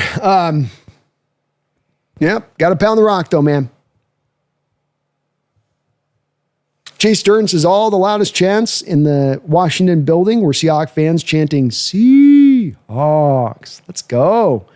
Even taking over DC. But War Chief, we got to run the rock, man. Playoffs, we're going to need to establish a little bit of that. I'll say if teams are going to stack us up on the box like we again saw from Washington again here today, well, throwing is the way that you're going to make your headway even in the playoffs to that point. I got to think by that point, though, teams will finally start to maybe transition a little bit in the different direction of this and start to finally go, okay, we got to play Seattle more straight up.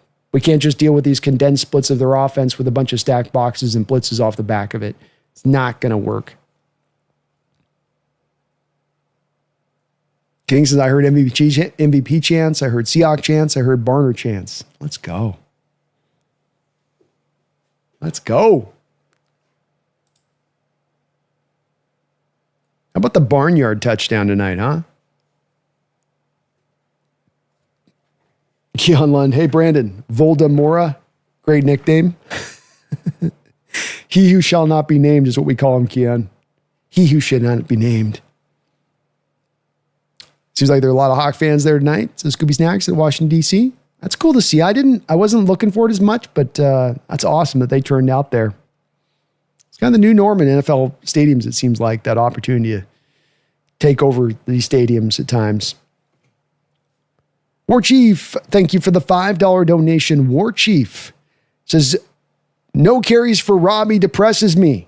I'm starting at let's get some carries for the Big O campaign. Go Hawks. Well, there may be eventually a place or time where you've just, every team knows he's never getting a carry and no team ever prepares for it and no team ever thinks you're giving a fullback the dive. And maybe at some point or another, Kubiak can come in and bring out that dive at just the right time when he's absolutely catching all of those teams completely off guard, War Chief. So you never know. Maybe eventually he does get the touch. And I will say that there's fullback touches within the West Coast offense going back to the Bill Walsh Niner days. There's always a fullback in there getting a few carries here or there, but he just hasn't done it a lot. So it's hard to know if that's going to come up just because he's never done it, But I'm okay. I bet there'll be at some point he'll get a carry, War Chief. Just a little curveball to throw the defense, It'd be funny if you catch him so surprised as like the old Max Strong fullback dives we'd used to do where everybody be so concentrating on Sean Alexander and or play action or Matt, and then you just give it to Mac and everybody forget about him. He just run up the gut for like 25 yards untouched. Just like that move where he's like anticipating getting tackled and he's looking around and nobody's around him. He's like, all right, I guess I'm just going to keep going. One of those kind of gives. Thank you, War Chief. Appreciate the $5, man, as well as being a member of the channel. Thank you for that.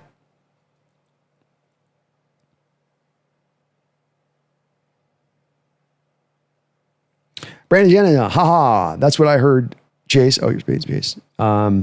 Is it just me, or do I hear the Seahawks chants far more pronounced in away stadium still? Home stadium still seems wanting. I think a lot of the home field advantage is getting bled out of the NFL in general terms, Brandon, all across the sport. I know it seems like it's just a problem here in Seattle, but I think it's a problem that you see everywhere. And you're even hearing about it from places like the Steelers last week with the Packers coming into their stadium and Packer fans taking over the Steelers stadium. That's something that I don't think you would have seen happen or thought to even be a possibility, let's say 10 years ago. This is just the new norm within the NFL. I lament it. It's frustrating. It would be great if the NFL could take steps to alleviate it, but none of that stuff is likely to really happen. This is likely to just be kind of the new norm where stadiums are always going to be kind of partially taken over. Roy Stansel, hey B, what do you think of calling Torrey Horton the hydrogen bomb? Go Hawks. I'm with it, man. I like H-bomb was a little bit better, I think. It's got the Horton aspect with it, but I'll go either one. As I was saying earlier, we need some more nicknames on this team. OE, thank you for the $5 donation, OE. And that's a triple donation from you. Appreciate all that support. You guys are just amazing here. Cannot believe how much love you guys throw my way here. He says, I loved Sam was throwing the ball to the other receivers, and it wasn't just the JSN show. Love seeing Horton come into his own and Arroyo get his first. Indeed. Beautiful throw in there to Arroyo, by the way. I mean, that thing was just absolutely had to be delivered in almost just about a perfect spot for him to be able to make that catch in a very tight window. But a great throw and one of many from Sam Darnold in that football game. And yes, this is the thing about what you're going to see is we're starting to see some more of this in this game a little bit. They still didn't fully commit to it, did the Washington Commanders, but there was a little bit of commitment to doubling up JSN. And so the touchdown in particular back there to Horton, you got JSN carrying 2 on the coverage. As soon as Sam sees in that double on that coverage there to JSN, one of the things he can do then is he's got an easy indicator now that I've got one-on-ones across the board. They're not going to have safety bracket coverage on both sides of the field. They're going to put this double here to this. I've got single over here and over here. And he loves his matchup with Horton at that point, especially when you got the Commanders in the situation where they're at, where their outside corners have been a little bit hit or miss at times, and you feel like you can attack them in that way. And so that's the nice part about Sam is things get real simple real quick, and then you can just attack where you feel like you got your mismatch, especially to go attack down in the red zone like you did on that throw. But that's going to be the key on that. Good to see from Sam in this game that he could go there, because we have seen with Jackson Smith at times coming into this game, him eating up as much as like 45% of the target share. Here in this game, you've got Jackson Smith with 9 targets off of the 24 attempts.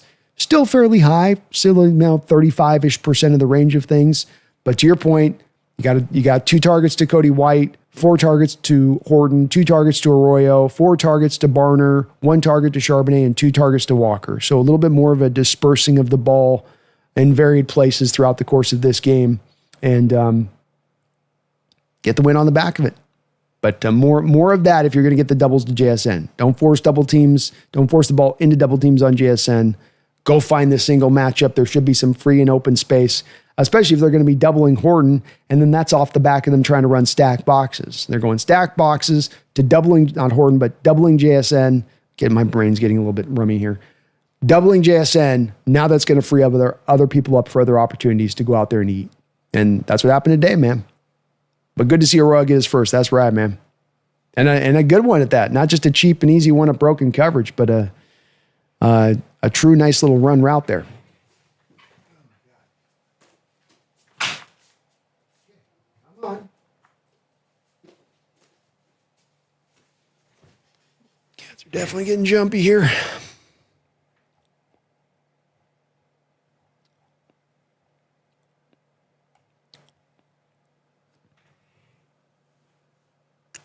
Go, Ken. My bad, Brandon. Let's keep it strictly football. Oh, no worries, bro. I got it. It's all good. Yeah, it's just one of those things. I get where you're coming from, though. I normally, you know me, I'm not normally hesitant about giving my opinion, but yeah, I just always want to keep things even keel here as we can.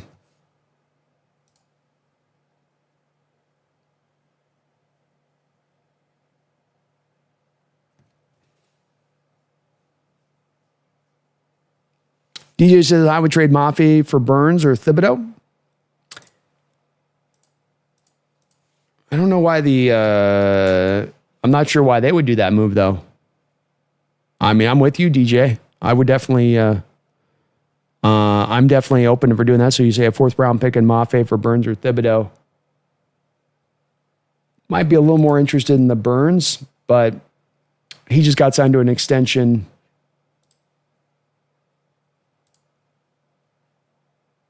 Yeah, Burns is signed to an extension. He's got too much dead money, so he's not really in play on that. Thibodeau is a possibility, but I don't know if Mafe is going to be worth a whole lot to the Giants, DJ, because from their standpoint, then they're just basically trading Thibodeau for a 4th round pick because Mafe only gives you a half year before he's going to be a free agent, and they're not going to franchise him. So if you're going to go for Thibodeau, it's going to probably have to be a pick to do it. And it might even be as high as like a 3rd round pick to do it. And then maybe you could move Mafe for a 4th round pick, DJ, but then you'd be moving him or a 5th round or something to like maybe a sub contender. But it'd have to be kind of a 2-team kind of situation to make that sort of occur. And does the team feel like they're getting a significant upgrade from Thibodeau from Mafe at that point? I know Thibodeau's got 2.5 sacks on the year, but does the team really feel like that's really doing much more than kind of a lateral-ish move then at that point?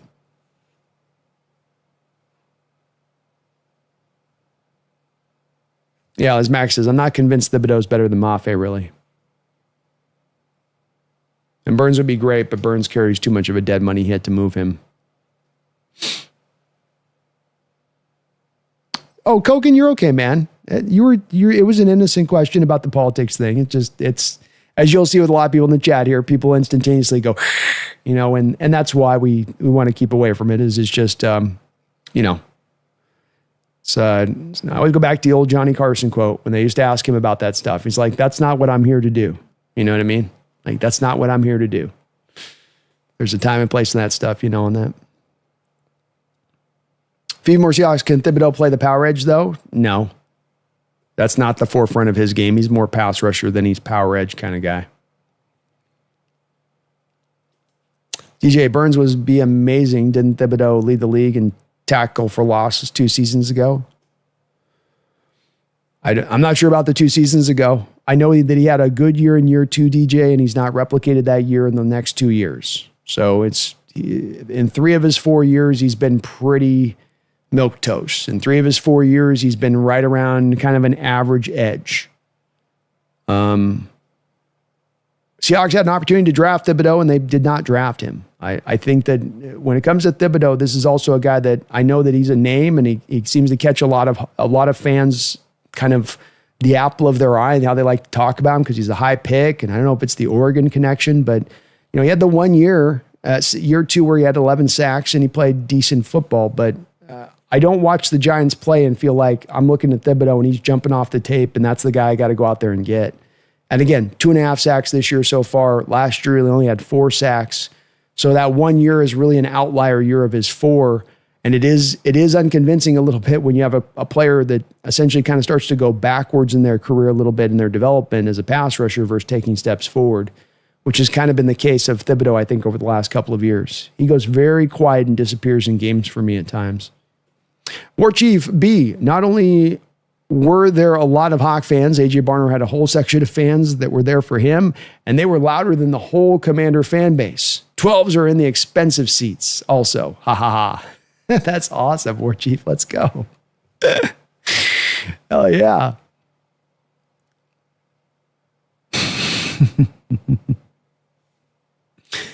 DJ, have you watched The Giant? Have I watched The Giants? I haven't watched an extensive amount of their action, but I've watched some of their games here and there. Yeah, I just don't, he's not impressed. And I think it's telling, DJ, that you have a team in them that has Burns, and they've already just 2 years ago drafted Kayvon Thibodeau. And now they go and they draft the Penn State edge this year when they still have both of those 2 edges still on the roster and a lot of other needs on that football team. I think the Giants are kind of telling you something about Thibodeau and making that move in itself.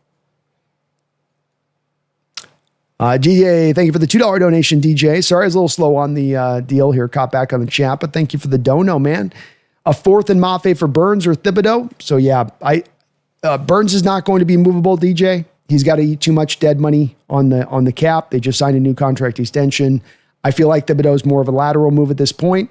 I don't think that he's a significant upgrade over Mafe as it stands. And I don't think the Giants are going to try to take Mafe in a trade return. You'd have to move Mafe for this and then package this and that together to probably go get Thibodeau.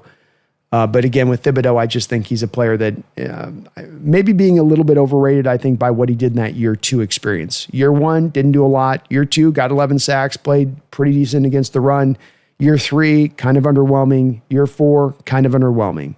I'm not sure that that's a guy for a team that's in contending status that wants to go run at a guy like that. I think we want to run for more of, we know what we're getting in-house with what player we get back. Doesn't mean that they have to light the world on fire or be a superstar, but just that we have a little bit more understanding of really what we're getting back in return.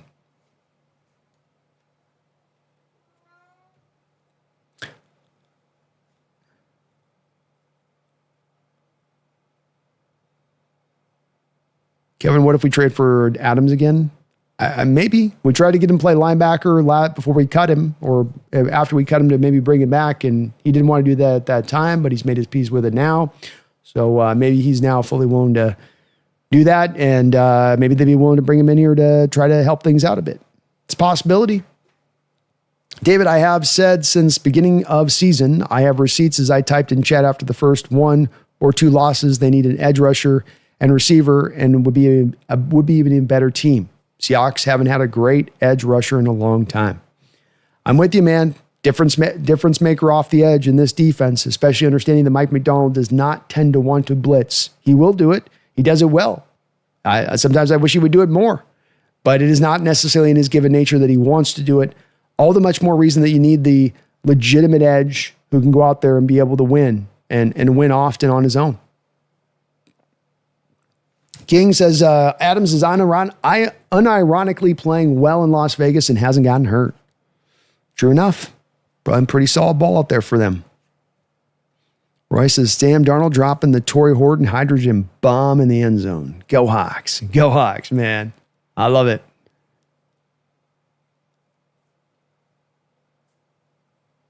Kevin O'Connell, if you watch the All-22, Adams is pulling the same S like he did here, where he comes up and pretends to try and tackle and puts in a lot of quote-unquote effort. That's interesting. Definitely haven't watched a lot of them, and Raiders aren't high on my watch list of items right now to check out. But that's interesting to hear on that side of it. I feel like he's at least kind of found a role in the defense, but look, again, it hasn't been a particularly good defense. David Yang, what would it take to get Myles Garrett? Impossibility.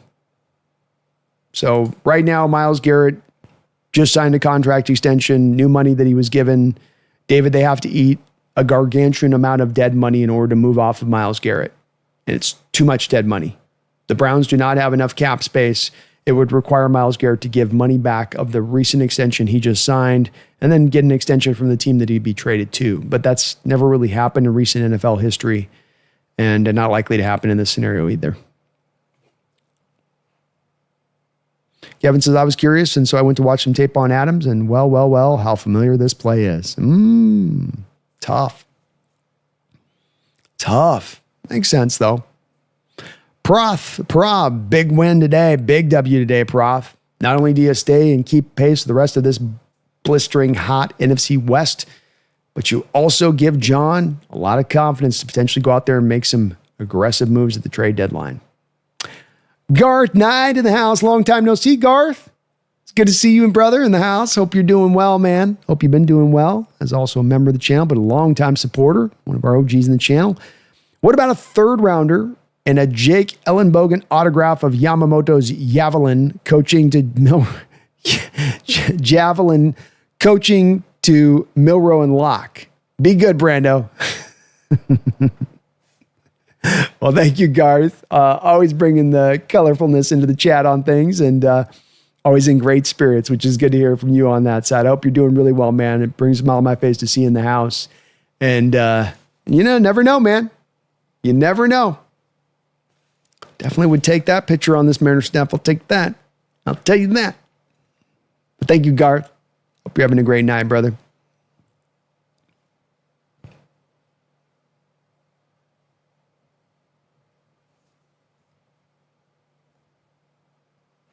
Does Leo have 2 more years left on his contract? So I want to say I thought he had signed a 3-year extension. So he's here in 26, and so he's only under contract through 2026. There is a void year of $4.68 million for 2027, but he's no longer technically on the books in 2027. So you'd have to extend him potentially after this year. Maybe the team, they've got a kind of a tough decision to make there with Leonard because, eventually you want to look to try to find a way to get Byron Murphy over there to the 3-tech. But Leonard's played so damn well. I don't think you're going to want to let him walk after 2026, even at, 33, 34 years old. But maybe he wants to retire by that point too.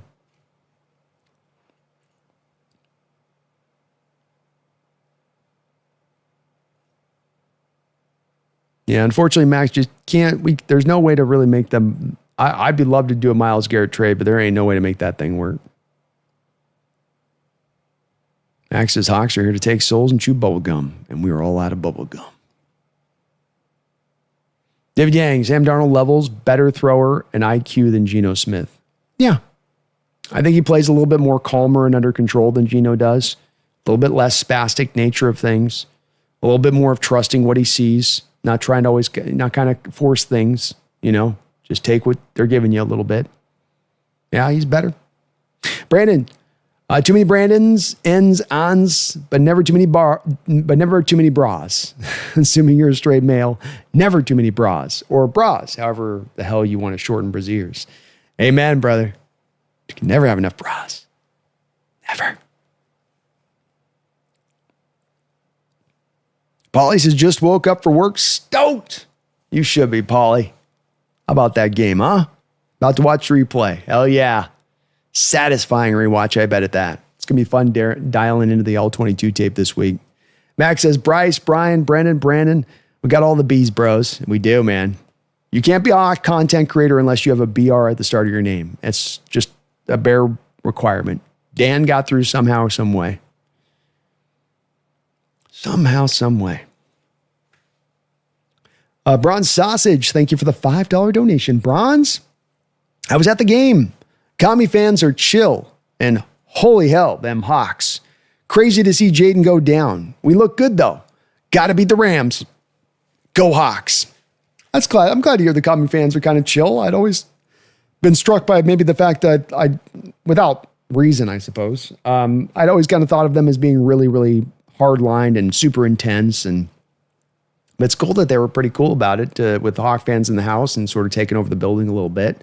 And sounds like the Hawk fans did a good job representing out there all the way on the East Coast. But yeah, crazy on the Jaden Daniels injury. We were all lamenting it here in the chat, and I can only imagine the level of frustration from Commander fans at watching that injury at that time and just sitting there shaking your head going, why? Why did you do this? Why is he out in the field? Why are you running a read option keeper? What is the thinking here, Dan?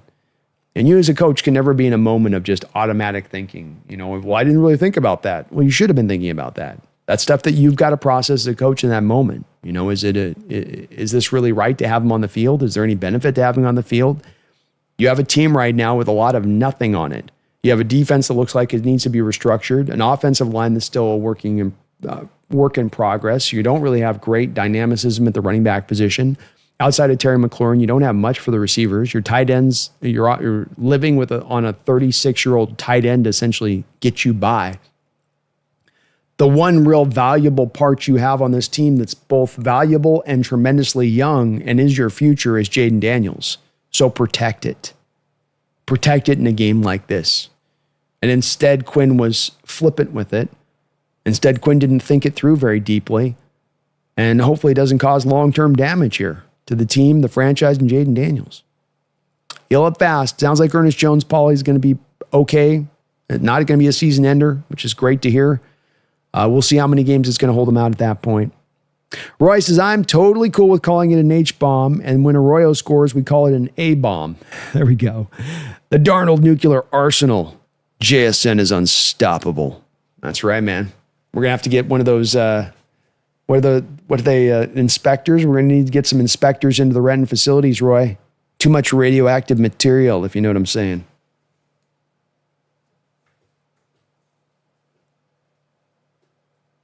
Brandon Janis says, dude, that interception was nasty by Tayakata. I'm thinking he kind of made up for that flogging of Job with that pick.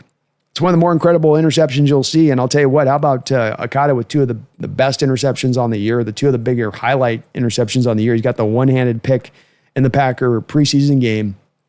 And then this one where Jaden's just trying to throw that thing out of bounds. He climbs the ladder. He's not the biggest of guys. High points the ball, comes down and finds a way to get his feet in bounce like a receiver before his actual elbow hits the ground. That was just an incredible interception.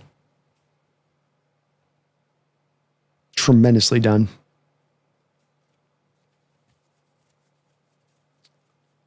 Oh, Koken. He says, it wasn't me that brought up politics. Regardless, I should have ignored him. I'm sorry, regardless. Oh, no need to apologize, Koken. It's all good. All good. No worries, man. King, Seattle didn't have an opportunity to draft Thibodeau, by the way. He went 5, but reports did indicate Seattle wasn't interested in him whatsoever. I vaguely remember his attitude was a issue and some aspects of his tape wasn't all that appealing. You captured it more accurately. I kind of, I guess, shorthanded that one. It was more of the lack of interest that we were sensing from Seattle and what we were hearing from him. And it does add up, I think, on this one, King. Sometimes you hear about teams being out on players here and there. But the thing with Thibodeau that you heard was a little bit of like, I'm interested in growing myself as a brand. I'm looking outside of football. Like, this was a guy that was screaming, I'm not necessarily all about ball. I'm tremendously talented. I've got a lot of ability here that I can bring to bear on a football field, but I don't have the love for the game necessarily. I have love for being a football player and what that brings with it, but maybe I don't necessarily love football pure and simply. And I think with John, that's not something that he likes to necessarily walk across that bridge with a prospect. He wants guys, especially if he's going to be taking them high, especially if he's going to be giving them a lot of money, to be all about ball, that buy-in is there with them. I think there's a lot of good reason to wonder with Thibodeau if that buy-in is really, truly there. War Chief says, laughing out loud, I hear you, Brandon. I'll cheer for Robbie. I was a linebacker and a fullback in my day, laughing out loud, so I got my fullback. Let's get him some touches. At some point, he'll get a catch. He'll get a couple catches this year, War Chief. Will he get touches? Will he get a couple carries? I don't know. That'll be the interesting part. Richie, Cardinals game day. Let's go. Cardinals up next, man. Brandon says, not too high. I'm bringing Jamal Adams back at the moment. Yeah, me neither. Kind of been there, done that, right? Kind of been there, done that. Brandon and Jenna really wish the Rams would have gotten at least slapped by the Saints today. Would have made the round table twice as fun as normal. Got to have some real material to talk some S. It's hard to talk S when these guys are keeping pace, to your point, Brandon. When they're putting wins on the board week in and week out, it's like we're all in the same kind of grouping. And, Niners have beat both the Rams and the Seahawks, yet they kind of look like the weakest because of the injury situation. It's a weird situation in general. It's the toughest division in football. Cardinals could come back tomorrow on Monday night and beat the Cowboys. I don't think it'd shock anybody. It is what it is, man. We're all fighting it out, duking it out at the top on this one. But you're right, it makes it harder to talk S when teams are doing well, especially when the Rams are blowing teams out like they are. I mean, hell, the Niners had this one pretty comfortable against the Giants, too.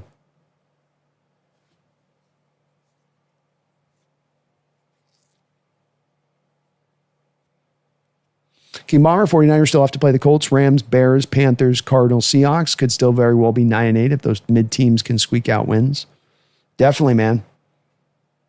Colts, Rams, Bears, Panthers, all those are pretty tough games in there.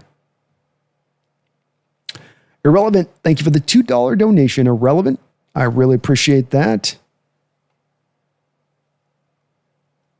I didn't miss something here. No, I didn't miss anything there.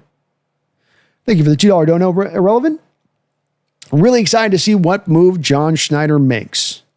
I am too. I think there is a move to be made here, Irrelevant. Jay Glazer talked earlier today on Fox, and he's a guy connected in the NFL. Talked earlier on Fox about the fact that Seattle was one of the more aggressive teams out there and burning up the phone lines, trying to make not one but multiple moves looking for upgrades. And I think that that's true. I think that's real. John's always in on everything, but I think this year in particular, because he's sitting on more cap space right now at this time of season than he ever has. And that's also in lieu of doing no contract restructurings, no base to bonus on any of the deals. So there's also those deals that you could do that theoretically on top of just sitting on the cap space you're currently sitting on. I think he's going to make a move. I think tonight's big time win and how this team has been getting better and better and better and rounding into shape more and more and more is only going to embolden him more to go out there and make that move. Now, is it going to be a game changer, a game breaker? No. But is it going to help this team out? Yeah, I think so. And everything's on the table as far as possibility because you do have the cap space, and that can tend to be the thing that holds you back from adding the significant player at times is, well, we only got $5 million of cap space. So he's got a $10 million base salary left on his deal through the rest of the year. I mean, we don't have the space to pay him on that, or we got to restructure this to get to that. We won't have to do that necessarily. You'll already have the cap space in tow.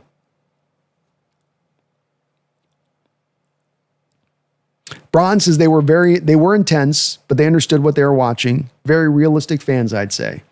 They were in the bathroom at half, just hard-nosed pissed. Really great experience, though. The stadium staff was really nice. The Hawk fans were intense, though. You could feel the energy from the entire visitor's side. I love it, man. We're locked in that way, and they knew what was at play. The Hawk fans in that stadium, I don't doubt that at any bit. You knew you got to keep winning to keep this pace with these teams at the top of this division. We know how important it is.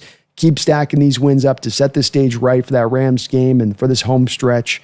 And that this is a win that you should have. This is a Commanders team that's limping into this game. That's down guys like Terry McLaurin. That's a big loss for them. That's missing guys like Dorrance Armstrong, a very important edge rusher for them. Maybe their most important edge rusher. And so you have them a little weakened. You've got them a little down and out this year. Stomp on those teams if you're the team we think you are. And tonight, Seattle Seahawks said, yeah, we are that team. And have they throughout this year have told you, yeah, we are that team. Love that, though, man. It's I love those insights from inside the stadium, Bronze. Good on the 12, just show up and show out. Oh, yeah. Koken, you don't need to apologize for that at all, man. Not at all, brother. It's all good, man. How has Bradford played? In pass pro, I think he's holding up okay, decently. Part of the run blocking issues that we're seeing is there's some forefront stuff with him out there a little bit. Still getting those whiffs. Still getting those plays in the run game where he just can't carry up the line of scrimmage when he's got to move laterally with a defensive tackle. I think the first run of the game, Koken, you had him having to carry a defensive tackle as the defense tackle is scraping up the line of scrimmage this way. So Bradford's just got to kind of stay with him and not allow him to penetrate. And instead he ends up allowing him to penetrate, to be right there to meet Kenneth Walker on an outside zone run, not in the way that you would like. I mean, it's one thing if it's Zabel's guy to the strong side of the formation where the play is going that pushes him into the backfield. But when it's Bradford's guy pushing him into the backfield, scraping so far away down the line of scrimmage as a nose tackle at that, kind of still get some of those plays, and this is part of why he's just so lowly rated right now by a PFF.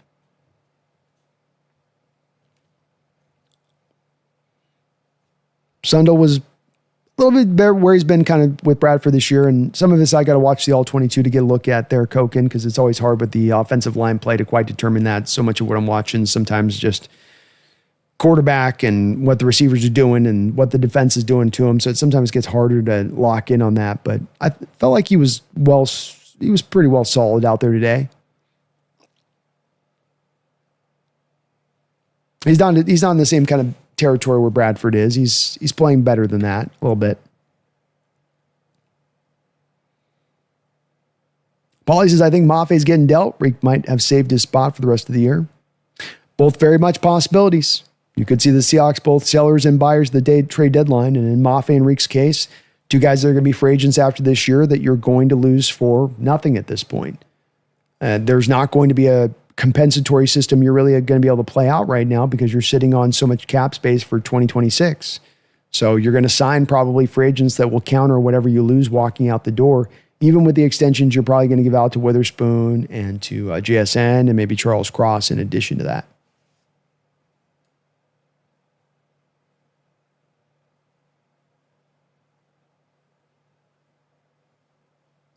Alpha Sucks in mock drafts. Minkah Fitzpatrick feels likely.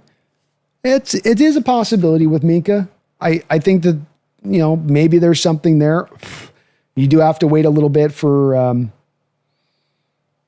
you're going to have him at a point with that potentially where now you come to find yourself sitting in a position where you got to sit Kobe Bryant or something at one point or another once Julian Love comes back. So that's a bit of a possibility with that, with Kobe playing decent ball for you at the strong safety position. But it's not going to cost you a lot to go get Minka either.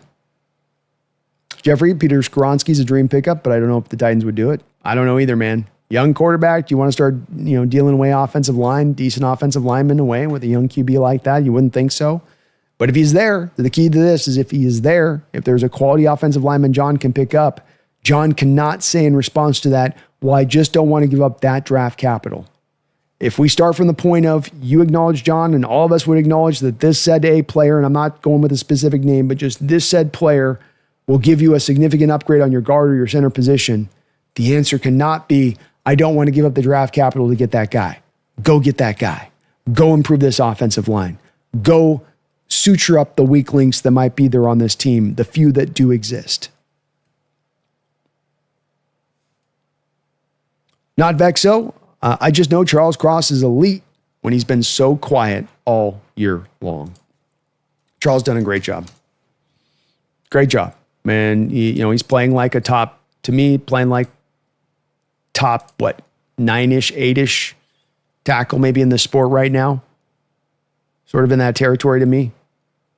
He's rated at 14, but it depends on where you want to hold him. He's right there with Lane Johnson's just below him. Laramie Tunsil's just above him. He's around other names like Spencer Brown and Tristan Wirfs and Bernard Raymond. Guys just below him like Ikem Ekawanu and Alaric Jackson. Brian O'Neill, Ronnie Staley below him in their rating right now. Seahawks are going to have two of the top 15 rated tackles in this sport will be Charles Cross and Abraham Lucas after this week by PFF. And that is very notable because that's what you have seen from them on play on the field, Vexo. Back to your point on that. Coke and Bradford still give a few easy pressures. It did still feel like that stuff's there. It just does. He's gotten to at least somewhat of a passable play, even with the bad spots in his game, but the bad spots in his game are still way too much. War Chief, I'm in Hawaii, so I've been listening to you all night, but I just realized dudes were listening to you, then went to bed and woke up to you laughing out loud. You're the GOAT, Brandon. Oh, thank you, man. I appreciate that. I'm jazzed up after a win like this, man. Especially I'm jazzed up watching a team like this as we've been kind of cracking through the past couple of years. It just hypes me to the moon that we're rolling like we are and things are cooking along like they are. So cool to see. Koken, you're a good man, Brandon. God bless you. Hey, God bless you too, Koken. You as well. Same is true of you too, brother. Part of you and so many folks like yourself, just such cool parts of this community, such cool people. And you guys make this place run, man. You make it very easy for me to go live and do what I do because it's just so many cool people we've got in this community, man. And I'm so blessed to have you guys all joined up into here, and we've kind of all got our little hub here on this. King Bomber, he says, yeah, it wasn't perfect, but if there was a game that said don't bench me, it was that one. I think he's only had 2 penalties on the whole year. Being Bradford. Is that right?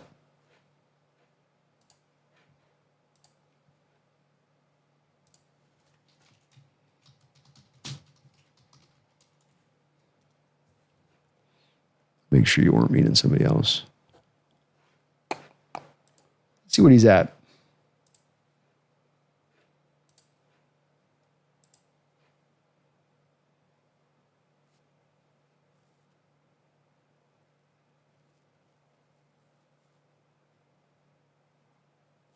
He's only allowed 1 sack all year for as bad as he's been graded in pass blocking.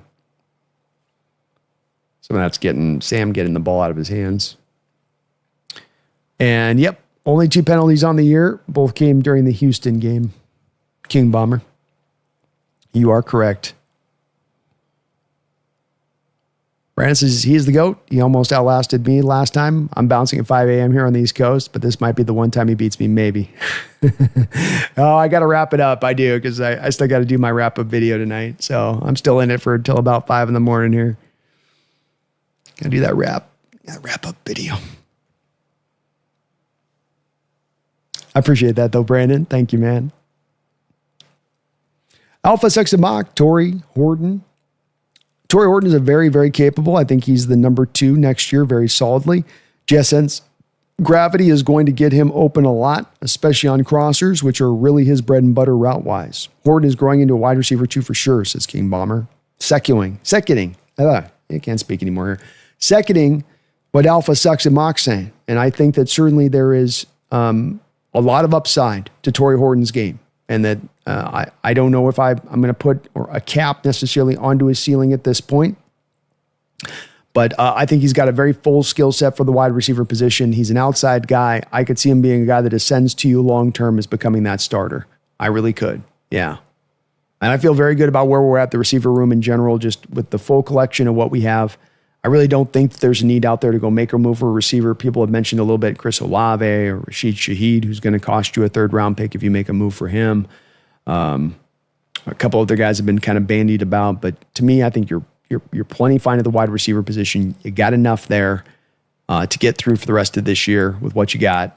Obviously, health needs to hold up, but that's going to be the case at all times a little bit anyway. You got some depth there to sustain a little bit of injury here and there, but he's been fantastic. Alpha Sucks and Mock. If we beat the Rams in LA, I think Mike McDonald surges to the number 1 in the Coach of the Year odds. He just might. Alpha Suck. It's tough because I think there's going to be a lot of good candidates there for that. Vrabel with what he's doing with the Patriots.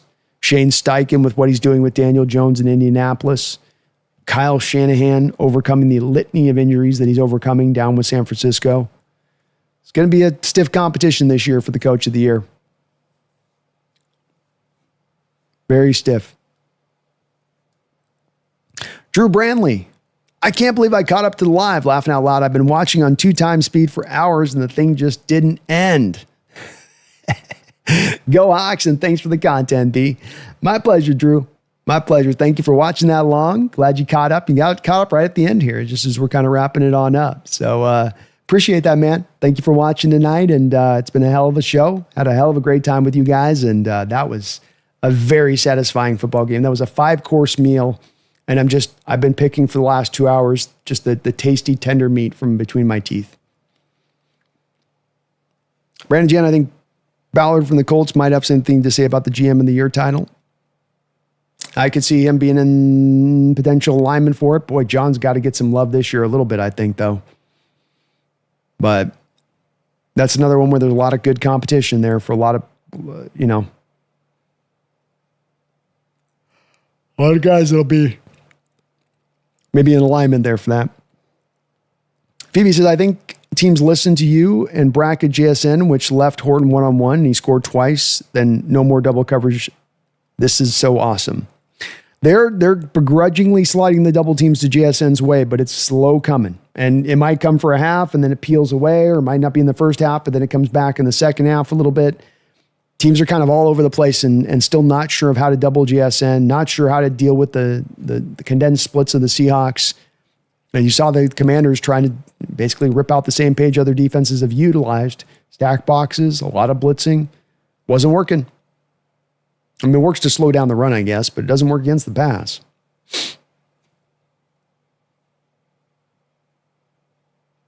Alpha Sucks and Mock's Drafts trade deadline show Tuesday. If we got some action going on, I'm open to it. It kind of depends on what we got for the behind enemy line stuff and things. I'm waiting on Mike here for our Cardinals next week on which day we're going to do the behind enemy lines. So sometimes Tuesdays can be behind enemy lines, and then we got the NFC West roundtable. But if something opens up and if we make a move, I'll go live for show. For show. 100%. So we'll keep an eye on it. Koken, wish I could drop a dono, but I don't have a debit card for 2 to 4 weeks. I will renew membership when I can. I'll also drop a big dono. You can guarantee it'll be spent on your cats. Well, I can always guarantee that. We keep them in the salmon treats and the pate out here. That's how we roll with our kitties here. But totally bet. And no worries on that, Koken. Stuff happens, cards and all that stuff. I just appreciate you watching, being a part of the community. That's all I can ask for on that. Hitting that like button if you get a chance on that. That's plenty for me on it. If you got a chance to donate, that's cool, but it's by no means a requirement. I appreciate you though, man. Thank you so much. Gibson, game preparation. Sorry, Gibson, my thing. There we go. Game preparation and our intensity was great from the jump. Boy, was it ever. And Mike McDonald has had this team ready to play on the road time and time again. We haven't even talked about this, just speaks to how spectacular this win is, how many good things there are to peel from this win. This is your 10th straight win on the road under Mike McDonald. 10th straight win on the road. My man has been just nails having this team ready to go out in these hostile environments. King Bomber, can we destroy the Cards like we destroyed them nearly every team this year? I think we're going to go at them pretty hard. And I continue to say that I think Mike's got Kyler's number. Now, what might make this a little bit harder for us is if we have to take on Jacoby Brissett maybe. And Jacoby gave us a little bit of a game last year with the Patriots for at least the first part of that game. So that might be a tougher matchup for us if Jacoby's going to be the quarterback there. And it does seem like Kyler's maybe inching his way closer and closer to being not the starter anymore there with the Cardinals. But we'll see on that one. Maybe another week from now they give it a try. Maybe a poor performance if Brissett's back out there again this week, enough to allow for Kyler to have a chance at that point. Van City Lobos, Blue Jays John Schneider almost led us to a promised land. Hope Seahawks John Schneider can take us all the way. Let's go, Van City. Let's go, Van City. Kings is also, let's hire Clay Kubiak if Clint gets hired away. I'm with it, man. I'm with it. Van City. Also, Brandon, you look like Max Scherzer's brother. Oh, well, I'll take that, man. I said during the playoffs, Van City, when he's playing, if you want to know what kind of like player I would have been on a football field or a baseball field, Max Scherzer, in the way that he operates with that mindset, I'd probably be like that. Just a little bit too intense, probably. You know what I mean? A little bit, too turned up. But I'll take that. King says, let's hope Kyler's healthy and ready to go. I don't want to play Brissett. No, I'd rather give me Kyler all day. Please try to reclamate that, Cardinals, in 2 weeks. Please. Next week.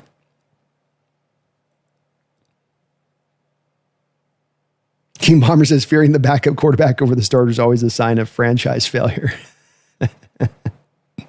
It's the canary in the coal mine, King. And if that thing's chirping away. They're going to fire Jonathan Gannon, the general manager, this year? Probably. And you feel bad for Jonathan Gannon because they're doing the same thing to him that essentially the Jets did to Robert Saleh. Is you don't actually ever get the guy, the true quarterback there. And you can talk what you want about his defense, but you don't actually get him a quarterback. How do you judge that kind of guy at that stop? How do you come to the conclusion of I've got to fire him when you have kind of failed him in certain respects? But I think that Cardinal team's failed Gannon in a lot of respects. I think they failed him when they fined him the $100,000 for checking that guy for dropping the touchdown, and I think they took his nuts away when they did that. Kogan says, you got a $20 pledge for me, excluding renewal of membership. Please use the money for your cats. Can you assure me of that? I can assure you of that. They will certainly get it their way. Bet. Promise. Promise made, promise kept, promise. King says, Seattle's OC job is going to be spinning table of Kubiaks for the next decade. Yeah. We're already targeting the grandson. All right. Next in line's on his way. Max Bailey says the Hawks are going to end the Kyler era. Brissett has looked better. If Kyler had a bad start, people are going to call for his head. He's run out of opportunities. No more headwind, no more room for error. And indeed, Jacoby's on the edge right now of kind of solidifying his place in Cardinal lore and the days being over with. But it does still feel like the Cardinals want to take one more chance some point or another to try to reclamate this Kyler situation because they don't want to sit on $50 million of dead money after this season. I guarantee you that. Gambling Goat, I'm going to be at the game this weekend, hoping the Hawks treat me to an ass kicking. I hope so as well, man. I think there's a good chance of it with this Cardinal team. Going to be on a short week. They got to play Monday Night Football against a tough Cowboy team. We'll see where they stand on the end of this game, but you got to figure that they're well over halfway into the year having to play that game on a short week, that you're going to get a little bit of an advantage there, especially getting to play that one at home. hopefully gives our Hawks an opportunity to really let it cook. King, I think we should have internal conversations regarding the incident with JG, but finding him kind of cut his legs a bit, even though they might have done the right thing to do.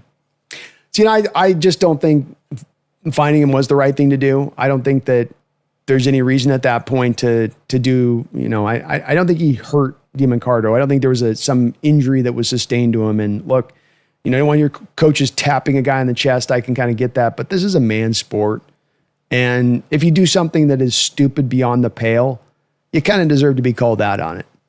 And instead, you end up letting that guy kind of off the hook for a bad decision. I just felt like he had every right to be mad like he was like that, but I'm also old school with it. I get it. They're sensitive this day and age. Got to be careful with the feelings. Manelli, Kyler's busy playing Call of Duty. He doesn't concern himself with football anymore. Maybe not, man. And then he's got the Battlefield on top of it. He's just got not enough time. Not enough time.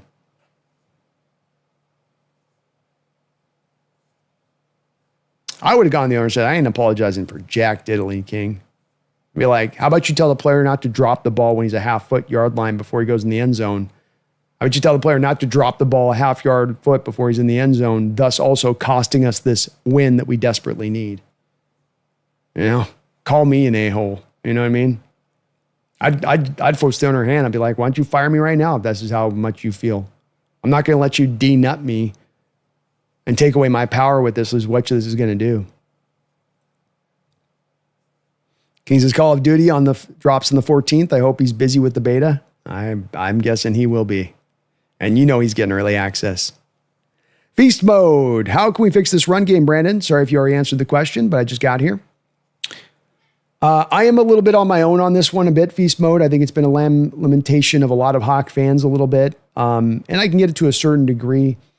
You're dealing with something extreme, and you're dealing with something extreme on two sides of this coin. First off, you literally came into this game Feast mode with the most stacked boxes of anybody else in the NFL. That's been consistent throughout the course of this year. So whether you have teams defensively you're facing inherently that like to stack the box or not, every opponent you face stacks the box. The Washington Commanders come from the 4-3 under Coach Carroll defense. They want to run 4 down linemen. Yeah, they'll sometimes bring a safety down in the box, but they don't want to run 5-man fronts. They don't want to run 3-4 looks. They don't want to stack a lot of congestion out of the line of the scrimmage. That's not their general nature. And yet, you saw today that the Commanders did it over and over again. Why are they doing that? Because we're running a tremendous amount of condensed splits Feast mode. So every defense this year has looked at what we've done and said, hey, this offense is going to run a predominant amount of condensed splits, predominant amount of 12 and 13 personnel. Our counter to that's going to be stacking the box and bringing a lot of blitzes.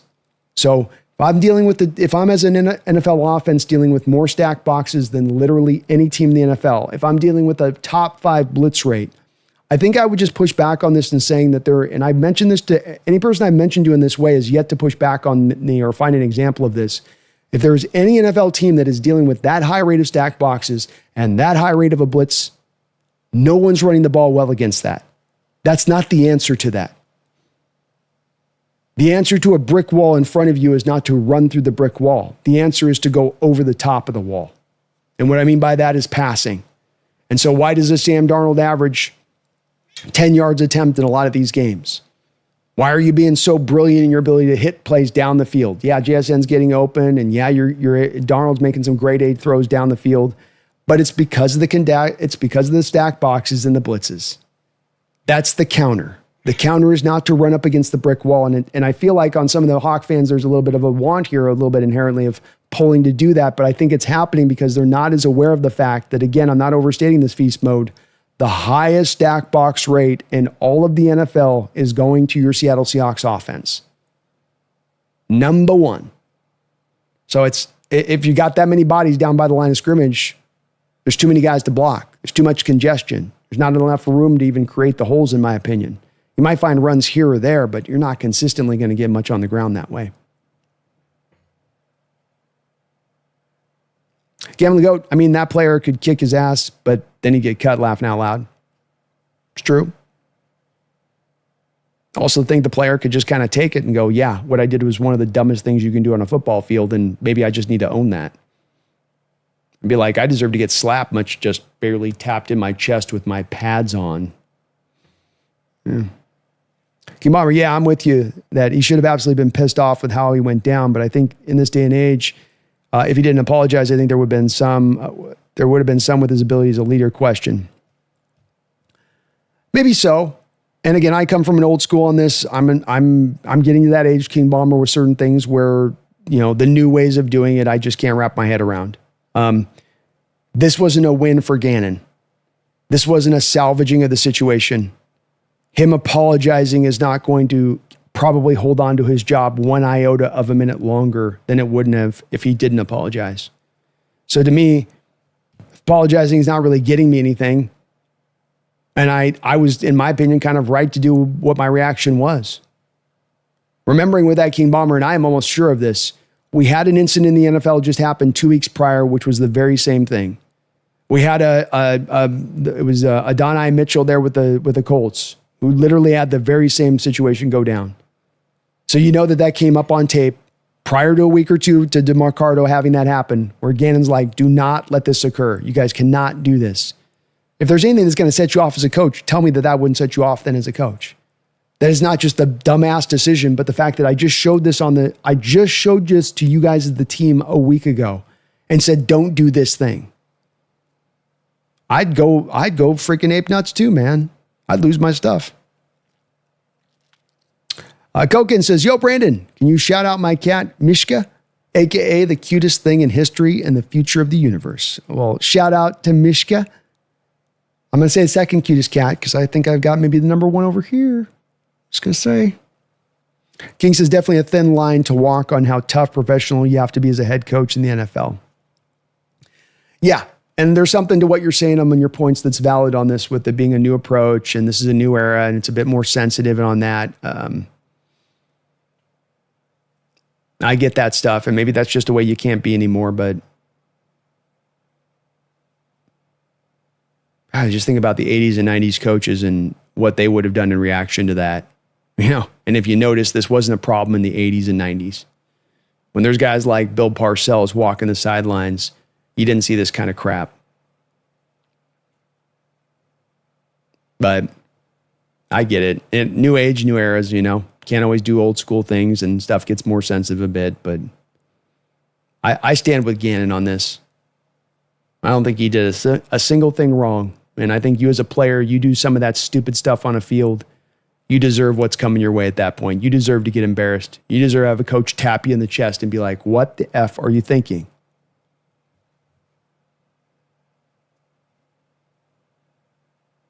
Brandon says, or around the brick wall, just saying, you see some of those pristine passes from Sam to the boundaries today?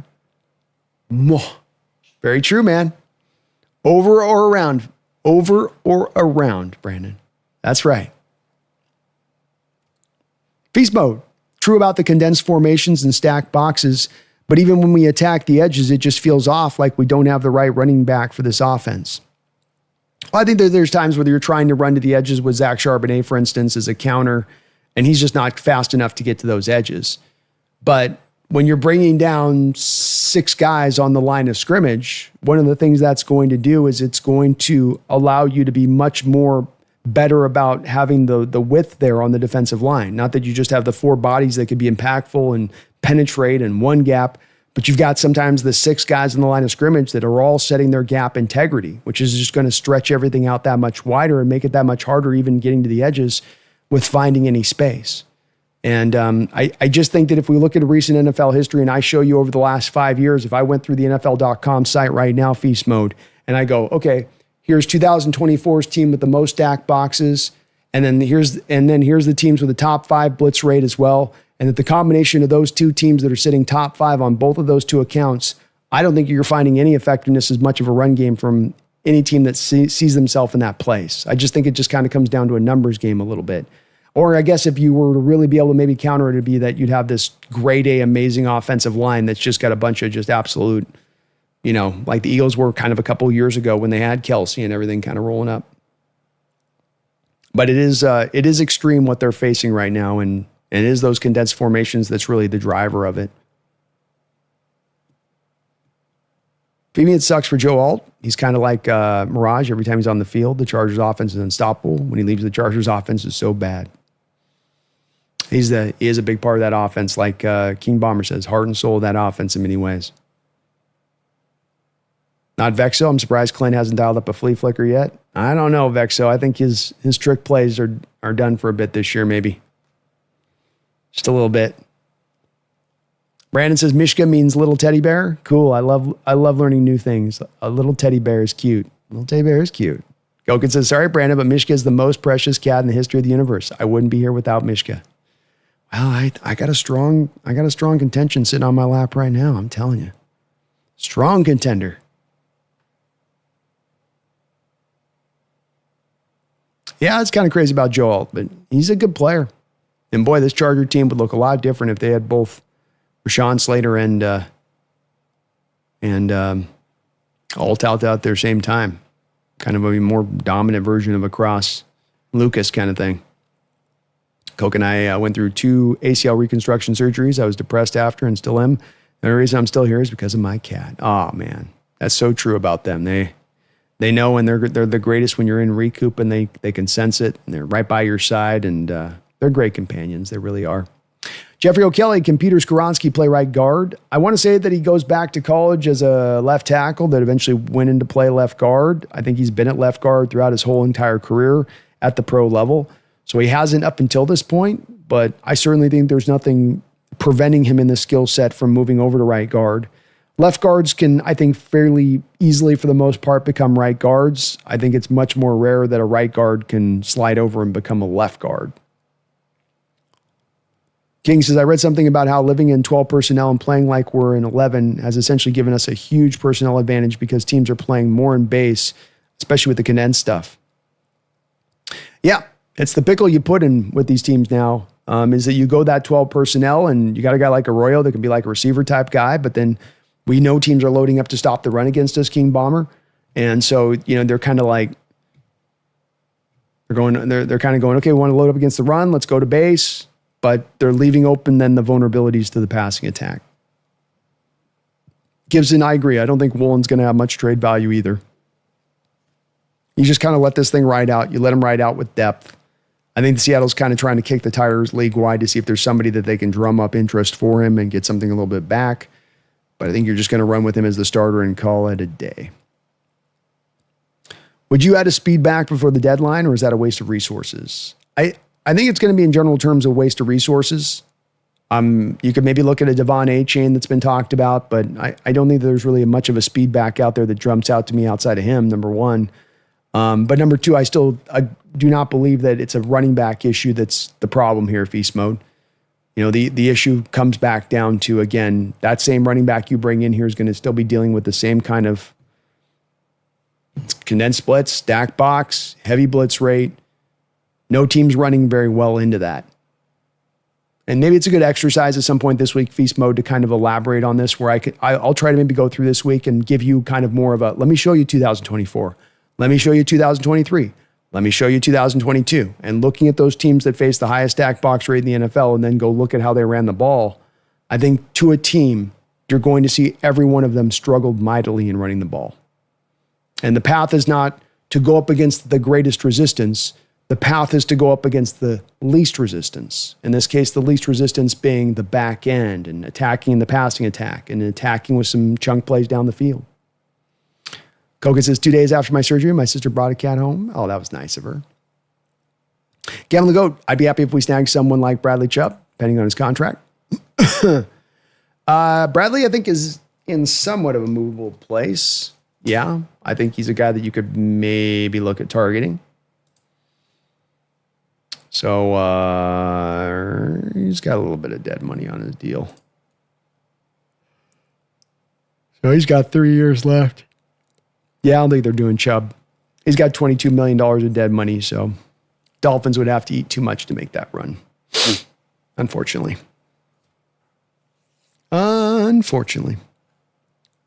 Things I just realized I didn't even notice Ricky White out there. JSN Horton, Cody White, really making it work. We are, man. At one point late in this game, King Bomber, we had White and White as our two outside receivers. That's how you know it's going really well or really wrong. Benelli Kubiak's going to get plucked from us. Keeps coordinating like this. You're right, Benelli. Guys are not long for the world when they're coordinating this well. I remember, too, he's got John Benton on his staff that he'd bring with him if he was to be a head coach. It's going to be a bit of a driver, too, as well. Definitely going to be looked at, Benelli. 100% going to be looked at. No freaking doubt. Let's give a little love out here to the sponsor of the show here. Passing 8.5 hours. Good time here, I think, to start to put a little bit of a button on this show. But I do want to thank, if we can, sponsor of this show, which is going to be Sleeper. Sleeper, the #1 sports app running today. We didn't get our bets today, but we got close. We got close. So we got the Ertz Horton picks in. As you can see here, I missed a little bit of Bobby Wagner by 2.5 tackles and Jason Myers by 1 field goal. Didn't know we were going to score touchdowns on every freaking possession, but that's the way it goes sometimes when you're in this world of pickings. But you can use my code right now and get up to 100% of a matchup at $100 when you use that code NEST. I know there's been some restrictions in the state of Washington, but it is now opening up for you for using this app in full here in the state of Washington. So Sleeper wants to make you aware of it. That's what we got a lot of hot content creators doing the Sleeper app. And you can get $100 from me to you when you use that code NEST. You can get it in over on the football picks. You can get it on basketball, combine them together, put it all together, do your daily, weekly fantasy, daily and weekly fantasy. Get into whatever is your flavor here. I like the over and unders. But get that 100% match up to $100. And then there's an additional $20 just creating a login. They'll give you $20 when you just create that login. No match code needed. That's $120 potentially in your pocket from me to you. It's what we call a win-win-win. Help out the channel, help out Sleeper, help out yourself, go win some money. Utilize Sleeper today, the #1 sports app. Running, you think you know football, you think you know sports. Well, go put that knowledge to work. Go make yourself some money. Use my code.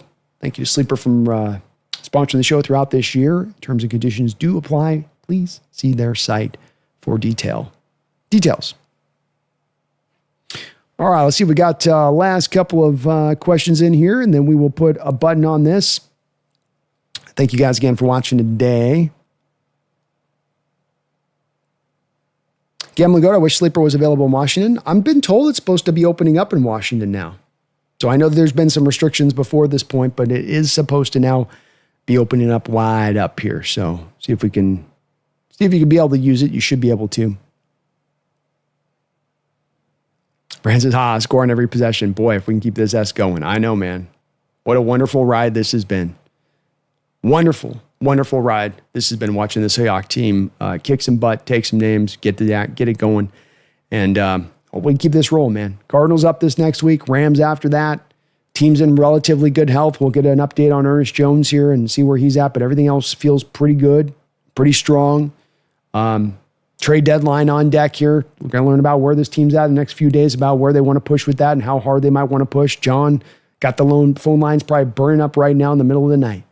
So a lot to cover here in the next few days, in this next few weeks, and the culmination of this season. Seattle Seahawks are on one hell of a great path. I think this is, as someone said earlier in the show today, the best team that we've had here since at least 2016. And it has been so much fun to cover and watch this team over these last 2 years as you've made this transition to Mike McDonald, as this team has gotten bit by bit better, and you can feel it coming together. You can see a well-developed plan, a smart plan that's really starting to bear out now. And it doesn't always do that. Sometimes you can be very smart in your approach and just things don't work out in your favor. Bad luck pops up.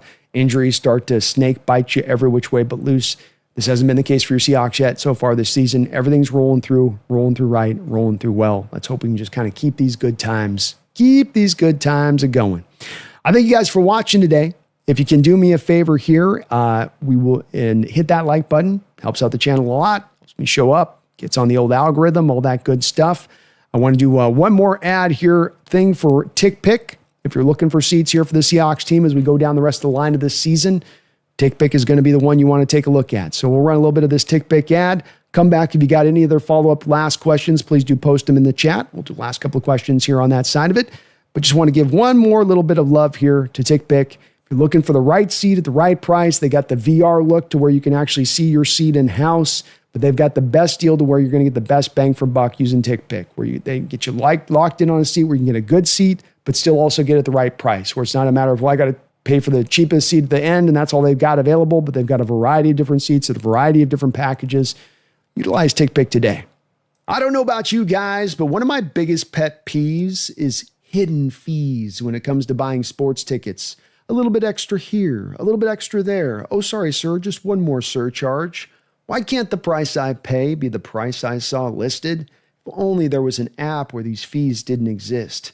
Which is why I want to give the sponsor of today's show, TickPick, a huge shout out. With over 20 million downloads, TickPick has you covered. NBA, NFL, concerts, festivals, you name it, they got it. TickPick provides the lowest prices, guaranteed. Oh, and no fees. What you see is what you pay. The NFL's in full swing, the NBA's just around the corner, and Major League Baseball playoffs are in the thick of it. Now is the time to lock in the best app in the game at finding you the right ticket at the best price. I love using TickPick. Last year, I was supposed to go to the opening game of the football season with my buddy who was also bringing those tickets, but he bailed on me at the last second and I was left to scrambling. I thought I was going to be up the creek without a paddle, but I fired up the TickPick app, was able to find a really nice seat by utilizing their high seat rating, which just looks at the combination of price and seat quality to get you that best bang for the buck. And I was able to go to the game and experience an incredible game at that. TickPick has your back. Each ticket bought is backed by the buyer trust guarantee so that you can trust your seat is legit. And of course, I've got a code for you guys. When you use code HMA, get $20 off your first set of tickets with TickPick on a purchase of up to $100. That's $20 off any tickets when you use promo code HMA. Make sure you click the link in the description section to download the app and have the code automatically added to your account so you can use it later. Thank you, TickPick. Big shout out to TickPick. Thank you for that. Love their show on the channel here this year, and as long with Sleeper on the app on that. Very kind of them. Very, very kind of them to do so. With that, last couple of just comments here. We'll kind of wrap it on up on this side. Gambling Goat, I made a bet that the Cardinals win and the point total is over 54.5. Ooh, Gambling Goat going against the creek running of the waters, going up creek, I think. Hopefully without a paddle on that one, Gambling Goat. I hope that we were able to pull this one off. But Jacoby Brissett, Cardinal team that's going to be desperate, maybe coming off potentially a win here against this Cowboy team. Can't overlook them. Seahawks got the Rams up a week after that. Might be a little bit of a pull to overlook them a little bit. Hopefully not, but maybe it's a possibility. Benelli, Brando, you're a marathon runner. Salute, brother. My pleasure, bro. My pleasure. You guys make this so much fun and so easy to go very long here with just a blink of the eye, and time has flown by. It's like just nothing. It's unbelievable, really. Nice as we are the best looking team in football. We are indeed, man. We're looking great. Coke, and shout out to Mishka, little Baron Russian. Shout out to you, Mishka. Thanks for taking care of your guy. Brandon, absolutely, because we're kicking freaking ass. I'm so freaking stoked. This is going to be one hell of a ride. It is, and we're going to enjoy it. We've been chipping away, carving this out, trying to take that next step. Getting up just close to the top of the hill, sliding back down, sliding back down. Really does feel like we're on the edge of finally fully breaking through this year and ready to go and become again a contender and have a nice little run here with this team over the next couple of years. And we have really feel like we've earned our right to get back into this spot. Low Ride, Chevy 64. Been watching you for years. How the F do you look younger after putting in all these quarter-day long streams? You really know your S. Does any of the radio stations around here reach out to you? Curious. I have never had any of the local Seattle radio reach out to me. I would certainly, if they ever did, would take advantage of it and jump on the airways and be happy enough to chop it up with anybody. I rarely turn down any opportunities on any kind of those collab things. I think it's probably moving down to Southern California because I was living up in Washington, so I was always very much pale and out of the sunshine. And then you get down here into San Diego and you get a little bit of a tan. Makes everybody look a little bit better, right? You get a little bit of a tan and helps you out a little bit. You know, it covers up blemishes and some things that the pale skin shows off at a very high level. But I love what I do, low ride, and I've got a great job. Many of you got to get up, and we got Monday through Fridays, and this is never lost on me. And I think about that a lot when I do this because it sort of always puts in perspective of how blessed I am to get to do this, how you guys have blessed me to do this, and the support that you guys bring from the channel, and that be out there. I could be grinding out on 8 to 5s and getting up at the buck rack of dawn every day, and just grinding out on a job that I may or may not like. This thing I love to do. And I've been put in a position that's a very special position, and a lot of people would love to be able to get to do what I do. And it's never lost on me, man. It's definitely a driver to always go as hard as I can on this because I want to take full advantage of something that's such a gift I've been given here with this channel. But I appreciate you. Thank you for that, low ride, Chevy, and thanks for rocking with me for these last few years. And I promise you, man, any opportunities locally wise that they get reached out to me on my end, I will jump on it with 2 feet. Gibson, the team's still improving. Still don't feel like you've necessarily played your best football yet. You're getting closer to it, I'll tell you that, when you play a game like this.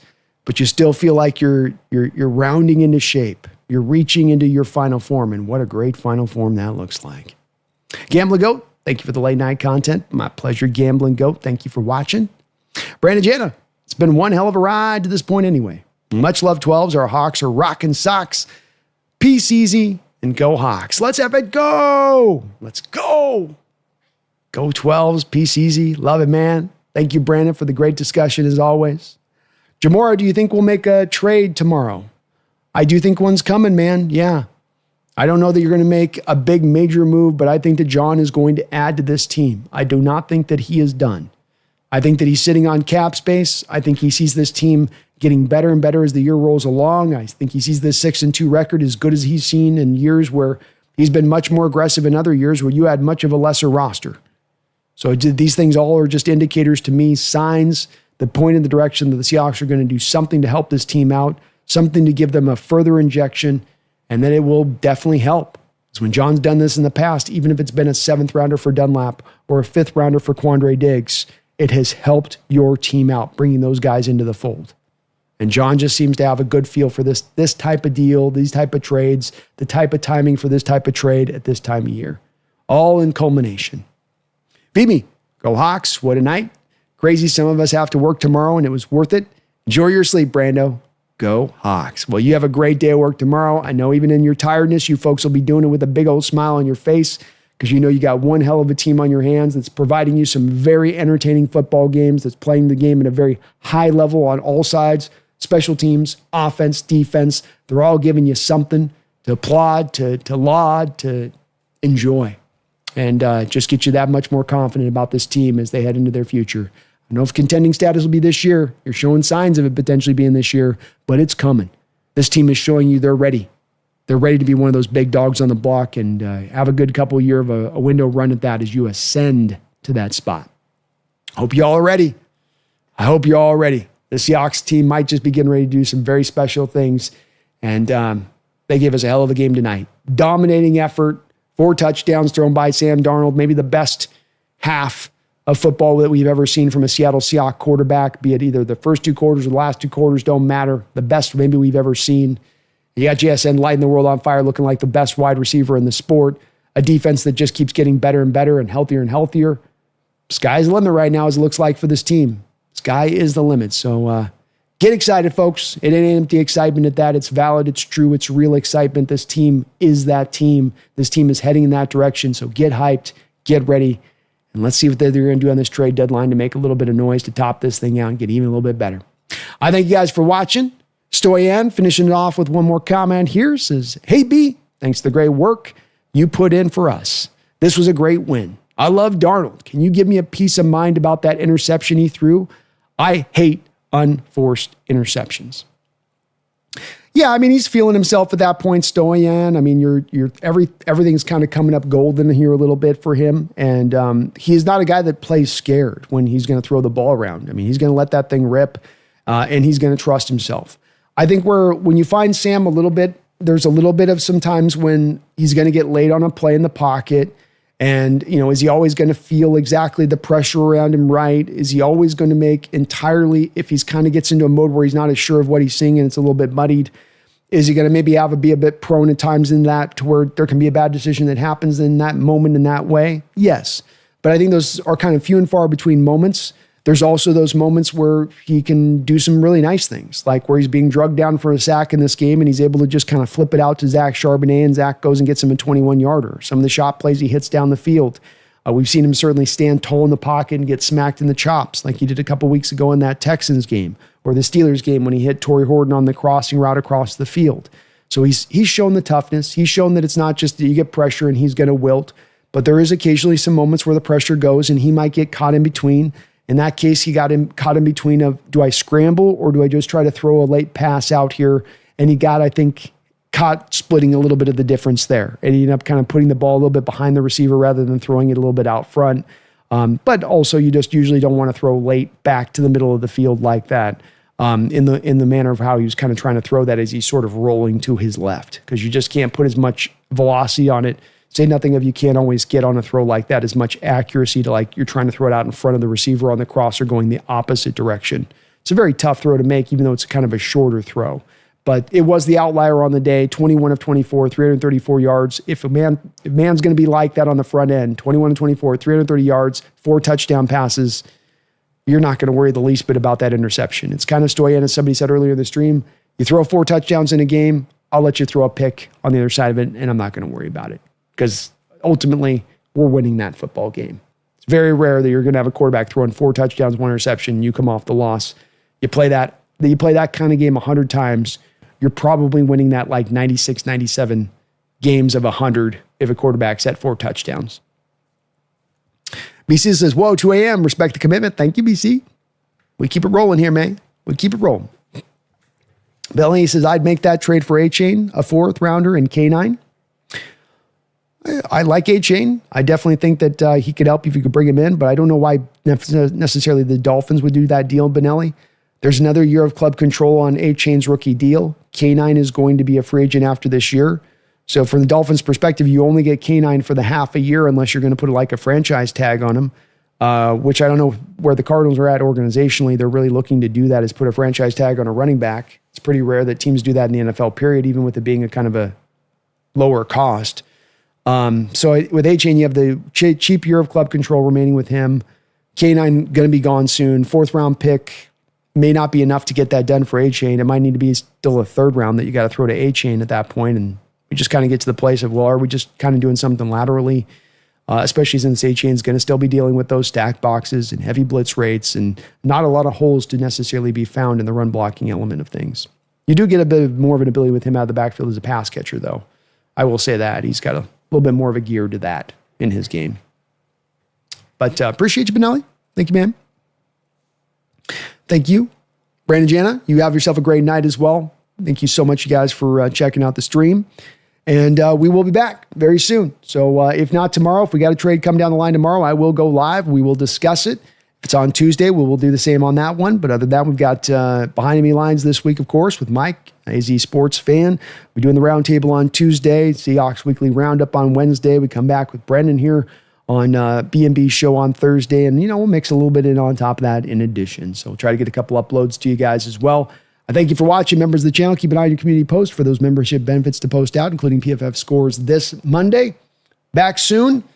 I shouldn't have to remind you, though, with a team that is wiping the floor with teams across the sport. I shouldn't have to tell you with a team that's up by multiple touchdowns in the 3rd quarter, multiple games over on the front half of the schedule, that this thing's getting ready to happen. We're ready to go out there and do some damage. We're going to make some noise here. I shouldn't have to let you know, but just in case, I'm going to let you know. Don't you ever forget. This team's ready to go. This team's hot. This team's rolling. This team's ready to make the noise, and they're getting at their best at the right time of year. So you lock it in, and don't you ever forget. Don't you dare. Go Hawks.